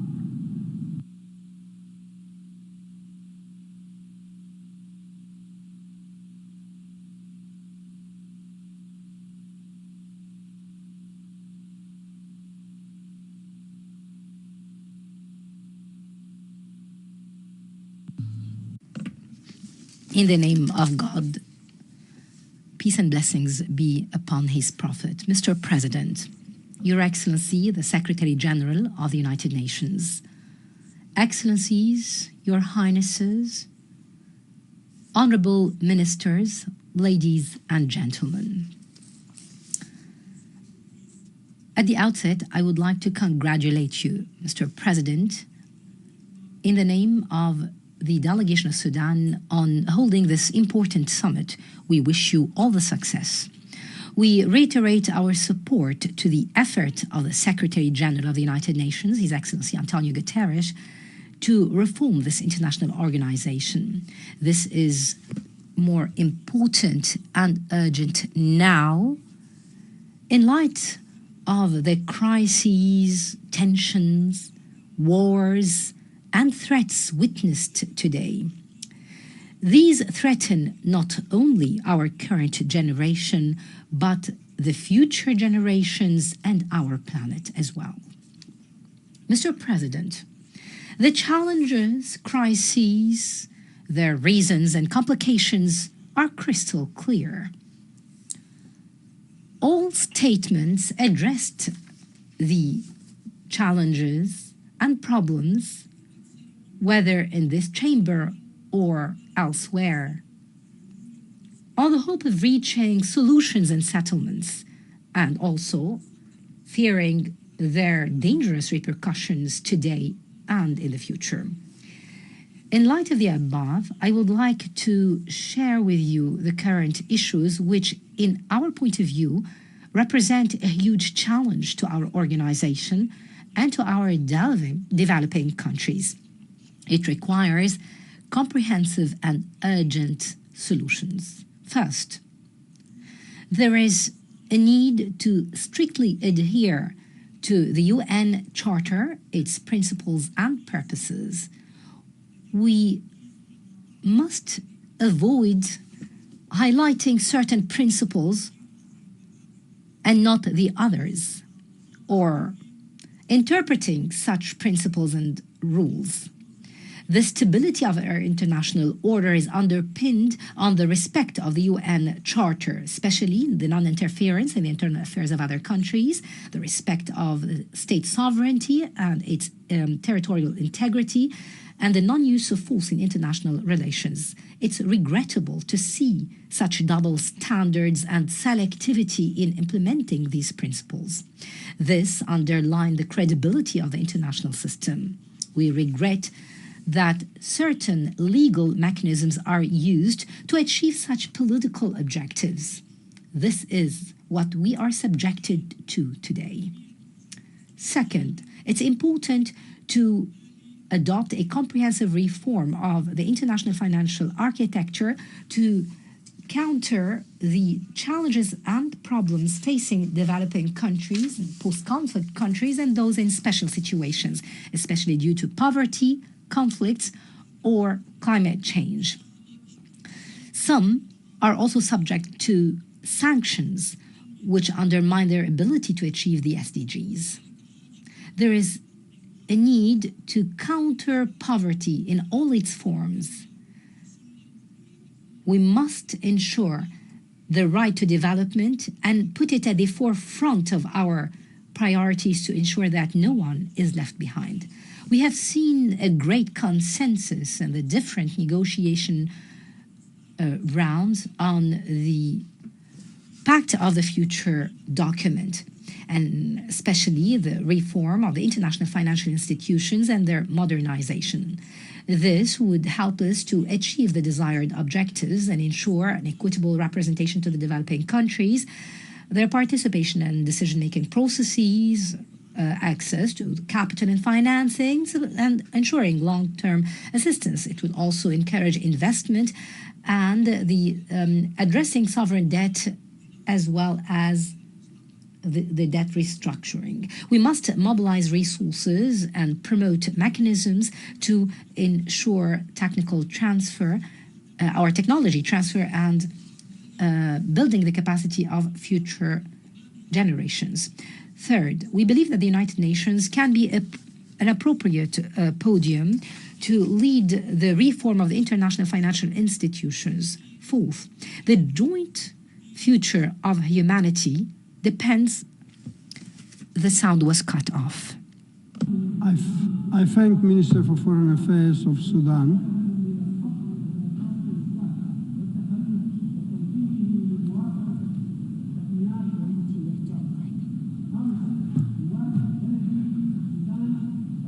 And now give the floor to His Excellency Carlos Pinto Pereira, Minister of Foreign Affairs, International Cooperation and Communities of Guinea-Bissau.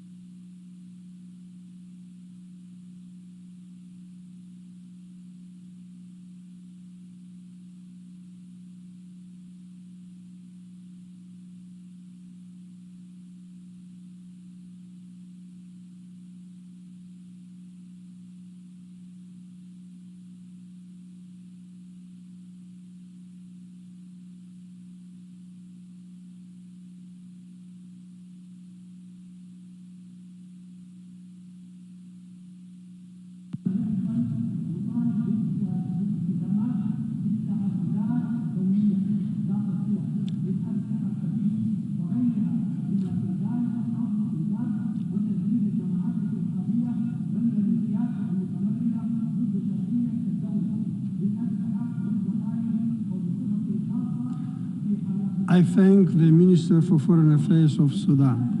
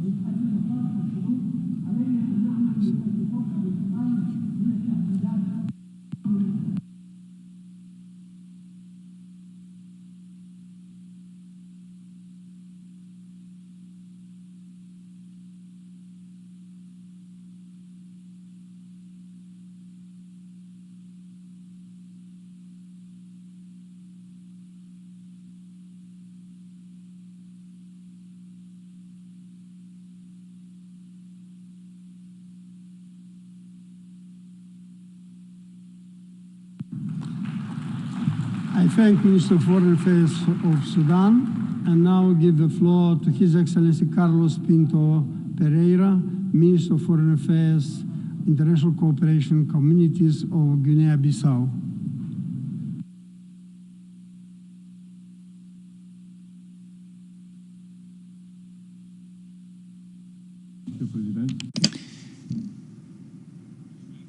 Excellencies, ladies and gentlemen,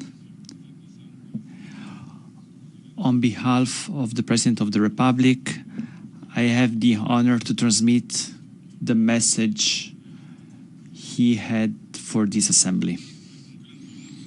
It is with great pleasure that I address the Summit of the Future, a crucial event that gathers global leaders to discuss our common path to a better tomorrow. I thank the Secretary General and all the organizers for this opportunity to share Guinea-Bissau vision on the opportunities we have. We live in an interconnected world where climate change, poverty, these inequalities, and health crises require collective responses. The Summit of the Future is an essential platform to renew our commitment with the multilateral cooperation and to strengthen our determination and achieve the Sustainable Development Goals until 2030. Guinea-Bissau, as all countries in development, has significant poverty, food insecurity, and impact of climate change affect daily our population. In the meanwhile, we see opportunities. We believe that with the support of the international community, we can implement innovative solutions that will benefit not only our country, but the whole region and the world. Education is the basis to build a more prosperous future. Invest in education, in a quality education for all. It's essential to give capacity to our population and promote sustainable development. We need to guarantee that all children and youth have access to an education that can prepare them to the future. The youth are the force of our future. Today, youth are the leaders of tomorrow, and it is crucial that we give them the opportunities and the tools so that they can contribute fully to the societies. We should involve youth in the decision-making processes and guarantee that their voices are heard and valorized. Decisions we take today have an impact in future generations. It is our responsibility to guarantee that we leave a better world to our children and grandchildren. We should adopt policies that support sustainability of environment, social and economic sustainability, and ensure that future generations can live in a better world with justice and peace. To tackle today's challenges, we should reform our governance systems. The Summit of the Future is a turning point where we can adopt concrete measures to turn our institutions more inclusive, representative, and we should guarantee that no one is left behind and that all countries, independently of their size and growth and economic growth, can have a say in our common future. Guinea-Bissau is committed to its part, and we are working hard to strengthen our institutions, to promote peace and stability, and implement policies that can promote sustainable development. However, we recognize that we cannot achieve that alone. We need continuous support from international communities, from the United Nations to achieve our objectives. Excellencies, the Summit of the Future is a unique opportunity to reaffirm our commitment and to build a path for a more fair and just future. Guinea-Bissau is ready to cooperate and contribute to this global endeavor. Together we can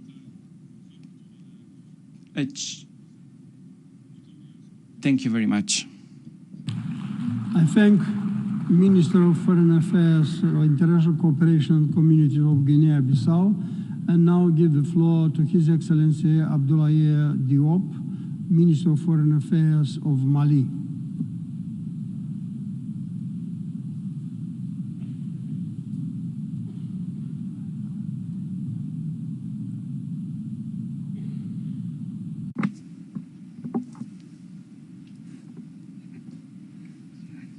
Mr. President, I have the honor to deliver this statement on behalf of His Excellency Colonel Assimi Goïta, President of the Transition Head of State and President of the Alliance of Sahel States, bringing together Mali, Burkina Faso and Niger.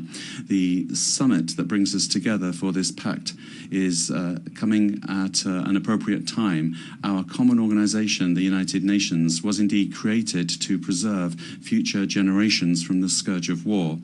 It is regrettable to see that after almost 80 years, we have never been as threatened by existential challenges as we are now, but most of them are avoidable. The proliferation of tensions and crises in the world, particularly terrorism, poverty, climate change, inequality, illnesses, geopolitical confrontations, and neo-colonial domination and hegemony have sorely tested our framework for multilateral action incorporated by the United Nations itself. This now seems to be a world of yesterday.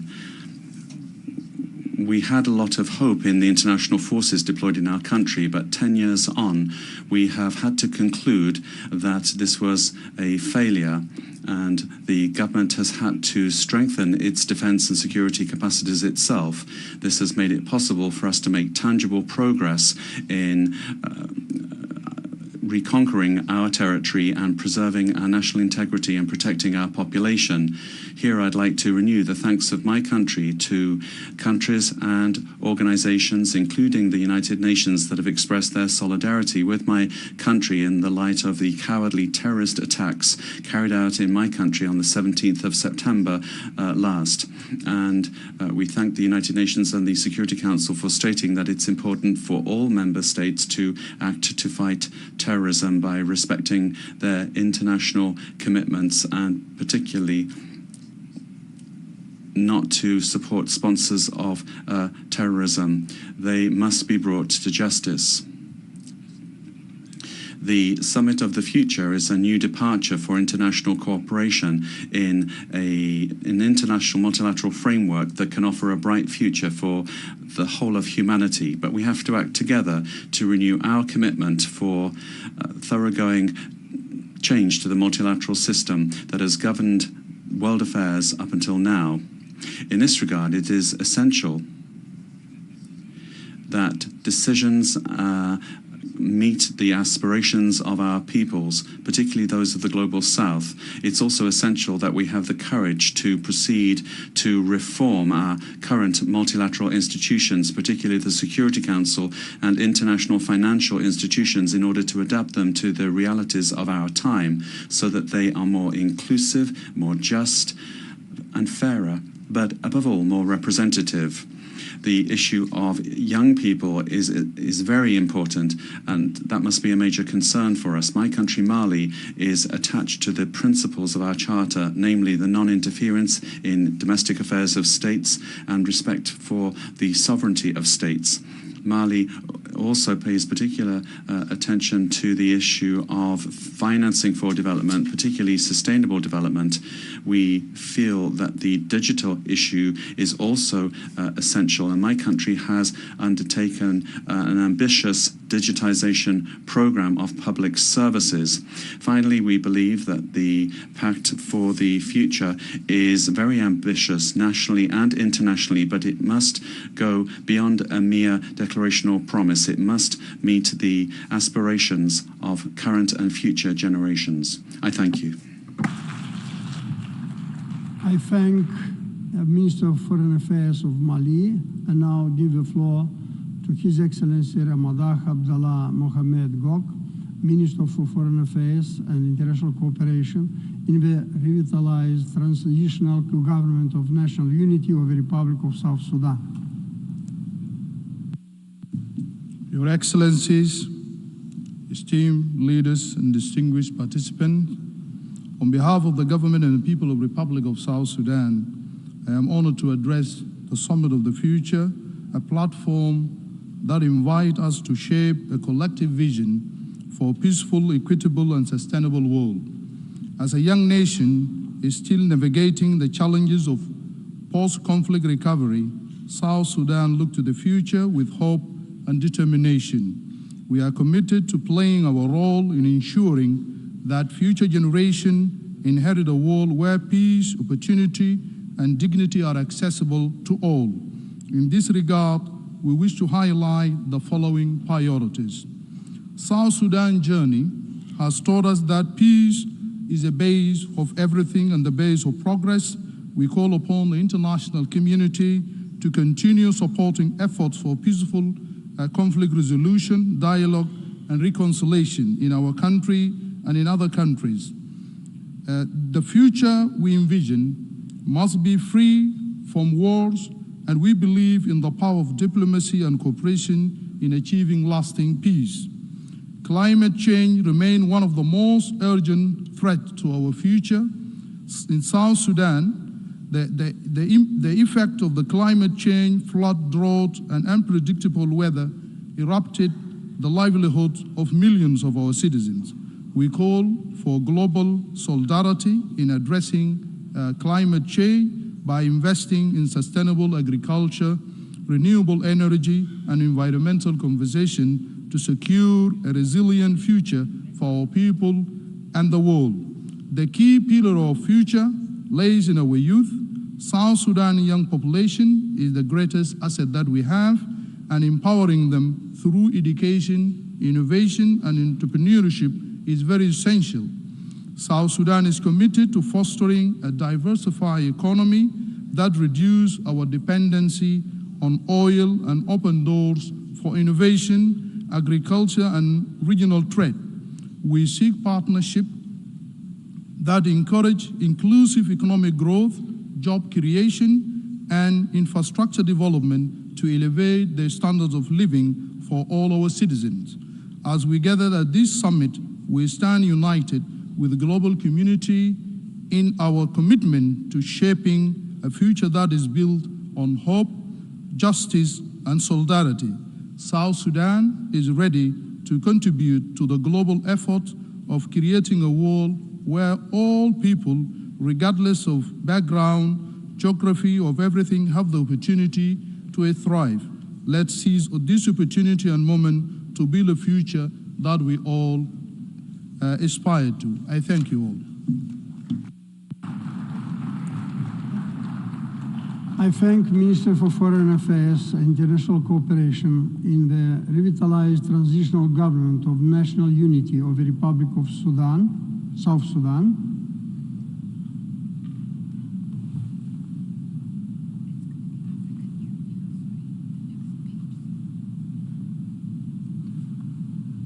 And now I give the floor to the African Union.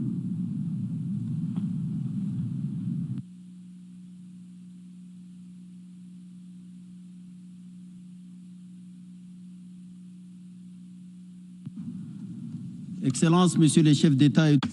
Excellencies, heads of state and government, Your Excellency Philemon Yang, President of the United Nations General Assembly, Your Excellency Antonio Guterres, my United Nations Secretary General, ladies and gentlemen, allow me to commend the Secretary General for his tireless commitment to overcome global challenges, which are more complex every time and every day, and they threaten the existence of humans and other life forms more and more. The Summit of the Future, here we are, created and organized under your impetus, dear Antonio, and it can claim the honor of having accurately reflected the issues at stake. It completes the picture and the context through providing the best solution to successfully overcome the obstacles in our way. The solution is the adherence of all member states of the United Nations to the principles of multilateralism, solidarity, not hostility, respect, not scorn, peace, not war, sharing, not exclusion, freedom, not servitude, equality, and not supremacy. Excellencies, ladies and gentlemen, clearly declining for a certain amount of time. Over recent times, the multilateralism has been eclipsed under unilateralism and has led to a return of a policy of power struggle. We welcome the Pact of the Future because it builds its deployment around a rejection of this approach. It plans on renewing and strengthening the confidence of states in multilateralism. This position has been constantly defended by the African Union, and hence its interest to fully adhere to the 5 sections of the Pact, and indeed the 60 actions recommended by the Pact, particularly the Global Digital Compact, cut across the 7 aspirations of the 2063 Agenda. For each of these fields, the African Union has created strategies that are then translated into plans of action, even though their implementation has been hobbled significantly by the scarcity of financing and deficiencies in governance. And there's no point in hiding this. Therefore, these are problems that are familiar to us in Africa, even if Asia and Latin America, in certain respects, are still in the same conditions of precarity that the African people are. The African Union welcomes the philosophy of the Pact, which seeks to take into account the specific aspects of developing countries, island states, landlocked countries and LDCs, the majority of which are in Africa. Excellencies, ladies and gentlemen, while the African Union welcomes this holistic approach that embraces and reflects the whole landscape of the challenges to come, it is no less does it also ask profound questions on the ways of implementing all of these actions. A lot of promises have been made, even though they have not necessarily been followed up on. Let's hope that this time the wealthy keep their promises, and Africa and other parts of the world themselves can be sources of intelligence, motivation, willingness and necessary solidarity for to become an emergency economy and save their economies. Safeguarding an environment that is enabling for this and the conditions for success of the digital revolution are the best keys for the future. The hymns currently sung today by hundreds of millions of young Africans is resonant, and this is a question of renaissance. The next G20 in Africa will be represented, where Africa will be jointly represented by the African Union and the South and Republic of South Africa. The speaker's microphone has been cut off. I thank the representative of African Union and now give the floor to Her Excellency Diana Elena Mondino, Minister of Foreign Affairs, International Trade and Worship of Argentina.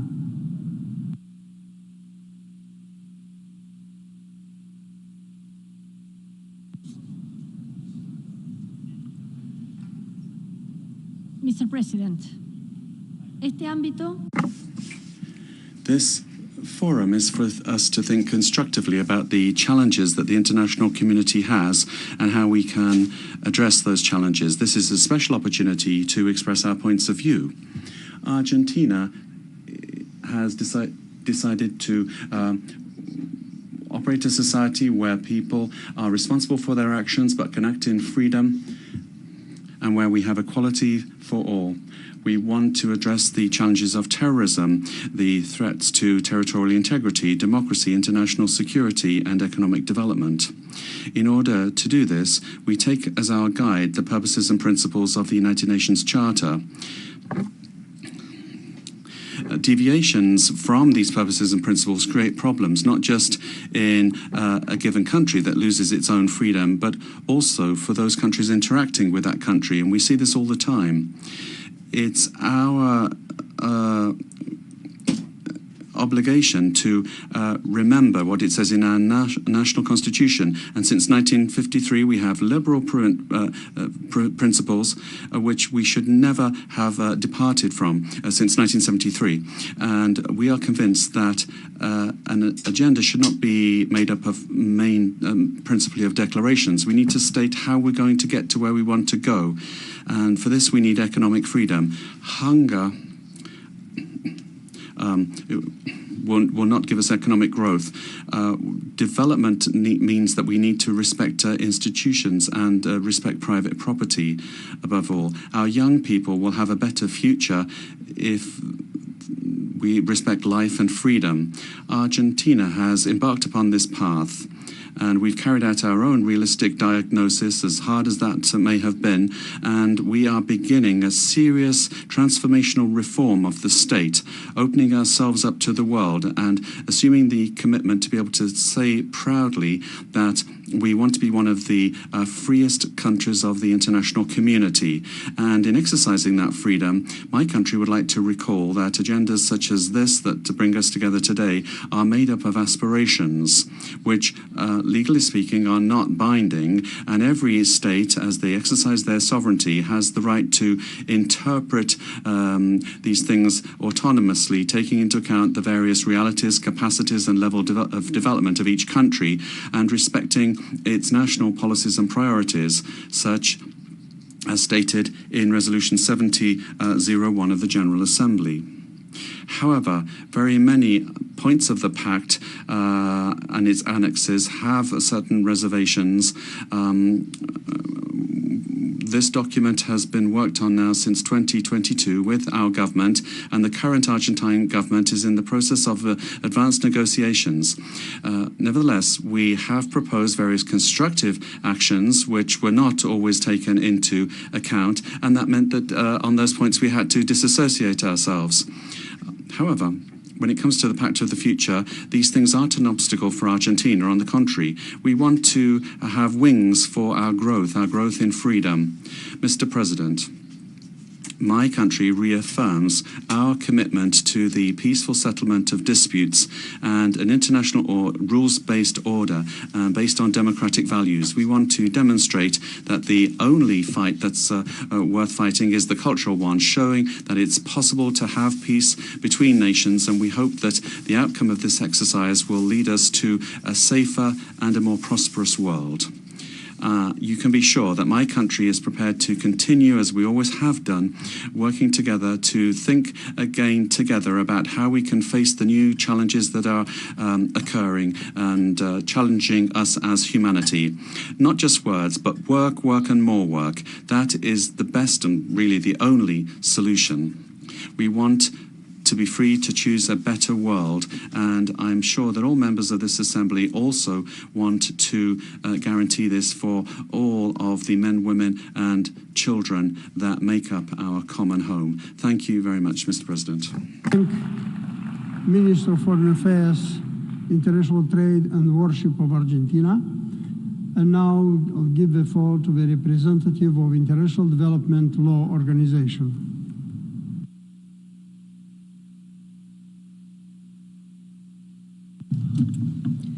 Mr. President, Excellencies, it is a pleasure to participate in the summit on behalf of IDLO, the only global intergovernmental organization exclusively devoted to promoting the rule of law to advance peace and sustainable development. The commitments in the Pact for the Future, together with the Global Digital Compact and the Declaration on Future Generations, can help tackle our biggest challenges and build a renewed multilateralism, but only if we work together to make them a reality. IDLO's 40 years of experience, partnering with some 100 countries, has shown us that the rule of law is key to delivering on the bold ambition of this summit. Let me share 3 reasons why. First, the rule of law is critical to rebuilding public trust. The unmet demand for justice is at the root of multiple crises around the globe. The rule of law helps ensure fairness, accountability, and transparency. People-centered justice systems protect the rights of the least powerful and give people confidence that institutions are working in the interests of all. The inclusion of women, youth, and other historically excluded groups is essential for the whole of society approaches needed for lasting peace and sustainable development. Secondly, the rule of law, most prominently reflected in Goal 16, can accelerate progress across the whole 2030 agenda. The rule of law principles of inclusivity, equity, and non-discrimination are incorporated throughout all 17 SDGs. Effective laws and accessible and accountable institutions are essential for implementation. Finally, the rule of law is key to reinvigorate and repurpose multilateralism for the 21st century. The rule of law at the international level, as enshrined in the Charter, guarantees the sovereign equality of member states and is the basis for the preservation of international peace and security. A multilateral system that is fit for the future requires rule of law-based solutions to deal with complex transnational challenges, including climate change and the regulation of frontier technologies such as AI, to ensure that progress is rights-based and avoids creating new forms of inequality. For these reasons, IDLO welcomes the many references in the Pact to the rule of law, justice, human rights, and the promotion of gender equality.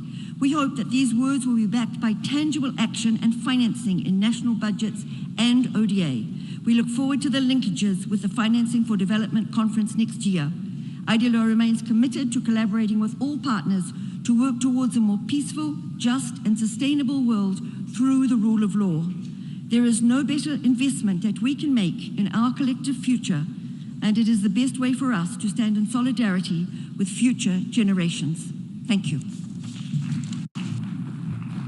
I thank representative of International Development Law Organization and now give the floor to the representative of United Nations Development Program.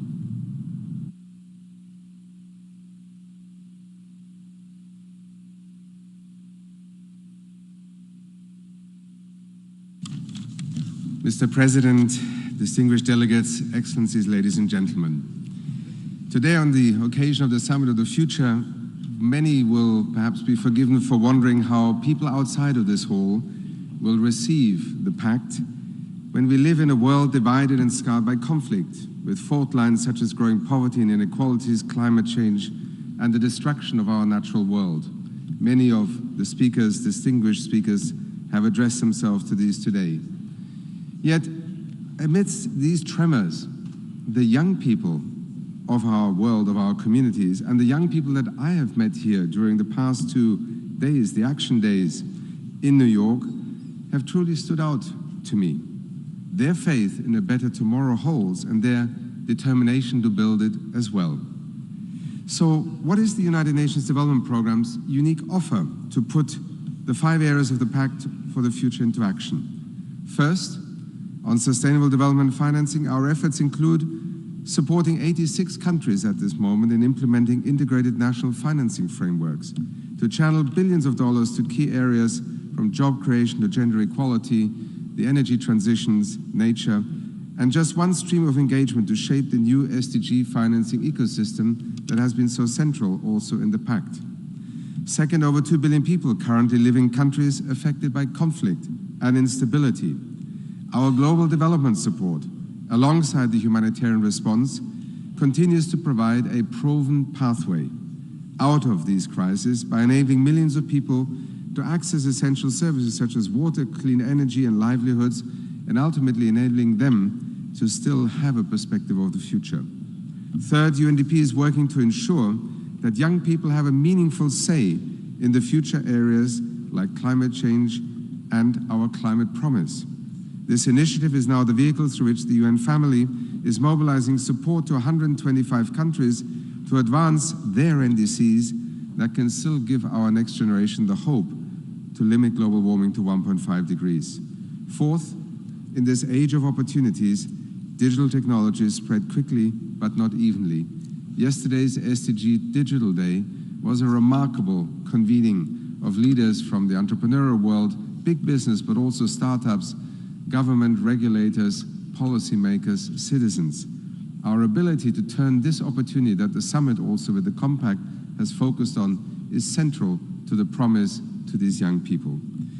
UNDP's expertise will help advance the Global Digital Compact to realize that brighter digital future for everyone, everywhere, by accompanying dozens of countries on their digital transformation pathways.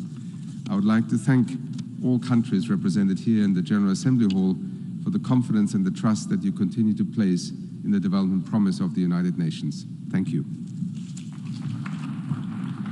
I thank the representative of the United Nations Development Programme, and now I give the floor to the representative of World Health Organization.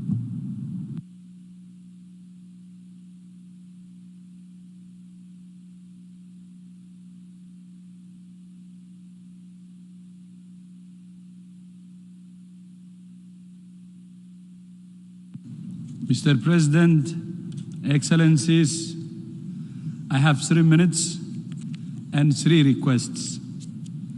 First, a commitment to promote, provide, and protect health. Health is not created in clinics and hospitals. It's created in streets, homes, communities, schools, markets, workplaces, and parliaments. It's created in the air people breathe, the food they eat, the water they drink, the condition in which they live and work, and in our changing climate. When people do need care, they must be able to access the health services they need when and where they need them without facing financial hardship by paying for care out of their own pockets. Second, a commitment to a pandemic agreement. The COVID-19 pandemic showed that when health is at risk, everything is at risk. The outbreaks of Mpox in Africa demonstrate once again why the world needs the WHO pandemic agreement, a shared approach to shared threats. There are those who say the pandemic agreement will cede sovereignty to WHO, giving it the power to impose lockdowns or vaccine mandates. This is not true. It's a fake information. The agreement is being negotiated by countries for countries and will be implemented in countries in accordance with their own national laws, period. And third, a commitment to peace.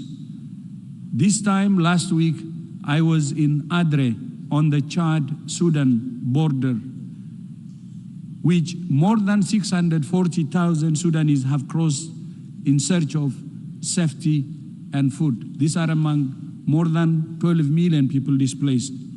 The conditions are indescribable, the needs overwhelming, and the international community is not giving this crisis the attention it deserves.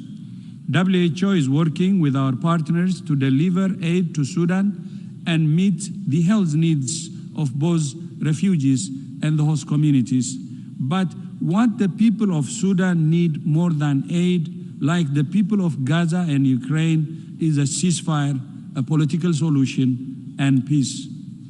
Because there is no health without peace, and there is no peace without health.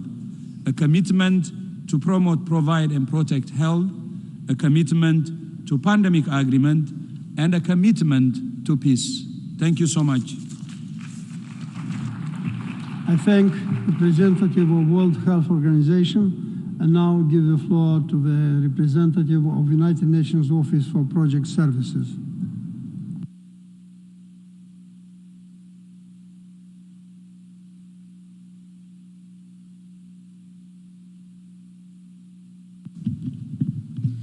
Mr. President, this year's Summit of the Future marks a crucial opportunity for the international community to deliver on the promise of creating a more peaceful, fairer, greener, safer future for people and the planet.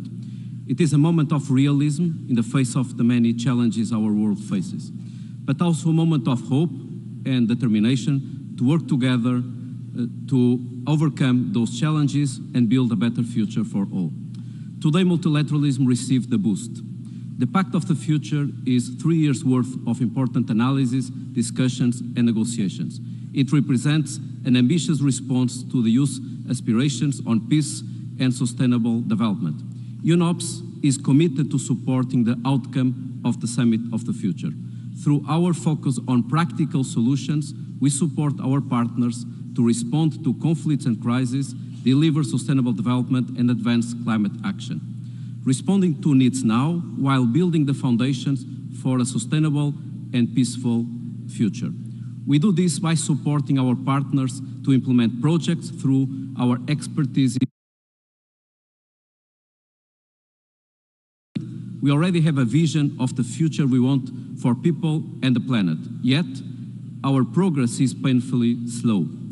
Finance and policy gaps are a part of the problem, but to succeed in delivering, we all need to better understand and respond to the challenges of implementation, particularly where needs are greatest, including in fragile and conflict-affected contexts.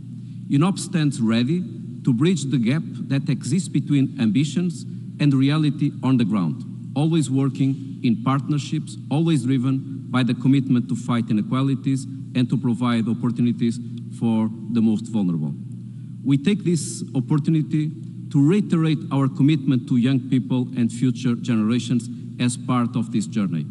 We are determined to support efforts to create a world where every child and young person can thrive and reach their full potential. A world where the voices of the youth are heard and where they are an active part of our collective efforts to find sustainable solutions to our shared challenges. Our future hangs in the balance. We owe it to the present and future generations to act collectively, responsibly, and decisively, to deliver peace and prosperity for people and the planet. UNOPS is committed to this effort. Thank you. I thank representative of United Nations Office for Project Services, and now I give the floor to the representative of United Nations Industrial Development Organization.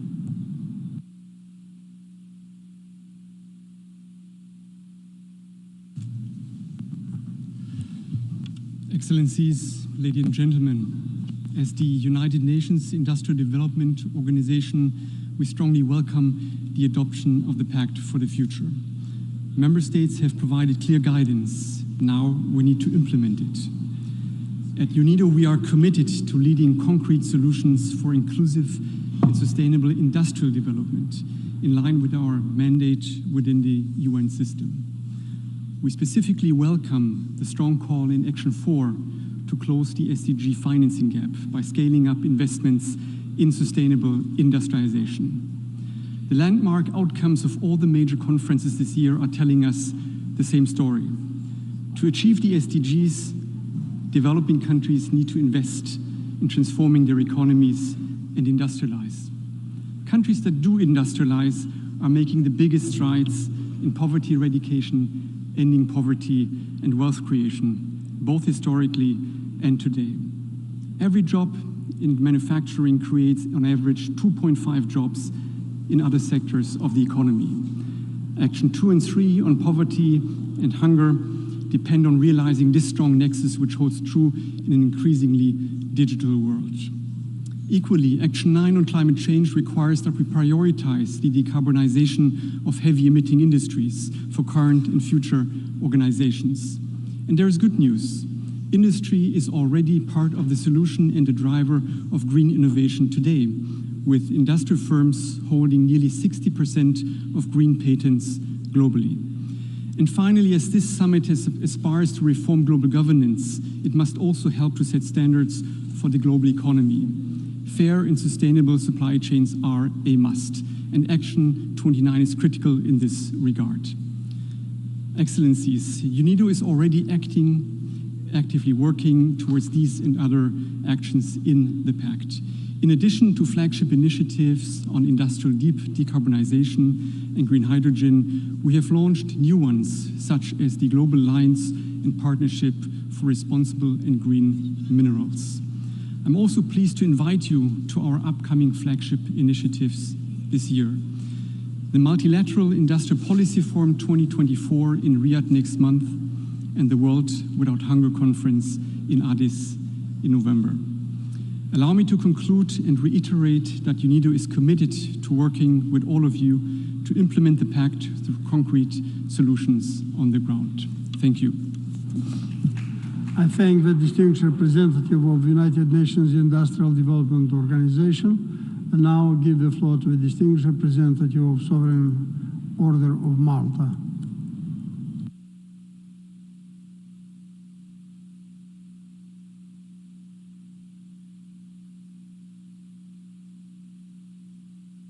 Mr. Speaker, heads of state and government, excellencies, ladies and gentlemen, the Sovereign Order of Malta is one of the most ancient institutions in the world, with more than 900 years of service to those in need. And we are honored to join in this summit and to subscribe to the Pact for the Future. We share with a sense of hope and determination that inspires the Pact in looking in positive terms and with confidence at the future. Technology and scientific innovation, artificial intelligence in particular, may carry substantial improvements and advances for humankind. We should never lose sight, however, of the most vulnerable and disadvantaged groups in our societies. Leave no one behind corresponds indeed to the core and the inspiring source of the historical mission of the Sovereign Order of Malta, and must represent an imperative for the whole international community. The overarching goal of the eradication of poverty should thus remain at the heart of international efforts to achieve the Sustainable Development Goals. No progress at the economic and social level can be achieved without preserving and strengthening the system of multilateral cooperation centered around the United Nations. We renew our appeal for respect for international humanitarian law.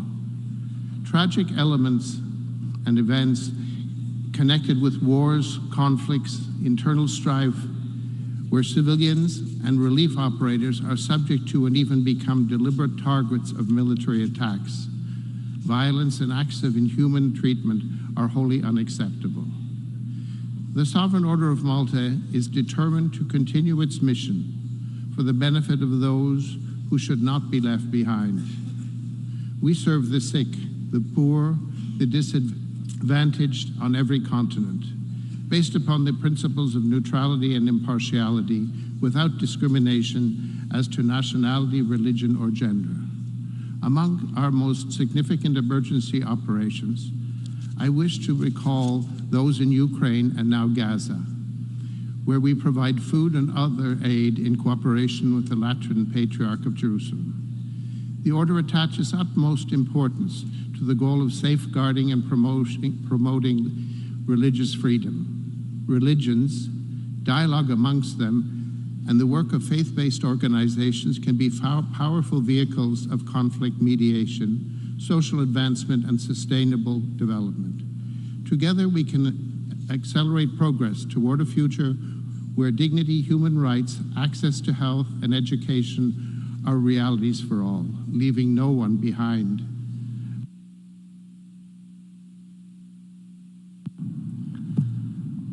I thank the distinguished representative of Sovereign Order of Malta, and now I give the floor to the distinguished representative of the United Nations High Commissioner for Refugees.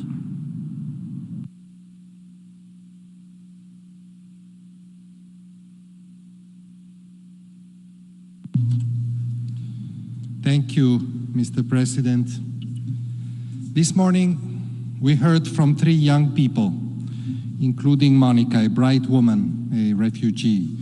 I don't have much to add to her wise and beautiful words, but let me reflect from the same perspective, as the future also belongs to all the young people who, like Monica, have been forced to flee their homes because of our collective failure to make peace. And so these young people are now forced to dream of a new future, away from their countries or their communities. What will those dreams be? What will be the dreams of 120 million refugees and displaced people? We have the opportunity to help them shape the future, especially those for whom it brings fear as much as hope. We have the opportunity to say that we refuse to let refugees bear the price of our failures. that we refuse to abandon those countries and communities that have been hosting refugees decade after decade. And what a chance we have to include refugees and all displaced people, young and old, to open doors, schools, clinics to them with support from the international community so they can contribute to the communities hosting them while we work together on finding solutions to their plight. Let us all, donors, host countries, the private sector, the UN, civil society, displaced people, all work towards the vision of the Global Compact on Refugees, where refugees are seen as an opportunity and not a burden, and they can think of a future in which they are not refugees. And let me add UNHCR's voice to Monica's voice, to the voice of all the displaced, and join them in the call for peace. At this summit for the future, we must be able to imagine and work towards a future without refugees. But without peace, Mr. President, this will simply not happen. Thank you. I thank the distinguished representative of the United Nations High Commissioner for Refugees. And now I give the floor to the distinguished representative of United Nations Environment Program.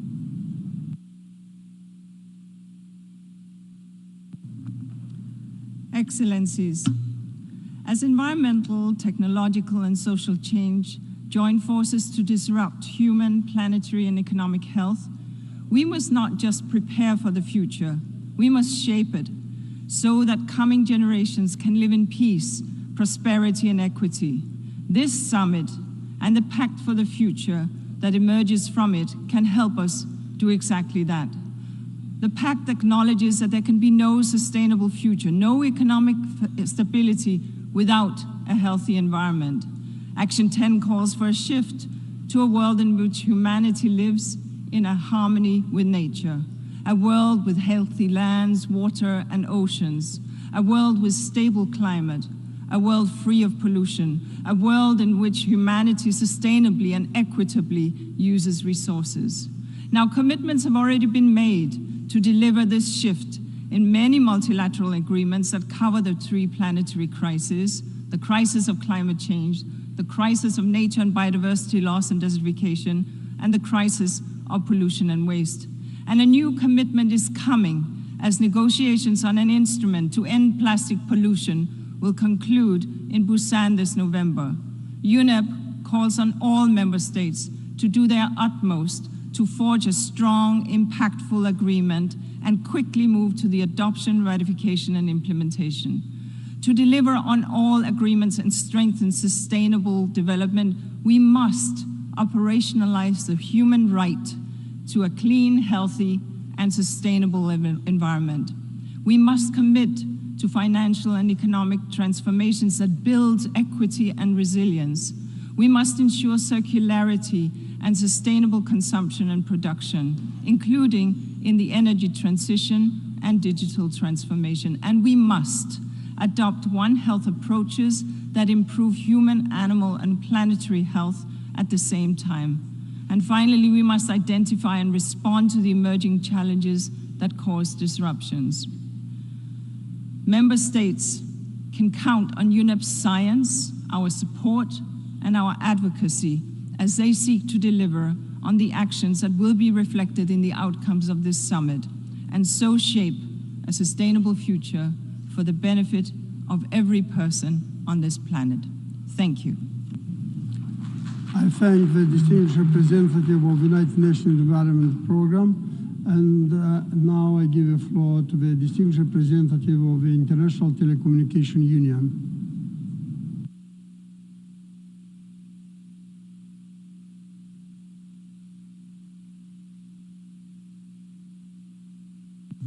Mr. President, Excellencies, ladies and gentlemen, today is a momentous day for digital, following yesterday's amazing Digital Action Days, as just mentioned by the UNDP administration. Administrator. Congratulations to member states for delivering the Pact of the Future, the Declaration of Future Generations, and the Global Digital Compact. Today, you have sent a powerful message to the world that our future is digital and that we can and we must write it together. ITU, as the UN Agency for Digital Technologies, will be with you every step of the way. We stand ready to support the implementation of the Compact, just as we did 20 years ago with the World Summit on the Information Society. Now, like then, our common mission is to bridge the digital divides, because we can no longer tolerate that in an age of unimaginable digital opportunities, where innovation in areas like artificial intelligence and space continues unabated, 1/3 of humanity is still unconnected without a voice. Nor can we accept that countless others are left behind because for them, the digital experience isn't affordable enough, isn't relevant enough, or isn't safe enough. And now, like then, we must balance the challenges that we face with the opportunities before us. Today, we say no to digital inequalities and yes to digital opportunities.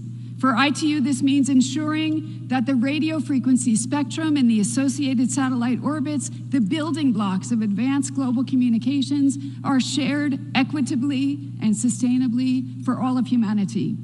Strengthening international standards at a time when they are taking center stage in global governance discussions, and supporting global digital development from AI to cybersecurity, digital literacy, e-waste, emergency telecommunications, regardless of where countries are in their digital journey. Ladies and gentlemen, the future of development, the future of humanity is digital. As we look to 2030, let's turn the vision of the Pact for the Future and its Global Digital Compact into a lasting reality. Let's redouble our efforts to advance universal meaningful connectivity and sustainable digital transformation, ITU's 2 strategic goals, and the cornerstones of an inclusive and responsible digital future. Let's rescue the SDGs with digital. Thank you. I thank the distinguished representative of the International Telecommunication Union, and now give the floor to the distinguished representative of Food and Agriculture Organization.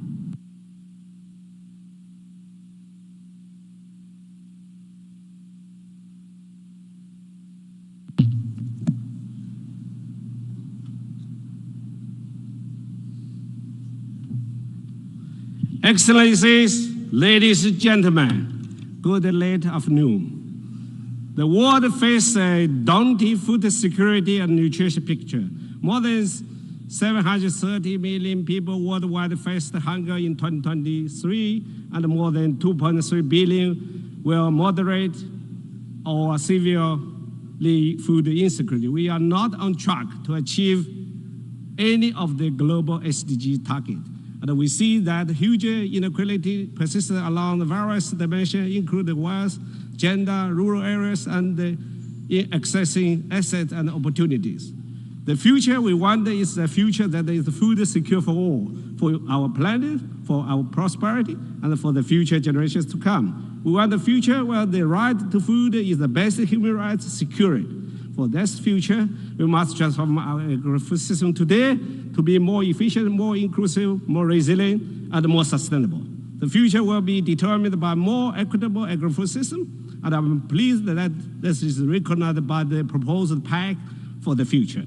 We need to invest integratedly on the 4 betters: better production, better nutrition, better environment, better life, leaving no one behind. This is at the core of the effort work. Allow me to share 3 key elements for the way forward. 1, we must step up effort to achieve the SDGs by 2030. And the second, we must focus on fostering and promoting innovation, public-private partnership, and more cost-effective investment. 3, hunger and food insecurity can be defeated through the effective collaboration between all the partners and effectively utilize each other's expertise and resources. And by leveraging our comparable advantages, we have to do together. Everyone will continue to do its part to ensure a better future we want. Have a nice evening and enjoy healthy food. Thank you. I thank the distinguished representative of Food and Agriculture Organization and now give the floor to the distinguished representative of the Council of Europe.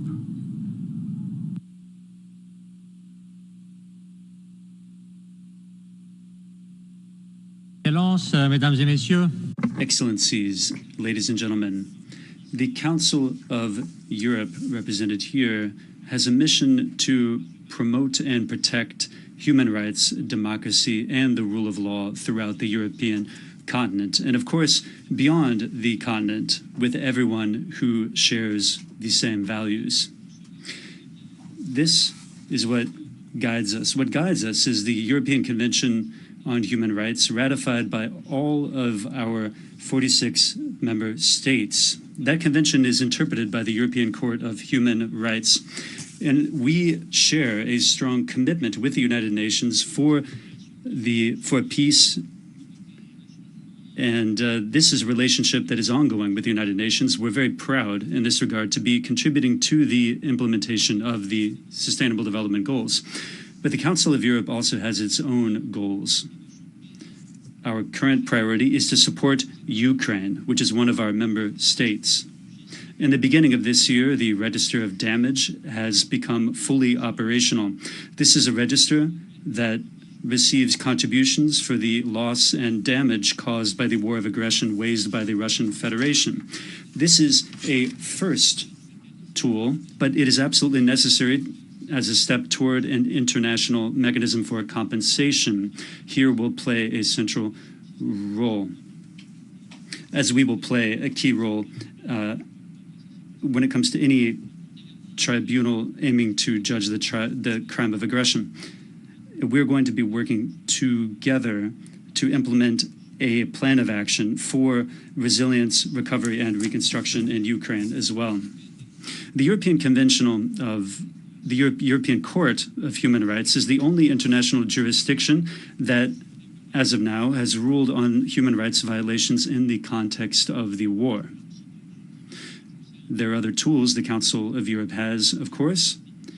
These have allowed to address the challenges of our time. I could mention the Istanbul Convention to prevent and combat domestic violence and violence against women. And I could also mention the very recent Framework Convention on Artificial Intelligence. This is an unprecedented treaty, the first of its kind, which aims to protect human rights in the context of technological evolution, which is currently underway. At this anniversary of the Council of Europe, I would like to close the 75th anniversary of the Council of Europe. I would like to conclude with advocacy for the greatest number of countries to sign and ratify our key conventions, because at a time when democracy is backsliding, we need to do ever more to promote our values through words and in deeds. This is the best way to bring about a better future and more democratic future for our citizens. Thank you.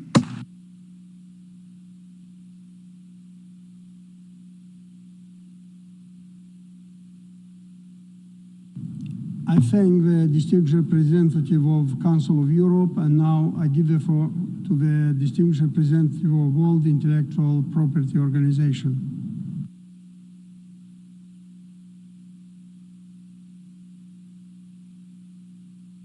Mr. President, distinguished delegates, throughout today, we have heard world leaders speak about the magnitude and gravity of the challenges ahead of us. While they are truly sobering, we must not lose hope. Instead, let us remember that it's often in times of crisis that we are at our most innovative, and that we must now harness the power of human invention, innovation, and creativity to build a more resilient, prosperous, and sustainable future. All of this will require us to transform what intellectual property or IP means. While in the past, IP was viewed as only relevant to the largest corporations in industrialized countries, this is changing. 70% of global IP filings now come from Asia, Africa, and Latin America, a huge change from 50% just 20 years ago. At the same time, as more and more countries use digitalization, entrepreneurship, research, and technology to drive growth, IP is shifting from a technical area of interest only to experts to an increasingly important cornerstone of economic and trade policy, a catalyst for growth and development, and a key enabler for addressing our common global challenges. In response, WIPO is transforming the global IP ecosystem. Allow me to highlight 3 areas of work. First, we are evolving the global IP regime so that it is more inclusive and vibrant, as well as bringing the global community together to address cutting-edge issues like AI and IP, and the use of IP as a collateral. In May, we made history when all 193 member states agreed by consensus on a new treaty on IP, genetic resources, and associated traditional knowledge. This is not just a victory of multilateralism, but also shows that the global IP system can be both pro-inclusivity and pro-innovation. Second, bringing IP to all.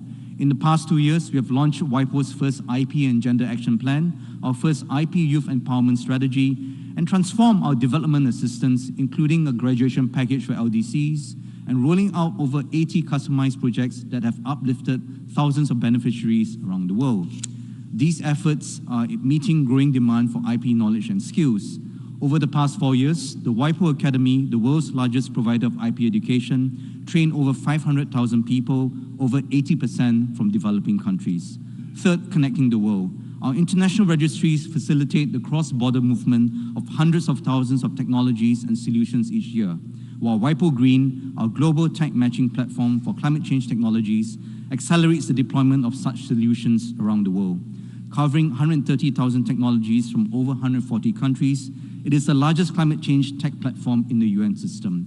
To conclude, IP is no longer just about technical IP laws, but also a catalyst for progress, opportunity, and sustainability. WIPO pledges to work with everyone to harness the power of IP, innovation, and creativity to support the aims of this summit. Thank you very much. I thank the distinguished representative of World Intellectual Property Organization and now give the floor to the distinguished representative of the International Organization for Migration.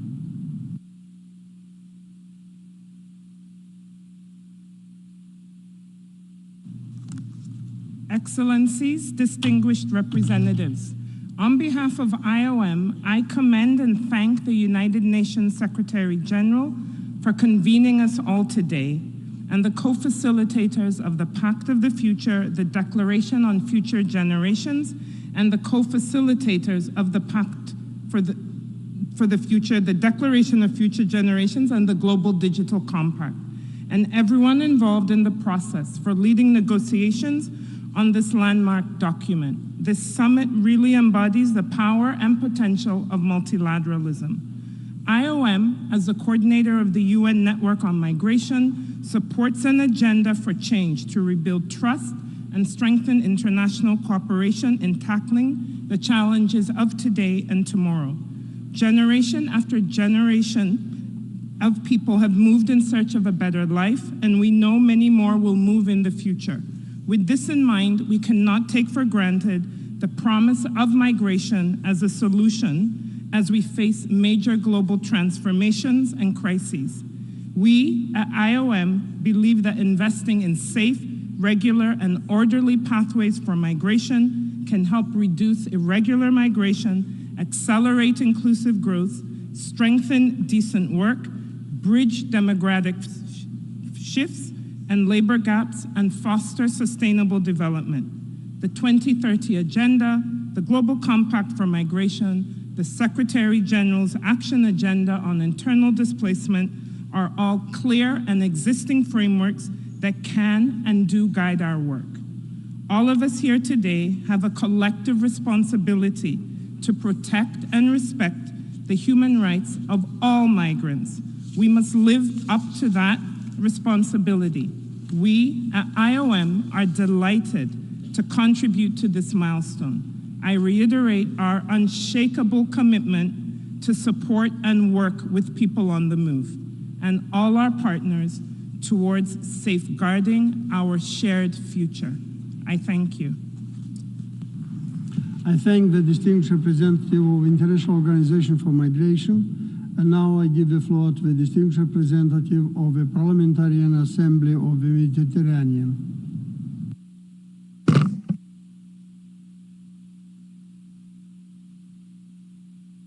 سيد الرئيس أصحاب الساعة.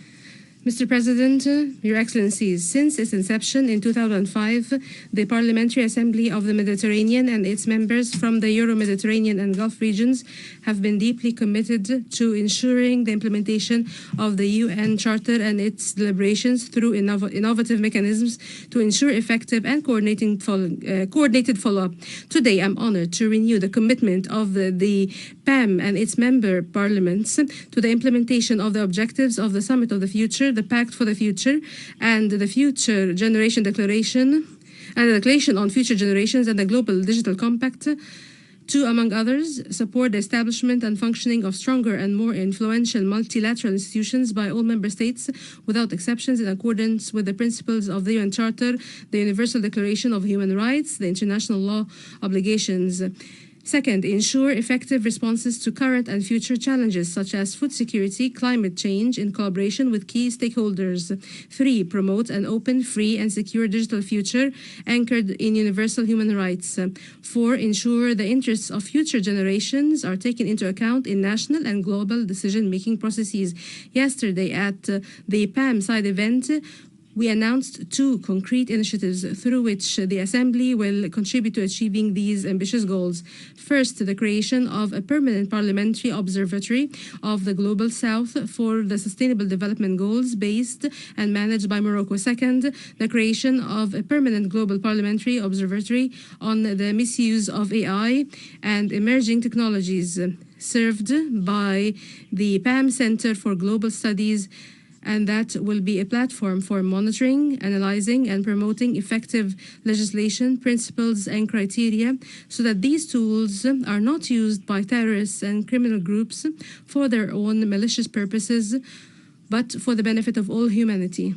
Mr. President, speaking of the future requires us all to work to overcome current obstacles, and in the Mediterranean, there is a continuing war, regardless of its reasons. Its results will bring more extremism, violence, and hate. It is the war against Gaza and the innocent victims on both sides. We call upon you to give primacy to the sound of reason and to end this conflict and to return to negotiations to implement the resolutions of the international community and to attain the two-state solution, an independent state of Palestine and a safe state of Israel. I thank you. Thank the distinguished representative of Parliamentarian Assembly of the Mediterranean, and now I give the floor to the distinguished representative of Economic and Social Commission for Asia and the Pacific.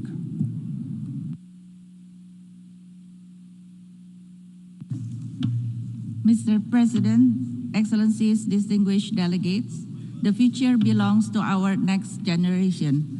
The future they inherit, however, depends on the choices we now make. With 2/3 of the world's population living in Asia and the Pacific, the decisions taken in the region will largely determine our collective future. The region accounts for nearly half of the world's economic activity, owing to its large, young, healthy, and educated labor force, availability of capital, and widespread introduction of technology. Millions have been lifted out of poverty. Out of our 53 members, only 1 remains low income. Out of the original 14 least developed countries, only 5 will remain by the decade's end. Despite the various divides and uneven progress towards sustainable development, its trajectory has undeniably been a success. A future with even greater possibilities, however, calls for a transformative change to this model of development. Given its significant economic size, the region must reduce its carbon emissions through every means possible. With the median age expected to reach 40.5 by 2050, those above 65 will account for 1/5 of the total population by 2050. Without further expansion of labor force, we must now fully draw upon the resources that we already have, including women, seniors with the interest in remaining in the workforce, and persons with disabilities. With the anticipated drawing down of savings and pensions by retirees and increased demand for social safety nets, an equitable social security system must be established while we are still benefiting from the demographic dividend. Addressing financing gaps as well as debt servicing and mobilization of private sector investment now will be critical. Given the declines in labor force as well as domestic savings, improvement in the quality of life will increasingly depend on the harnessing of technology. Equitable access to new technology, including AI, will shape our collective future. Robust governance and universal connectivity are prerequisites to this inclusive technological transformation. Mr. President, ladies and gentlemen, our future depends on the potential that we invest in our youth. They must see possibilities, participate in decision-making, and seize opportunities before them. As the Regional Commission for Asia and Pacific, we identify emerging issues and propose solutions, among others, on energy transition pathway, sustainable financing, and inclusive businesses. We must pass on a future with even greater possibilities to the next generation, and we stand ready to support the implementation of the Pact of the Future. Thank you very much. I thank the distinguished representative of the Economic and Social Commission for Asia and the Pacific. And now I give the floor to the distinguished representative of the Economic Commission for Europe.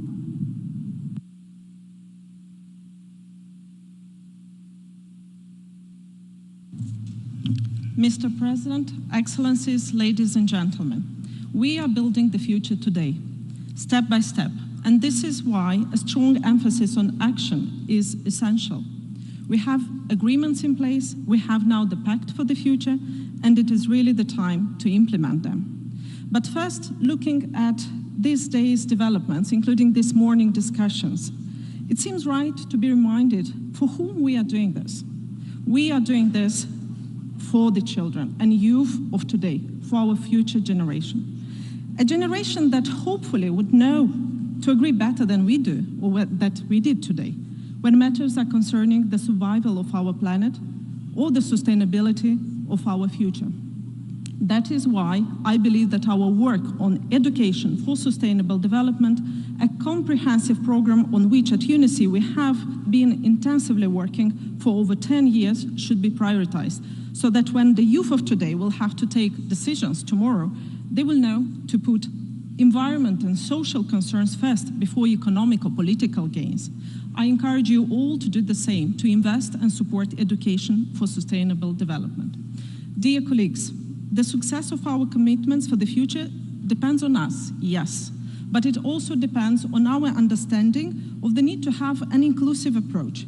The actions are taken by people of all ages, by women and men, by communities, by local and regional authorities in the first place. They are on the front lines, enabling them, trusting them, and partnering with them in the Pact of the Future implementation is not only a way to be successful, but it is the only way. In 2 weeks' time in Geneva, we will convene the City Summit of the Future. It's a unique platform in the UN, a forum of mayors, where they come in their own capacity, not as part of governmental delegations, really to discuss and agree how to implement the Pact in a very practical way, addressing challenges of urbanization, social housing, or mobility. And I'm confident that the final statement to the mayors will be one to serve both as a roadmap, but also as an inspiration for some of our global commitments.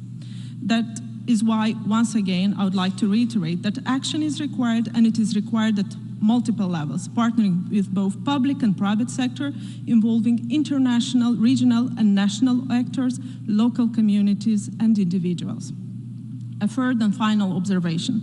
Being a regional commission, an economic commission, UNICE, with a very strong normative footprint, reaching globally when it comes to transboundary water management, air quality, environmental impact assessment, industrial accidents, road safety, transport, classification of critical minerals, there is one thing we understand, that our biggest challenge remains to be the competition over natural resources. A competition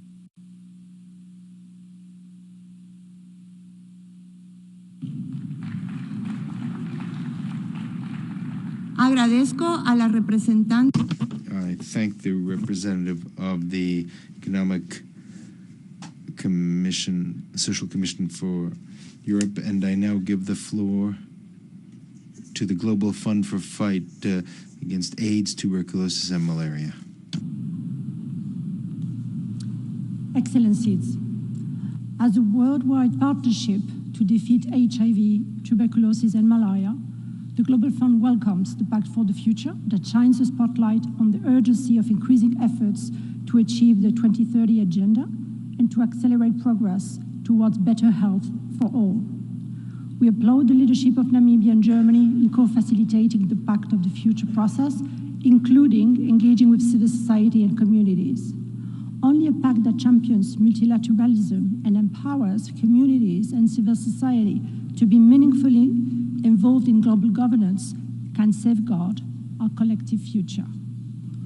In a world where about 4.5 billion people, more than half of the global population, are not fully covered by essential health services, we know that health is fundamental to eradicate poverty, achieve gender equality, economic growth, and to ensure peaceful societies.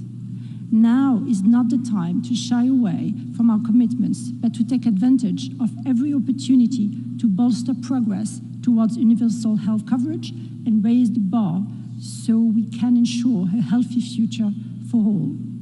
Now more than ever, we need to ensure that global health stays at the center of the international agenda. We hope that the Pact can help elevate our common aspirations for better health and well-being of present and future generations. We applaud the Pact's focus on climate change as an existential issue of our time, in fact, the biggest global health challenge of our time. The phenomenon is destabilizing the foundations of human health, deepening inequalities, and leading to the emergence of and spread of infectious diseases. Ramping up our collective response is an urgent imperative in today's challenging context of interconnected crisis. We commend the focus on closing the SDG financing gap. As a unique partnership of government, civil society, the private sector, and people affected by the diseases, the Global Fund stands ready to step up the fight to achieve global goals and to prepare for and respond to future risks. The Global Fund is an example of the transformative power of communities and civil society, a partnership powered by equity.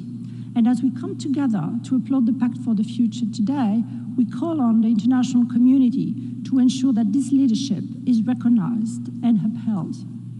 We hope that the Pact for the Future and the urgency and enormity of current challenges will continue to push the global community to find a new course, one that can broaden and deepen multilateralism to create a more healthy, fair, and peaceful world for today and for all future generations.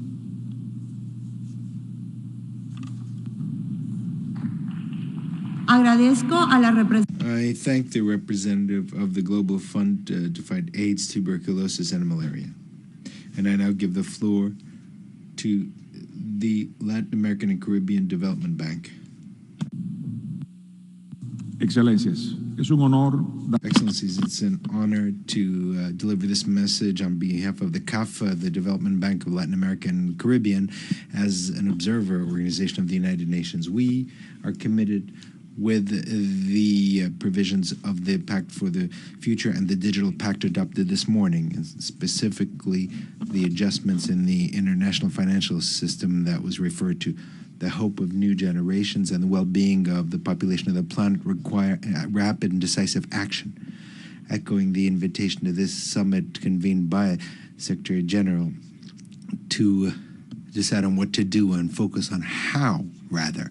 We believe it's important for multilateral development banks and regional ones to be strengthened at all levels and to be able to meet current challenges. For this, the international financial architecture must be efficient in deployment of greater resources to achieve sustainable development. The Global South requires differentiated approaches, innovative, flexible solutions with appropriate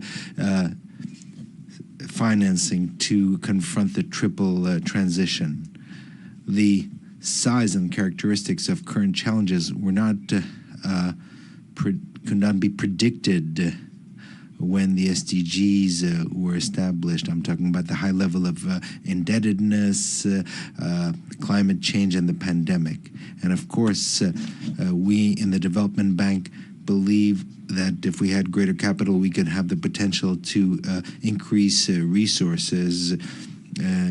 It could be a reliable channel to provide financing to meet specific challenges. Thirdly, to generate efficient programs to those who most need it. We will continue with our role to assist countries by optimizing their tax systems, easing their debt burden, and improving investments. As the CAF is ready to take its part in implementing the renewed agenda that has been discussed at this summit to contribute to the well-being of future generations. Thank you very much. I thank the representative of the Caribbean and Latin American Development Bank, and I give the floor to the International Labor Organization.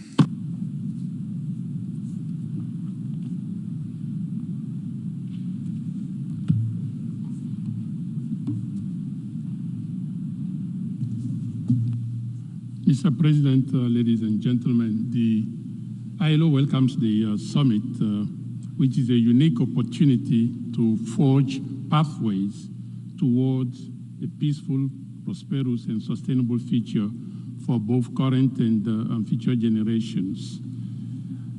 In our interdependent world, no country can solve global issues alone. Multilateral cooperation is critical, not only to tackle global challenges, but also to advance the national interests of each and every country. This is essential for the world of work. The world needs a more equitable distribution of economic benefits, more inclusive labor markets, and a universal access to social protection. This requires the multilateral system to work together and the involvement of non-state actors, including workers and employers' organizations. Allow me to recall the ILO Constitution says no lasting peace could be attained without social justice. Hence, ILO, with all its constituents, including the workers and employers organization, embrace the ambition of the UN Pact for the future, including the necessity and the necessary reforms of the global governance and the financing for development agenda. I would like to specifically recall that in 2023, 20% of young people were neither in employment, nor in education, nor in training. And that, as we are speaking, 3.8 billion people have no access to any single social protection. And over 2 billion people are struggling to make a living in the informal economy. With the adoption of the UN Pact for the Future, you can count on the ILO, as we have done in the past 100 years, to continue to fight for access to decent work and social justice for all, especially the most vulnerable, as it's critical for lasting peace and sustainable development. Thank you. Agradezco. I thank the representative of the International Labor Organization, and I give the floor to the South Asian Association for Regional Cooperation.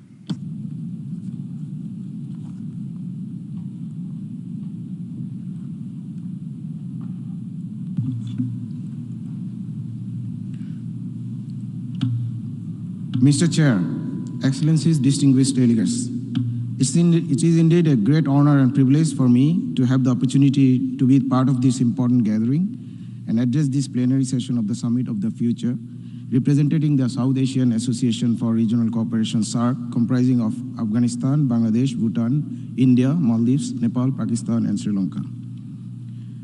Achieving the post-2015 development agenda, including all the sustainable goals, in the remaining period of 2030 will require an ambitious, comprehensive, holistic, and transformative approach with respect to the means of implementation, synergizing the different means of implementation. It is required enhanced and revitalized global partnership in addressing the shared resources and investment gaps. Regionalism can play a crucial role in the endeavor to achieve the accelerated SDGs. It is through the regional cooperation that we can harness our collective strength, share best practices, and address the specific need of our communities. Each region has its own cultural, economic, and environmental context, and it is essential that we tailor our approaches to fit these diverse landscapes. By fostering the regional partnership, we can create a synergies that amplify our efforts and drive a meaningful progress towards SDGs.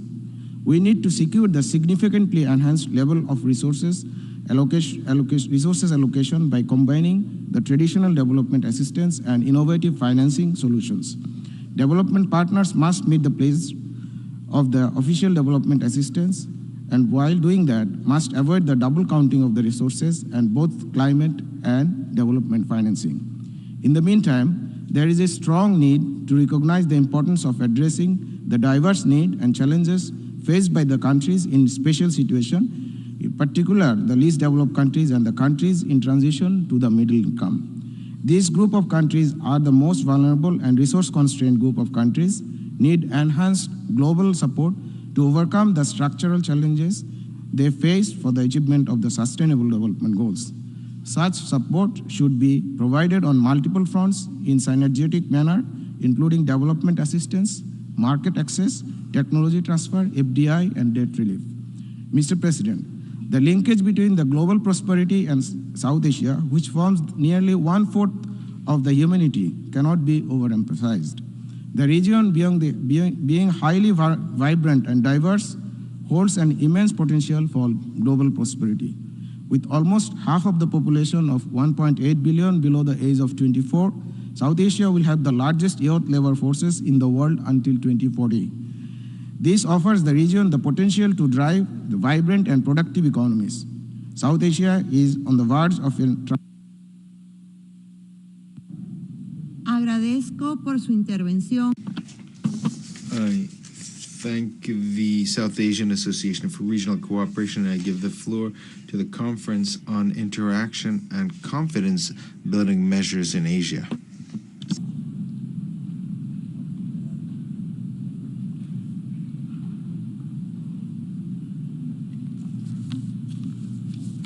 Dear President of the General Assembly, distinguished leaders, esteemed delegates, it is both a privilege and profound responsibility to address this high-level gathering.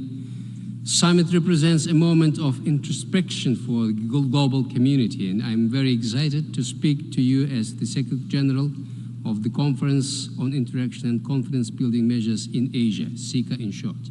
The idea to convene SICA was proposed by Kazakhstan from this very rostrum on October 5th, 1992. Having been founded on the core principles of multilateralism, dialogue, and trust, SICA unites 28 member states covering 90% of Asia, as well as 10 observer states and 11 observer and partner organizations. Through the implementation of SICA catalog of confidence-building measures, we are fostering dialogue among nations with diverse backgrounds, creating an environment where disagreements can be managed through trust, mutual respect, and most importantly, on equal footing. Interaction in these dimensions contributes to the Sustainable Development Goals. Having reached a mature level of institutional development, SICA has permanent institutions like Youth Council, Business Council, Think Tank Forum to discuss common issues, challenges, and ways to address them. In 2022, the SICA Fund was established in order to mobilize funding to implement projects in a wide range of areas. Excellencies, let me outline the initiatives of President Tokayev of Kazakhstan, which is the current chair within the SICA framework. The SICA Ministerial Conference on Environmental Issues, held on August 28 this year, adopted a high-level statement that reflects member states' dedication to advancing collaboration and addressing critical environmental issues. In a few days, we will organize a rally of volunteer movement leaders from SICA countries under the Youth Council. The partnership network of leading universities of SICA will be established rather soon in December at the Ministerial Council meeting in Baku. Member states currently discussing two other ideas: creating the Council on Sustainable Connectivity to address global economic challenges, and transforming the Finance Summit into a permanent platform to strengthen cooperation among financial sectors of our member states. Esteemed delegates, organizations like SICA are crucial in addressing global challenges at the regional level and can serve as a valuable outreach platform for the UN. This Summit of the Future gives us the opportunity to rethink our structures, reassess our priorities, and, importantly, to strengthen our mechanisms for cooperation. Together we can build a resilient, equitable, and sustainable future. I thank you. I thank the representative of the Conference on Interaction and Confidence Building Measures in Asia, and I now give the floor to the Shanghai Cooperation Organization.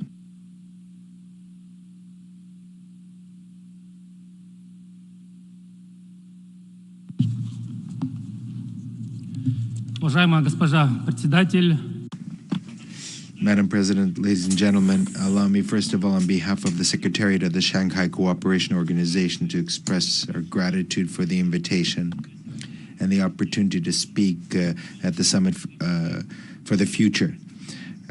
The Shanghai Cooperation Organization was created over 20 years ago. Today it has 26 member states with different status. We call them the SCO family, and over half the population of the world is represented in the organization, a quarter of the surface area and a quarter of the economy. And the organization has huge potential, economic and scientific potential, as well as a huge reserve of natural resources. Working based on Chapter 8 of the UN Charter, the organization is committed to the principle of openness and the Shanghai spirit, which means mutual trust, equality, consultations, respect for cultural diversity, and striving for development. Our organization excludes a confrontational or block-based approach in dealing with regional and international issues. Ladies and gentlemen, today we're witnessing tectonic changes in global policies and international relations. We believe that the best response to today's challenges is to unify efforts to shape a more representative, more democratic, equitable, and multipolar world order based on the principles of international law with the central coordinating role of the United Nations. We call on countries, regional organizations, and structures to set aside a policy of confrontation and mutual threats. It's important to establish honest, open dialogue to unify our efforts to effectively counteract the challenges that are common to for all of us. In this context, this summit is extremely timely. At the Astana summit of the organization in July of this year, an initiative was adopted for unity, for development, which is the contribution of our organization to the Summit for the Future. We hope that the international community will join us. Member states of the Shanghai Cooperation Organization play a leading role in the area of sustainable development. 2025 has been declared the year of sustainable development by the Shanghai Cooperation Organization. I'd like to also note that achieving peaceful life for the future generations is the primary task for all of us. So we have to approach the 80th anniversary of the creation of the UN with real tangible achievements based on the UN Charter. The Shanghai Cooperation Organization is ready to do its part. Thank you. I I thank the representative of the Shanghai Cooperation Organization for your intervention, and I give the floor to the Economic Commission for Africa.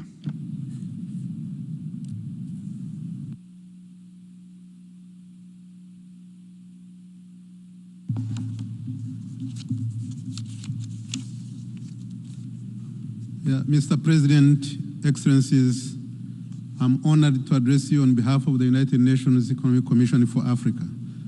We are meeting when the foundation of humanity is being tested and Africa is bearing the brunt. Multiple crises have exacerbated the challenges of finance, debt, climate, and energy. 21 African countries are in or at high risk of debt distress, and public debt has increased by over 180% since 2010 and currently exceeds over 60% of GDP. Basic social expenditures are being crowded out, and there is limited access to long-term concessional finance. Furthermore, unprecedented climate effects are costing up to 5% of Africa's GDP annually. Yet, we cannot attract sufficient investments because the rules of engagement of global rating agencies do not favor Africa. We also see imbalances in borrowing costs. For example, Africa's borrowing cost is 4 times higher than the United States and even more than 4 times higher than Germany. Excellencies, distinguished delegates, justice for Africa cannot be served by an outdated global financial architecture system.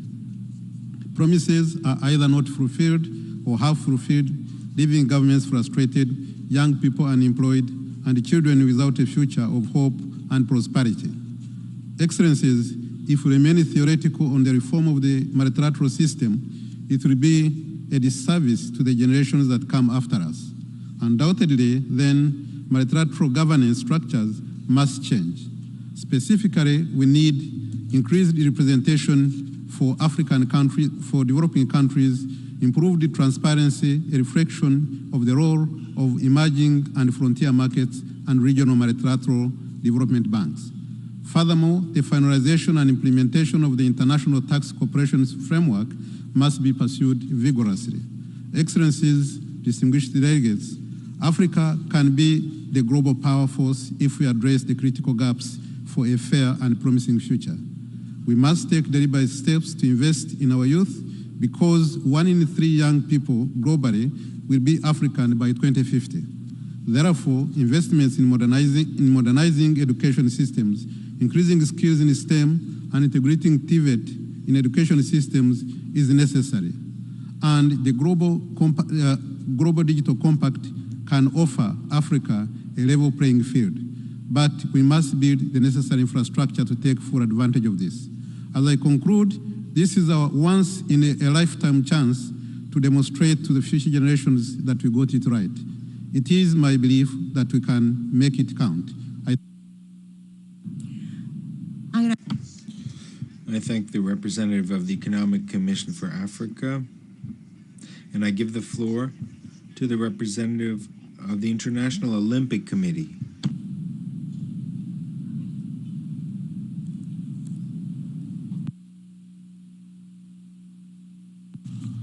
Mr. President, Your Excellencies, please accept, first of all, my heartfelt congratulations on the adoption of the Pact for the Future. In particular, I would like to thank you for recognizing the role of sport as an important enabler and indeed accelerator to achieve the UN Sustainable Development Goals. The recent Olympic Games Paris 2024 illustrate in an excellent way how the International Olympic Committee is contributing to the SDGs through sport. The IOC considers peace as the most fundamental of the SDGs. This is why we are very happy and proud that despite all the geopolitical tensions, we were able to bring together the athletes from the territories of all 206 national Olympic committees and the IOC Refugee Olympic Team. Before the Olympic Games, these athletes joined for a powerful call for peace. During the Olympic Games, they competed fiercely against each other. At the same time, they lived peacefully together under one roof in the Olympic Village. They shared their meals, their experiences and their emotions. They respected each other with no incidents or discrimination whatsoever, even if their countries are at war. With all this, the athletes created a culture of peace, showing us how our world would be if we all were to live in the Olympic spirit of peaceful coexistence. There were many other achievements with regard to the UN SDGs. These Olympic Games were the first ever Olympic Games with full gender parity. The IOC Refugee Olympic team participated with a record number of 37 athletes and won its first ever Olympic medals. Paris 2024 reduced its carbon emissions by 50% compared to previous Olympic Games. These are just a few examples how we at the IOC are promoting the role of sport as an important enabler and accelerator of the SDGs.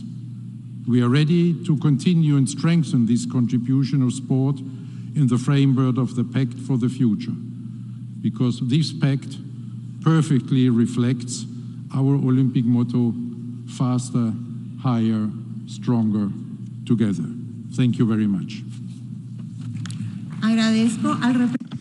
I thank the representative of the International Olympic Committee, and I give the floor to the Inter-American Development Bank.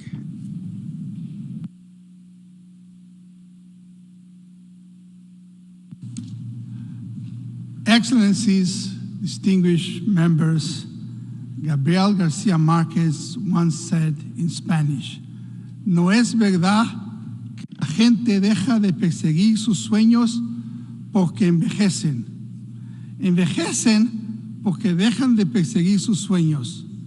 Not true."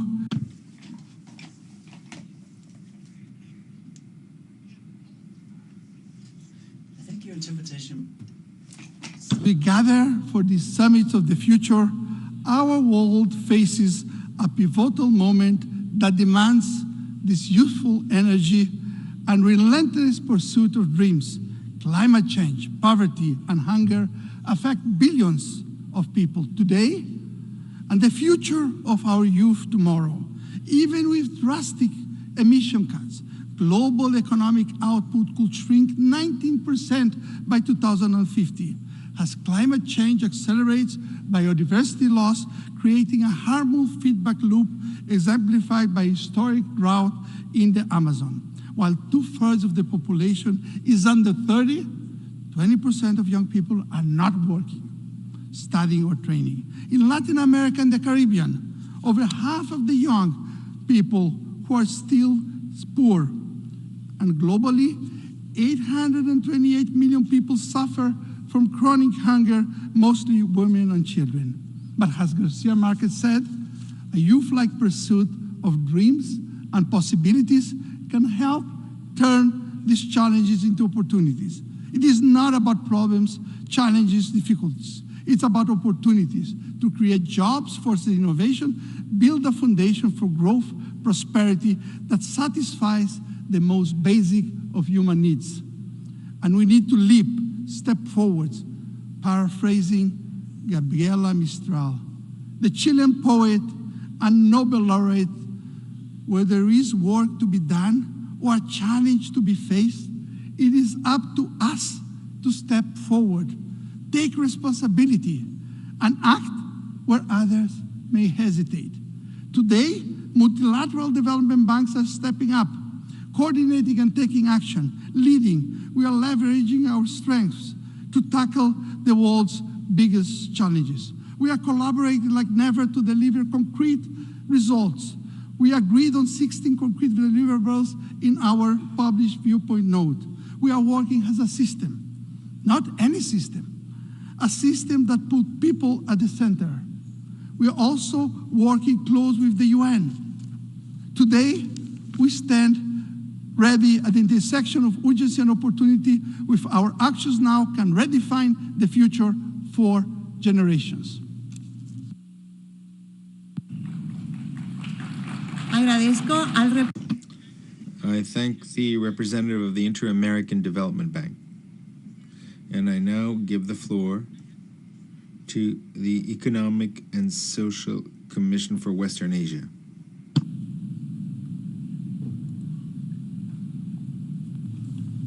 Excellencies, ladies and gentlemen, I stand on existing protocols and commend the Secretary General of the United Nations and his team for convening this important session. The timing of the summit is particularly significant, coming as it does at a time when our world stands at a crossroads between a path to the past where global affairs were reduced to a war of the jungle, and a road that promises a more just and peaceful world that thrives on multilateralism, collaboration, and justice. Excellencies, let us be frank with ourselves and ask the question: what is new in the Pact for the Future? The answer, Excellencies, is that there is hardly anything new in the Pact that we have not committed ourselves to in the past under the UN and other frameworks. The fact that we have come back to the same old commitments suggests that we still need greater political will to deliver on the good promises. For ECOWAS, therefore, the difference between the Pact for the Future and earlier global agreements will lie in delivery, in delivering on our commitments in the areas of peace and security, sustainable socio-economic development, climate change and climate justice, as well as youth empowerment. It will also mean concrete action to promote and support our regional unity, not our disunity, our integration, not our disintegration, and a commitment not to turn Africa, especially West Africa, into a zone of proxy conflicts.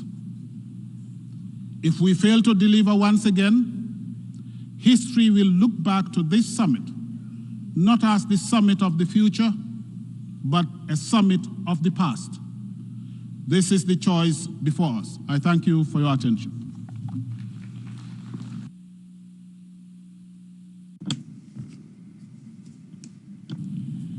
Quiero agradecer. I want to thank the representative for the Economic and Social Commission for Western Asia, and I'd like to give the floor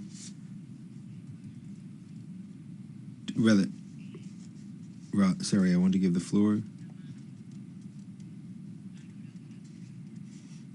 I'm sorry, I misrepresented the previous speaker.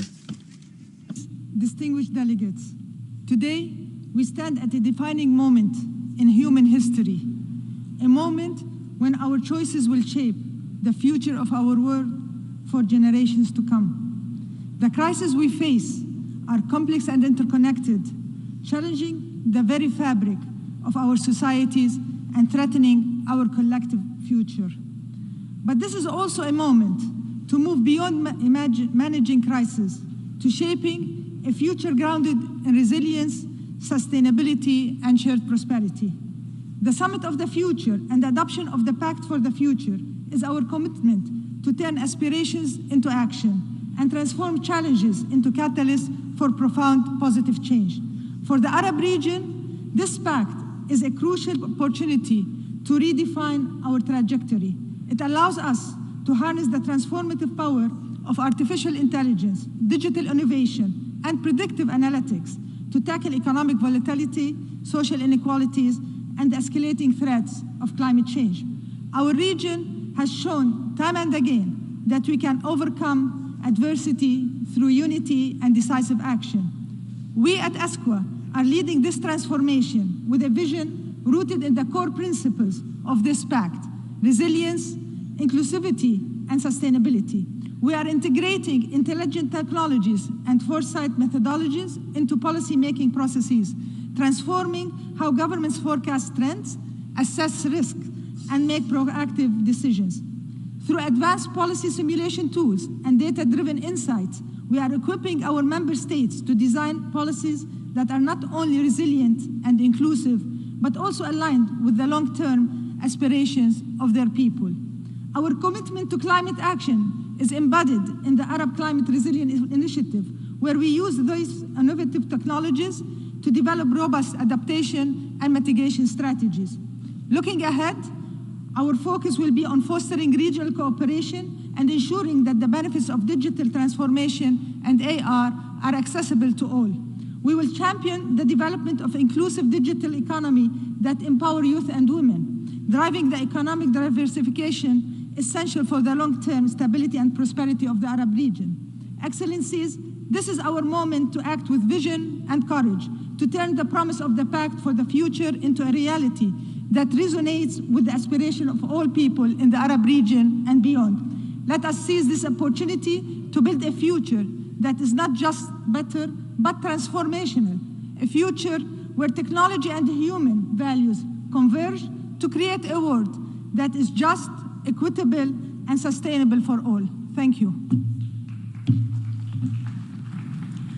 I thank the representative of the Economic and Social Commission for Western Asia. And I now give the floor to the Common Fund for Commodities.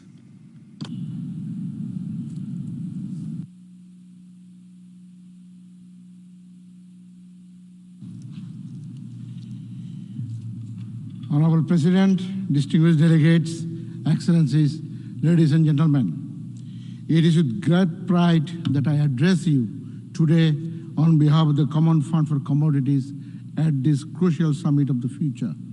We come from the innovation rich, the Netherlands.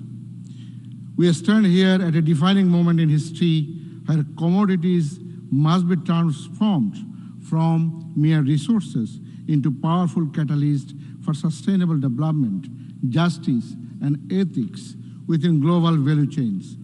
Commodity dependence remains a significant challenge for developing countries, with 101 of 191 UNCTAD member states relying on primary commodities for over 60% of their exports, particularly in the great continent of Africa, where this figure reaches as high as 90%.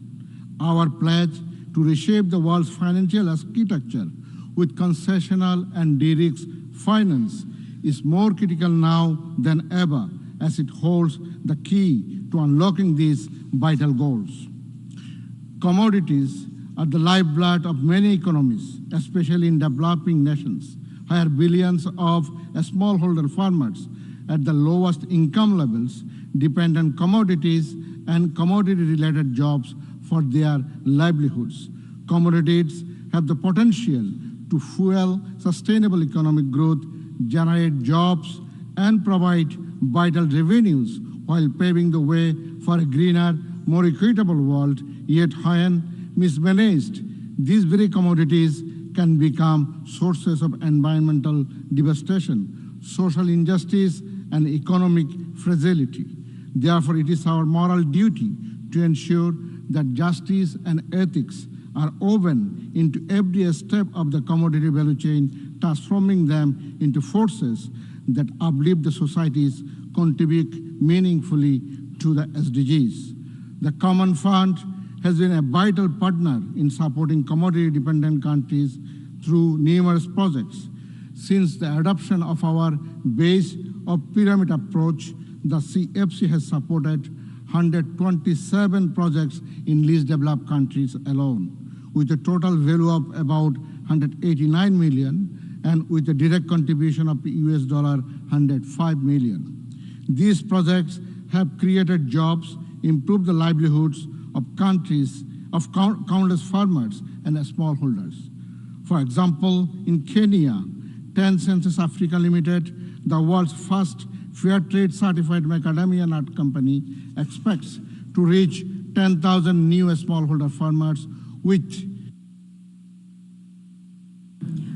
Agradezco por su intervención al representante. I thank the representative of the Common Fund for Commodities for his statement. And I now give the floor to the African Development Bank Group.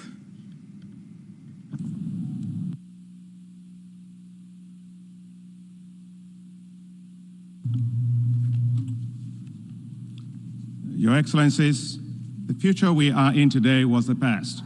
The future we build for tomorrow must be based on better decisions taken today. Building that future for Africa requires more than reform of the global financial architecture. We need new institutional support systems to build a more solid and resilient future for Africa. First, we must tackle the biases in the current global credit rating systems that leads to higher costs of accessing capital for Africa than other parts of the world.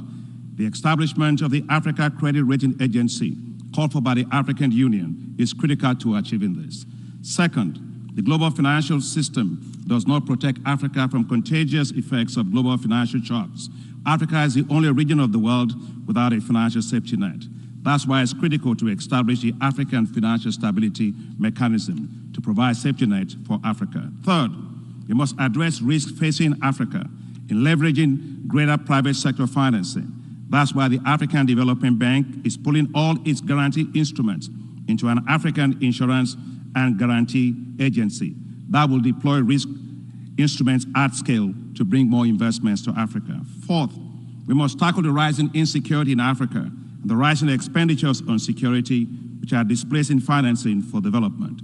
To achieve this, the African Development Bank is working with the African Union to establish security index investment bonds that will be used to tackle the reconstruction of areas damaged by conflicts. And finally, Africa's vast forests, biodiversity, and carbon sinks are the key for saving the world. It is time to properly value the green assets of Africa and include that in the GDP of Africa. Africa must move from being green and cash poor to being green rich through proper valuation of its natural capital in its GDP. These foundations will assure a much richer and wealthier Africa for future generations. They will build wealthier and a more resilient Africa and move it into a future with sound financial structures to bolster its development. The future is Africa's, and we will take it on boldly. Thank you very much. Agradezco. I thank the representative of the African Development Bank Group, and I give the floor to the United Nations Capital Development Fund.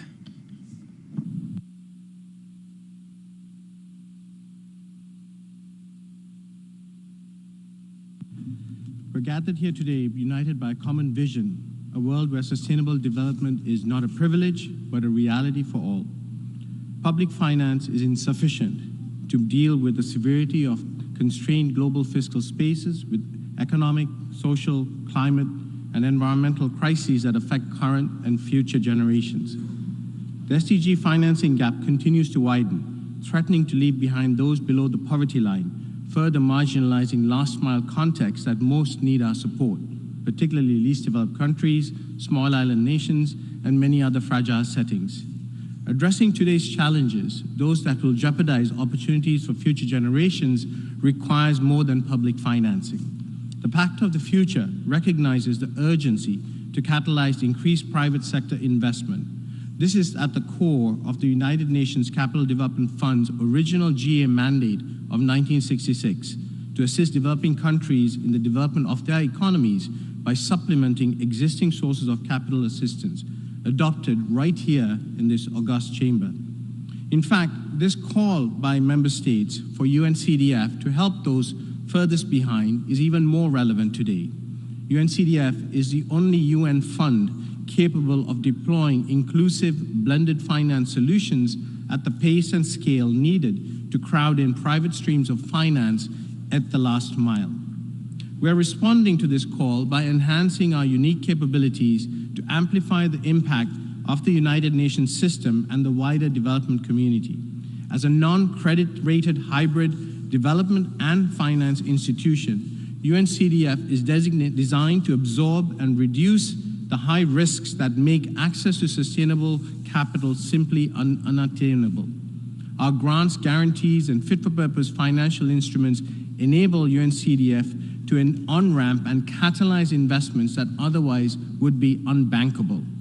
UNCDF's impact is felt in fragile developing countries around the world today, but it needs to be scaled up. Our performance-based instruments are tied to tangible results, ensuring that scarce donor funding pays for only what works. Every dollar that we invest in local currency not only supports today's needs, it paves the way for long-term prosperity that builds on public-private partnerships. In fact, if UNCDF did not exist today, it would be created as a disruptor to foster a more inclusive development finance system. This is the role that UNCDF can play within UN System 2.0. We are a UN fund. It's a platform for partners to crowd in public and private financing, and together we can build a future so that no one is left behind. Thank you. Agradezco. I thank the representative of the United Nations Capital Development Fund, who was the last speaker of this session. The next session of the Summit of the Future will take place tomorrow, Monday, September 23rd at 9 a.m. And we will hear those who have inscribed their name on the list of speakers for that session. The meeting is adjourned. Gracias.